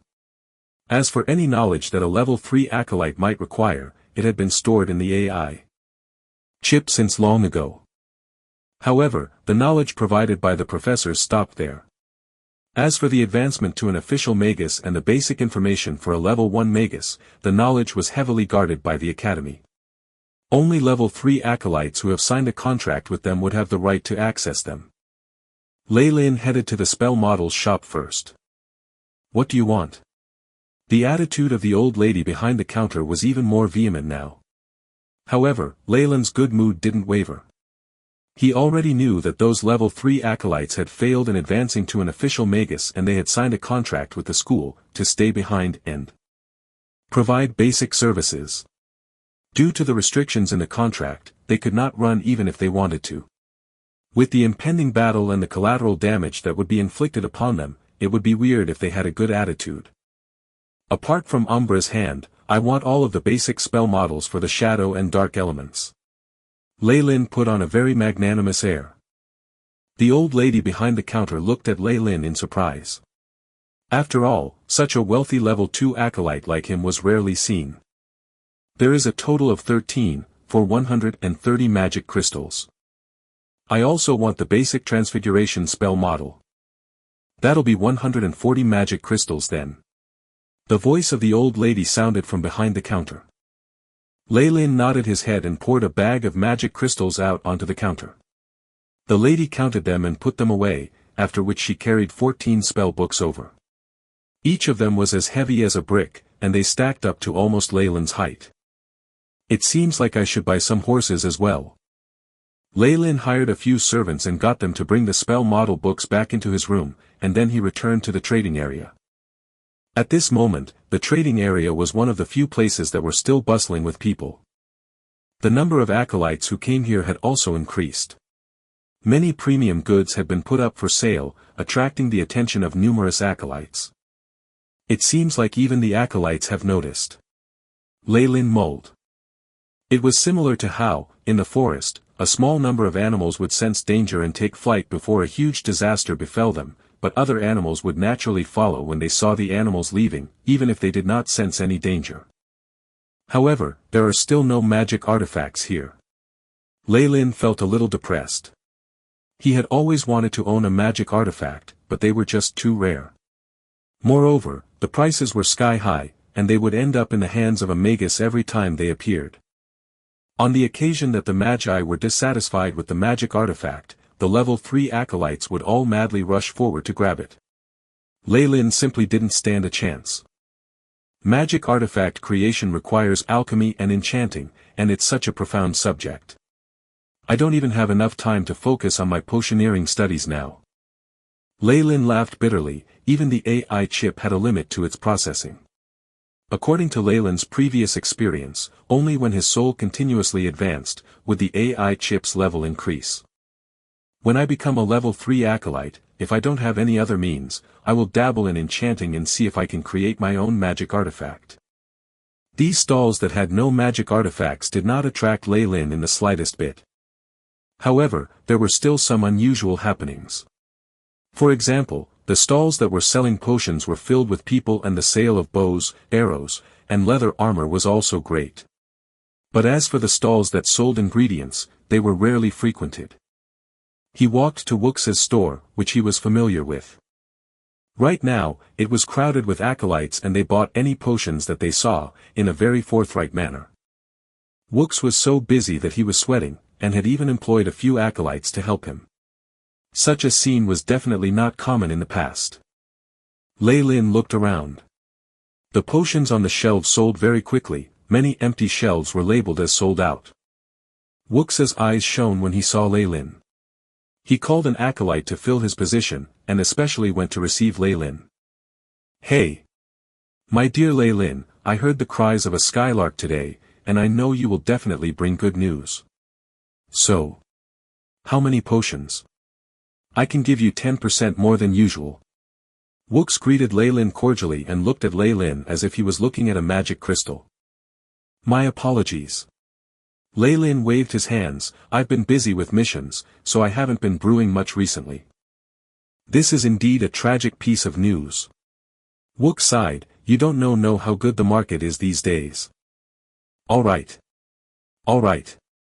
I came here to purchase ingredients," Lei Lin said, and handed a list of items over to Wux. After Wux received the slip and looked at the scribbles and quantities required, his face changed and bean-sized sweat droplets began dripping down. So many raw materials. Let me see: white crystals, purple vine radish roots, claws of a ghost goblin. Are you trying to brew a reaction elixir? The fatty asked straightforwardly. Yes. Indeed. I want to make preparations for my advancement. If you have any completed reactive elixirs in stock right now, I'll buy them off you. You can set the price. Lei Lin spoke casually. The formulas for the reactive elixirs could be found in the library, and many people have seen them before. The fatty being able to recognize the ingredients was nothing amazing. Underneath the reactive elixir ingredients, Lei Lin had also added the many common ingredients needed for the Azure Potion and Tears of Mary. As for the few important ingredients, they have already been extinct in the Magus world for several hundreds of years, so Lei Lin did not even bother to write them down. The brewing of reactive elixirs is extremely complicated, and the success rate is also very low. The demand for it is so high, and they immediately sell out once they appear. How could I still have stock left? Wux shook his head. At least, you potions masters are better off. You can brew whatever potions you need by yourself. I remember that when I was still a level 2 acolyte, I committed so many crimes just for a bottle of reactive elixir. Chapter 42, Leaving Temporarily. Leaving temporarily. Alright, let's not talk about this anymore. These ingredients weren't originally this cheap, but the prices of raw materials have fallen now, so I'll sell them for 200 magic crystals. Wook said his price. Lei Lin nodded and handed over 20 middle-grade magic crystals to Wooks. He then received a huge bundle from Wooks, drawing the attention of many onlookers in the vicinity. Lei Lin smiled bitterly, carried the bundle on his back, and began casually chatting with Wooks. So, have you obtained any news of magic artifacts? Lei Lin wouldn't let any chances of rapidly increasing his strength pass him by. Of course not. Wooks shook his head quickly. The prices of magic artifacts have recently been driven up wildly. After all, who wouldn't want to keep their life-saving items and would go sell them? Wooks suddenly lowered his voice, buying so many ingredients and asking about magic artifacts. You must have received that news too, right? Lei Lin nodded his head. I am preparing to take on a long-term mission so I can go out and avoid all of this. Wooks nodded his head. Avoiding it will be good. I will also leave in a few days' time. Even Wooks, a level 3 acolyte with a magic artifact, has to flee. The compelling feeling in Lei Lin's heart only grew stronger, and after exchanging several more lines with Wooks, he hurriedly bade farewell and left. The mission cannot be put off any longer. I have to leave immediately. Although it wasn't necessary to register for a mission in order to leave, there was still the hurdle of the Academy Guardians. Lei Lin still wanted to return to obtain relevant information on Magi, so he would naturally follow these regulations. In spite of his rather average aptitude, his potioneering talent had been acknowledged by even Croft, so the Academy would not keep him here to die. Because Hirosai had already done a sweep of the school's surroundings, the mission area managed to regain some of its former liveliness. However, Lei Lin realized that there were extremely few level 3 acolytes upon a closer inspection. Naturally, he knew what this was all about. They are all a pitiful bunch of people. Seeing these low-leveled acolytes splitting mission rewards and working hard to earn money to exchange for information, a pitying look surfaced in Lei Lin's eyes. These were obviously the Forsaken ones. Although a lone acolyte would be absolutely helpless against a Magus, they could still cause damage and even kill an official Magus if tens or hundreds of them banded together to execute a formation. That was their role here. However, being in the vicinity of a Magus fight was extremely dangerous. It was already considered extremely lucky for them to have a 30% survival rate here. Although Lei Lin felt pity for them, he still would not mention the news. He had already pushed the limits by hinting to his friends. If he were to publicize the news, even Croft would not be able to protect him. Lei Lin had a look at the missions on the wall. Most of them had short durations and were also located very close to the Academy. It seemed as though the Academy had hidden all the other missions. When there were few people around, Lei Lin took the opportunity to quickly head up to the counter. What kind of mission did you want? The reception was a very skinny old man and seemed extremely amiable. The missions on the wall don't suit me at all. Are there any special ones? My name is Lei Lin Farlier, apprentice of Professor Croft. Lei Lin said in a low voice, tossing a small pouch over. The old fellow hurriedly caught the pouch. After opening it, he smiled. Of course, there are. He took out a scroll from underneath the counter. Look at this. The missions are all written there. The black-colored scroll seemed to be extremely plain. Lei Lin opened the scroll and quickly skimmed through the missions written on it. These missions all had a common characteristic. Their difficulties were not high, but their duration was extremely long. In short, the missions let those Magus potentials avoid the imminent calamity. With the scan of the AI chip, Lei Lin quickly decided on a mission. Investigate the wilting vegetation in Extreme Night Town. Mission duration, 3 years. I choose this one. Lei Lin pointed to the investigation mission and relayed to the old man. Extreme Night Town is located in the Eastwood province of Poolfield Kingdom. You will have to travel through almost half the kingdom before you reach it. Do you want to buy a map? The old man smiled like a crafty merchant. Give me a map. Although Lei Lin had a map of his own, it was always good to have another for comparison. After spending 2 magic crystals, Lei Lin obtained a brand new map.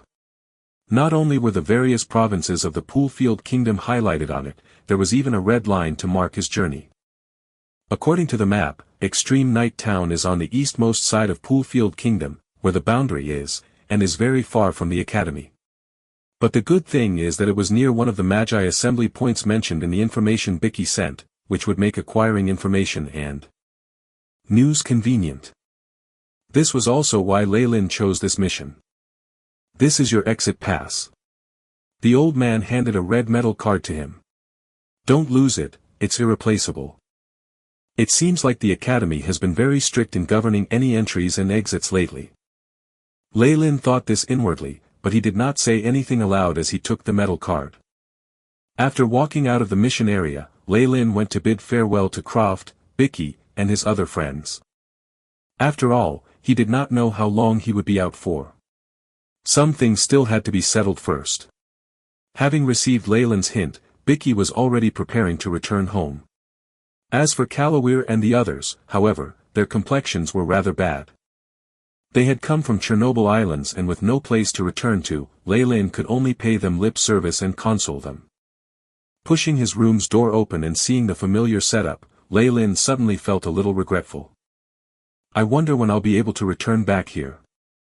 The spell books and ingredients that he bought today were all lying neatly in a corner, filling up 2 big chests. After brooding for a while, Leylin moved his bed away to reveal some floorboards with very little dust on them. Farlier. Leylin gently tapped a black dot on the floor. Ka-cha, there was a mechanical noise, and the wooden floorboards slowly moved apart to reveal many potions stored in test tubes. The amount here was at least 10 times more than what he gave to Neela. If Wook saw this, his eyes might even pop out. Leylin smiled. This was his private potions collection. With the aid of Chip's help, his success rate has long surpassed what could be expected of others. He had sold a small portion of them, but the bulk of them remained here. Let me count. 200 strength potions, 150 antidotes, 180 hemostasis potions, and an assortment of other potions. Their total value would be at least 3,000 magic crystals. Leylin looked at these potions. They were his greatest asset and had always been locked away beneath his bed. The spell used to secure them was a little magic trick that all level 2 acolyte knew.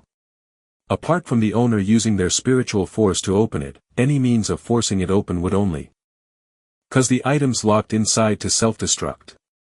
Now, with the chests of spell books and the other ingredients acting as the premise, I can move these potions out with very little inconvenience. I will also have to draw some runes on the outside for concealment. Leylin opened a small box that was covered in runes. Sponges, silk, and other such materials were placed inside to prevent the potions from rolling and being ruined. After spending almost half the night, Leylin finally managed to move all the potions into the box. He then covered the box with some ingredients and placed spell books around it. It's already past 6. After hearing his alarm ring, Leylin switched off the clock in his room. He hurriedly washed up and brought the 2 big chests to the highest floor of the academy, where he bought 3 fine, sturdy black horses and a carriage. Leylin took a deep breath and rode the carriage to an elevator-looking mechanism. Take out your exit pass. A man's voice sounded. Leylin hurriedly took out the red metal card that he received yesterday. Bang, asterisk. The elevator-like mechanism rose slowly, and when it finally reached the top, the sound of gears could be heard. The 2 stone doors opened, and a beam of resplendent sunlight came shining in. Leylin squinted his eyes. The academy indeed has other exits. The original entry must be for people to use as a passage. However, the one here is for large items to go through. Hiya. Cracking his whip, he urged the horse carriage forward. Only then did Leylin realize that his current position was at the back door, right behind the central graveyard that they had entered from in the beginning. Afraid of being inconvenienced, he had told Bicky and the others that he was preparing to leave in the next few days but did not specify an exact time.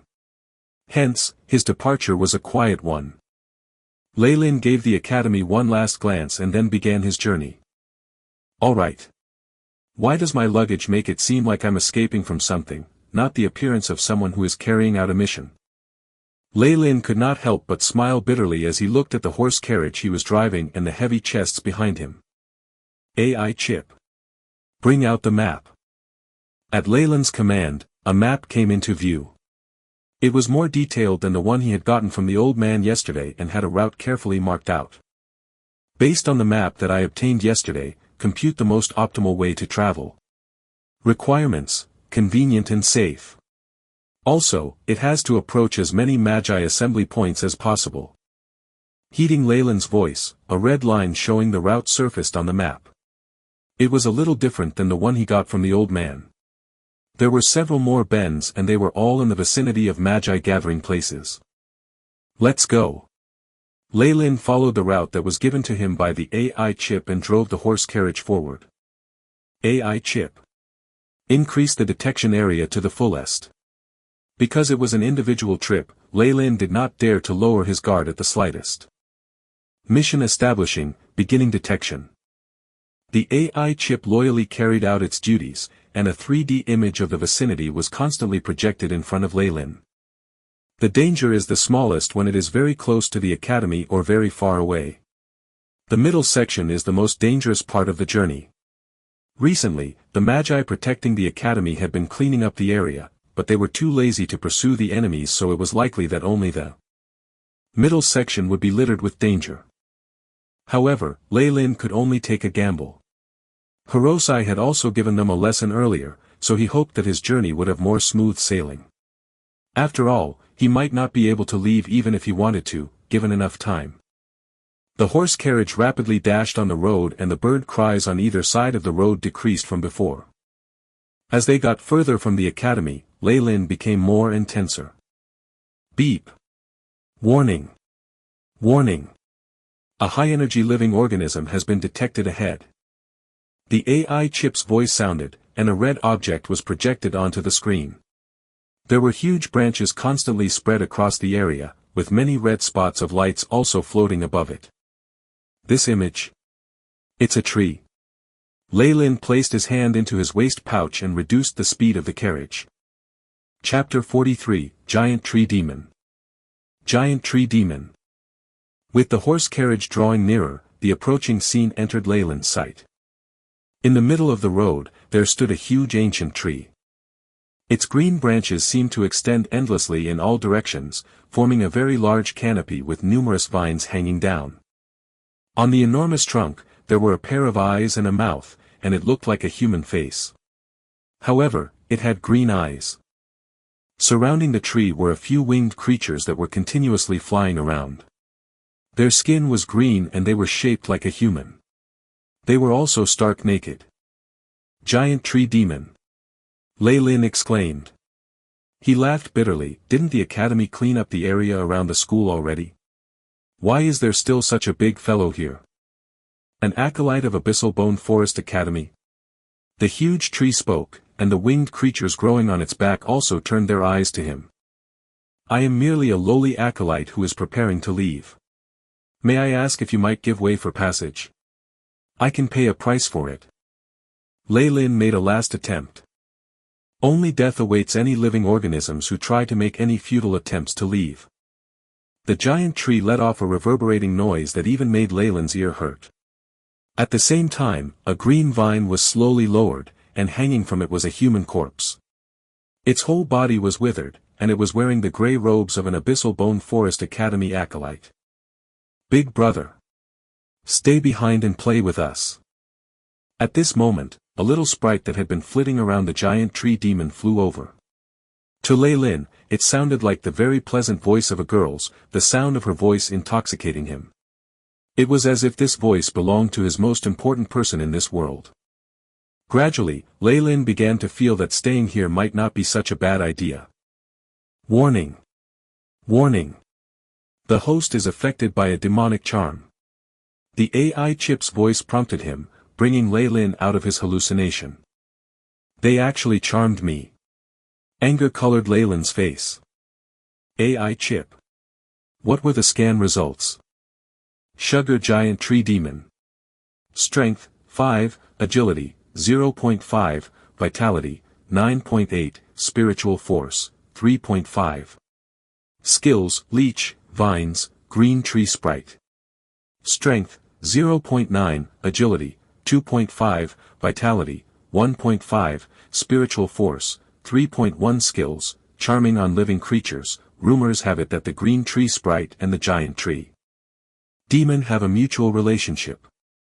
Normally, the Green Tree Sprite will seduce the target into the attack area of the Giant Tree Demon, and then the Giant Tree Demon will commence its hunt. The AI chip's voice sounded. The Giant Tree Demon's strength and vitality are too high, and its body is extremely huge too. There is simply no way to go around it. Leyland's face was calm. It seems like I can only fight. The first will be you. You actually dared to charm me. Critical point confirmed. Calculating wind power, adjusting trajectory. Leyland suddenly raised his hands, and revealed the hidden crossbow as he pulled the trigger. Asterisk show. Asterisk a black line streaked across the air and flew directly into the Green Tree Sprite from earlier. The arrow pierced the right side of the Green Tree Sprite's chest, causing its eyes to tear. Green fluid, what appeared to be juice from the tree, was flowing out of its chest as it fell onto the ground. Doris.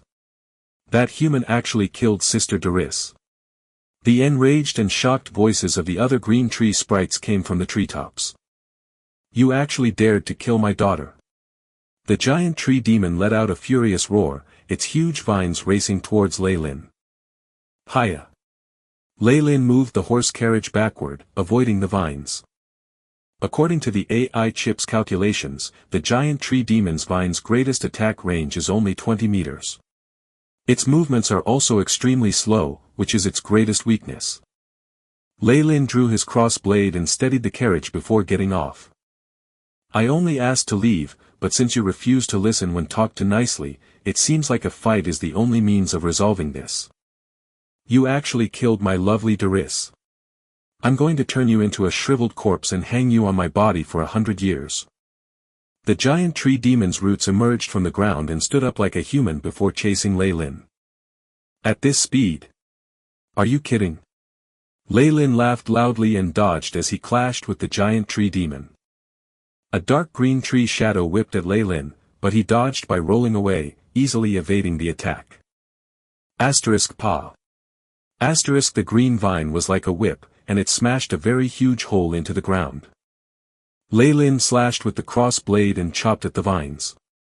The silvery white blade had made contact with the surface of the vine, but ended up leaving no more than a mark on it.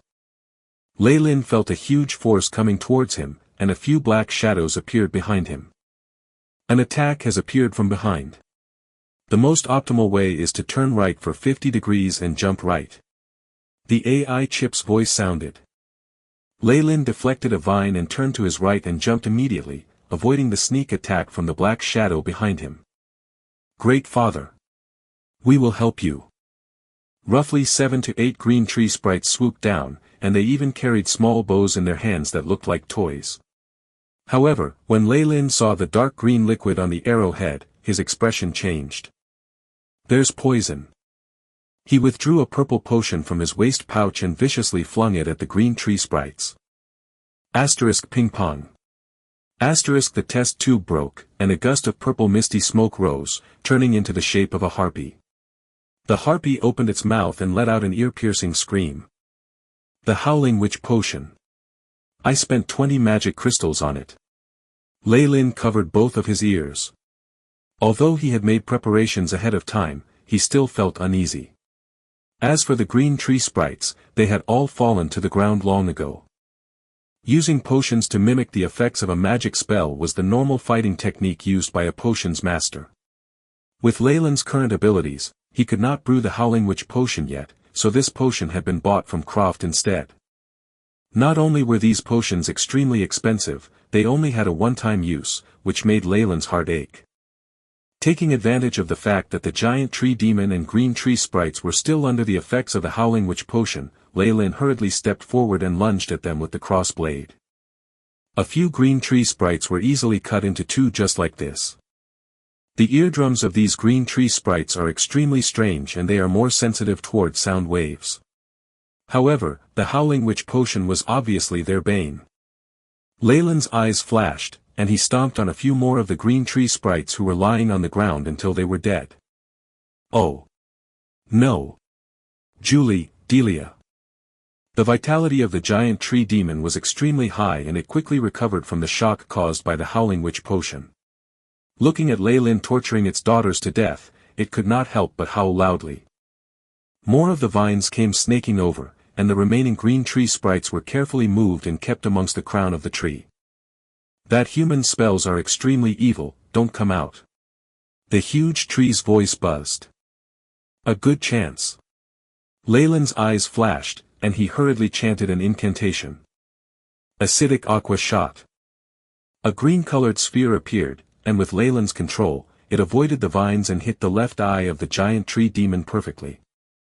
Asterisk sigh. Asterisk white mist rose continuously, and green thick fluid flowed out along with the cries of the giant tree demon accompanying it. After the white mist dissipated, the giant tree demon's left eye was completely gone, leaving only a charred hole. I will kill you. I will kill you. Henkus will kill you. The giant tree demon trembled and the vines around it continuously weaved around, forming a net. Who are you speaking to? At this moment, Leyland had already arrived at the bottom of the tree. Its crown completely blocked the sunlight, leaving only a huge black shadow.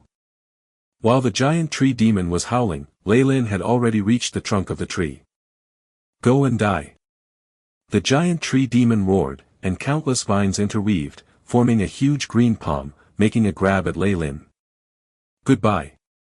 Leyland laughed lightly and threw the remaining dozen or so potions at its trunk before taking flight. Asterisk bang. Asterisk a fiery flame rose up, engulfing the giant tree demon whole. What followed next was an even stronger explosion and black smoke. The effect is indeed excellent when using 10 explosive potions together. Moreover, it is even more advantageous against a tree-type tree demon like this. Although Leyland ran away quickly, he was still scorched by the flames from behind. Even the hair on his head was tinged and burnt. Ah! The giant tree demon screamed and howled in agony, falling to the ground with a crash, its body still set ablaze. As for the green tree sprites that were hiding in the treetop, they too were not spared and were all burnt to charcoal. Beep!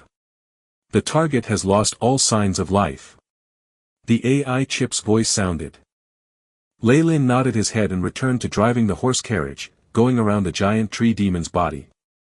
Looking at the huge branches that were charred and the corpses of those green tree sprites, Leyland suddenly thought of something and went up to extract some of their cells and remnants. Only one battle and I have already used almost half of my stockpiled potions. However, the giant tree demon and green tree sprites combo is a threat to even a level 3 acolyte. Having an outcome like this is already considered not bad. Afraid of the arrival of reinforcements, Leyland hurriedly drove the horse carriage away, until the 3 strong horses were frothing in the mouth. Traveling as fast as the wind, he disappeared from the horizon. Half an hour later, a gray-colored owl swooped down and landed on top of a branch. Henkus is dead. The owl let out a human's voice. I know, I know. Suddenly a human face appeared beside the tree branch. It's a level 2 acolyte, should we chase after him? The plan has already begun. This stupid tree demon totally deserves it for dying here. The owl pecked the feathers on its body. I'll be leaving first. Saying which, the owl spread its wings and flew up into the sky. The human face turned silent for a while and then revealed a human-like smile. Although it's just a slave, one must still pay the price for killing my subordinates. The branch extended to where the giant tree demon lay. At this moment, the fire had already been extinguished, only leaving behind some charred wood and green tree sprite corpses. Suddenly, a corpse jerked. It was actually still alive. This green tree sprite was already completely charred. Without any immediate treatment, it would definitely lose its life. The tree branch brought the green tree sprite right in front of the human face. Do you want to seek revenge? Yes. For vengeance, Doris is willing to pay any price, even if it means the soul. The green tree sprite struggled to speak. Haha, very well. The human face laughed loudly, it just so happens that I have one potion from a previous experiment that ended up in failure. I'll use it on you then." Suddenly an opening appeared on the black-colored tree, and it enveloped the entire green tree sprite. Chapter 44, Grey Stone City. Grey Stone City. Lei Lin was unaware that there were people planning to deal with him, so he carried on driving the horse carriage and traveling rapidly. After the 5th day, when the surroundings started to show traces of human activity, he heaved a huge sigh of relief. Although Magi generally view acolytes in the same way that humans viewed ants, it couldn't be denied that they originated from normal human beings. Even though human experimentation was continued despite repeated prohibition, especially at the Abyssal Bone Forest Academy, all the Magi still chose to avoid large human communities. This prevented human casualties from piling up and inciting the wrath of other Magi. Once I reach the city up ahead, I can take a breather. After 5 days of continuous travel, Lei Lin and his horses were all extremely exhausted. At this moment, he lowered the speed of the horse and had a look at his surroundings. There were now loosely spread fields on either side of him, and not far away was a giant windmill. A crystal-clear stream flowed beside these fields, and there were even some unknown species of fishes swimming in it. Lei Lin suddenly felt relaxed as he viewed this scene. Serenity. The peaceful world of humans. I have not felt tranquility like this in a long time. According to the map, the nearest city should be Grey Stone City. Lei Lin looked at the indicator on the map provided by the AI chip in his mind. This place is still too close to the academy. There may be a gathering point for Magi nearby, but it still looks far too dangerous to sell potions or ask about the latest news here. Moreover, I keep getting this ominous feeling. Lei Lin's brows furrowed as he looked behind him. Will the enemy let me go so easily after killing the giant tree demon? Beep. Transfiguration spell analysis complete.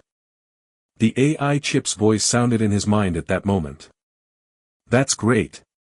There was an elated expression on Lei Lin's face. He hurriedly read the introduction of the transfiguration spell. Transfiguration spell, rank 0 spell. Effect, ability to slightly reconstruct the muscles of the face for an extended period of time. Consumption, 1 spiritual force, 1 magical power a day. This was a rank 0 spell that Lei Lin specifically chose for concealing his identity. Can it only change the outer appearance? Lei Lin muttered to himself. Many Magi can discern someone's identity through the energy waves emitted by their spiritual force, and some can even look right into their soul. Of course, these people are all official Magi at least. Right now, it's most likely that I won't meet with any of them. AI chip. Is it possible to optimize the effects of the transfiguration and enhance the concealment of the energy waves from the spiritual force? Lei Lin asked. Beep. Establishing spiritual force energy wave concealment optimization task, beginning analysis. A dozen odd seconds later, the reply of the AI chip sounded. Able to optimize. Requires 7 spiritual force points. Time to completion, 14 days 5 hours. Supplemental data required, spirit research studies, obscure runes. 7 spiritual force points. I can achieve that in a few years. However, the information on spirit research studies and obscure runes will not be as easy to obtain. Research concerning the likes of spirits has always been the most mysterious aspect of the Magus world. Although Abyssal Bone Forest Academy has a reputation for being at the forefront of this field, the Academy actually only had a few superficial theories. As for Lei Lin, he was just a level 2 acolyte, so he did not have access to such information. The transfiguration spell should be enough for the time being. Lei Lin gazed at his surroundings while driving the horse carriage hurriedly into the small forest nearby. When Lei Lin reappeared a moment later, his appearance had changed completely. His original youthful appearance had now become rather mature. Coupled with thick eyebrows and big eyes, he possessed a very common-looking face. His clothes had also changed into weather-beaten leather armor. The cross blade hanging on his waist buckle also looked older.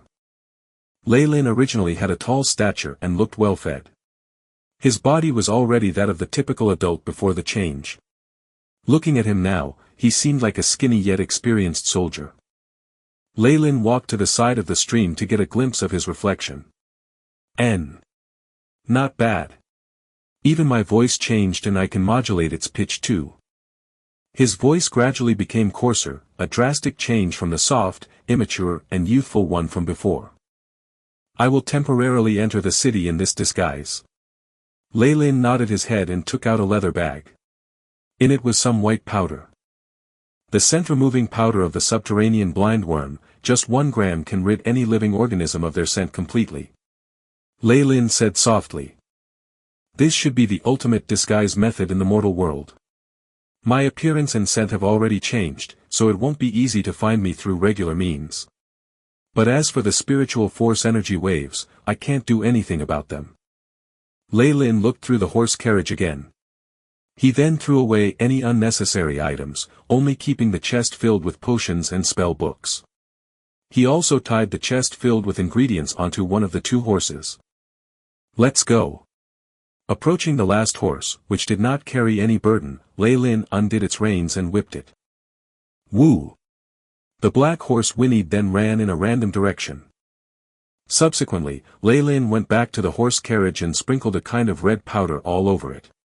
He followed that up by sprinkling the remaining scent-removing powder over the 2 horses. He then mounted one of the horses and rode off. Not long afterward, black smoke appeared in the forest, followed by a blazing flame. As he continued along the main road, more and more signs of humans could be seen. After an hour, Leyland saw the silhouette of Grey Stone City. The walls of the city were short. Circular rooftops and sharp-pointed grey buildings could be seen from the outside. Beside these walls were armed soldiers who were patrolling the area. State your purpose. The patrol leader wearing leather half-armor stopped Leyland. I'm a mercenary, and also a merchant. Leyland smiled. He could see the greed in the patrol leader's eyes. Looking at the horse Leyland was riding and the chests behind him, the leader gulped down saliva. His eyes swept over the outfit Leyland wore. When he saw the cross blade hanging from Leyland's waist, his expression changed to one of fear. The fee to entering is 1 bronze coin. Here you go. Leyland tossed over a brand new yellow bronze coin to the leader. You may enter. Remember not to wander around at night. If you are caught doing so, you will be imprisoned. The leader revealed a very unsightly smile. Thank you. Leyland brought his luggage through the city gates. Leader. A soldier was obviously unresigned. Shut up. Didn't you see how he was dressed? Being able to travel solo while carrying goods and arriving in the city unscathed means he is no regular person. Who knows, he might even be a knight. The leader growled in a low voice, next time, don't find any trouble with these sorts of people. It seems like no matter where it is, strength can let me pass through easily. Leyland rode into the streets of the city. He saw commoners on either side of the streets avoiding him in fear. When they looked at Leyland, their gazes held both a huge amount of fear and envy as they nodded in approval. The development of this Grey Stone City does not seem to compare to even one of the small towns from my previous life. Leyland estimated that, at most, there were only around 10,000 inhabitants in the whole of Grey Stone City. As for its standards of living, they were even worse. The pavements were made of yellow mud and riddled with coarse sand. A slight gust of wind would cause yellow dust to swirl in the air. Most of the people on the 2 sides of the road were malnourished and only wore crude gray or black robes that even had a lot of jagged holes in them. Along these streets were several fences enclosing cattle or sheep. Some small-sized livestock was even running around freely. Odor from the fresh layer of dung continually pervaded the atmosphere, with no sign of dissipating. Dirty, messy, lousy. This was Leyland's first impression of Grey Stone City. Let's find a place to stay first. The journey had made him somewhat weary. Leyland did not manage to find any sort of inn even after searching for some time. In the end, he decided to spend some coppers in exchange for information regarding a place to stay from a local. Big sword and wine cup. This is it. Leyland looked at the words on the signboard and was a little speechless. This family shop was situated somewhere to the west, where public order seemed to be more chaotic. Along the way, Leyland saw many drunkards and fights breaking out. A knife and dagger were even used in one instance. Despite this, there were no traces of security officers at all. Pushing the door open, the smell of an inferior wine infiltrated Leyland's nose. "Come. Have another cup." "Nice one, Jack." A hubbub of noises constantly assaulted Leyland's eardrums. The interior was a pub of sorts. There were many drunkards guzzling drinks to their heart's content. Some were even half asleep and drunk, pawing the female hostesses and talking dirty. "Sir. What would you like?" The bartender was a yellow-haired youth who looked like the soberest one in this pub. "I heard that I could find a place to stay here." Leyland sat on the stool beside the counter. "Yes. We are the only establishment in the whole of Greystone City that provides lodging services." The bartender shrugged his shoulders. "However, it is nothing to be proud of. We do not have many visitors here all year round. Give me a quiet room and take care of my 2 horses." "How much is it?" Leyland looked at the big barrel behind the bartender. "Give me your best beer here too." Leyland tossed a silver coin over.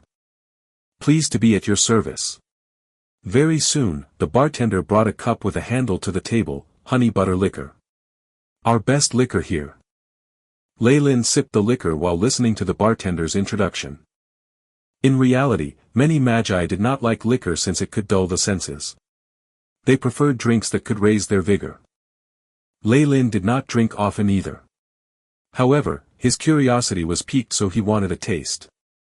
This honey butter liquor was simply average, though. It even had a tart smell, which made Leyland feel cheated. Lodging here for a night would be 30 coppers, and taking care of 2 horses, including their fodder, means an additional 20 coppers. Before leaving the academy, Leyland had already changed some pocket change to carry with him. So now, he very forthrightly tossed 2 silver coins over. "I'll stay here for 4 nights first. Look. Such fine horses. This fur color. This build. They are definitely more valuable than the battle horses in the city lord's manor." A very annoying voice was heard. Chapter 45, Reconnaissance. Reconnaissance. Glancing outside, Leyland's brows furrowed. His 2 horses seemed to have stirred up some trouble. His lips curled into a sneer as he turned around and quickly left the pub. Several local hoodlums were surrounding his black horses and sizing them up. Their gazes were marred with greed as they gazed at the spirited horses and the chests on them. One of them was actually in the act of impatiently untying the reins. "Are you trying to take my belongings?" Leyland strode over. He looked rather intimidating in his leather armor with his menacing cross blade hanging from his belt. But apparently it was still not enough. One of them, a cross-eyed hoodlum, shouted at him, "This is undoubtedly the horse that I lost. How come you have it? You stole it from my family, didn't you? You damn thief." This gang of crooks thought that even though Leyland was an armed soldier, he wouldn't be able to take on their whole gang. "That's right. Capture him and bring him to see public security." The others raucously interjected. The surrounding inhabitants surreptitiously loathed what was happening. But nobody had the guts to step forward. "Let's go. He's alone." Cross-eyed drew a dagger from within his robes and led the attack. Leyland sneered, "Looks like I get to loosen these creaky joints." He dodged, avoiding Cross-eyed's piercing dagger attack. He immediately grabbed hold of Cross-eyed's right wrist and shook it slightly. Cross-eyed screamed in agony as the dagger fell to the floor. "Arg! That hurts. What are you doing? Let go of me. My brother-in-law is a public security officer. He won't let you get away with this." Cross-eyed wailed in pain. "Oh really? Public security officer? I'm so scared." Leyland cried exaggeratedly, and then he twisted viciously. Asterisk crack. Asterisk the piercing sound of breaking bones was heard. Cross-eyed fainted right away from the excruciating pain. At this moment, Leyland's physical power had already reached the night stage. Against these hoodlums, he naturally did not have to exert much effort. "Boss! Boss. The rest of the hoodlums shouted, but none of them dared approach. Lei Lin smiled.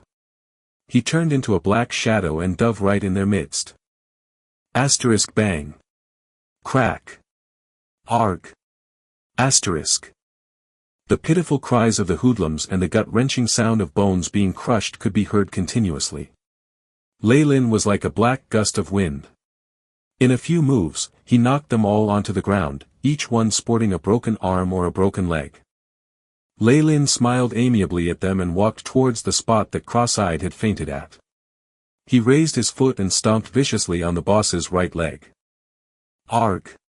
Very soon, the pain jolted him awake. Both his eyes rolled around, and then he fainted once again. Take your boss away. You can call me anytime if you want revenge. But if you ever do, it won't be as simple as getting a broken arm or a broken leg. Lei Lin said to the hoodlums. In their eyes, his smile was like that of a devil's. After seeing these hoodlums scampering away, Lei Lin returned to the bar. At the least, he has the physical power of a preparatory knight. The bartender groaned inwardly as he put on an even gentler and humbler expression. My most respected sir. Is there anything I can do for you?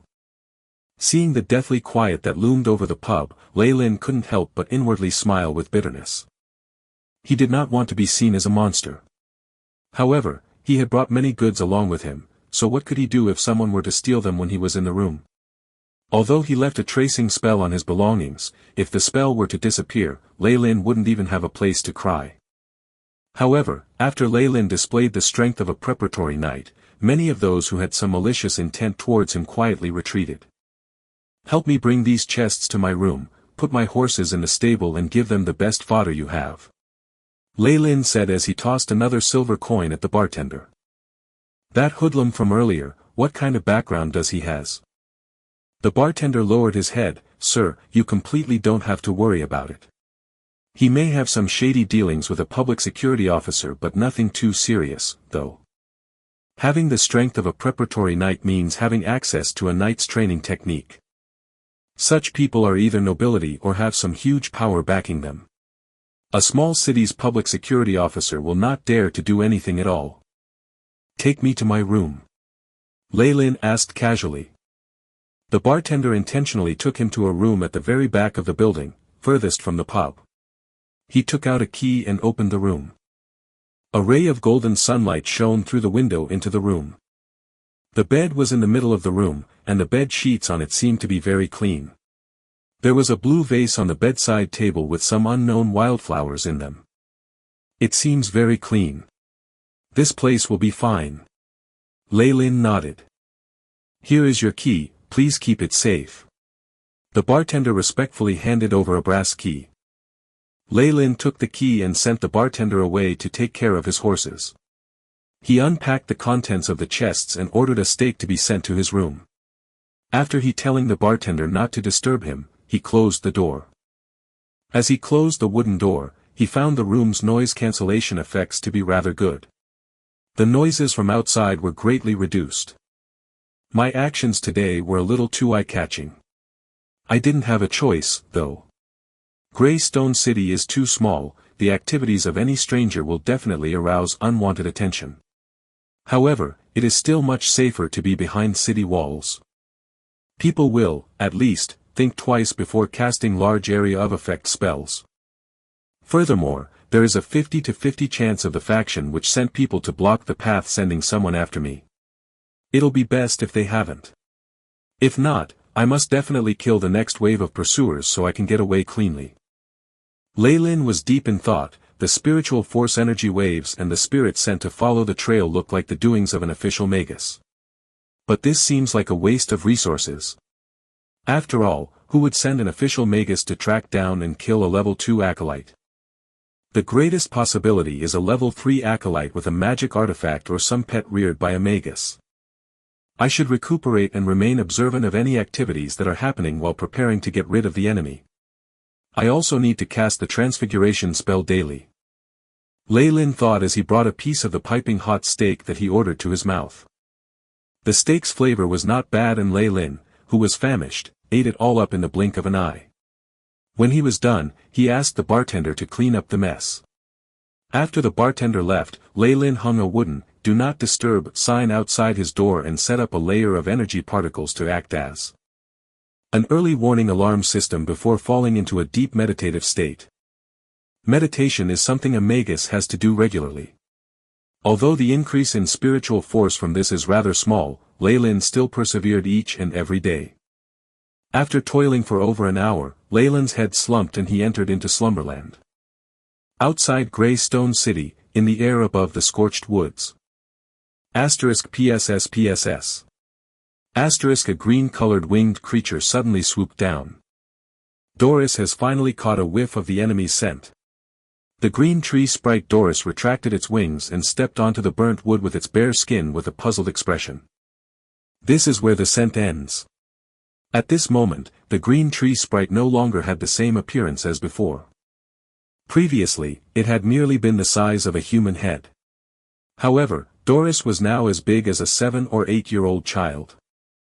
Moreover, the originally pretty face now had layer upon layer of warts marring it. It looked extremely repulsive. Its mouth was filled with fangs, and its tongue constantly flickered like a snake's. Its body now had many creases, as well as some strange-looking scales. Originally, green tree sprites were a kind of living creature that represented extreme beauty. Now, no one would link Doris with the green tree sprites. Doris let out a yell filled with hatred. "Human, you won't be able to escape." Its tongue flickered. It suddenly spread its wings and flew towards the additional horse that Lei had released.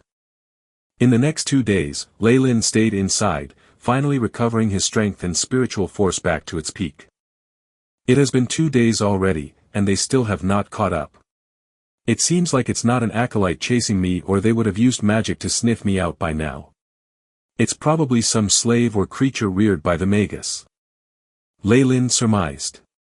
His movements had been extremely quiet these 2 days.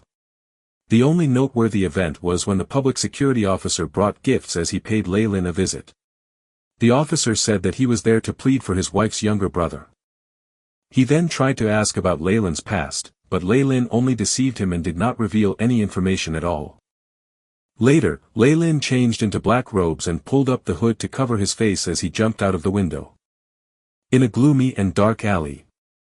"Sir! Sir, you're here."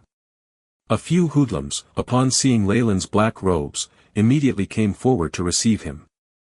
"How is it? Have there been any strange happenings around Grey Stone City these past few days?" said a hoarse voice from under the black robes. I'll speak first. In the nearby village, Auntie Sophia's cow gave birth to a 2-headed calf. The others all said that it was cursed. This was what the hoodlum, who pushed the others away, hurriedly said. The target's blood flow has increased by 12.4%. His brain waves appear to be stable. Judgment, it's not a lie. The AI chip intoned inside his head. Lei nodded his head and tossed a silver coin to the hoodlum. It's my turn now. Uncle Hugo and his son disappeared in the nearby woods while traveling. And traces of a wolf pack have been discovered at the scene. These were the hoodlums that Lei had subdued over the past 2 days. They were extremely convenient for gathering news. At first, they tried to give false information to get the reward, but how could Lei be fooled by an average human like them with the AI chip to help him? He immediately broke the arms of the liar on the spot, shocking everyone present at the time. Under the coercion of both money and the threat of violence, these hoodlums were very soon, faithfully reporting all the news happening in and around Grey Stone City. What did you say? Human corpses were discovered. There were also traces of thick green fluids. Lei was obviously interested. Speak clearly and this gold coin is yours. A skinny red-haired youth gulped down his saliva. This is news I just heard.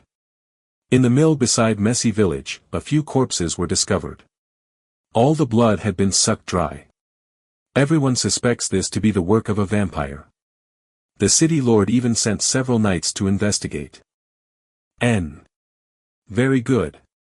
Lei asked for the location again and realized that the area was very close to where he had last erased his tracks.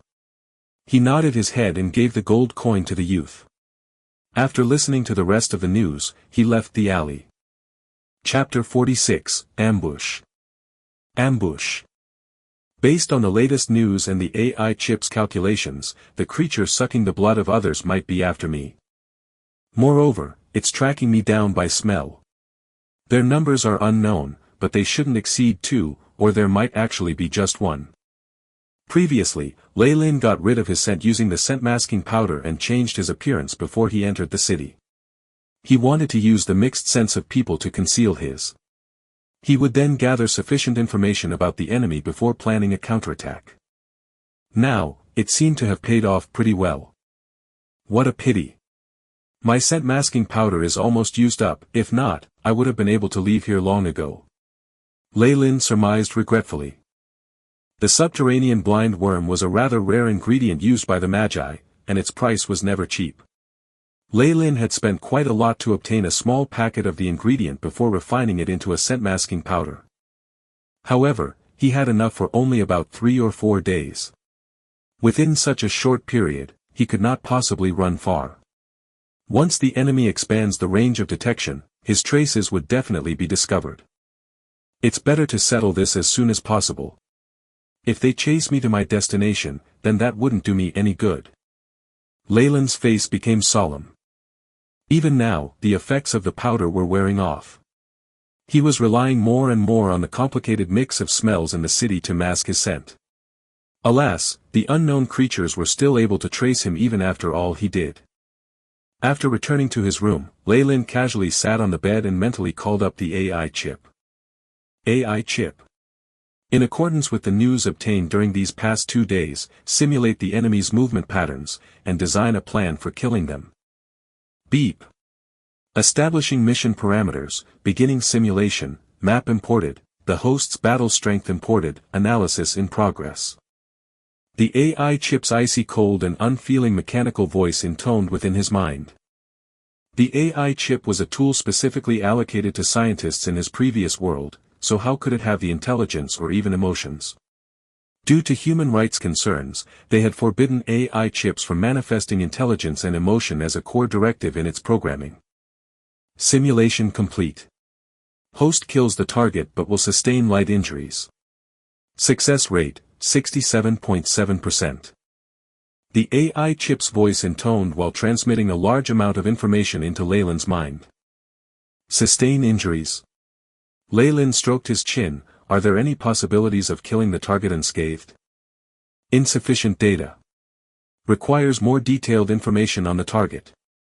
So it's like this, Lei Lin shook his head.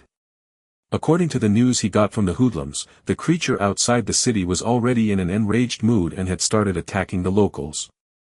At this rate, it would definitely charge into the city within 24 hours. Although there was a mutual accord among the Magi to not disrupt the lives of the regular humans, there were still some who were crazy enough to do so. If massive casualties resulted, and his identity was discovered, Lei Lin had to take responsibility for the collateral damages, aside from taking into consideration the creatures and the Magi behind them. This was a problem that he clearly did not want. 67.7%, this is enough for me to take my chances. I also have confidence in being able to retreat fully. Vehemence marked Lei Lin's countenance as he walked out. The pub's atmosphere remained as boisterous as ever. Upon seeing Lei Lin, the bartender went forward and bowed. Sir, do you have any instructions? Help me find a person. Lei Lin spoke slowly and made his request. No problem. Although there aren't any mercenaries of the sort in this city, there are bandits here. I can contact them on your behalf. The bartender said, by the way, Lord Roland, the city's lord, sent men over. He wishes to meet you, sir. The city's lord? Lei Lin nodded his head. No matter where a preparatory night went, they would always be warmly greeted and received by lords. If Roland were to know of Lei Lin's status as an acolyte, the treatment would be even grander. I have something on right now. How about we change to meeting time to the day after tomorrow? Lei Lin inquired. Of course. Also, the steak that you guys have here isn't bad, send a serving of it to my room tonight. Lei Lin instructed once again. As you wish. The bartender smiled. The second day, late in the night. A gray-robed figure appeared in the charred woodland nearby. Investigate? What is there to investigate here? There aren't any treasures here. Most likely this was caused by some careless farmer, which resulted in this area going up in a blaze. The gray-robed man was quite skinny. His movements, though, were rather swift as he continuously rummaged through the piles of charred wood. Something isn't right. These scorch marks were not done by normal flames. The man's brows furrowed. His experience as a bandit made him realize something obviously wasn't right just by looking at the scorch marks. This seems to be the doings of mysterious entities. The bandit's hair stood on end. As a member of the underground activities, he had only heard of these entities in myths. These stories emphasized the most important things about them: their mysteriousness, their cold-heartedness, and that they were not to be made enemies of. I'd better hurry and leave. If I knew this mission was linked to these mysterious entities, I wouldn't have accepted it even if the rewards were dozenfold. The gray-robed man trembled and wanted to leave. I found it. The smell of my enemy. At this moment, a hoarse and repugnant voice sounded from behind. The bandit's body shivered. He saw an abomination, the size of a child, floating in midair. Its body was strewn with scales in a disorderly fashion. Its face was full of warts. From time to time, its snake-like tongue hissed out. I'm afraid that even the devil wouldn't be as ugly as this. The bandit thought as he jumped back by 5 meters. I should have thought of this before. I have actually turned into bait. The bandit shouted. Don't think about leaving. Doris spat its tongue out and flew above the bandit, almost immediately with just a few flaps of its wings. We can talk about this. I have a lot of information on this mission's principle. The bandit yelled in despair. Die. Doris's eyes were bloodshot. It did not care about the pleas and screams of the bandit. Immediately, it chewed on the right arm that was waving the dagger about and fed voraciously on the bandit's blood. A few minutes later, only the bandit's shriveled corpse remained. A scent lingers on his robes. That damned acolyte is definitely in the city. Doris squinted at the silhouette of the city walls. Asterisk show. Asterisk. A black arrow zoomed past. A boom was heard as it went supersonic, directly piercing Doris' chest. The last of the scent-masking powder was wasted here. I even sprinkled some paralysis powder on the bandit's body. I don't believe that this arrow won't hit its target. From behind some tall shrubs, Leyland emerged wearing a leather armor and carrying the crossbow he had just used. Enemy. Doris' face twitched. Its originally repulsive face now even showed veins bulging from it. It was a sight that would definitely make children cry.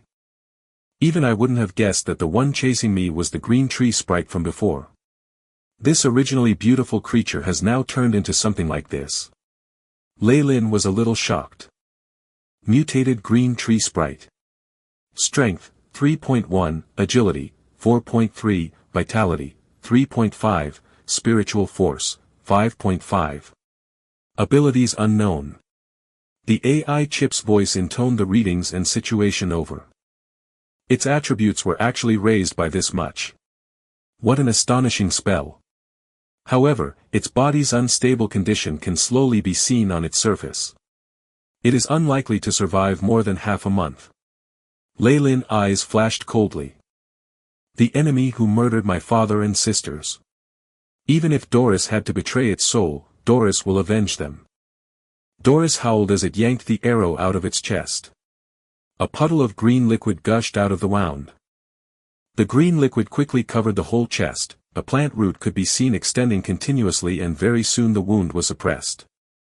Go to hell. Doris charged at Leyland in a green blur. It actually went through so much mutation that melee attacks are no longer effective. Leyland nodded his head and snapped his fingers. Pa! Suddenly, a mud ball rose from the ground, blocking Doris's path. Its contents were revealed to be crimson-colored potions. Asterisk bang. Asterisk a flame rose up. The accompanying heat wave even scorched the nearby vegetation. The flames engulfed Doris and the crackling sound of something being barbecued was heard. Who? A green figure emerged from the sea of flames.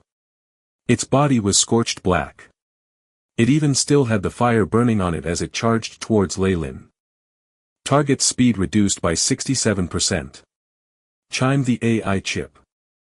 It was first affected by the paralysis powder, and then injured by the explosive potions. Even if it specializes in fire resistance, it will definitely still receive damage. Leylin's face was calm. He threw away the crossbow and then drew his cross blade as he charged forward. Cross slash. The silver cross blade shone. This time, Leylin even circulated his ignited internal night energy. The sharp blade reflected a glimmer of light. When the cross figure directly struck the green tree sprite, immediately a pool of green liquid appeared. Doris toppled, and Leylin stopped advancing. He looked at the cross blade in his hands and his brows furrowed. The silver blade was already filled with bumpy spots where the various liquid from Doris's body splashed. Even its bodily fluid has a strong corrosive effect. This cross blade is ruined. Leylin felt a little rueful. This cross blade had been taken from a noble youth while in the traveling party. It was extremely handy to use, but he never thought that it would be destroyed here. He threw away the cross blade. As he looked at Doris, who was still trying to charge over despite the cross slash on its chest, Leylin quickly chanted an incantation. Umbra's hand. A black-colored palm rose from Doris' shadow. It grabbed hold of its ankles and kept them firmly on the ground. Sci-fi.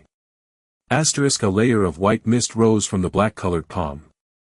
Although Umbra's hand has a corrosive effect, it seems like, against the mutated green tree sprite, it is still somewhat lacking. Leylin's mind quickly worked out the situation. I'll use you as a guinea pig for my newly learnt spell. The sound of the azure thunder. Listen to my command. Descend to the mortal realm and strike my foes down. Byron language. As Leylin voiced his incantation, silvery blue lightning suddenly appeared in his hands. Go. Leylin pointed his fingers and dazzling lightning flew towards Doris in an arc. Doris is not afraid of death. At this moment, Doris stretched its hands forward, and its palms split open. From it, a tree root-like object extended out. Show. The tree roots entwined and assumed the shape of a bow. A brown-colored arrow was already loaded onto it. Not good. Leylin hurriedly dodged. Chapter 47, Inconvenience. Inconvenience. Leylin tried to wrest his way out, but an excruciating pain radiated from his shoulders. Host has sustained injuries from an arrow. Warning. Warning. High bacteria concentration on the arrowhead, recommend immediate disinfection of the affected area. Damn it. Leylin hurriedly pulled out the arrow and took a silver dagger from his robes. Gritting his teeth, he gouged out the flesh surrounding the wound. He hurriedly retrieved a green-colored potion from his waist pouch and poured half of it onto the wound. The other half he emptied into his mouth. Only after hearing the AI chip's voice, crisis under control, did he heave a sigh of relief. When Leylin was struck by the arrow, Doris had also been struck by the lightning, and had fallen down, crashing onto the ground. At this moment, Doris's whole body was charred and its wings were more than half broken. One of her hands had vanished without any trace of it left behind, and her ankle was still grasped by the Umbra's hand spell. Her life force had dropped to a dangerous level. She could die at any moment. Revenge. My revenge. Doris unconsciously kept muttering those words. Suddenly its eyes flashed coldly, and it bit off its own right leg. Paw. The leg flew in the air. The Umbra's hand, which was holding onto the ankle, disappeared quickly as well. Let's die together. Doris's whole body inflated. Warts on its face vibrated. Her speed tripled as she charged directly at Leylin. Damn it. Leylin pressed down on his shoulder wound and hastily retreated. At the same time, he threw out the last explosive potion. Asterisk bang. Asterisk an intense explosion reverberated. Red flames and green liquid mixed together. It let off a dark green firelight. Ley-Lin rolled back several times before he could finally escape the blast radius. At this moment, the surroundings were showered with a bunch of green-colored bones and flesh. It was utterly repulsive.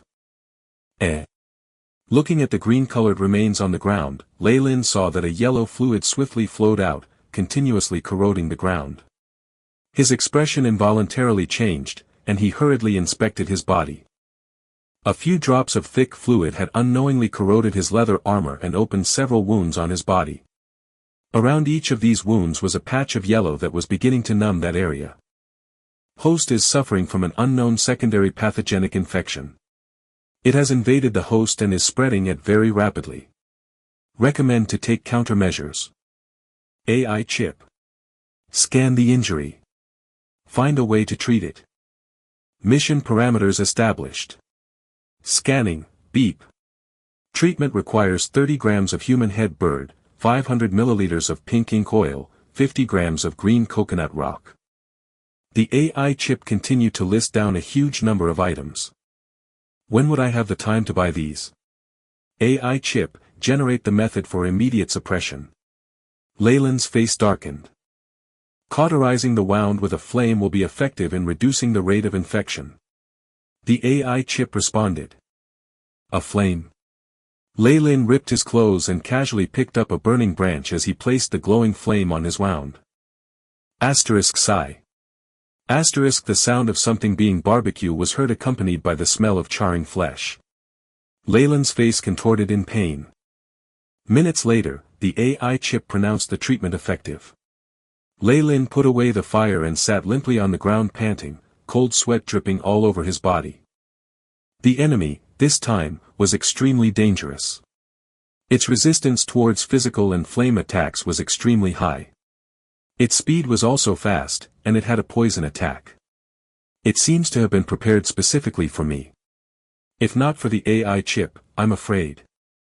Dora's body fluids, containing the secondary infection from the arrow's poison, were something that the AI chip had not factored in. This made Ley-Lin, who expected only mild injuries from the encounter, suffer such a wretched victory. On top of that, the explosive potions that I had prepared have all been used. I have to prepare more ingredients again. The past few battles, Ley-Lin had highly relied on potions to defeat his enemies. However, the consumption was also huge, and he threw away close to 1,000 magic crystals in value. Fortunately, he knew how to brew explosive potions, if not, the cost would have skyrocketed even higher. Flame can only temporarily constrain the spreading of the pathogen. I have to buy the necessary ingredients to cure it completely. Ley-Lin looked at his charred wound, his brows furrowed as he gulped down another strength potion before picking himself up and heading back to Grey Stone City. This was a huge disturbance. It was very likely that the city's guards already sensed that something was amiss and would very soon send someone over to inspect. Ley-Lin endured the intense pain and sneaked back inside Grey Stone City. He stealthily took out his chest, not bothering to even bring his 2 horses along with him. After stealing a light brown-colored horse outside the city walls, he escaped under the cover of night. He was headed towards the Magus market located on the map. As for the summons of the city lord, it was only natural that he ignored it completely. A dozen odd days later, on the way to Wolkan province, a light brown-colored horse could be seen carrying 2 huge chests with a black-robed figure astride its back. The horse was panting heavily as its 4 hoofs dashed across the ground. AI chip. Show me my current status. Ley-Lin's body, which moved up and down with the horse's movement, thought inwardly. Beep. Ley-Lin Farlier, Level 2 Acolyte, Knight. Strength, 1.3, 2.5, Agility, 1.5, 2.7, Vitality, 1.0, 3.0, Spiritual Force, 4.1, 4.4, Magical Power, 4.0. Status, host is in a weakened state due to infection from the pathogen. Although the pathogen was inhibited, it has been a dozen odd days since then. My body is still in a weak condition. Only my spiritual force has increased again. This must be due to the result of constant meditation. Lei Lin looked at his stats and smiled bitterly. Right now he had a completely new face. He had changed from an icy cold soldier into an extremely dashing golden-haired blue-eyed Westerner. His face, however, was devoid of color. AI chip. Project the mind map. Lei Lin looked at the little information he had compiled superimposed onto an extremely detailed map. From Biki's intelligence gathering, there should be a gathering area for magi nearby. There, I will be able to buy ingredients to treat this infection. Based on half a month of probing and simulation, Lei Lin surmised that the opponent had only dispatched Doris. Due to the official war with Abyssal Bone Forest Academy, nobody could be bothered with a lowly level 2 acolyte like himself. This was a great piece of news. I can probably even make inquiries about the current situation in Abyssal Bone Forest Academy. Lei Lin made up his mind and left the main road. He quickly found a spot, took out his tent and tools, and went about setting up camp. This area seems a little desolate. However, it's only normal. Magus activities always steer clear of human communities as much as possible. Moreover, the radiation from a Magus is not something that regular humans can withstand. Lei Lin sprinkled some white powder around the tent area to prevent bugs and beasts from approaching. He then picked up a metal pan, poured some stream water into it, and lit a bonfire. Just as the stream water began to boil, Lei Lin emerged from the trees and threw some mushrooms and other plants into it. A moment later, after adding some spices and a few strips of jerky, a fresh fragrance of food permeated the air. Lei Lin scooped a bowl for himself. The soup base was white in color. It felt extremely comforting to drink it while it was hot. Lei Lin sighed in contentment. As expected, food that's hot is the best. I could almost puke from constantly eating biscuits and jerky. The surroundings were dotted with wildflowers, and there was also the sound made by an unknown bird. Its cry was much similar to that of a skylark. If not for my injury, this would have been perfect. Lei Lin finished his meat broth and adjusted his robes. Under his clothes, a charred area of flesh had a layer of fine hair growing around it looking like hair on one's head, which creeped people out. Over there, kill him. Signs of movement came from the trees nearby. Lei Lin's brows furrowed. The shouting gradually became closer. He had a feeling that trouble had come knocking once more. The bushes nearby split apart as a large guy protecting a nobly dressed young lady rushed out. When the large guy saw Lei Lin, he was shocked. He never expected someone had set up camp here. He said with a bitter smile at Lei Lin, "I'm afraid you'll also be implicated in this. Over there, don't let him escape." A group of armed soldiers in leather armor rushed over. The leader wore an extremely beautiful chainmail. This outfit does not seem like something mercenaries or adventurers would wear. These people are most likely the personal retainers of some nobility, which is even more troublesome. Lei Lin's brows furrowed. According to the AI chip scan, this large guy was obviously injured but still had the strength of a preparatory knight. As for the pursuers, the leader was at knight level, whereas the soldiers behind were just a little stronger than the average human. "Who are you?" The leader looked at Lei Lin. "I'm just an innocent bystander, please continue and don't mind me. I haven't seen anything today." Lei Lin continued drinking his meat broth. This casual vibe obviously made the private squad leader apprehensive since the large guy and young lady stood on the other side. "Please save us. We are the descendants of Viscount Barrett. If you were to lend us a helping hand, I will definitely remember your kindness, and you will forever have the friendship of the Barrett family." The young lady had a pair of mesmerizing blue eyes. At this moment her face had a pleading expression that would most likely move the majority of noble male youths to impulsively swear to fight for her honor. "Miss Lanning, the Viscount only asks for you to return. Please do not resist," the leader told the young lady. "That underhanded and despicable worm, he covets the possessions of my family and poisoned my father to his death. Even if I die I will not go back." The young lady poured all of her problems out in one go, sneaking a glance at Lei Lin from time to time. Although her movements were extremely well concealed, Lei Lin still saw through it. It seems like a struggle of inheritance by a descendant who has failed. By purposefully revealing this conflict, you want to drag me down into this, huh? Lei Lin shook his head. Viscount Sire has not done any of the things you claim. As for the inheritance, it is to be decided after the meeting with the nobles. The leader exclaimed loudly. I have proof on my body. The young lady snarled. Quick, bring Missy home. The leader seemed prepared to not negotiate any further. A few of the commoner troops brandishing their knives and swords charged forward. The large guy roared and shielded the noble young lady. The large guy's strength was obviously not bad. Even though he was injured, he still made 5 of these soldiers pay with their lives. The commoner troops went forward to chop and retrieve the head of the large guy. They then tied the screaming noble young lady up, and only then did the leader who had been wary of Lei Lin give him a suspicious glance. It looks like we have been bothering you. Let's go. The leader said as he turned around and prepared to leave. Chapter 48, Market. Market. Really? Then why are you still wielding your sword?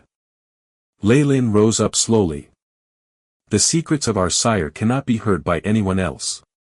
The leader brandishes his sword slowly.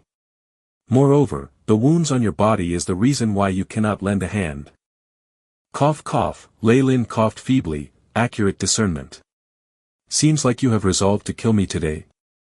I swear never to reveal a word of today's matter. Only the dead will keep secrets. The leader shouted as he slashed at Lei Lin, his sword reflecting a snow-white glint. Lei Lin dodged in a rather miserable manner. The leader's expression became elated, the muscles on his body bulged, but just as he was about to charge forward, his complexion suddenly changed and he retreated several steps. Behind him the soldiers and the young lady collapsed weakly onto the ground. Only their eyes could still move. You actually poisoned us. The leader snarled in shock. As expected of a knight, you actually have the strength to withstand it. Lei Lin nodded his head. Although with his strength now he could completely massacre this crowd, if there was a more convenient method available, why shouldn't one use it instead? The leader threw down his long blade and turned to flee. His speed was actually similar to that of a regular human. Under a poisoned state, and yet still having this speed. This is rather remarkable. Lei Lin assessed indifferently. He raised the crossbow, AI chip. Calculate wind speed and humidity. Adjust trajectory. Asterisk show.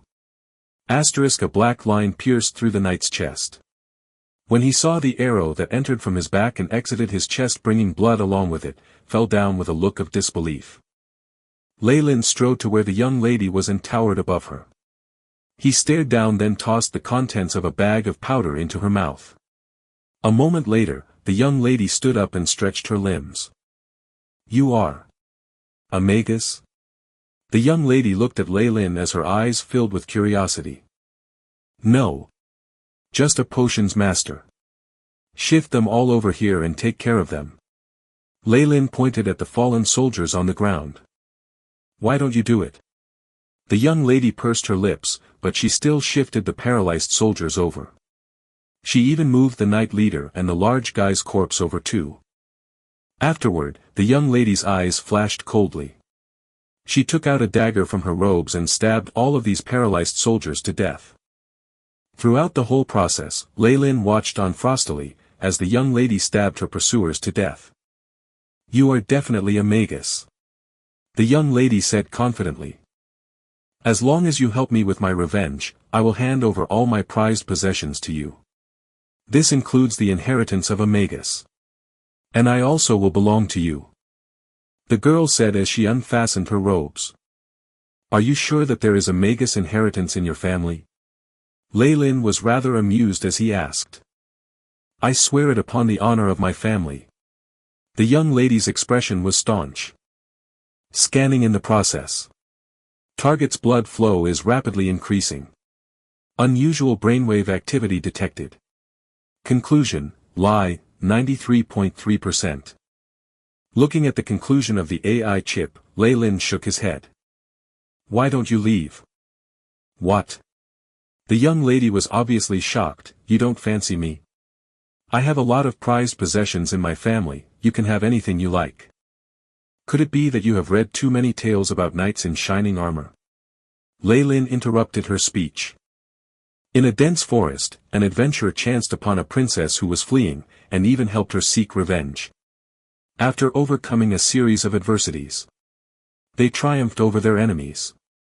The adventurer obtained the treasures, the love and the admiration of the princess. From then on, they lived happily ever after. Lei Lin recited it in a poetic, bard-like manner. "It's merely an empty illusory, full of false promise. At most, I'll obtain your body and flesh, then I have to help you seek revenge against a viscount who has the backing of a huge faction. Do I look like an idiot to you?"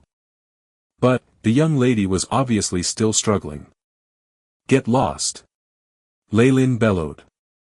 The young lady got up helplessly. A malicious and poisonous gaze flashed in her eyes, as she prepared to leave. "Wait!"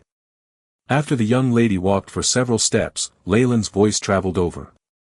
The young lady, looking gleeful, turned around. Show. An arrow bore through the beautiful face of the young lady and pinned her to the tree right behind her. "Actually, I could have let you go, but I saw a malicious and raging intent in your eyes." Lei Lin gradually sighed. To a person who had always protected and followed you, you did not even bother to bury his corpse before leaving. From this, it can be seen that you are a brazen ingrate. Moreover, to get your revenge, you contemplated some sort of reprisal against me. You will definitely announce this matter today to everyone. Although I am not afraid of trouble, I detest such inconveniences very much. With these many reasons, why would I still let you go? Lei Lin pulled out the arrow and heaped the corpse of the young lady, who died with a grievance, together with the others. From his bag, he withdrew a yellow-colored potion and poured it on the wound of a corpse. Psi.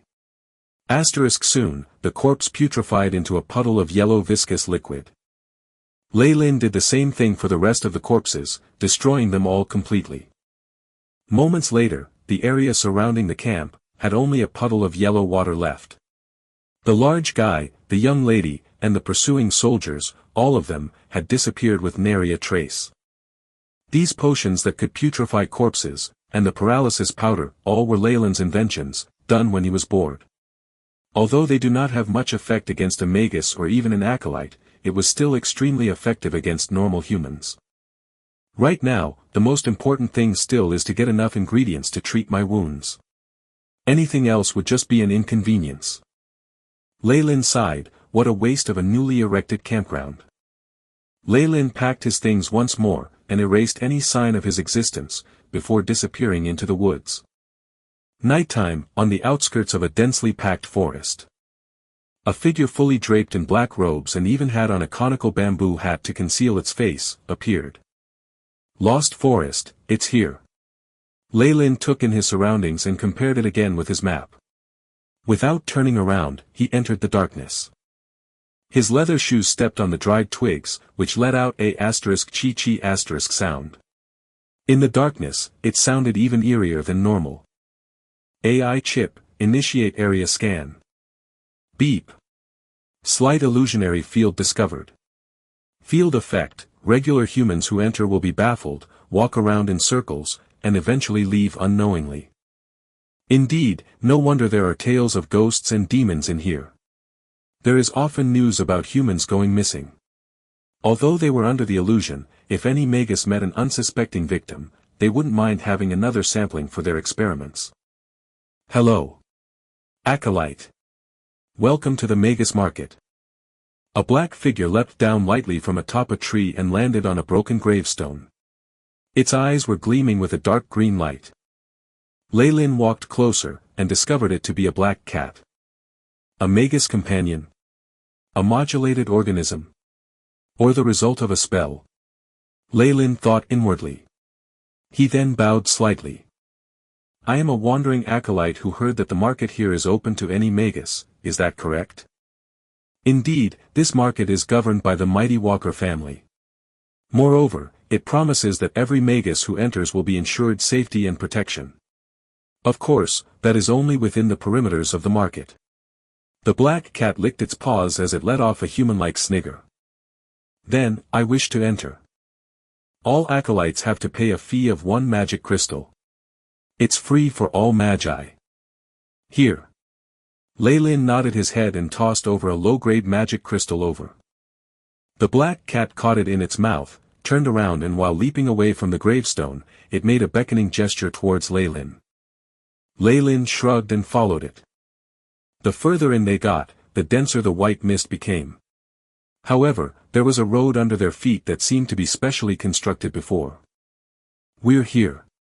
Along with the black cat's voice, the mist ahead dissipated and boisterous clamoring sounds could be heard. This made Leylin feel like he had returned to his academy's trading area. The only difference was that the people here were all tightly wrapped in cloaks or grey robes, not revealing any piece of their skin at all. Occasionally, some did not bother about concealing their identity, which made Leylin broaden his horizons. In here were some marine species who had scales on them, and half-beastmen who had fur on their necks. They were different from beastmen, since they were rather a loving and affectionate of species. Their magi could be produced too, and Leylin even saw a Magus with the head of an owl. A large number of these people also exuded the energy waves of acolytes, but Leylin felt that their aura reeked of blood. Although the acolytes in the outside world do not have a firm foundation compared to those in the academies, they are able to advance in an environment where resources are scarce. Their experiences must be bountiful, and they even may be more adept at fighting. Leylin's heart sank. The potions in his hands were almost consumed, and right now he was at the most a stronger acolyte amongst the level 2 acolytes, having barely enough strength for self-preservation. If he were to reveal the potions he was carrying, these acolytes would swarm around him like crocodiles and rip him to shreds. Lowering his head, he found that the black cat had vanished completely. Sir. Do you need a guide? I only ask for 1 magic crystal. A rather skinny little boy ran over. He had the energy waves of a level 1 acolyte coming from his body, even though his face was extremely thin, his eyes were very lively. Bring me around to have a look. All right. The boy was in glee as he hurriedly ran in front of Leylin to lead the way. This market is under the protection of the Walker family, a well-received family by both wandering acolytes and magi alike. Look over there, the wooden hut in the center is a shop personally set up by the Walker family. The small boy tried his best to fulfill his duties as a guide. So these are other people's stalls. Leylin pointed at the acolytes displaying their goods on the floor. Their goods were much better than those in the academy, and of course, more of them were counterfeits too. Yes, you only need to settle the procedures in the central hall, pay the fees, and then you'll be able to obtain a place to set up your stall. The little boy nodded. Sir, is there anything that you'd wish to sell? The Walker family also provides consignment services. I'm not in a hurry now. Bring me to the centermost area for a walk. Leylin said. In this Magus market, he discovered several official magi with activated defensive force fields surrounding them. These are existences he could not fight against right now, so he was more cautious than usual. This is the smithy. It specializes in selling weapons. Next to it, with the sign which has a test tube on it, is a potioneering shop. On the far left is an auction house. From time to time, they have a few premium goods. The little boy was extremely familiar with this place. An auction house? Then will they have the information about magic artifacts? Leylin casually asked. He was a little more interested now. Chapter 49, Recovery. Recovery. Magic artifact. The little boy shook his head. That is a very precious item. Last year the auction only sold 1 low-grade magic artifact. There were even official magi present who joined the bidding. So it's like this. Take me to the weapons shop. Leylin followed the little boy to where the blacksmith's smithy was. Hey! Big bearded old man, I brought you some business. Once the little boy entered the forge he started shouting loudly. I'll be right there. The shop owner did indeed have a thick and bushy beard. He was not tall, but the muscles on his arm were extremely hard and gave an impression of power. Greetings, esteemed guest. I am the owner of this smithy, please call me Black Hammer. The shop owner introduced himself. I need a cross blade. Leyland spoke of his intentions. Previously, he had ruined his cross blade when fighting the mutated green tree sprite. He now wanted a better quality one, something that wasn't easy to obtain. A cross blade, huh? Follow me. Black Hammer undid the wine flagon hanging on his waist and took a sip. The scent of alcohol wafted out. Oh. Haven't I told you to tone down your drinking? The little boy frowned as he pinched his nose. Hiccup, Edgar, you are still a child and cannot appreciate the absolute bliss of fine-tasting wine. Black Hammer shook his head and led Leyland to a wooden shelf. My shop's finished cross blades are all here. Please take your pick. Of course, if it isn't satisfactory, you can have one custom made. As for the price. When he spoke of the price, Black Hammer's words were extremely clear. He did not seem even a little bit drunk. Leyland casually scrutinized the cross blades on the wooden shelf. These blades obviously already went through the rigors of war. Their silver surface emanated a bloodthirsty aura. Leyland casually picked one up. It had an intricate yet sturdy feel that tingled into his palms that felt rather heavy. A finely smithied steel blade. It even has a metallic star smelted onto it. The hilt is wrapped in black silk, to prevent it from slipping through one's hands. Black Hammer described the item. Leyland nodded his head and placed the cross blade back on the yellow wooden shelf, then picked up another one. This cross blade's exterior was a little darkened. It let out a solid, reliable aura. A blade made of alloy. It has been modified before.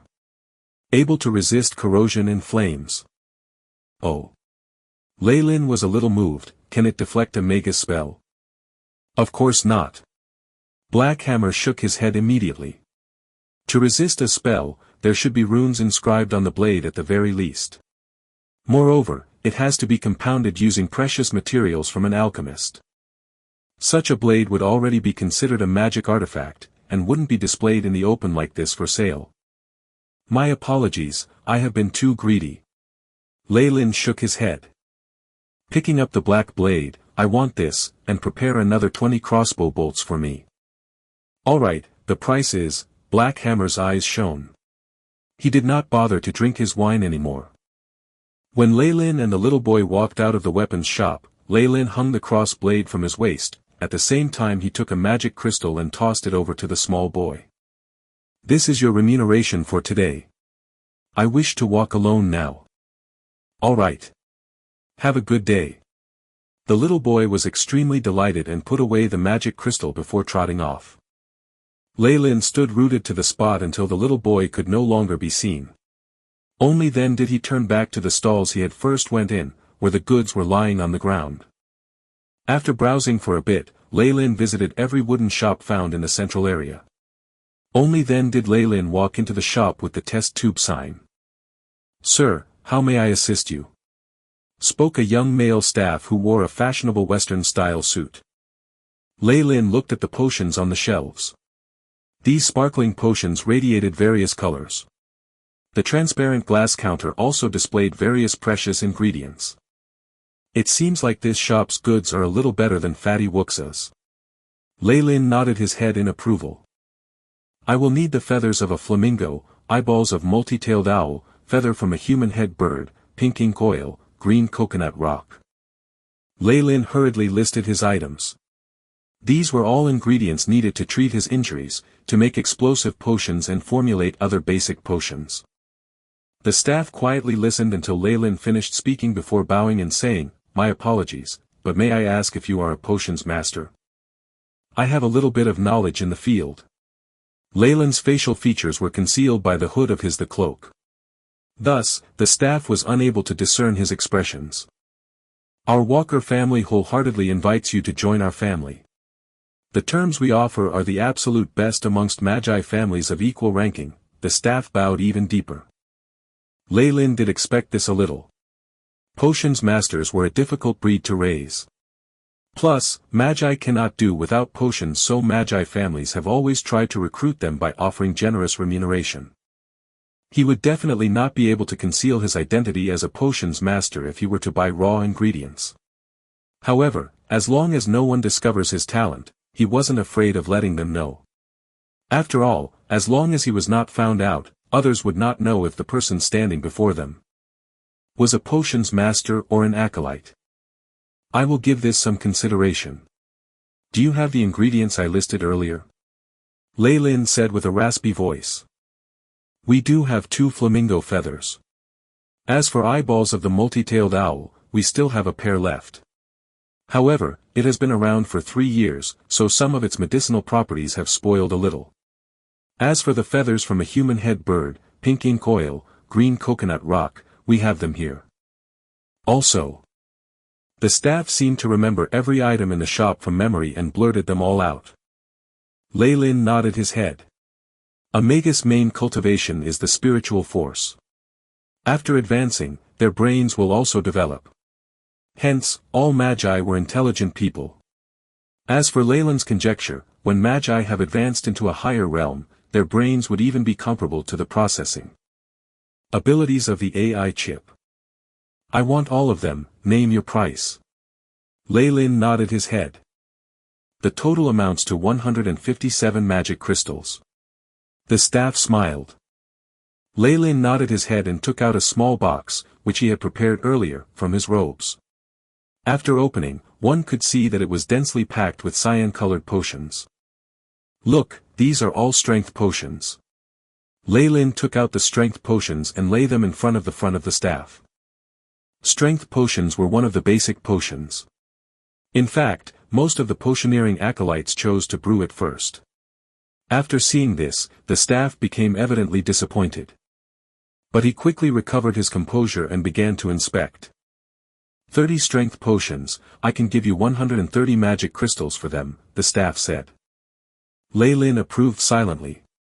If he were to sell these at Wuxa's, he would have gotten 120 magic crystals at most. Prices outside were indeed higher, but it was more dangerous too. Okay. Lei Lin counted another 27 magic crystals and handed them to the staff.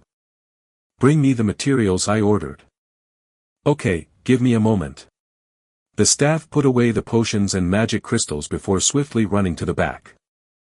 Lei Lin waited for what seemed like another dozen minutes before the staff returned with a small wooden chest, which he placed in front of Lei Lin. These are the goods you requested, please inspect them. Lei Lin opened the small wooden chest. It was compartmentalized using wooden trays, where various ingredients were placed on them. There were colorful feathers, green-colored rocks, and various colored powders. Lei Lin's fingers traced the various ingredients, AI chip. Inspect. After the AI chip indicated that all the ingredients were up to standard, only then did Lei Lin keep the wooden chest. He then rose to leave the potion shop. What I'm selling is only the most basic of strength potion, and to gather the ingredients is already this complicated. Even I cannot guess the uses of these ingredients completely. They will definitely not be able to as well. Lei Lin hid the small wooden chest beneath his robes and circled around a few times before he slowly left the market. The most important thing is, my trades only cost around 100 magic crystals. If the Walker family was stirred because of this paltry amount, then their reputation would have long since gone bad. On the way, he increased the AI chip's detection area to the maximum. Only after confirming that no one was following him did Lei Lin leave the Lost Forest. Ever since the earlier incident, Lei Lin moved camp. Right now he sheltered in a cave. As for its previous owner, a black bear, it had long since become Lei Lin's dinner. Asterisk bang. Asterisk. Lei Lin stacked a few large boxes together to form a simple experiment table. Then, he placed his apparatus on it. I am finally going to be rid of this damned pathogen. Lei Lin gritted his teeth, every day I have to cauterize this wound. With the limitations of my vitality and strength, I've had enough of it. Lei Lin picked up a green-colored rock with the shape of a leaf on its surface. This was a green coconut rock, a rare half-plant half-mineral commodity. Smashing the green coconut rock apart, Lei Lin took the pink ink oil and heated it. When it began to bubble, he added the grounded green coconut rock powder. Asterisk Psi. Asterisk as the powdered green coconut rock was poured onto the pink ink oil, a hissing sound was let off. The pink ink oil turned green in a moment. It released a strangely fragrant odor. Potion successfully brewed. Upon hearing the AI chip's confirmation, Leyland nodded his head slightly. He stripped all his clothes off. All sorts of burns and scars could be seen littering his body. His shoulder and stomach each had an extremely horrifying scar with tufts of hair growing around them. Kaisider, Kaisai. Leyland murmured an incantation. The green-colored potion in a test tube immediately boiled, and continued to evaporate, making the smell in the air more concentrated. Asterisk Psi. Asterisk as if having been granted a life of its own, the hairs around Leyland's wound started climbing out and wiggled their way into the test tube. Woo! Leyland gritted his teeth and let these hairs make their way out as they pleased. A dozen minutes later, Leyland's wound no longer had black hair around it. As for the test tube, it transformed into a ball of hair. Leyland's expression remained apathetic as he wiped off his cold sweat. He lit a feather on fire and threw it on the ball of hair. Boo-hoo. Green flames rose and mimicked the crying sound of a female, which was rather similar to Doris' voice. Many strands of hair tried to escape, but they were trapped by Leyland within a ball of milky white substance. They had no option but burn into oblivion. Chapter 50, Elenal Market. Elenal Market. After the green flames died down, what was left behind was a pile of white dust. Leyland's expression was extremely solemn as he lightly dabbed on the dust. Asterisk who? Asterisk the dust swirled in the air, transforming into a female's face, enemy. Enemy. This pathogen contains the poison of an aggrieved soul, no wonder it is so strong. Leyland shook his head, took out a green-colored potion, and splashed it onto that female face. Asterisk Psi. Asterisk the human face rapidly turned into white mist, vanishing completely into thin air. AI chip, initiate scan. Leyland ordered. Beep. Scan complete. Result, pathogen in host body has been completely eradicated. Hearing the AI chip, Leyland's face finally revealed his relief. He stretched lazily and touched the scars on his body. It's a little unsightly. If Neela were to see these, what would her expression be like? After rummaging through the big chest, he found a potion and downed it. A dozen minutes later, Leyland's superficial layer of skin quivered and forced out the layer of scars and dead skin, replacing them with glossier skin. Once I got rid of the pathogen, healing the scars on my skin is just a matter of a few potions. Leyland touched the scars, which were extremely faded now. I estimate that after one more dose, these will be completely gone.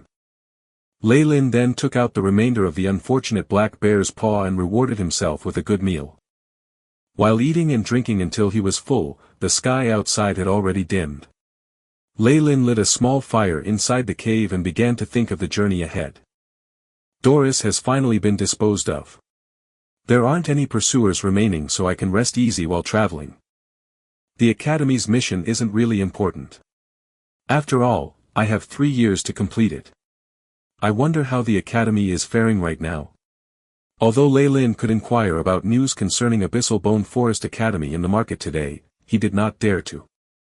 Who knows if there might be spies around? If he were to expose his identity, wouldn't that be like walking right into a trap? He could only wait till he journeyed through half the kingdom before he could safely begin making inquiries. Such a huge matter will definitely be a hot topic at Magi gathering points. He only has to be careful not to expose any information about himself.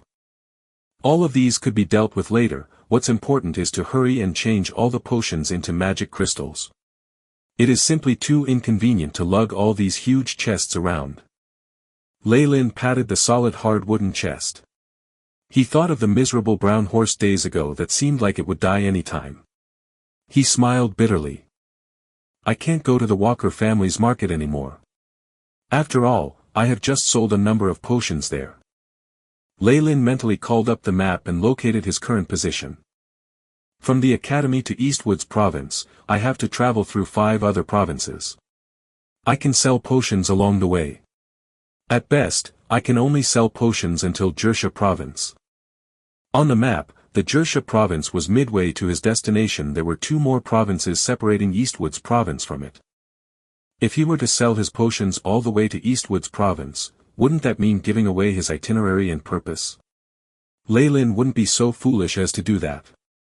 Although he sold his goods along the way, others may not be able to discover it. After all, the trades did every day were numerous. Leylin, however, would rather be a little more cautious in safeguarding his tracks. As for Jersa province, it was in the central region of Poolfield Kingdom and was accessible from all sides. Other people would not be able to guess Leylin's destination at all. Anyway, there is still time. If it's necessary, I can reroute to further locations. In any case, I must be careful never to reveal my identity. Leylin looked the points marked as Magi gathering spots and entered into deep thought. 2 odd months passed. On a path to Jersa province, a sturdily built black horse carrying a wooden chest and a black-robed man could be seen cantering along. The black-robed man had bright red hair and was extremely handsome. This was naturally Leylin in disguise. Ever since that time, as Leylin journeyed, he found some Magi gathering points or some small-scale trading sites time to time, where he sold the potions he brewed. As he only sold a few each time, he did not attract the avarice of other experts. Occasionally, some foolish acolyte blinded by greed would waylay him, but they were completely not his match at all. The most dangerous instance was when a level 3 acolyte brought a group of other acolytes to surround him. Still, Leylin managed to evade them with the help of the AI chip's detection capability. Through these trades, he acquired a few precious materials, and many books on specialized Magi knowledge, greatly enhancing the data bank of the AI chip. In these past 2 months, he finally recorded all the shadow and dark element spell models he purchased previously. He then completely obliterated the contents of the book. This lightened his luggage tremendously. After selling a huge portion of his potions and getting rid of those bulky spell books, Leylin could fit all of his belongings into one chest. According to his projections, he could simply travel with a knapsack after selling the remaining potions. I have underestimated the popularity of potions. Right now, I have amassed over 2,000 magic crystals. If not for purchasing information and other miscellaneous items, I might have gotten over 2,500 magic crystals. Leylin stretched his hands and felt around his robes. A sack of hard texture traveled to his hands. He could not help but smile. Fortunately, there are high-grade magic crystals in this Magus world. 1 piece can be exchanged for 100 ordinary magic crystals. Otherwise, I would have a problem carrying all those magic crystals. AI chip, stat update. Leylin ordered. Beep. Leylin Farlier, level 2 acolyte and knight. Strength, 2.7, agility, 2.8, vitality, 3.0, spiritual force, 4.6, magic power, 4.0. Status, healthy, the AI chip's voice intoned. Strength and agility increased. This is the result of continuous stimulation of my internal night energy. After it stabilizes, I can begin to gradually take on the next phase of night's training. This should raise all my stats to at least 3. As for spiritual force, it only increased a little. This was the only return I got after a number of life and death situations. Magus training, as expected, is only going to get more and more difficult. Leylin sighed and mentally projected the map again. On the huge map, Jersa province was in the central region of Poolfield Kingdom. There were many small Magus families here. Although this was the capital of a regular human kingdom, it attracted all sorts of travelers, many wandering magi, and even criminal magi. These magi, because of their radical opinions, or some other matter, were exiled from their previous association, faced with persecution, or even put up on bounty lists. They turned into wandering magi, often making them very dangerous people. In Jersa province, it just so happens that there is a huge Magus market controlled by the Redbud family, one of the 3 big families supporting Abyssal Bone Forest Academy. I will definitely be able to obtain the latest news here. In these past 2 months, Lei Lin had secretly made inquiries about the various news related to the Abyssal Bone Forest Academy. However, the information he got were all rather vague. He only knew that it was at war with some factions to its west. As for its opponents, and how the academy was faring, everything was extremely hazy. "We're here, Elenor Market. I'll sell my remaining potions and ask about news of the academy before resuming my journey," Lei Lin decided. In a tiny village's ruined wharf. If not for the intelligence report, I would never have believed that the first Magus market in the Poolfield Kingdom would actually be hidden underneath a regular human village. As Lei Lin scanned the village's surroundings, a lifeless atmosphere greeted him. The Magus market should be below here since there are signs of occasional radiation emanating from it. The villagers above are also definitely sickly, where some might even die suddenly. How would they be able to flourish? I'm afraid after a dozen or so years, this village would become another ghost town. Lei Lin adjusted the grey robes on his body and covered his facial features, before coming to the entrance of a hut made of bricks. The corroded door let out a dull noise as Lei Lin knocked lightly. "Who are you?" An icy voice sounded from inside. "I am a wandering acolyte, who wishes to have a look at the market." Asterisk creak. Asterisk the large door opened and revealed a black-robed figure. Lei Lin was shocked. He felt murderous intent oozing from the black-robed figure.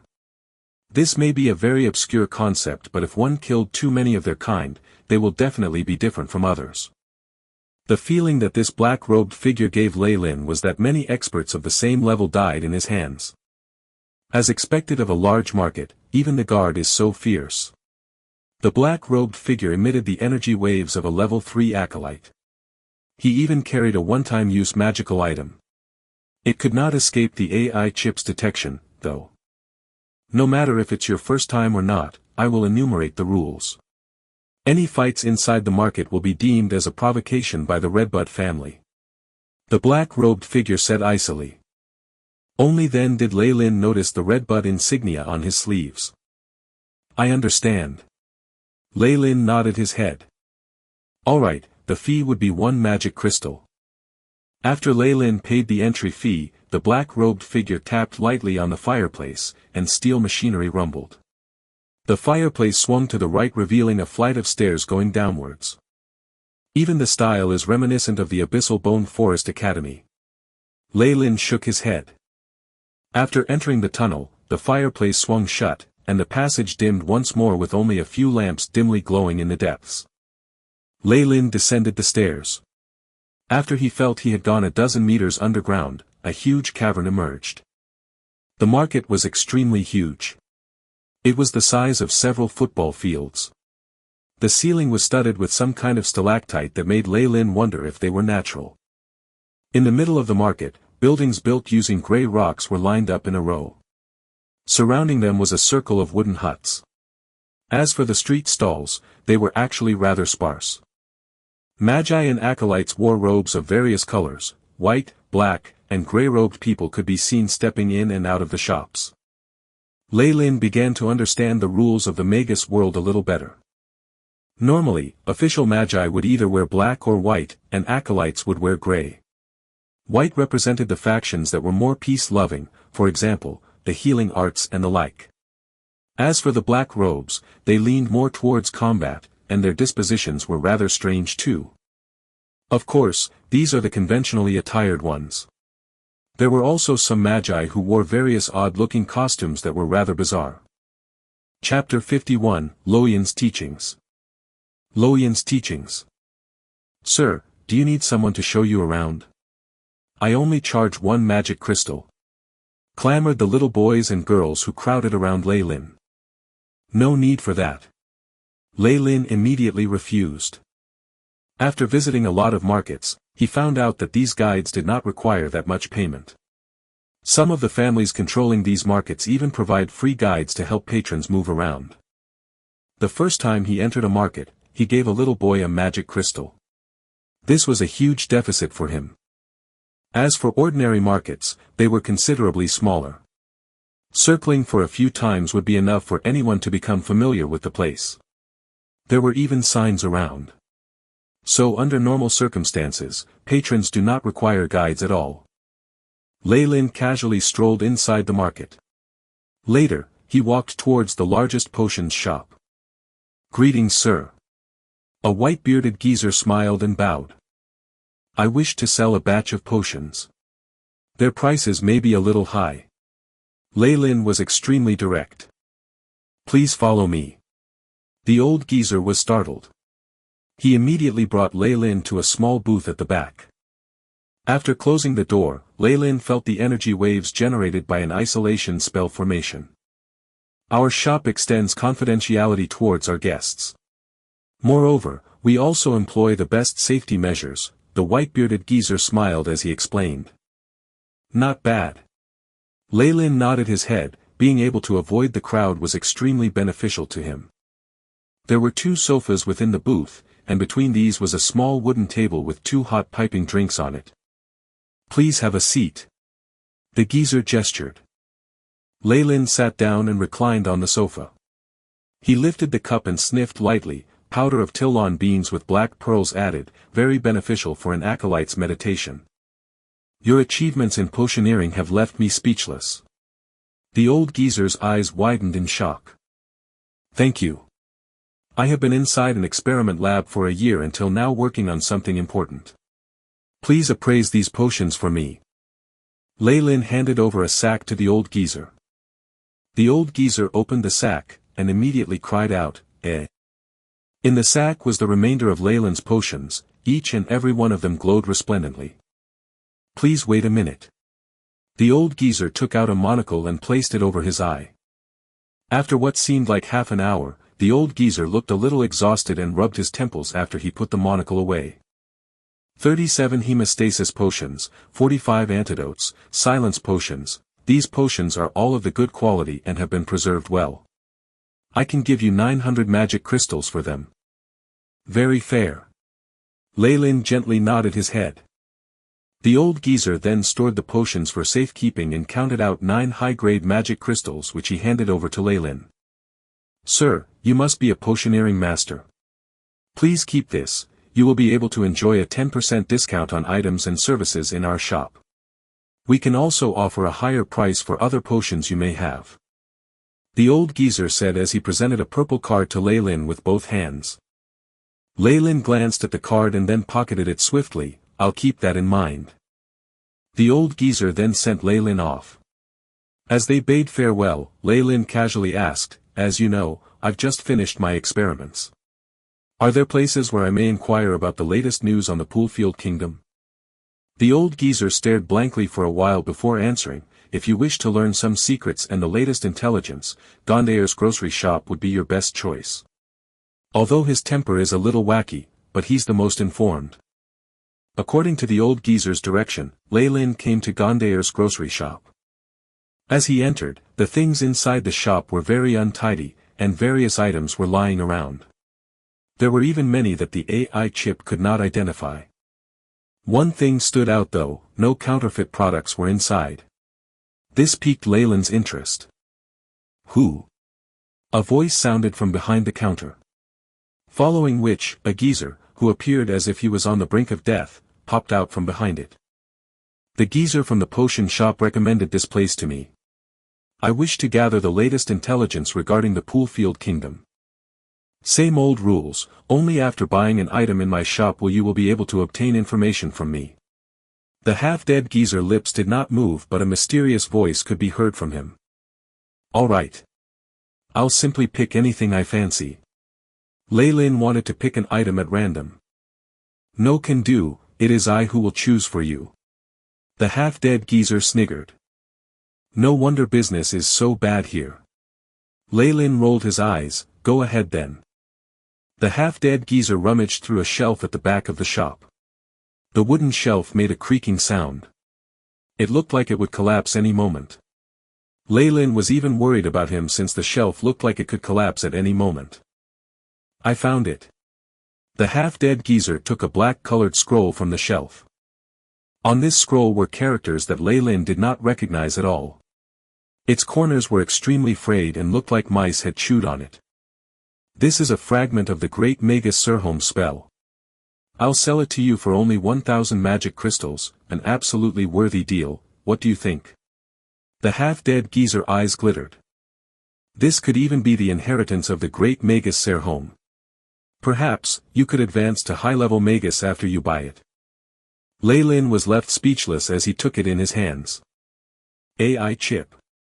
Scan. Beep. Confirmed, carbon dating, document comparison analysis shows this page is composed of human skin. Belongs to, Loyan's Teachings, 89.5%, Blue Cobalt Rare Book, 56.5% and Serhom's Writing, 21.7%. There exists something like this. AI chip, what is the strength of the geezer opposite me? Estimated level 3 acolyte, based on energy wave emissions, confirmed, he is in a process of reconstructing his physical body.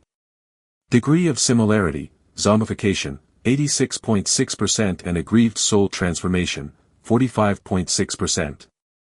Lei Lin pretended to scrutinize the page for some more time before looking up at the geezer. This seems like a remnant of the Loyan's teachings. You actually lied to me? How can this be? The half-dead geezer hurriedly lamented. A flash of shock crossed his eyes, which immediately changed into a cajoling expression. Even if it is the Loyan's teachings, this assuredly belongs to Sir Rookminst, a rank 2 Magus. 2 years ago, this same fragment was sold for 700 magic crystals. So, how about I sell it to you for that price? Lei Lin shook his head. Loyan's teachings were written in an advanced coded language. Only an official Magus will be able to decipher the code. Ordinary acolytes will definitely not be able to. Furthermore, although the contents were written in code, but their page numbers were written in the Anjima language to make it more obscure. Lei Lin pointed to the page number at the bottom. Look at this, it's only page number 12. According to, the first 30 pages of Loyan's teachings contained only records of his experiments, and insights penned when he was still an acolyte. Only when he turned into an official Magus, did he chance upon an inheritance and he began to display a terrifying talent. As for this overpriced page, the page number should at least be beyond 100 to be believable.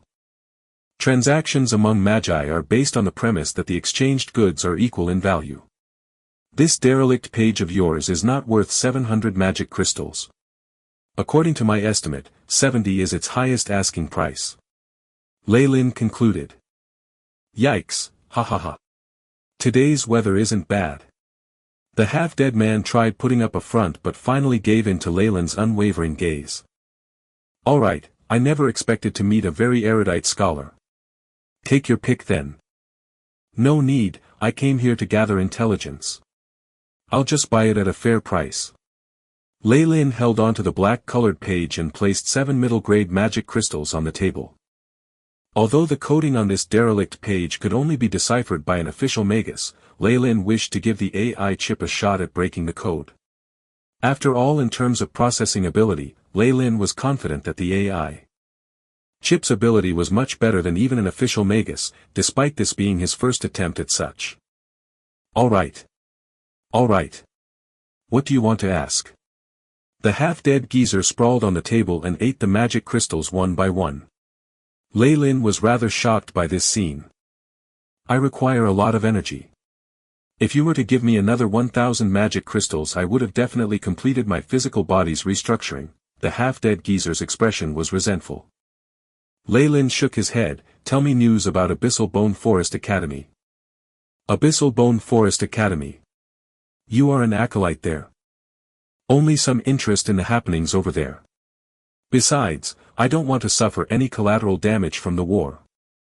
Alright. The half-dead geezer did not ask any more. I graduated from there too. Now Abyssal Bone Forest Academy's situation isn't that great.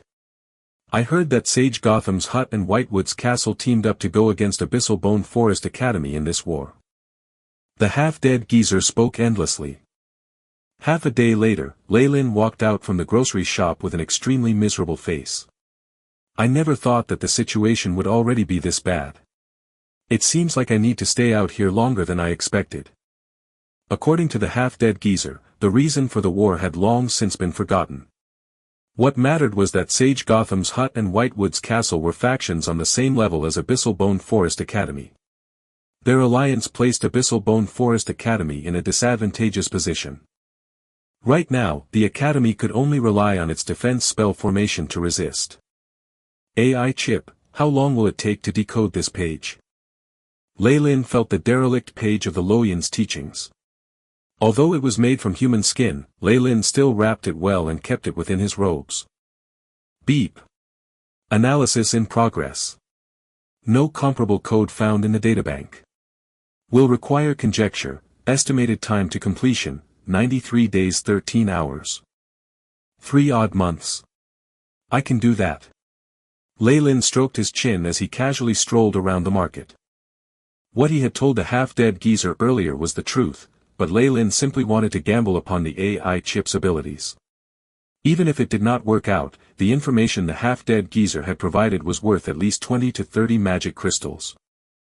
Although the page number of the Loyan's teachings derelict journal page was pretty low and contained mostly information for acolytes, for a level 2 acolyte like Lei Lin, it still was pretty useful. There may even be some of Rookmist's meditation techniques, experiment records, or even some discovery of resources.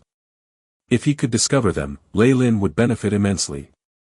In any case, the processing capabilities of the AI chip were very impressive. Lei Lin had not even used half of its capabilities, just letting it sit idle for most of the time. He might as well use this downtime for deciphering the code. Chapter 52, Slaves. Slaves. Lei Lin's footsteps did not stop until he walked out of Elenor Market. The exit was at the side of the village and was actually beneath a stack of hay. It was also guarded by a black-robed man with the redbud insignia. AI chip. Initiate area scan. After walking out of the village, Lei Lin ordered after walking out of the village. A faint light blue screen was projected in front of Lei Lin's eyes, clearly identifying a sneaky figure tailing him from behind. In the whole light blue projection, the red dot was extremely obvious. Targets identified. Strength estimated at level 2 acolyte. No magic artifact detected. The AI chip's voice intoned. Only a level 2 acolyte, huh? Seems like it's not any huge faction, but only an avaricious dog after some wealth. Lei Lin's eyes flashed coldly. If I didn't have other plans. The level 2 acolyte tailing Lei Lin seemed to be extremely patient. Only after Lei Lin was a dozen miles away from the vicinity of the market did he make his sneak attack. Asterisk whoosh. Asterisk suddenly 2 balls of mud rose beneath Lei Lin's feet, turning into 2 yellow-brown colored hands that tightly held down Lei Lin's ankles. A dagger suffused with purple light immediately stabbed towards Lei Lin's back. Success! Yelled the sneak-attacking acolyte whose face was flushed with joy. He belatedly realized that Lei Lin had mysteriously dissolved, turning into a vine with thorns that coiled around his body. The thorns mercilessly dug into flesh. The acolyte could even feel the vine come alive and was greedily feeding on his blood. Damn! It's a golem. What is this spell? Shadow embodiment? Leeching vines? As the acolyte lost huge amounts of blood, he increasingly became muddle-headed. Ah! You can't do this. Please, please spare me. The acolyte pleaded. Alas, immediately the vine squirmed and sealed his mouth. Asterisk bang. Asterisk the spell's effect disappeared, and on the ground was left the shriveled corpse of the acolyte. Against his enemies, Lei Lin was never merciful. The second day, Lei Lin once again visited the market. Sir. Do you need a guide? I only require 1 magic crystal. The noisy little kids were still clamoring at the entrance. Today Lei Lin had changed his clothes. And to conceal himself even further, he changed his appearance too. Although his previous face was a fake, there was no guaranteed special spell effect that could penetrate and see through the cloak. As for energy waves and the sort, Lei Lin was not too worried about it. Yesterday he deliberately avoided official magi, so his energy waves would never be recorded. To capture the energy waves generated by the spiritual force, an official Magus has to make enough preparations beforehand. There wouldn't be any magi who had nothing better to do. You'll do. Lei Lin randomly picked a little girl. Thank you. Sir, I am extremely familiar with this place. The little girl was a little overjoyed. She wore a white-colored dress and looked to be somewhat thin. After tossing a magic crystal to the girl, Lei Lin said slowly, I wish to enter a higher-leveled area. His voice was modified to sound different from the day before. A higher-leveled area? You mean, the second level? The little girl asked a little hesitantly. Of course. This was the point to the experience Lei Lin patiently amassed after coming to the market many times. These markets weren't very huge, and Lei Lin always felt that something was missing. Certain precious resources were absent in these markets too. These little children guides most likely stood here waiting for powerful customers to bring them to the more concealed areas. Since you know about the second level, then you should also understand that if you don't have an item worth over 1,000 magic crystals or a guarantor, you will be denied entry. Naturally I do. Lead the way. The little girl raised her head, yet she was unable to discern the expression behind Lei Lin's cloak. She could only lower her head and lead the way.